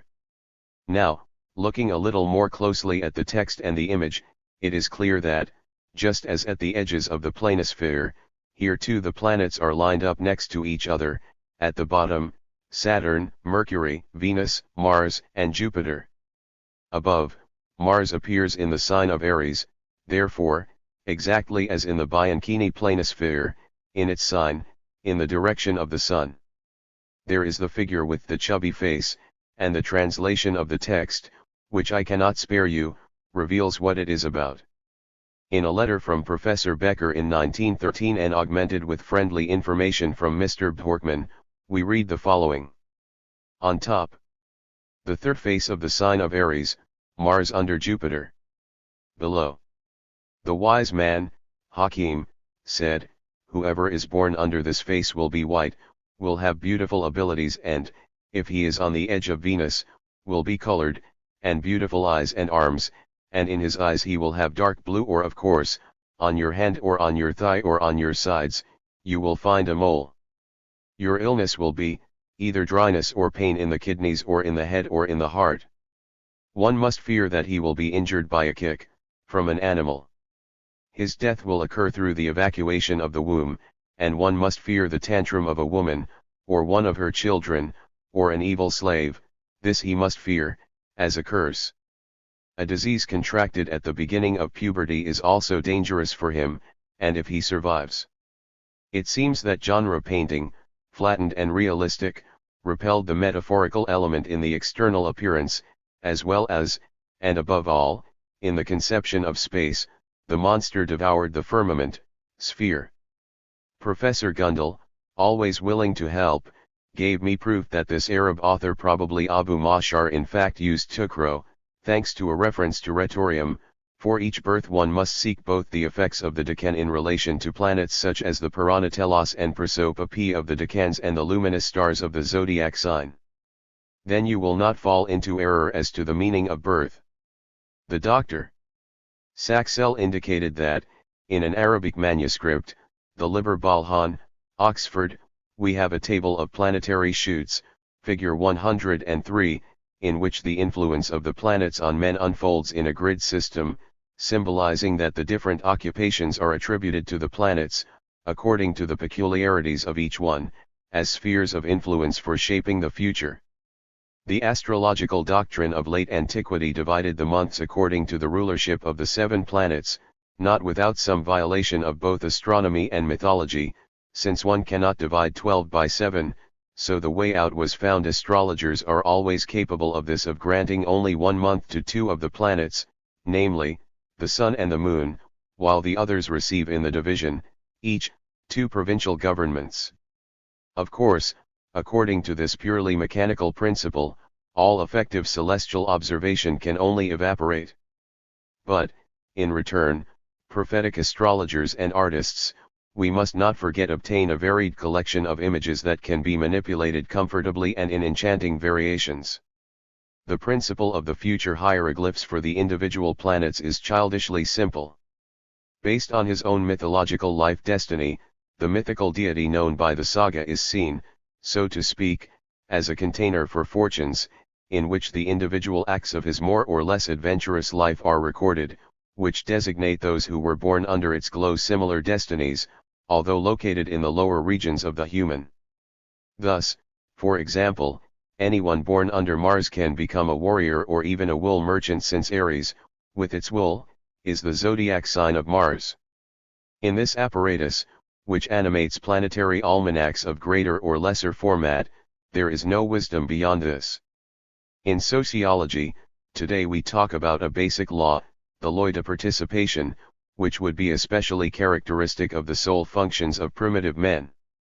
Anyone who considers the astrological economy of almanacs can only see that, on the contrary, both this fallacious exchange between the metaphor and the designation of the thing, as well as the confusion between the designation of the thing and the subject that judges, can never be shown with greater clarity than in the case of astrological doctrine.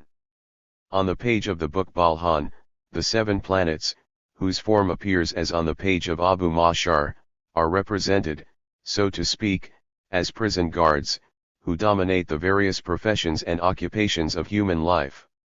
This fatalism that seeks to unveil the future through the oracle of images has retained its place of worship in a grand Italian monument that has been unparalleled until now, the Salone of Padua, figures 104 and 105. The hall, which is 87 by 17 meters long, nave, is arranged from top to bottom with paintings for the months, as we know them from peasant almanacs, and planetary figures, in 12 gigantic covers, distributed among the astral demons.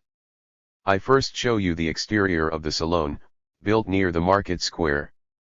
The vaulted ceiling must have been built on an Indian model, but this is not certain. Furthermore, fires destroyed the roof more than once and damaged the internal walls, so that the building represents a true palimpsest, a sheet of parchment erased more than once and rewritten. To this day there is no satisfactory publication. In Antonio Barzan's book, I Cili e la loro influenza negli affreschi del Salone in Padova, 1924, the series of paintings were at least published, even if in unsatisfactory reproduction, and Barzan tries to clarify the iconological arrangement of the layers, even if in insufficient mode.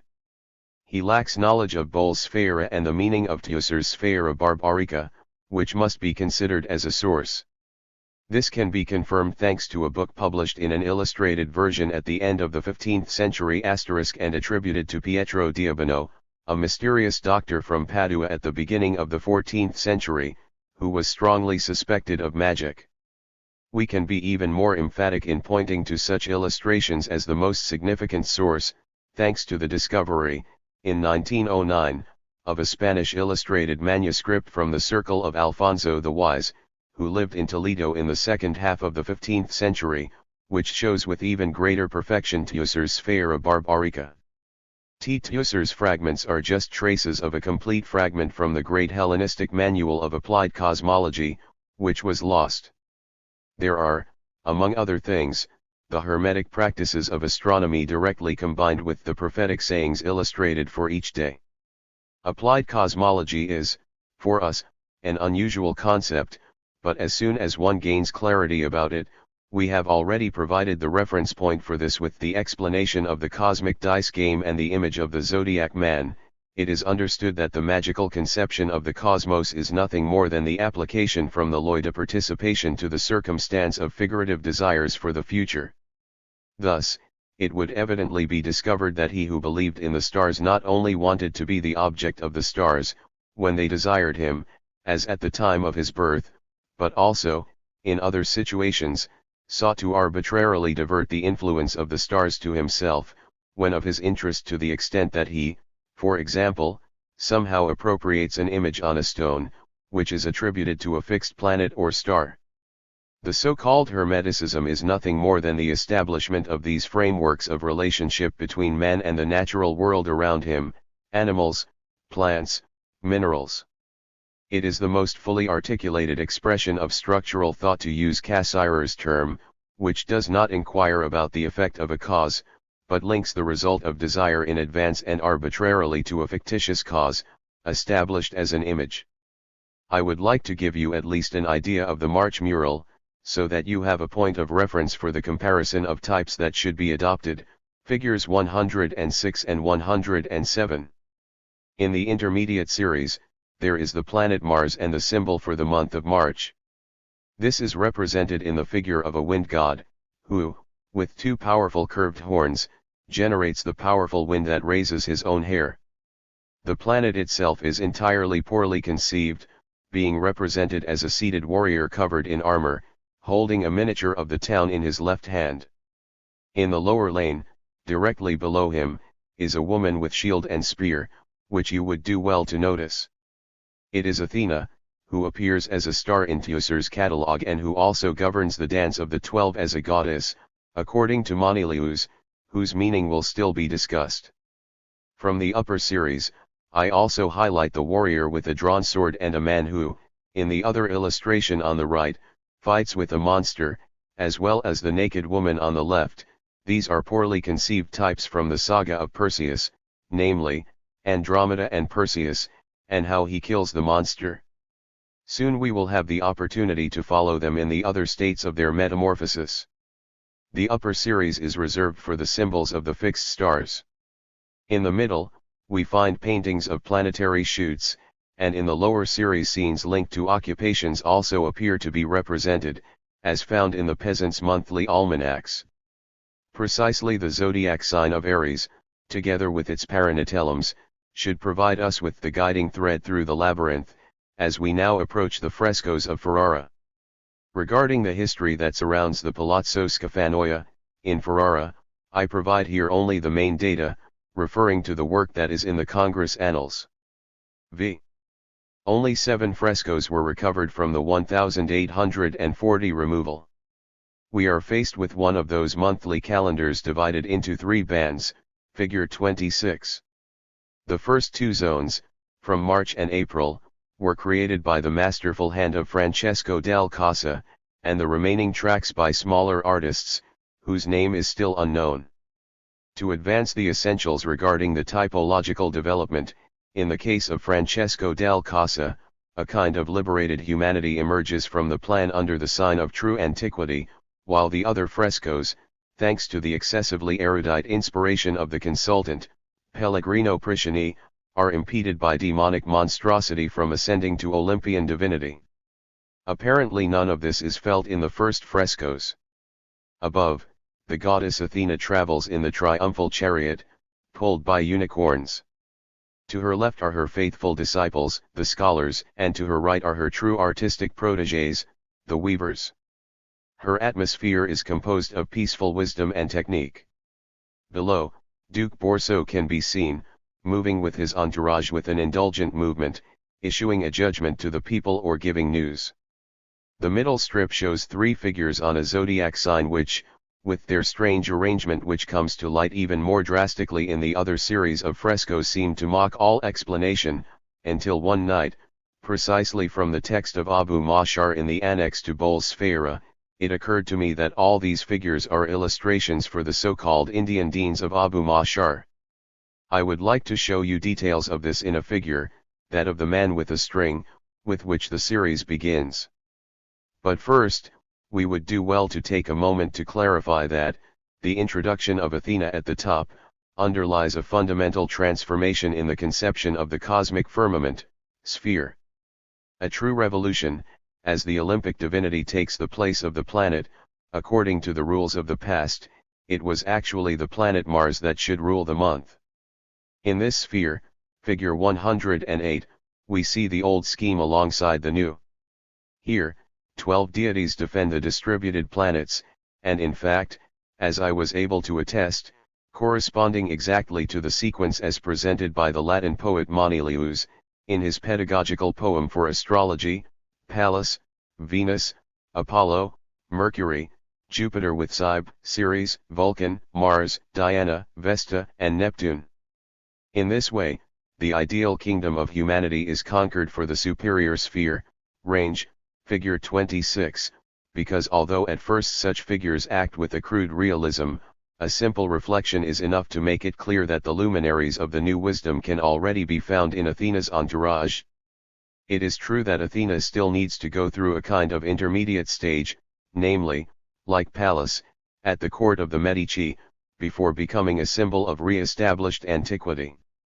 Two images suggest how she, as Pallas, and the sound similarity of her name to the figure on the Medici coat of arms, the Pal, also played a role, became the domestic goddess of Medici culture. Thus, in the year 1475, in the tournament in honor of Simonetta Vespucci, she introduces herself as the tamer of Cupid. Love, figure 109, tames him in line with Petrarch's Pudicitia, and encourages Giuliano towards fearless masculinity, such as Poliziano echoes in his poem for the tournament. It is, therefore, what Pudicitia was in the Middle Ages.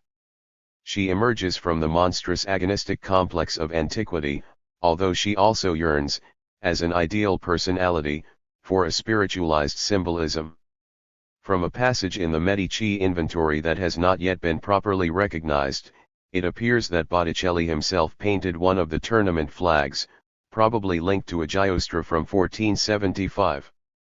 Pallas was represented with a Medusa shield. A work of marquetry from Urbino gives us a good idea of such a representation, figure 111. Pallas appears before us as a warrior leaning on a spear, and next to her the shield with the screaming head of Medusa, which Perseus, protected by her, had brought her as a trophy. Therefore, it is still clearly rooted in the phobic complex of the giant fight. This also clearly comes to light in a painting by Botticelli entitled Pallas Taming the Centaur, figure 112, which perhaps, through some collusion, engraved the spirit of Medic culture in the symbol of the agonistic complex between intellect and elementary force. In Raphael's school of Athens, figure 113, it is no longer a symbolic expressive value, typical of the monstrous agonistic complex. The elevated serenity of the Greek Academy permeates the hall. The goddess Athena is in a shadowed niche, but rules from the background. Per monstra ad spheram. From the terribilita of monsters to contemplation, in the ideal sphere, of erudite pagan observation. This is the march in the cultural development of the Renaissance, which should illuminate tonight's series of images. The text of Abu Mashar reveals the man with the cord as the first Indian dean, figures 114 and 27. As can be seen from the comparative descriptions of the firmaments, the person who would need to appear in this man's place, corresponding in the Greek firmament to the man with the double X, would be Perseus. The obvious question, which has not arisen until now, is, who then would be the Indian source of Abu Mashar, and would it not be possible to find something like the double X in it, as it would be necessary to consider it the oldest and most near the Greek fountain? After some effort, this is confirmed very easily. The Indian Varahamihira, 6th century, of whose work we have a translation here in the Stadtbibliothek, in the Oppert estate, says very clearly, as the first decan of Aries a man appears, his hips girded with a white cloth, he is on guard, he is a scary, red-haired, black man, hold an axe at the ready. With this, the safe path to Tukro is established on both sides. In the lapidary of Alfonso the Wise, figure 115, the first dean of Teucer as Bol established it, with illustrations, in his Sphera, p. 433, remained alive with the double axe until the end of the 13th century. And as Professor Gundel has just demonstrated, based on a manuscript now in London, the image of a man carrying a double axe with both hands is indicated in an airtight list of deans.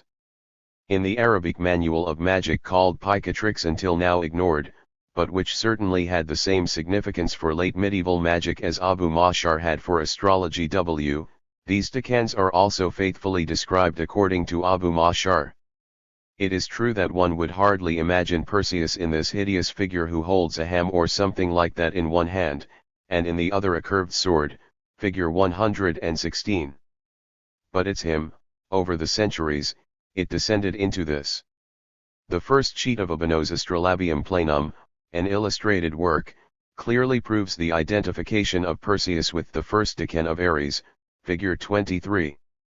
3 decans govern the month. On the left, there is a man who looks like a Turk, with a turban and a curved sword, and at the bottom, in the first series of astral maps, we see a little man, carrying a sickle in one hand and a crossbow in the other, figure 117. Below, we read in Latin, as a prophetic saying for this first day of March, whoever is born here becomes a worker of the land or a warrior. If we now call to resurface before our eyes, for a moment, Perseus in his genuine figure from antiquity, figure 24, just as in the ancient manuscripts on the constellations made by Germanicus and today in Leiden, then there can be no doubt whatsoever, internal or external. External, regarding the identification of the figure. In the first decan, the turban goes back to the Phrygian hood of Perseus, the oriental curved sword, as the Turks then carried it, is identified with this ancient model. It is true that the Turk lost his ability to fly, as did his little copy. The man equipped with 2 weapons is none other than a derivation of Perseus, figure 23, in whose hand the erudite illustrator of the hieroglyph, in his logical folly, stamped 2 devices.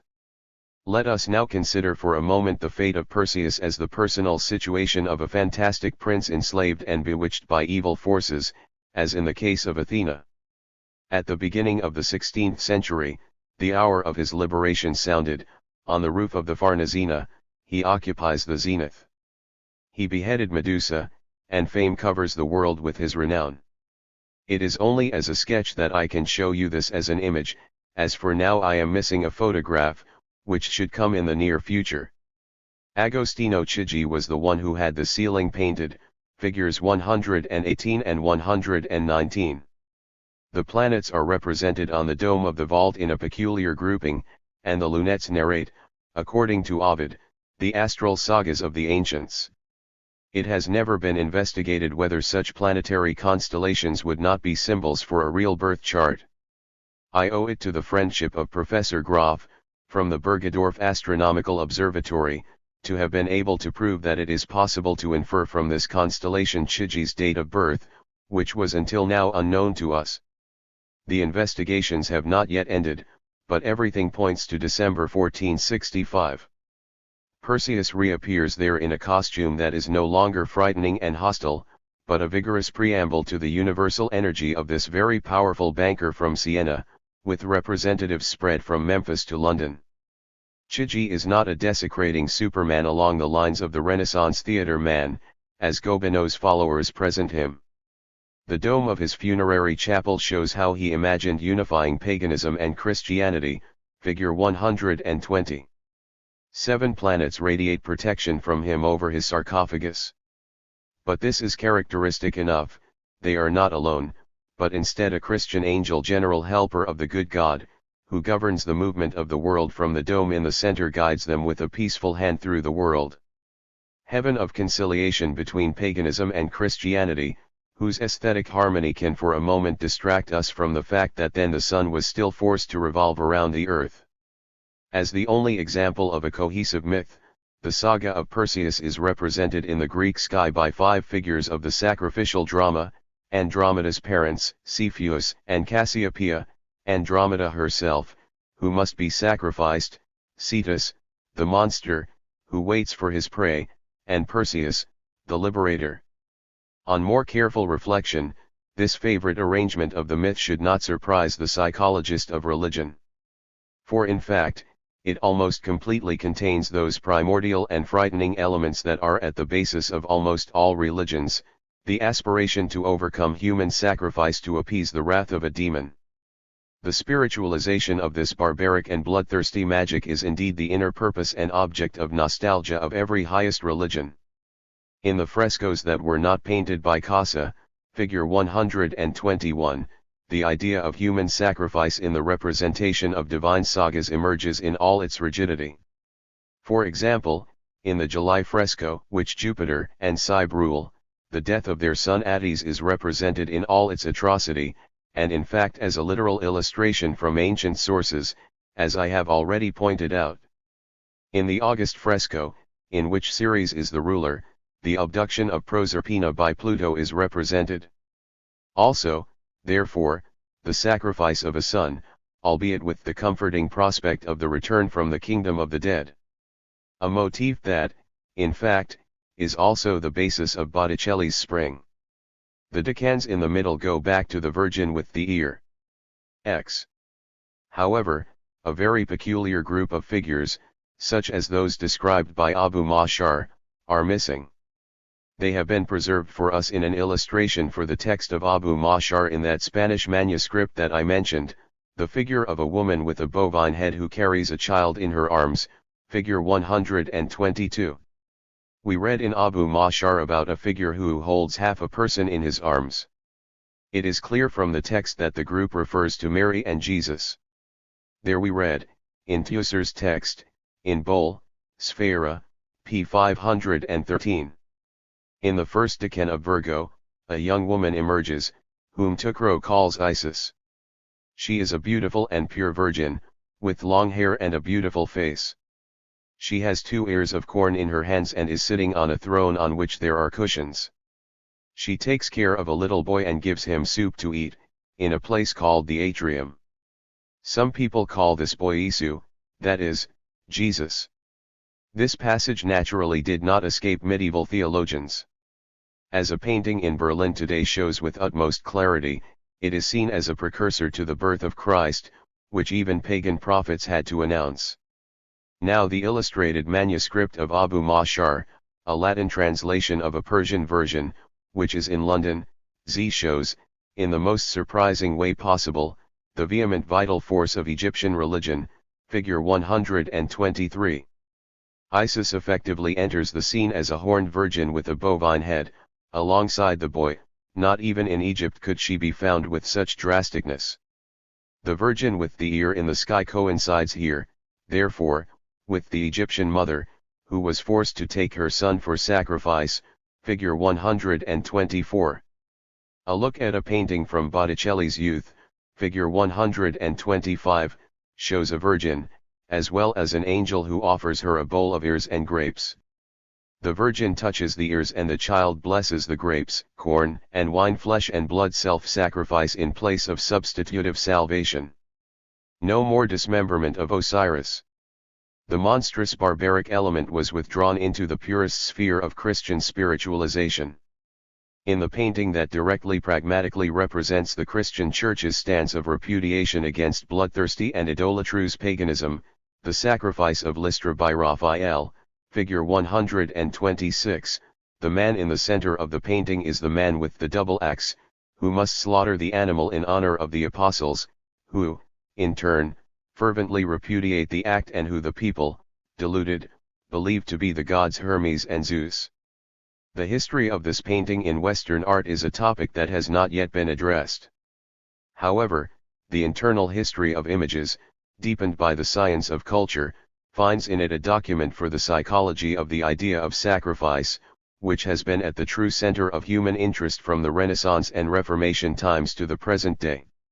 Replacing human sacrifice with animal sacrifice is among the simplest practices of those religions that want to leave the bloodthirsty ceremony behind. The man with the double axe is nothing more than a priest, who intends to sacrifice some large animal, such as an ox.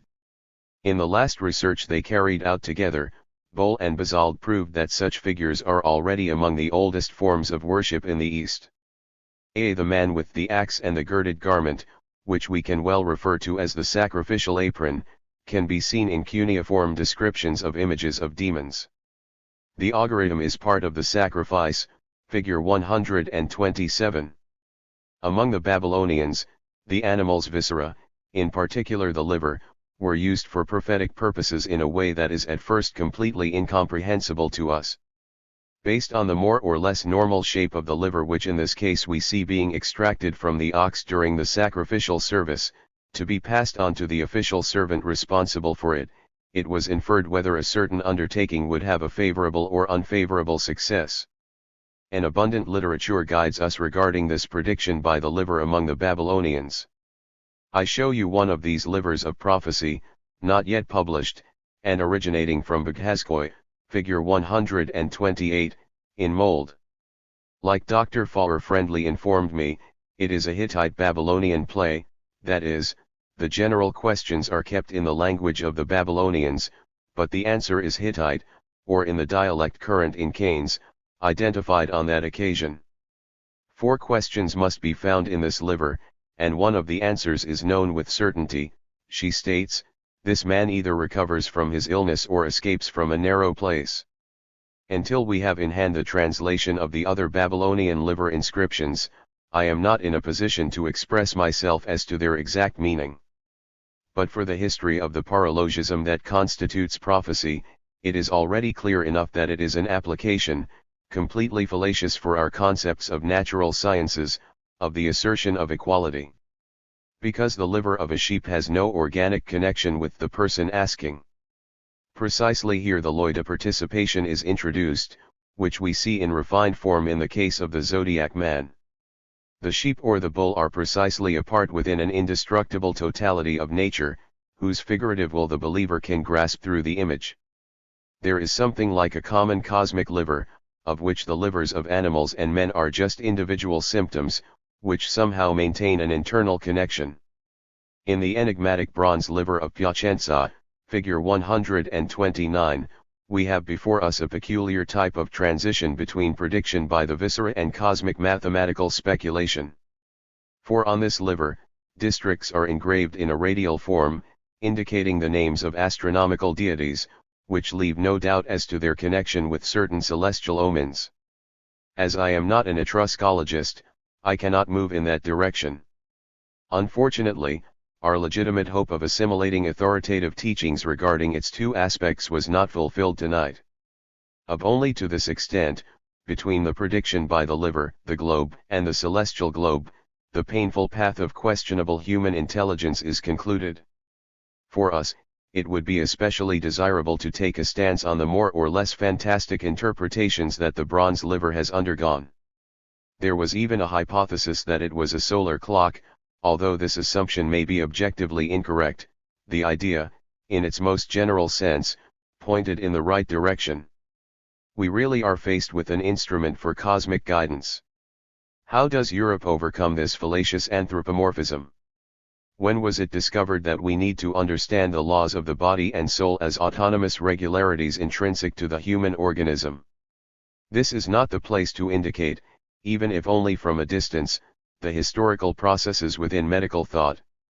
Nevertheless, I would like, to conclude even if only in the broad arc of comparative artistic consideration to capture in image the moment that reflects the transition from the primacy of augury to anatomical medicine. Until recently, it was not possible to use this painting by Moayert, figure 130, as a record for this, as the object had not been correctly identified.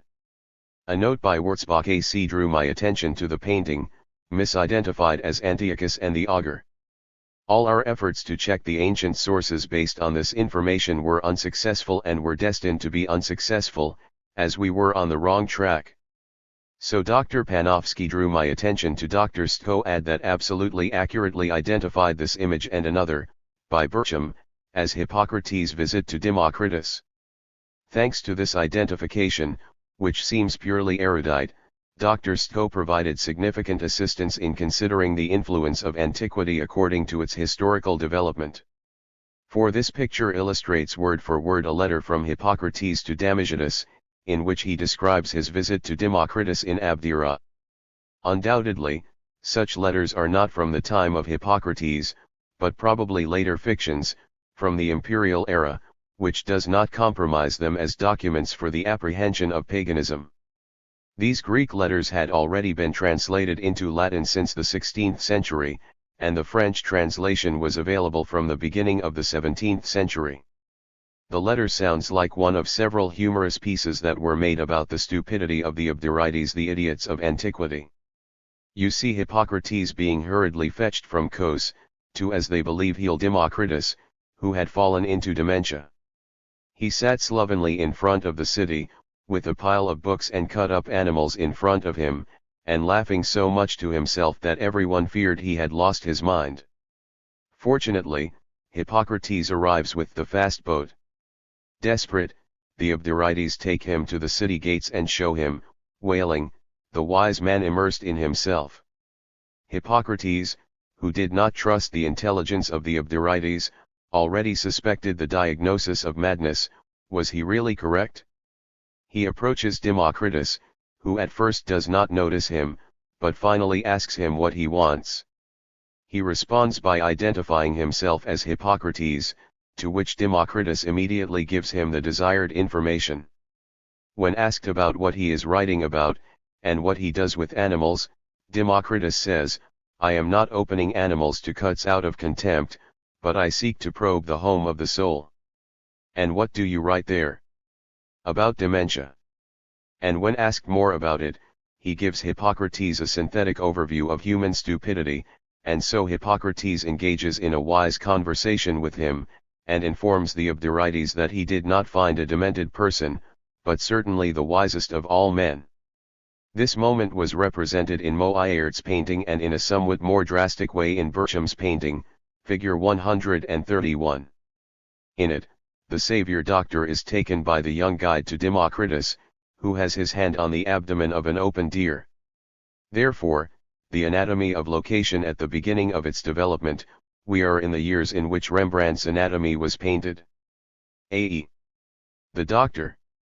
Stowe found proof of the source of this image in a note that a learned French school teacher had made to a fable by La Fontaine. He made this letter the subject of one of his fables, Democritus among the Abderites. Next to the French illustration, figure 132, I would like to present an old German translation, made in 1708 by Mr. Nickisch, in Augsburg. As always, people's opinions abhor me. How profane, unjust, reckless they always seem to me. Epicurus' master proved this well. His local people took him for a madman, but they were people with bad judgment. In fact, no one is a prophet in their homeland. These people were crazy, and Democritus was wise. His mistake went so far that the city of Abdera sent for Hippocrates, by letter and messenger, he should come and help the sick man to come to his senses. With tears in their eyes, they complained to Hippocrates about how Democritus had gone crazy from reading so much. They liked him better when he didn't know anything. He said that there were many worlds, so many that he could not count, perhaps filled with countless Democrites. And it doesn't stop there, it also talks about atoms, offspring of a hollow brain, invisible ghosts. He measures the sky, but he does not leave where he is. He knows the entire universe, but he does not know himself. Before that, he was able to arbitrate and decide everything. Now he speaks for himself. Therefore, they appealed to Hippocrates, who should come and help him, as his dementia was getting out of control.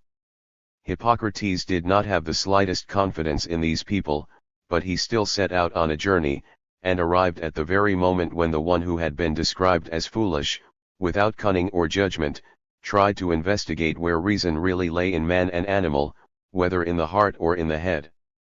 He found him sitting in a shady place, by a stream, while he was busy with the labyrinths of a brain. He had a variety of books at his feet, and he barely noticed his friend approaching him, he was so absorbed in his schism. Their greeting was brief, as one can well imagine, as wise people are economical with time and words. After talking for a long time about man and judgment, they finally arrived at the lesson.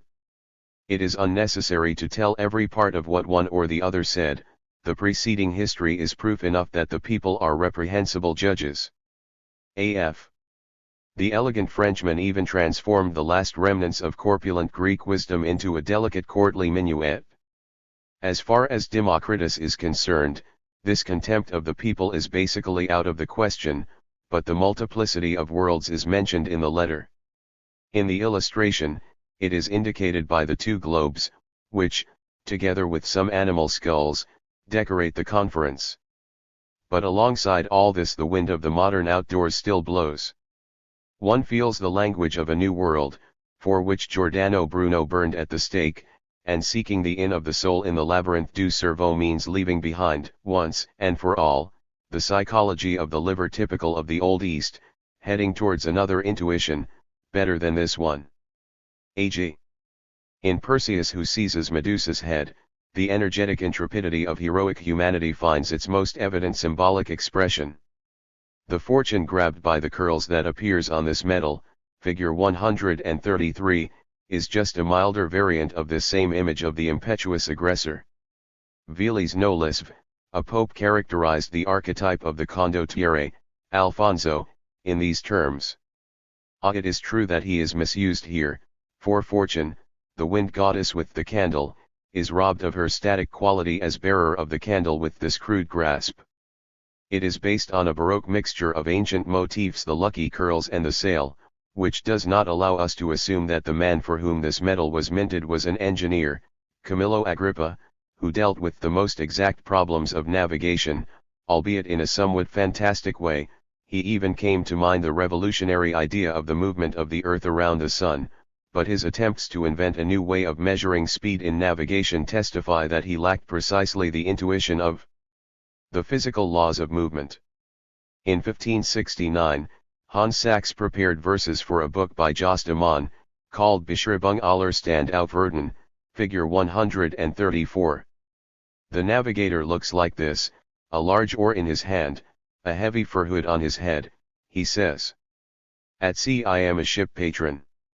On the compass, I can see. Where did we go wrong by the sea? If an untimely wind rises, wanting to cover us with big waves, we dip the anchor in the sea, so that the ship waits motionless, until the atrocious fortune is dispersed. In any case, this contemporary of Camillo Agrippa was not bothered by revolutionary nautical ideas. Dropping anchor during a storm, until fortuna, which here, as is already quite notable, is considered a designation for a gale, corresponding to the Italian usage disperses, is a type of nautical that would in no way lead us to aeronautics. There. As for the domination of the elements, it seems possible that progressive violence over nature is inversely proportional to the initially natural demands of the causative motive, in its palpable manifestation. It is only from the moment that modulations are produced whose producer is invisible to the receiver that the man at the helm accepts the dry numbers as a safe compass. Now he is able to face or overcome the wind as if it were a hostile personality, even though no curl offers itself to Perseus's grasp. A.J. The laws of movement, which govern the cosmos in a eurythmic way, circulating around a central point, were familiar to the Renaissance, corresponding to the doctrine of the ancients. Thus, in an interlude presented for Duke Ferdinando's wedding in 1589, Bountalenti staged a kind of opera, a musical interlude, which represents the harmony of the spheres of the universe following Plato to the letter, figure 135. As commanders of the individual spheres, planets and mermaids circle the universal axis, which forms from the spindle of Ananke's iron necessity. From this spindle the threads of destiny depart for men, which the three fates weave and cut, figure 136. However poetic this representation was, for the creation of which an entire society of musical scholars and musicians cooperated, it could not be enough for the human spirit, which ran into calculation errors when calculating the planetary orbits, during all the while Ptolemy's epicecles were its basic representation. In Kepler's Mysterium Cosmographicum, from 1596, AK is represented as a symbol of the harmony of the spheres, a system with regular solids fitted together, figure 137.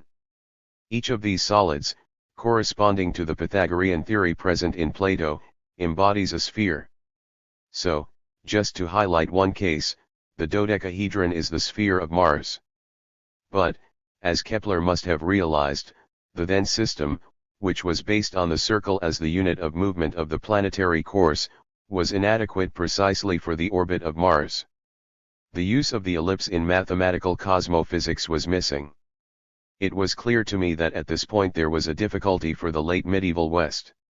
It was precisely about overcoming a primitive squeamishness that had been applied to mathematics, that of not constructing celestial bodies according to the ideals or requirements of the earthly scale of what is human. It is true that, against the gross and superficial humanization of the planets through identification with pagan gods, Giordano Bruno's accurate and successful attack had already been launched. The monstrous illusions of this equivalence were, however, much easier to undo than the pretension that the unity of movement of planetary orbits could only be harmonious, with a view to the organic duplicity of man.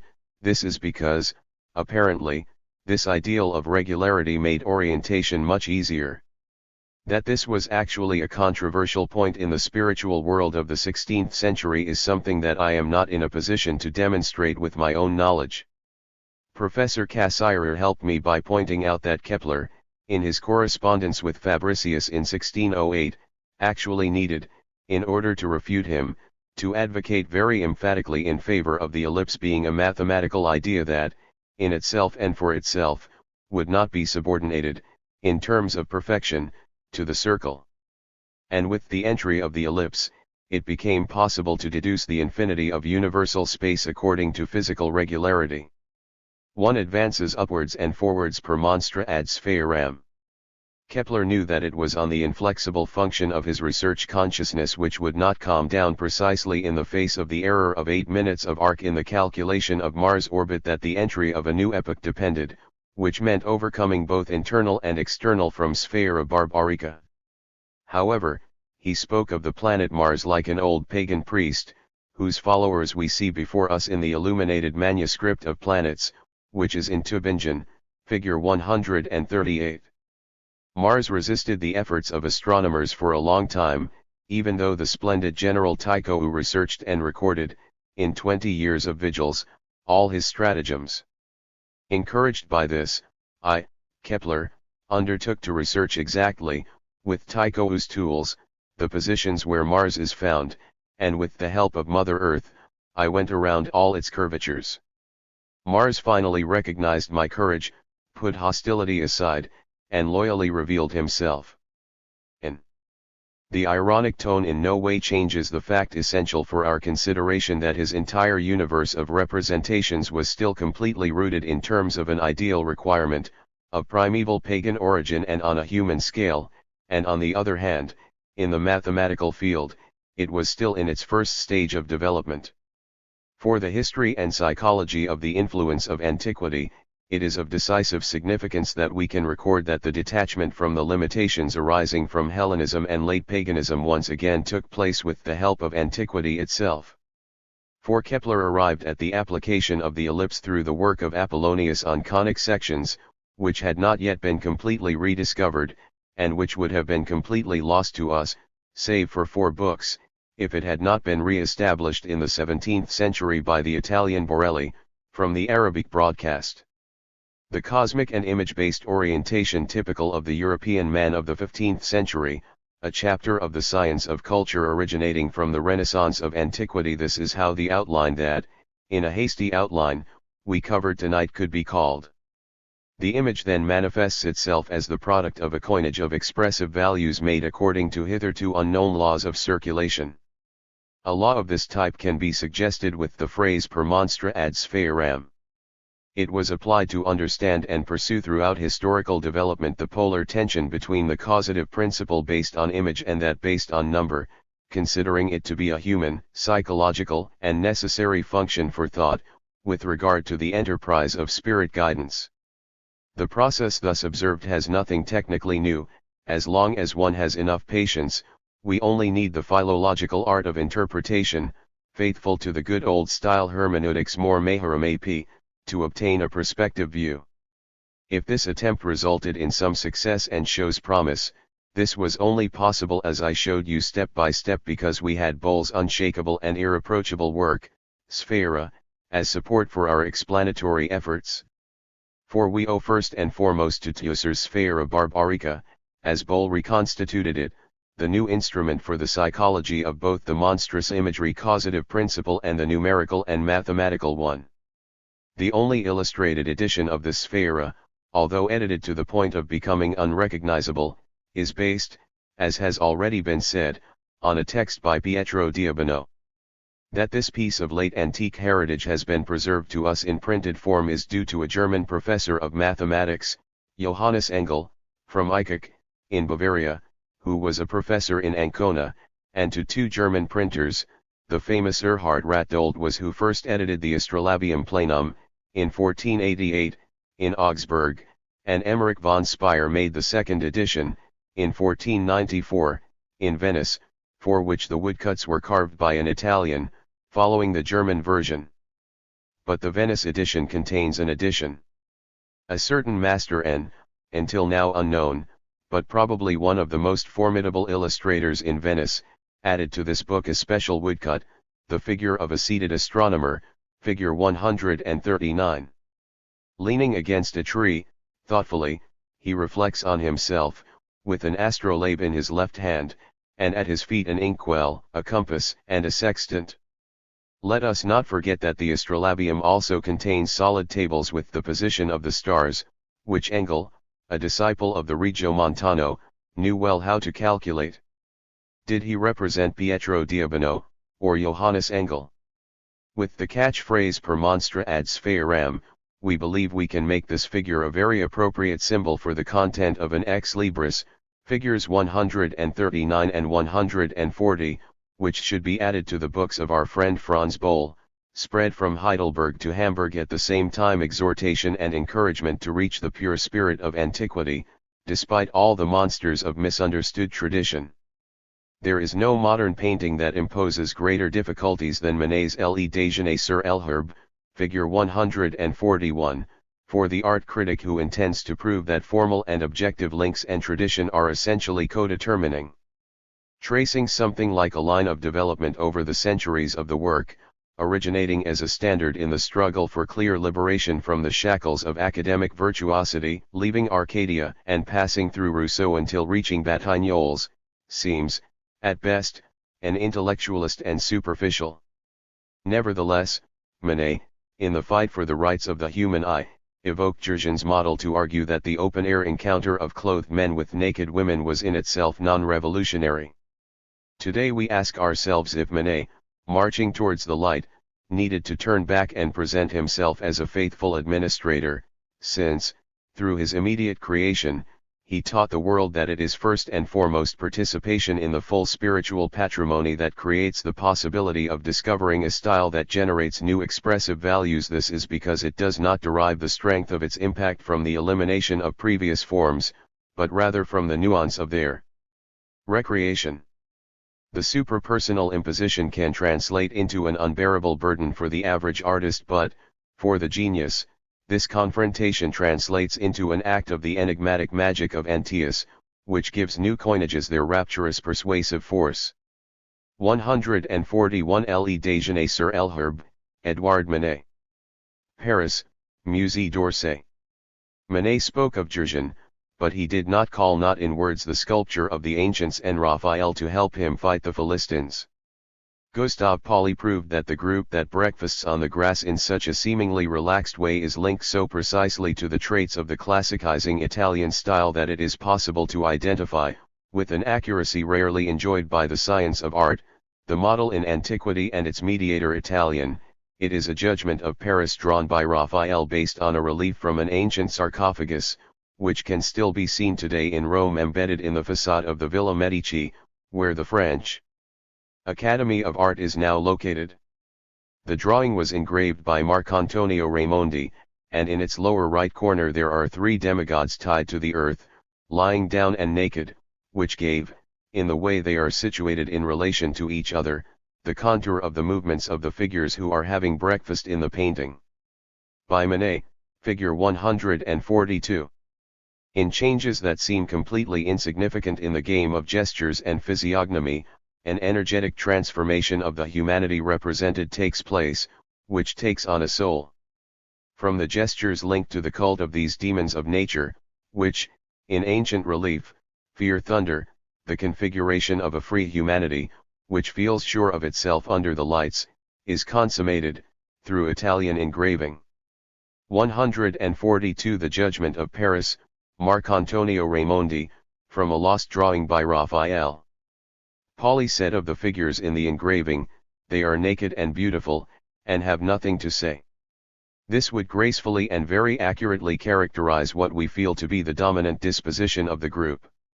For pagan ancestors, the situation was not so simple. In Marcantonio Raimondi's engraving, these three figures form only one part of the representation, its right wing. They form the audience of demigods authorized to observe the judge as he awards the apple as the prize for the fatal beauty contest. It has long been demonstrated that we owe two ancient sarcophagi, still preserved, for the opportunity to appreciate this aspect of pagan mythology so clearly. On the broad facade facing the garden of the Villa Medici, embedded high up like a linear sequence of images, are the faces of ancient sarcophagi, which were, at the beginning of the Renaissance, the main vehicles through which the world of pagan deities was saved. To the modern age, since the monumental remains spread throughout Rome, including being installed in churches, there is that marble sarcophagus that provided the central motif for the Italian engraving. 143 The Trial of Paris, Giulio Bonassone, from the observation of a sarcophagus. Rome, Casino Doria Pamphili. The other sarcophagus with the Judgment of Paris, also inconveniently removed from scientific observation as a decorative piece to display heritage, is today embedded in the facade of the Villa Doria Pamphili Casino. We know about it that, in the archaeological period corresponding to Raphael, it was one of the pieces belonging to the collection of Ulisse Aldrovandi, Robert II, and 10, figure 143.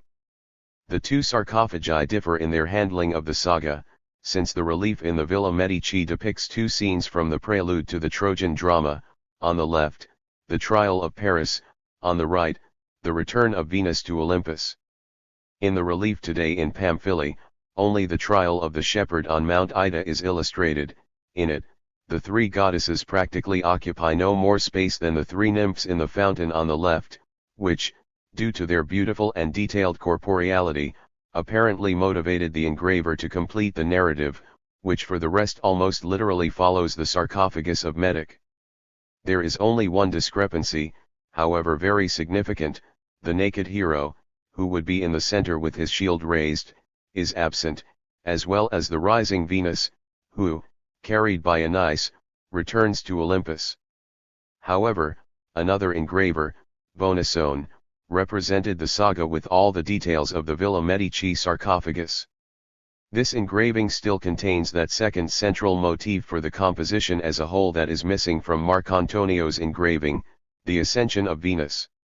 On the other hand, both engravings similarly represent the Lord of the furious and radiant world of light, Jupiter, on his throne as the god of thunder, and beneath him the sky god as a footrest, and on high the sun god, advancing untimely in the rhythm of day and night, in his solar car.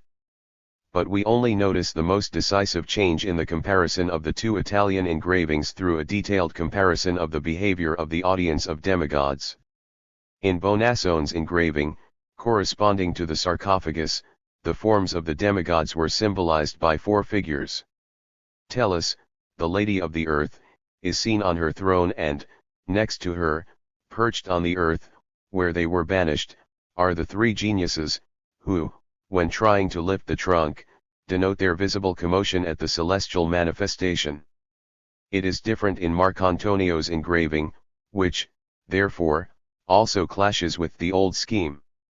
Tellus was taken from the scene.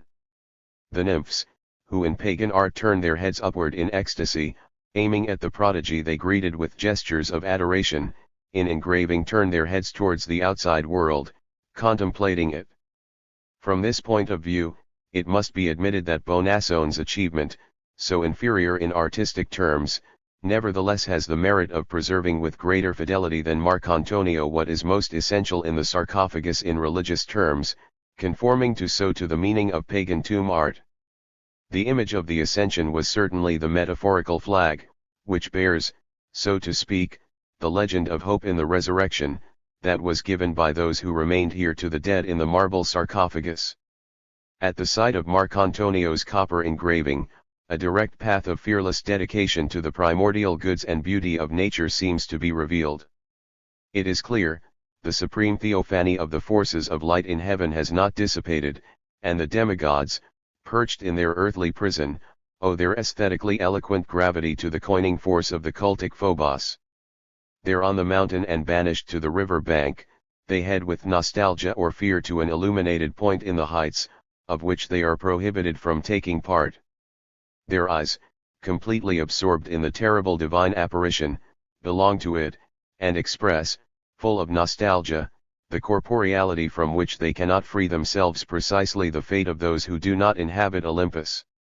Comparing now the 3 figures that rest in the Déjeuner sur l'Herbe with the sarcophagus and the Italian engraving, we see that the connecting term is the head of the fountain nymph, which is facing the viewer, present in Marcantonio's work.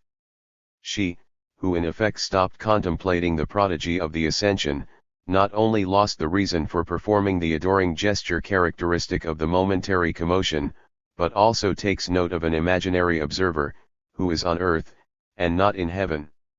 In Manet, the 3-voice symphony that characterizes the situation clearly reinforced the observer's awareness in the direction indicated by the Italian engraving. The man next to the French nymph also looks out of the picture.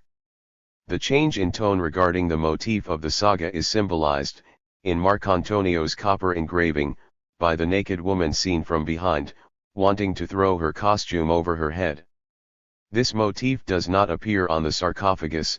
It may have been made according to an ancient statue, transposed to Minerva, and it is only by observing the Medusa shield and the feathered helmet, both on the floor, that we obtain an indication of who this figure is, who makes the role of the offended daughter of Zeus, who in the sarcophagus appeared fully dressed in weapons, shooting into the sky like an angry bird. As a new principle of artistic vision, the pastoral idol, with the harmless joy of beautiful bodily appearance, seems to reject any and all attempts, even the slightest, to introduce a serious, soul-dramatic, and mythologizing dimension. One can even consider such Minerva as a type for that Olympian youthful naivete, for which the human body became a mirror of a higher humanity, ceasing, certainly, to be the defenseless object of the imponderable fury of the demonic pagan gods. Precisely this archaeologizing transport of the gods to the realm of beauty with a sculptural appearance, initiated by Raphael and his school, had the fatal consequence for our scientific view of culture of considering the pagan gods as powers of destiny for the high Renaissance, superstitions already outdated. But the demonic force of the pagan gods, of astrological nature, needs to be considered precisely as their oldest and most unique primordial function, which survived the period of aestheticizing spiritualization. This is why the divine figures on the ceiling of Galatia's Hall, in the Villa Farnesina, which has been ignored until today, apparently associated with each other in such an idyllic way, are still the forces of destiny, symbols of the constellation of the year in which he was born. Agostino Chigi, 1465, figures 118 and 119. In Italy, the nostalgia for the balance in the circles around that same Agostino Chigi, fearful of the astral constellations, resulted in a work of art that could be called a conciliation between the Father God and Capitoline Jupiter. The Father God, through the intermediation of 7 angels, highlighted one for each planet, disposes the demons of destiny at the service of Christian providence, figure 120. We find in a third ancient sarcophagus a welcome corroboration for our proposal to conceive human narcissism captured in image as a measure for style-forming developmental processes. Such a sarcophagus seems, at first, to deny the emphasis that the nymph's head facing out of the picture is something contrary to the ancients. Thermal Baths Museum, N. Before that, Villa Ludovisi, figure 144. But precisely in this case the history of monuments, in its critical and archaeological aspect, comes to the rescue of this historical psychological essay. Already in the times of Braun and John, it was proven that this particular figure is a forgery, and the original remains missing. The fact that this edition has continued for centuries without provoking the slightest indignation from art connoisseurs testifies to society's desire to select sentimentally something very little investigated as an artistic factor that shapes style. Such will moves, in the polar rhythm of the impulse to approach and the desire to distance, towards an artistically configured life, and the task of a science of culture dedicated to the history of art, until now non-existent, is precisely to discern its phases from the documents of the time, pictorial or linguistic. Between the judgment of Paris represented in the pagan sarcophagus and Le Déjeuner sur l'herbe by Manet, the turnaround in the theory of causality regarding elementary events in nature is consummated. The immanent legality contained in natural processes, which now appears as an idea understandable by anyone, banishes from heaven the entire untimely collegiate of rulers, with their human vices. Even though the collegiate of the 7 planets, as rulers of destiny, has until today preserved its virulence in unbreakable astrological superstition, the great gods of Olympus have effectively ceased to be, since they were archaeologically sterilized, the object of official and active sacrificial worship. Free statue and relief. The presence of space leads to the attempt to represent the proportion of corporeality that is delimited by matter. The unrhythmic element of number is sought within the limits of the body. Mirror to capture the present contour. It means static vision, spontaneous joy, and the resulting comparative observation of human existence conditioned by its bodily structure, in Leonardo's terms, was a force capable of illuminating the microcosm, which boosted and opened the doors to the knowledge of latent dynamic legality. Its nourishing soil is the impulse to beauty of the artistic culture of the Renaissance, an impulse that longs for harmony within the scope given to it, behind which, deep down, the desire for enlightenment in the face of chaos vibrates with the same phototropic energy that animated the experiments of mathematicians. Starting from the manifestations of man's macrocosmic conditionality, mathematical cosmology also pressed towards the discovery of latent dynamic legality. The immeasurable richness of Italian artistic creation generated and preserved a work of art that, as an object for an art observer attentive to the problem of evolution, practically satisfies the postulate of an intim axillary bone. Decorating one of the walls of the Ethnological Museum of Villa d'Este, in Tivoli, you can see a Judgment of Paris, from around 1630, which represents the scene in a symbiosis between the ancient inspired staffage and the Dutch landscape, figure 145. Marcantonio's engraving determines the universe of the figures down to the last detail, while the landscape is completely Dutch in character, in the style of Jan Bots, for example. The 3 river gods are no longer fascinated by the terror that dawns in the air. The nymph can calmly turn to the outside, since what captivates the 2 male gods is just an everyday spectacle. A small entourage of travelers seeks to cross the waters, on whose placid surface there are 2 cows standing still to reassure us. Therefore, there is no reason to want to cover frightening natural events through powerful demons of nature, according to the will of pagan figuration, with their causal attributions. The Dutch cow, which appears so naturally at the top of the hill on the left, does not fit into the story of the spirit, as if, say, it represented a mountain god, due to the fact that, in the sarcophagus of the Villa Medici, there is, as an imposing example of the herd of Paris, precisely a powerful bovine. Be that as it may, nostalgia for nature, this eternal supplement of man trapped in the consolidated community, demands the fulfillment of his primordial right. Manet had read Rousseau. This is one side of the problem I have proposed since I began studying independently, indicating human expressive movement maximized in an intensified movement as a hereditary function of the culture of pagan antiquity. The other side, the current stage of the investigative journey, is to indicate human expressive movement in a state of deep rest as anemic hereditary function, through memory with a view to a correspondence between the poles. To understand in its personal roots the expressive movement individualized and intensified by pathos, it would be necessary to try to conceive it as the value that creates enthusiastic commotion, such as this, in its origin, was projected in the community of religious mysteries, and only in her. The gradual ascent of the soul compelled by devotion, the imaginary journey to heaven, is a basic form of his devotional magic. The sculptures in the Temple of Rimini should help us understand historically and psychologically, at a decisive moment, the origin and stage of development of this magic of celestial travel. In my investigations into the problem of the survival force of ancient preformation, as expressed in sign language, I initially searched, for many years, for the expressive value of mimetic intensification, verifying it in the meantime in the pathos formulas. Greeks who survived. The other, negative side of the expression in sign language, that is, the posture of the man immersed in himself, then emerges from the first question, demanding to be scrutinized as deeply as this one. Starting from there, it appears, for example, that the pose of Dürer's Melancholiae is a remodeled ancient type, but, for that very reason, endowed with total inner independence, of the being that rests attached to the earth. A woodcut of the life of Mary and two other drawings prove that Dürer was actually aware of such a semi-deity, as it was carved on an ancient tympanum.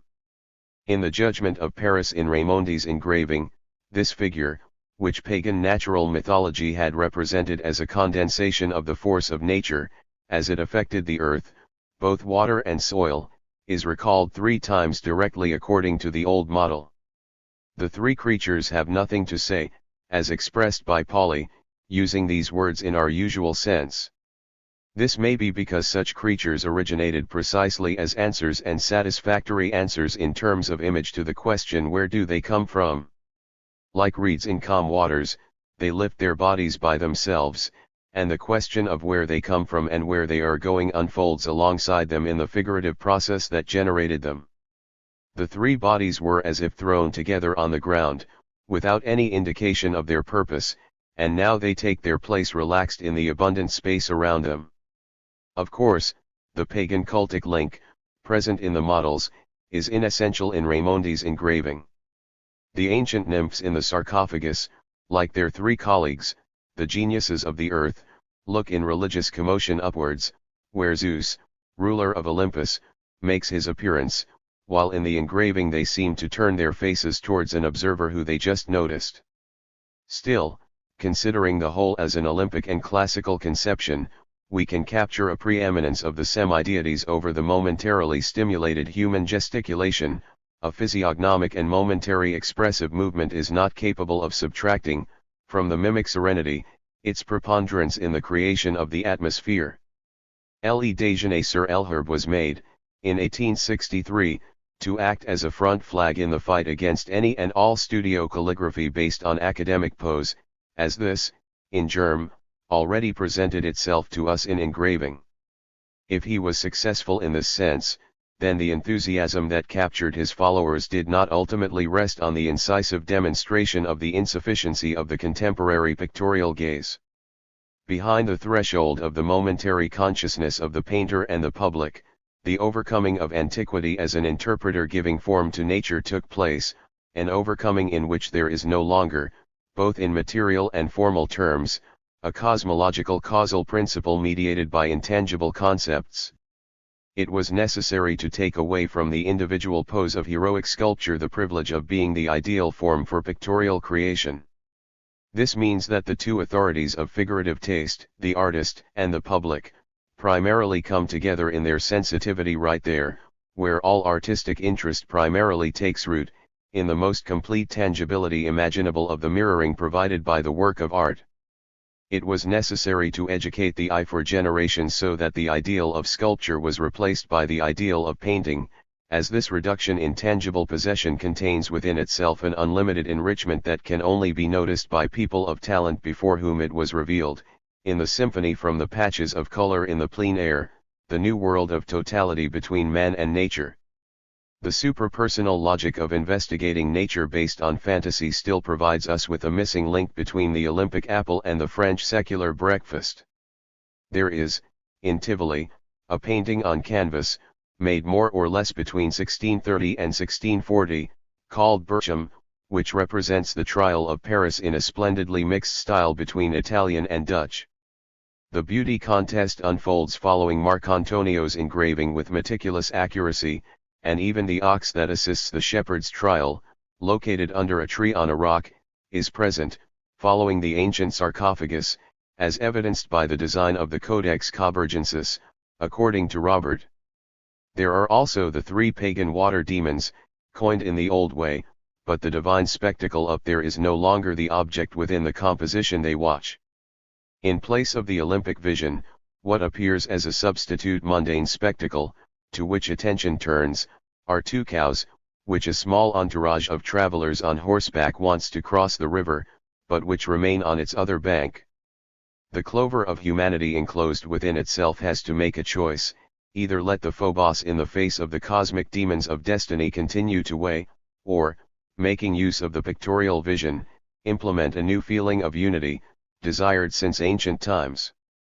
And just as Dürer's chisel in his Melancholiae transformed the Saturnian curse of the melancholy typical of black bile into the triumph of the phlegmatic genius, which acts as a cosmic organizer, the play of colors under white light excluded the accidia from the divine breakfast.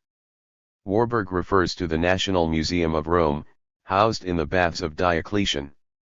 The incomplete reference and the telegraphic character of the period are from the original. The identification of the human homologue for the intramaxillary bone, evolutionary milestone for mammals, represented an important advance in understanding the emergence of the human species, towards the theory of evolution, by contributing to proving the link between the human species and other mammals. See the text The Prophecy of Pagan Antiquity in Text and Image in the Times of Luther. 9. Introduction to Mnemosyne. A. June 11, 1929.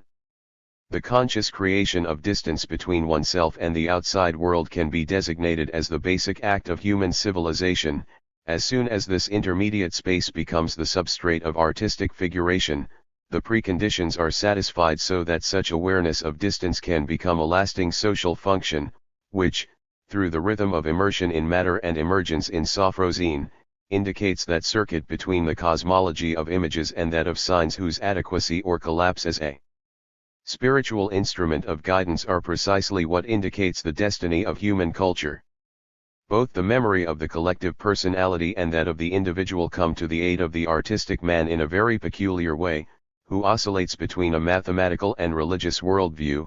It does so not by readily creating the space for reflection, but rather by acting at the poles borderlines of psychic behavior, in order to reinforce the tendency towards serene contemplation or orgiastic surrender. It mnemically triggers the indelible inheritance, not with a primarily protective tendency, but with its insertion into the work of art, forming the style, the full impetus of the credulous personality, taken by the passionate phobos and shaken by the religious mystery, just as, on the other hand, science, in making its records, and transmits the rhythmic structure in which the monsters of fantasy become the drivers of life that determine the future. 146 Atlas Mnemosyne, A by Warburg. Panel 41a, Pathos of Suffering. Death of the priest. In order to be able to deeply penetrate the critical phases of the unfolding of this process, this expedient of knowledge has not yet been fully used in the interpretation of documents, namely, the polar function of artistic figuration between immersive fantasy and immersive reason, something possible because it is documented in the image configuration. Between the imaginary apprehension and the conceptual vision is the groping in handling the object, with the subsequent mirroring in the sculpture or painting, which is called artistic act. This duplicity between the anti-chaotic function, which can be called that, since the form of the work of art highlights the unity selectively and with clarity of contours, and the delivery to the created idol, which requires the eye of the observer, and is culturally rooted, is formed by the predicaments of the spiritual man, which would need to constitute the proper object of a science of culture that chose as its theme the illustrated psychological history of the intermediate space between impetus and action. The process of demonizing the heritage of impressions coined by the phobos, which covers the entire scale of states of commotion expressed in gestural language, ranging from helpless schism to murderous anthropophagy, gives the dynamics of human movement, even in the stages that lie between the poles borders of orgiastic worship, fighting, walking, running, dancing, catching, a border of terrifying experience that the educated Renaissance man, raised in the clerical discipline of the Middle Ages, saw as a forbidden territory, in which only atheists with a free temperament could spread themselves. The Mnemosyne Atlas intends, with its image material, to illustrate this process, which could be designated as an attempt to introject the expressive values preformed in the representation of life in movement into the soul. The Mnemosyne, with its foundation of images, characterized in the Atlas through reproductions, initially intends to be just an inventory of preformations of ancient inspiration that verifiably influenced the representation of life in movement at the time of the Renaissance, thus contributing to the style formation. A comparative consideration like this had to be limited, especially due to the lack of preliminary studies of systematic synthesis in this domain, to the investigation of the complete works of a few main types of artists, even while trying to conceptualize the meaning of these expressive values stored in the form of memory as a meaningful technical and spiritual function, and this through an in-depth and penetrating socio-psychological investigation. In these attempts, in 1905 Osthoff's text on the supplementary nature of the Germanic language came to the author's rescue. Osthoff synthetically demonstrates that, in adjectives and verbs, a change in the stem of the word can occur when it is inflected in the comparative or conjugated, without weakening the idea of the energetic identity of the property or action, even if the formal identity of the basic expression that the word formed is lost. b. Mutatis mutandis, it is possible to observe a similar process in the domain of the gestural language of artistic figuration, when, for example, the dancing Salome of the Bible appears as a Greek Maenad, or at the moment when the servant who brings Ghirlandaio's basket of fruits comes running well in the victory style of a Roman triumphal arch, in a fully conscious imitation.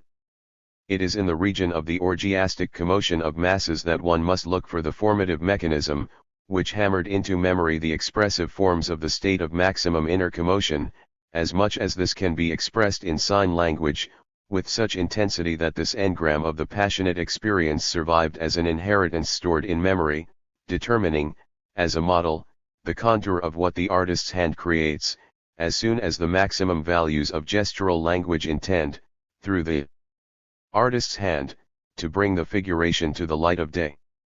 Hedonistic aesthetes obtain cheap acquiescence from the art-consuming public by explaining such formal changes based on the pleasantness of the grandest decorative lines.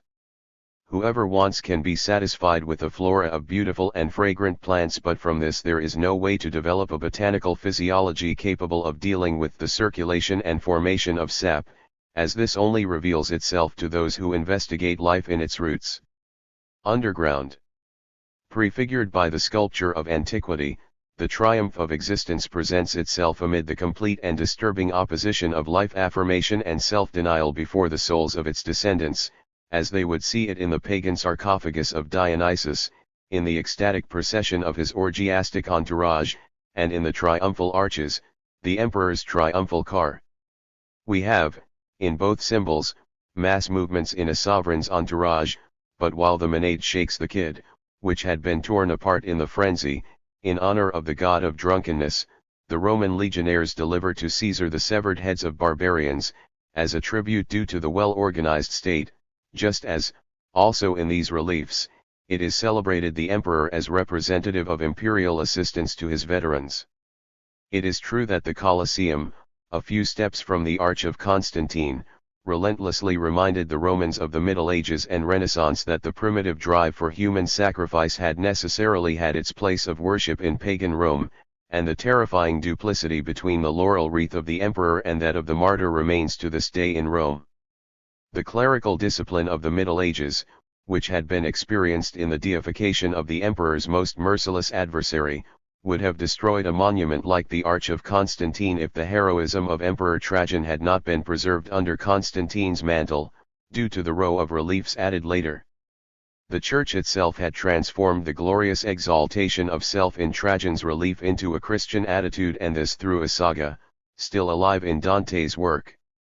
In the famous narrative of the emperor's piety before the widow who begged for justice, we find perhaps the most refined attempt to metamorphose, through the attribution of an energetically inverse meaning, the imperial pathos into Christian piety, the emperor who projects himself ahead in the relief, where he runs over a barbarian with his horse, he becomes the herald of justice, who urges his entourage to stop, as the widow's son had fallen under the Roman knight's hooves.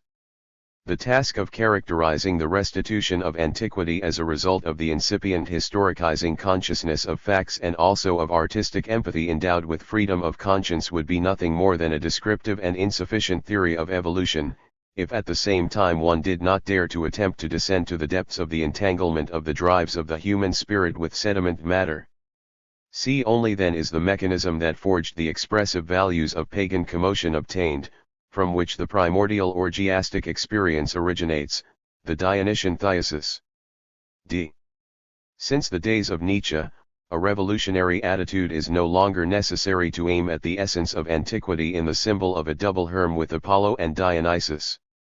On the contrary, the routine and superficial use of this theory of opposites to observe the forms of pagan art rather hinders the serious effort to conceive sophrosin and ecstasy, in the organic uniqueness of their polar function, in defining the limit values of the human expressive will.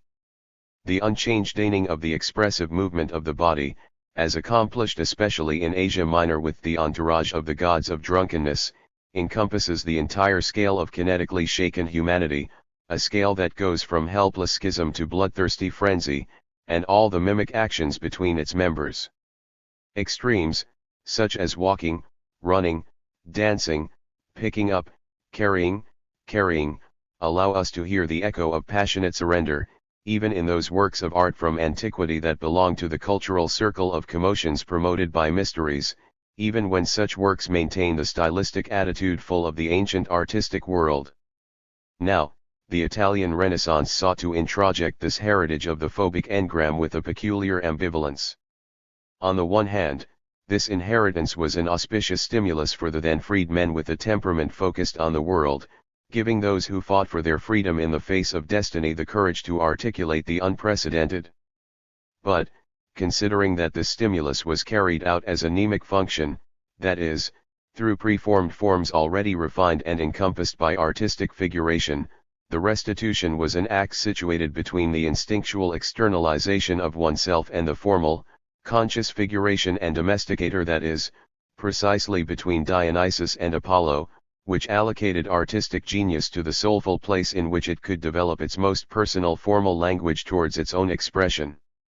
The draft started in Naples, May 27, 1929. For every artist who intends to impose his particularity, the decisive crisis is the obligation to deal with the world of forms of preformed expressive values, whether they come from the past or the present. The intuition that this process has an exceptionally broad and hitherto ignored significance for the formation of the European Renaissance style was what led to the present essay on mnemosyne, which, with its material imagery foundation, initially intends to be nothing more than an inventory of the verifiable preformations that required the individual artist to either renounce or introject that mass of impressions that constrain him on both sides. The decisive phase in the development of the monumental pictorial style of the Italian Renaissance is reflected with a symbolic clarity, the kind that only true history provides, in those works of art that, coming from the era of paganism and Christianity, were linked to the figure of Emperor Constantine. From Trajan's reliefs on the triumphal arch named after Constantine, although only a few rows of reliefs are from his time, cf. Wilpert, emanates that imperial pathos which, through its noisy and captivating eloquence, gave universal validity to the language gesture of his late descendants, before which even the most refined and guiding works of the Italian eye would lose their right to remain in command.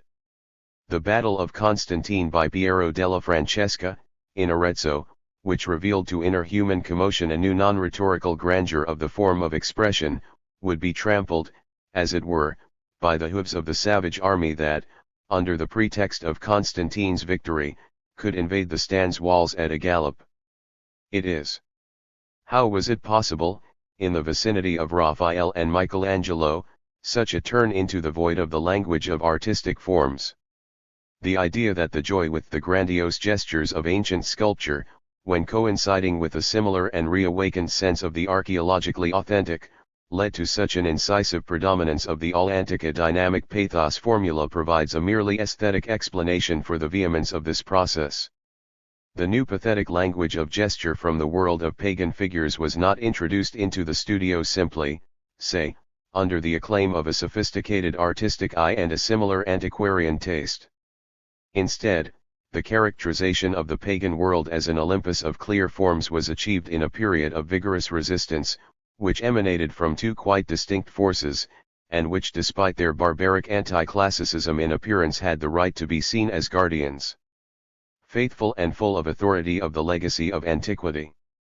These two masks of very heterogeneous origin, which covered that clarity of human outlines from the world of Greek divinities, were the preserved monstrous symbols of Hellenistic astrology and the world of figures from antiquity to the French, appearing under the bizarre realism of the period in the mannerisms and costumes. Under the practices of Hellenistic astrology, the luminous naturalness of the Greek pantheon coalesced into a horde of monstrous figures whose awakening to the human credibility of their opacity as grotesque hieroglyphics of destiny was necessarily an emphatic demand of an age that would demand the word's rediscovery from antiquity, even in its appearance, an organic visibility in terms of style. The second unmasking required of pagan antiquity had to turn against an apparently harmless covering, the realism of the French costume, in which it was disguised, in the illustrated tapestry of Flanders or in book illustrations, Ovidian demonism or the grandeur of Livyan Rome. In fact, the history of art is not accustomed to seeing together the three conceptions of antiquity, that of Eastern practice, that of the Northern courts, and that of Italian humanism, as components equally engaged in the process of new stylistic formation. It is not clear that the astrologers who very correctly recognized Abu Mashar as a faithful transmitter of Ptolemaic cosmology could consider themselves, with subjective reason, meticulously faithful guardians of the tradition. Or that the learned advisors of the upholsterers and miniaturists of the Valois cultural circle could believe, whether they had good or bad translations of ancient writers in front of them, that they were making antiquity resurrect with meticulous fidelity. The impetus for the entry of sign language of ancient inspiration can therefore be explained indirectly by this doubly supercharged reactive energy, which claimed the re-establishment of the expressive values of antiquity, characterized by the clarity of contours, from the shackles of a tradition that did not was homogeneous. In this sense, if the formation of style is understood as a problem of exchange of such expressive values, then there is an unavoidable requirement to investigate the dynamics of this process referred to the technique of its means of circulation. The time between Piero della Francesca and the school of Raphael is a time in which the intensive international wandering of images between North and South begins, whose elementary vehemence involves both the impetus of impact and the scope of the domain through which it roams, something that has been stolen to the European historian of styles under the official victory of the High Roman Renaissance. The Flanders tapestry is the first, still colossal, type of automotive vehicle for transporting images, which, detached from the wall and not only due to its mobility, but also due to its technique, aimed at multiplying the reproduction of the content of the image, was a precursor of the sheet of paper printed with images, that is, of copper engravings and woodcuts, which especially would make the exchange of expressive values between North and South a vital occurrence in the process of circulation of the formation of style in Europe. Let us consider just one example of the size and scope with which this vehicle of images imported from the north infiltrated Italian palaces, around 1475, around 250 meters of tapestries from Flanders, with representations of the busy life of the past and present, adorned the walls of the imposing Medici mansion, which gave the coveted shine of courtly and princely sumptuousness. But, alongside them, a less showy artistic genre was already emerging, still capable of hiding its intrinsic superiority as a style-forming force under the modest appearance of modest paintings on canvas. They compensated with the novelty of the expressive mode what they lacked in terms of material value. Stripped of all the weight of the Burgundian knight's armor, Pallaolo's game of gestures represented, in these paintings on canvas, the feats of Hercules in his rapturous enthusiasm all Antica. Added to this was a deep nostalgia for the re-establishment, rooted in the original empire of pagan religiosity. After all, weren't the Hellenistic constellations a symbol of an eschatological raptus in Coelum, just as the Ovidian fables, which reconvert men into hyle matter, symbolized the raptus ad inferos? The tendency to re-establish clarity in the contours of gestural language only in a purely superficial and artistic appearance led in itself, that is, corresponding to the internal logic of broken bonds, to a formal language suited to the tragic and stoic buried antiquity. April 7, 1927 f. Thanks to the prodigy of the normal human eye, the same soul vibration remained alive in Italy, spanning centuries, in the robust stone sculpture of ancient times. Due to this function of memory, the language of gestures in the form of an image, often reinforced with subtitles by the language of words, which is also addressed to the ear, coerces architectural works, such as the Arc de Triomphe and theatres, and sculptures, of the sarcophagus to currency, with the indestructible impetus of its expressive formation, to a revival of human commotion in the full breadth of its tragic polarity, from passive tolerance to active triumph. In triumphal sculpture, the affirmation of life was celebrated in a pompous way, while the sagas in the reliefs of pagan sarcophagi exposed, in mythical symbols, the desperate struggle for the ascension of the human soul to heaven. That series of more than 12 sarcophagi embedded in the sides of the staircase of Santa Maria Aracoeli shows how emphatically such elements hostile to the Church could inculcate themselves, authorized to accompany the devout pilgrim on his ascent to the Church. They are there like dreamlike images coming from the forbidden region of impious pagan demonism. This antagonism of the consciousness of the self in external expression demanded from the mode of intuition entangled with matter typical of the Middle Ages that were coming to an end a parallel ethical confrontation between the way of feeling the personality on the part of the combative pagan and the dedicated Christian.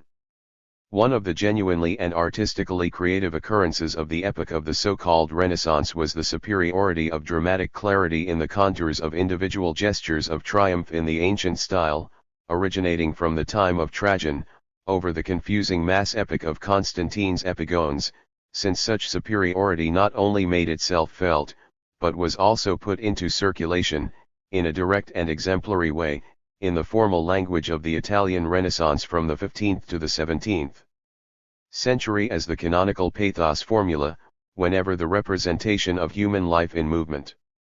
147 Atlas Mnemosyne, a by Warburg. Panel B, varied degrees of transposition of the cosmic system to the human being. Harmonic correspondence. Further reduction of harmony to abstract geometry rather than cosmically conditioned geometry, Leonardo. Added by Gertrude Bing, creates, motivates. B. The paragraph is a little different in the version that has Bing's interventions, underlined in these attempts. Already in 1905, Osthoff's text on the supplementary nature of the Indo-Germanic language came to the author's rescue. Osthoff shows in a synthetic way that, in adjectives and verbs, a change in the root of the word may occur when it is inflected in the comparative or conjugated form, but in such a way that, as a result, the idea of the energetic identity of the intended property or action is not weakened, even if the formal identity of the base expression that the word formed is lost, and even more so, in such a way that the entry of an expression with a different radical causes an intensification of the original meaning. See in the version with Bing's interventions, with the material achronologically sediment. D. In the version with Bing's interventions, Dionysian was replaced by tragic. And Warburg compares, in this passage, two distinct frescoes representing Constantine's battles, that by Piero della Francesca, in the Basilica of Saint Francis of Assisi in Arezzo, and that painted by Giulio Romano in the Sala di Constantino in the Stanze di Raffaello, in the Vatican. F. Included by Gombrich. Thanks. I would like to thank Lilia Schwartz and Sergio Misili, who immediately and enthusiastically accepted the proposal for this book in 2008 and did not let up, and Jens Baumgartner, who collaborated in the beginning of the project. I also thank Thiago Nogueira, who accompanied the beginning of the long editorial process, and Flavio Mora, who knew how to carefully guide it to a safe haven. Chronology. Vita by Warburg. Ebrio di Sangra, Ambergris. Dic Uri, di Anima Fiorentino. 1866, born in Hamburg, into a family of traditional Jewish bankers. 1879, renounces his birthright in favor of his brother Max, on condition that he buys all the books Abai wants. 1886, begins studying art history, philology, and philosophy in Bonn. Over the years he studied for a time in Munich, Strasbourg, and Florence. 1891, doctorate in Strasbourg, with a thesis on Botticelli. 1893-5, new research season in Florence. 1895-6, trip to the United States. 1897, studies in London and Paris. 1898, marries and moves to Florence, where he lives and researches until 1902. 1902-4, lives between Hamburg and Florence. 1904, returns to Hamburg. 1905, the Warburg Library is open to researchers, becoming institutionalized over the years as the Kulturwissenschaft like Bibliothek Warburg, KBW. 1918-23, suffers from a nervous breakdown and enters various clinics. 1924, medical discharge and return to Hamburg. Intense research and management activity at KBW until the end of his life. 1926, KBW building opens. 1929, dies in Hamburg. 1933, KBW moves to London, where it becomes the Warburg Institute. Grades.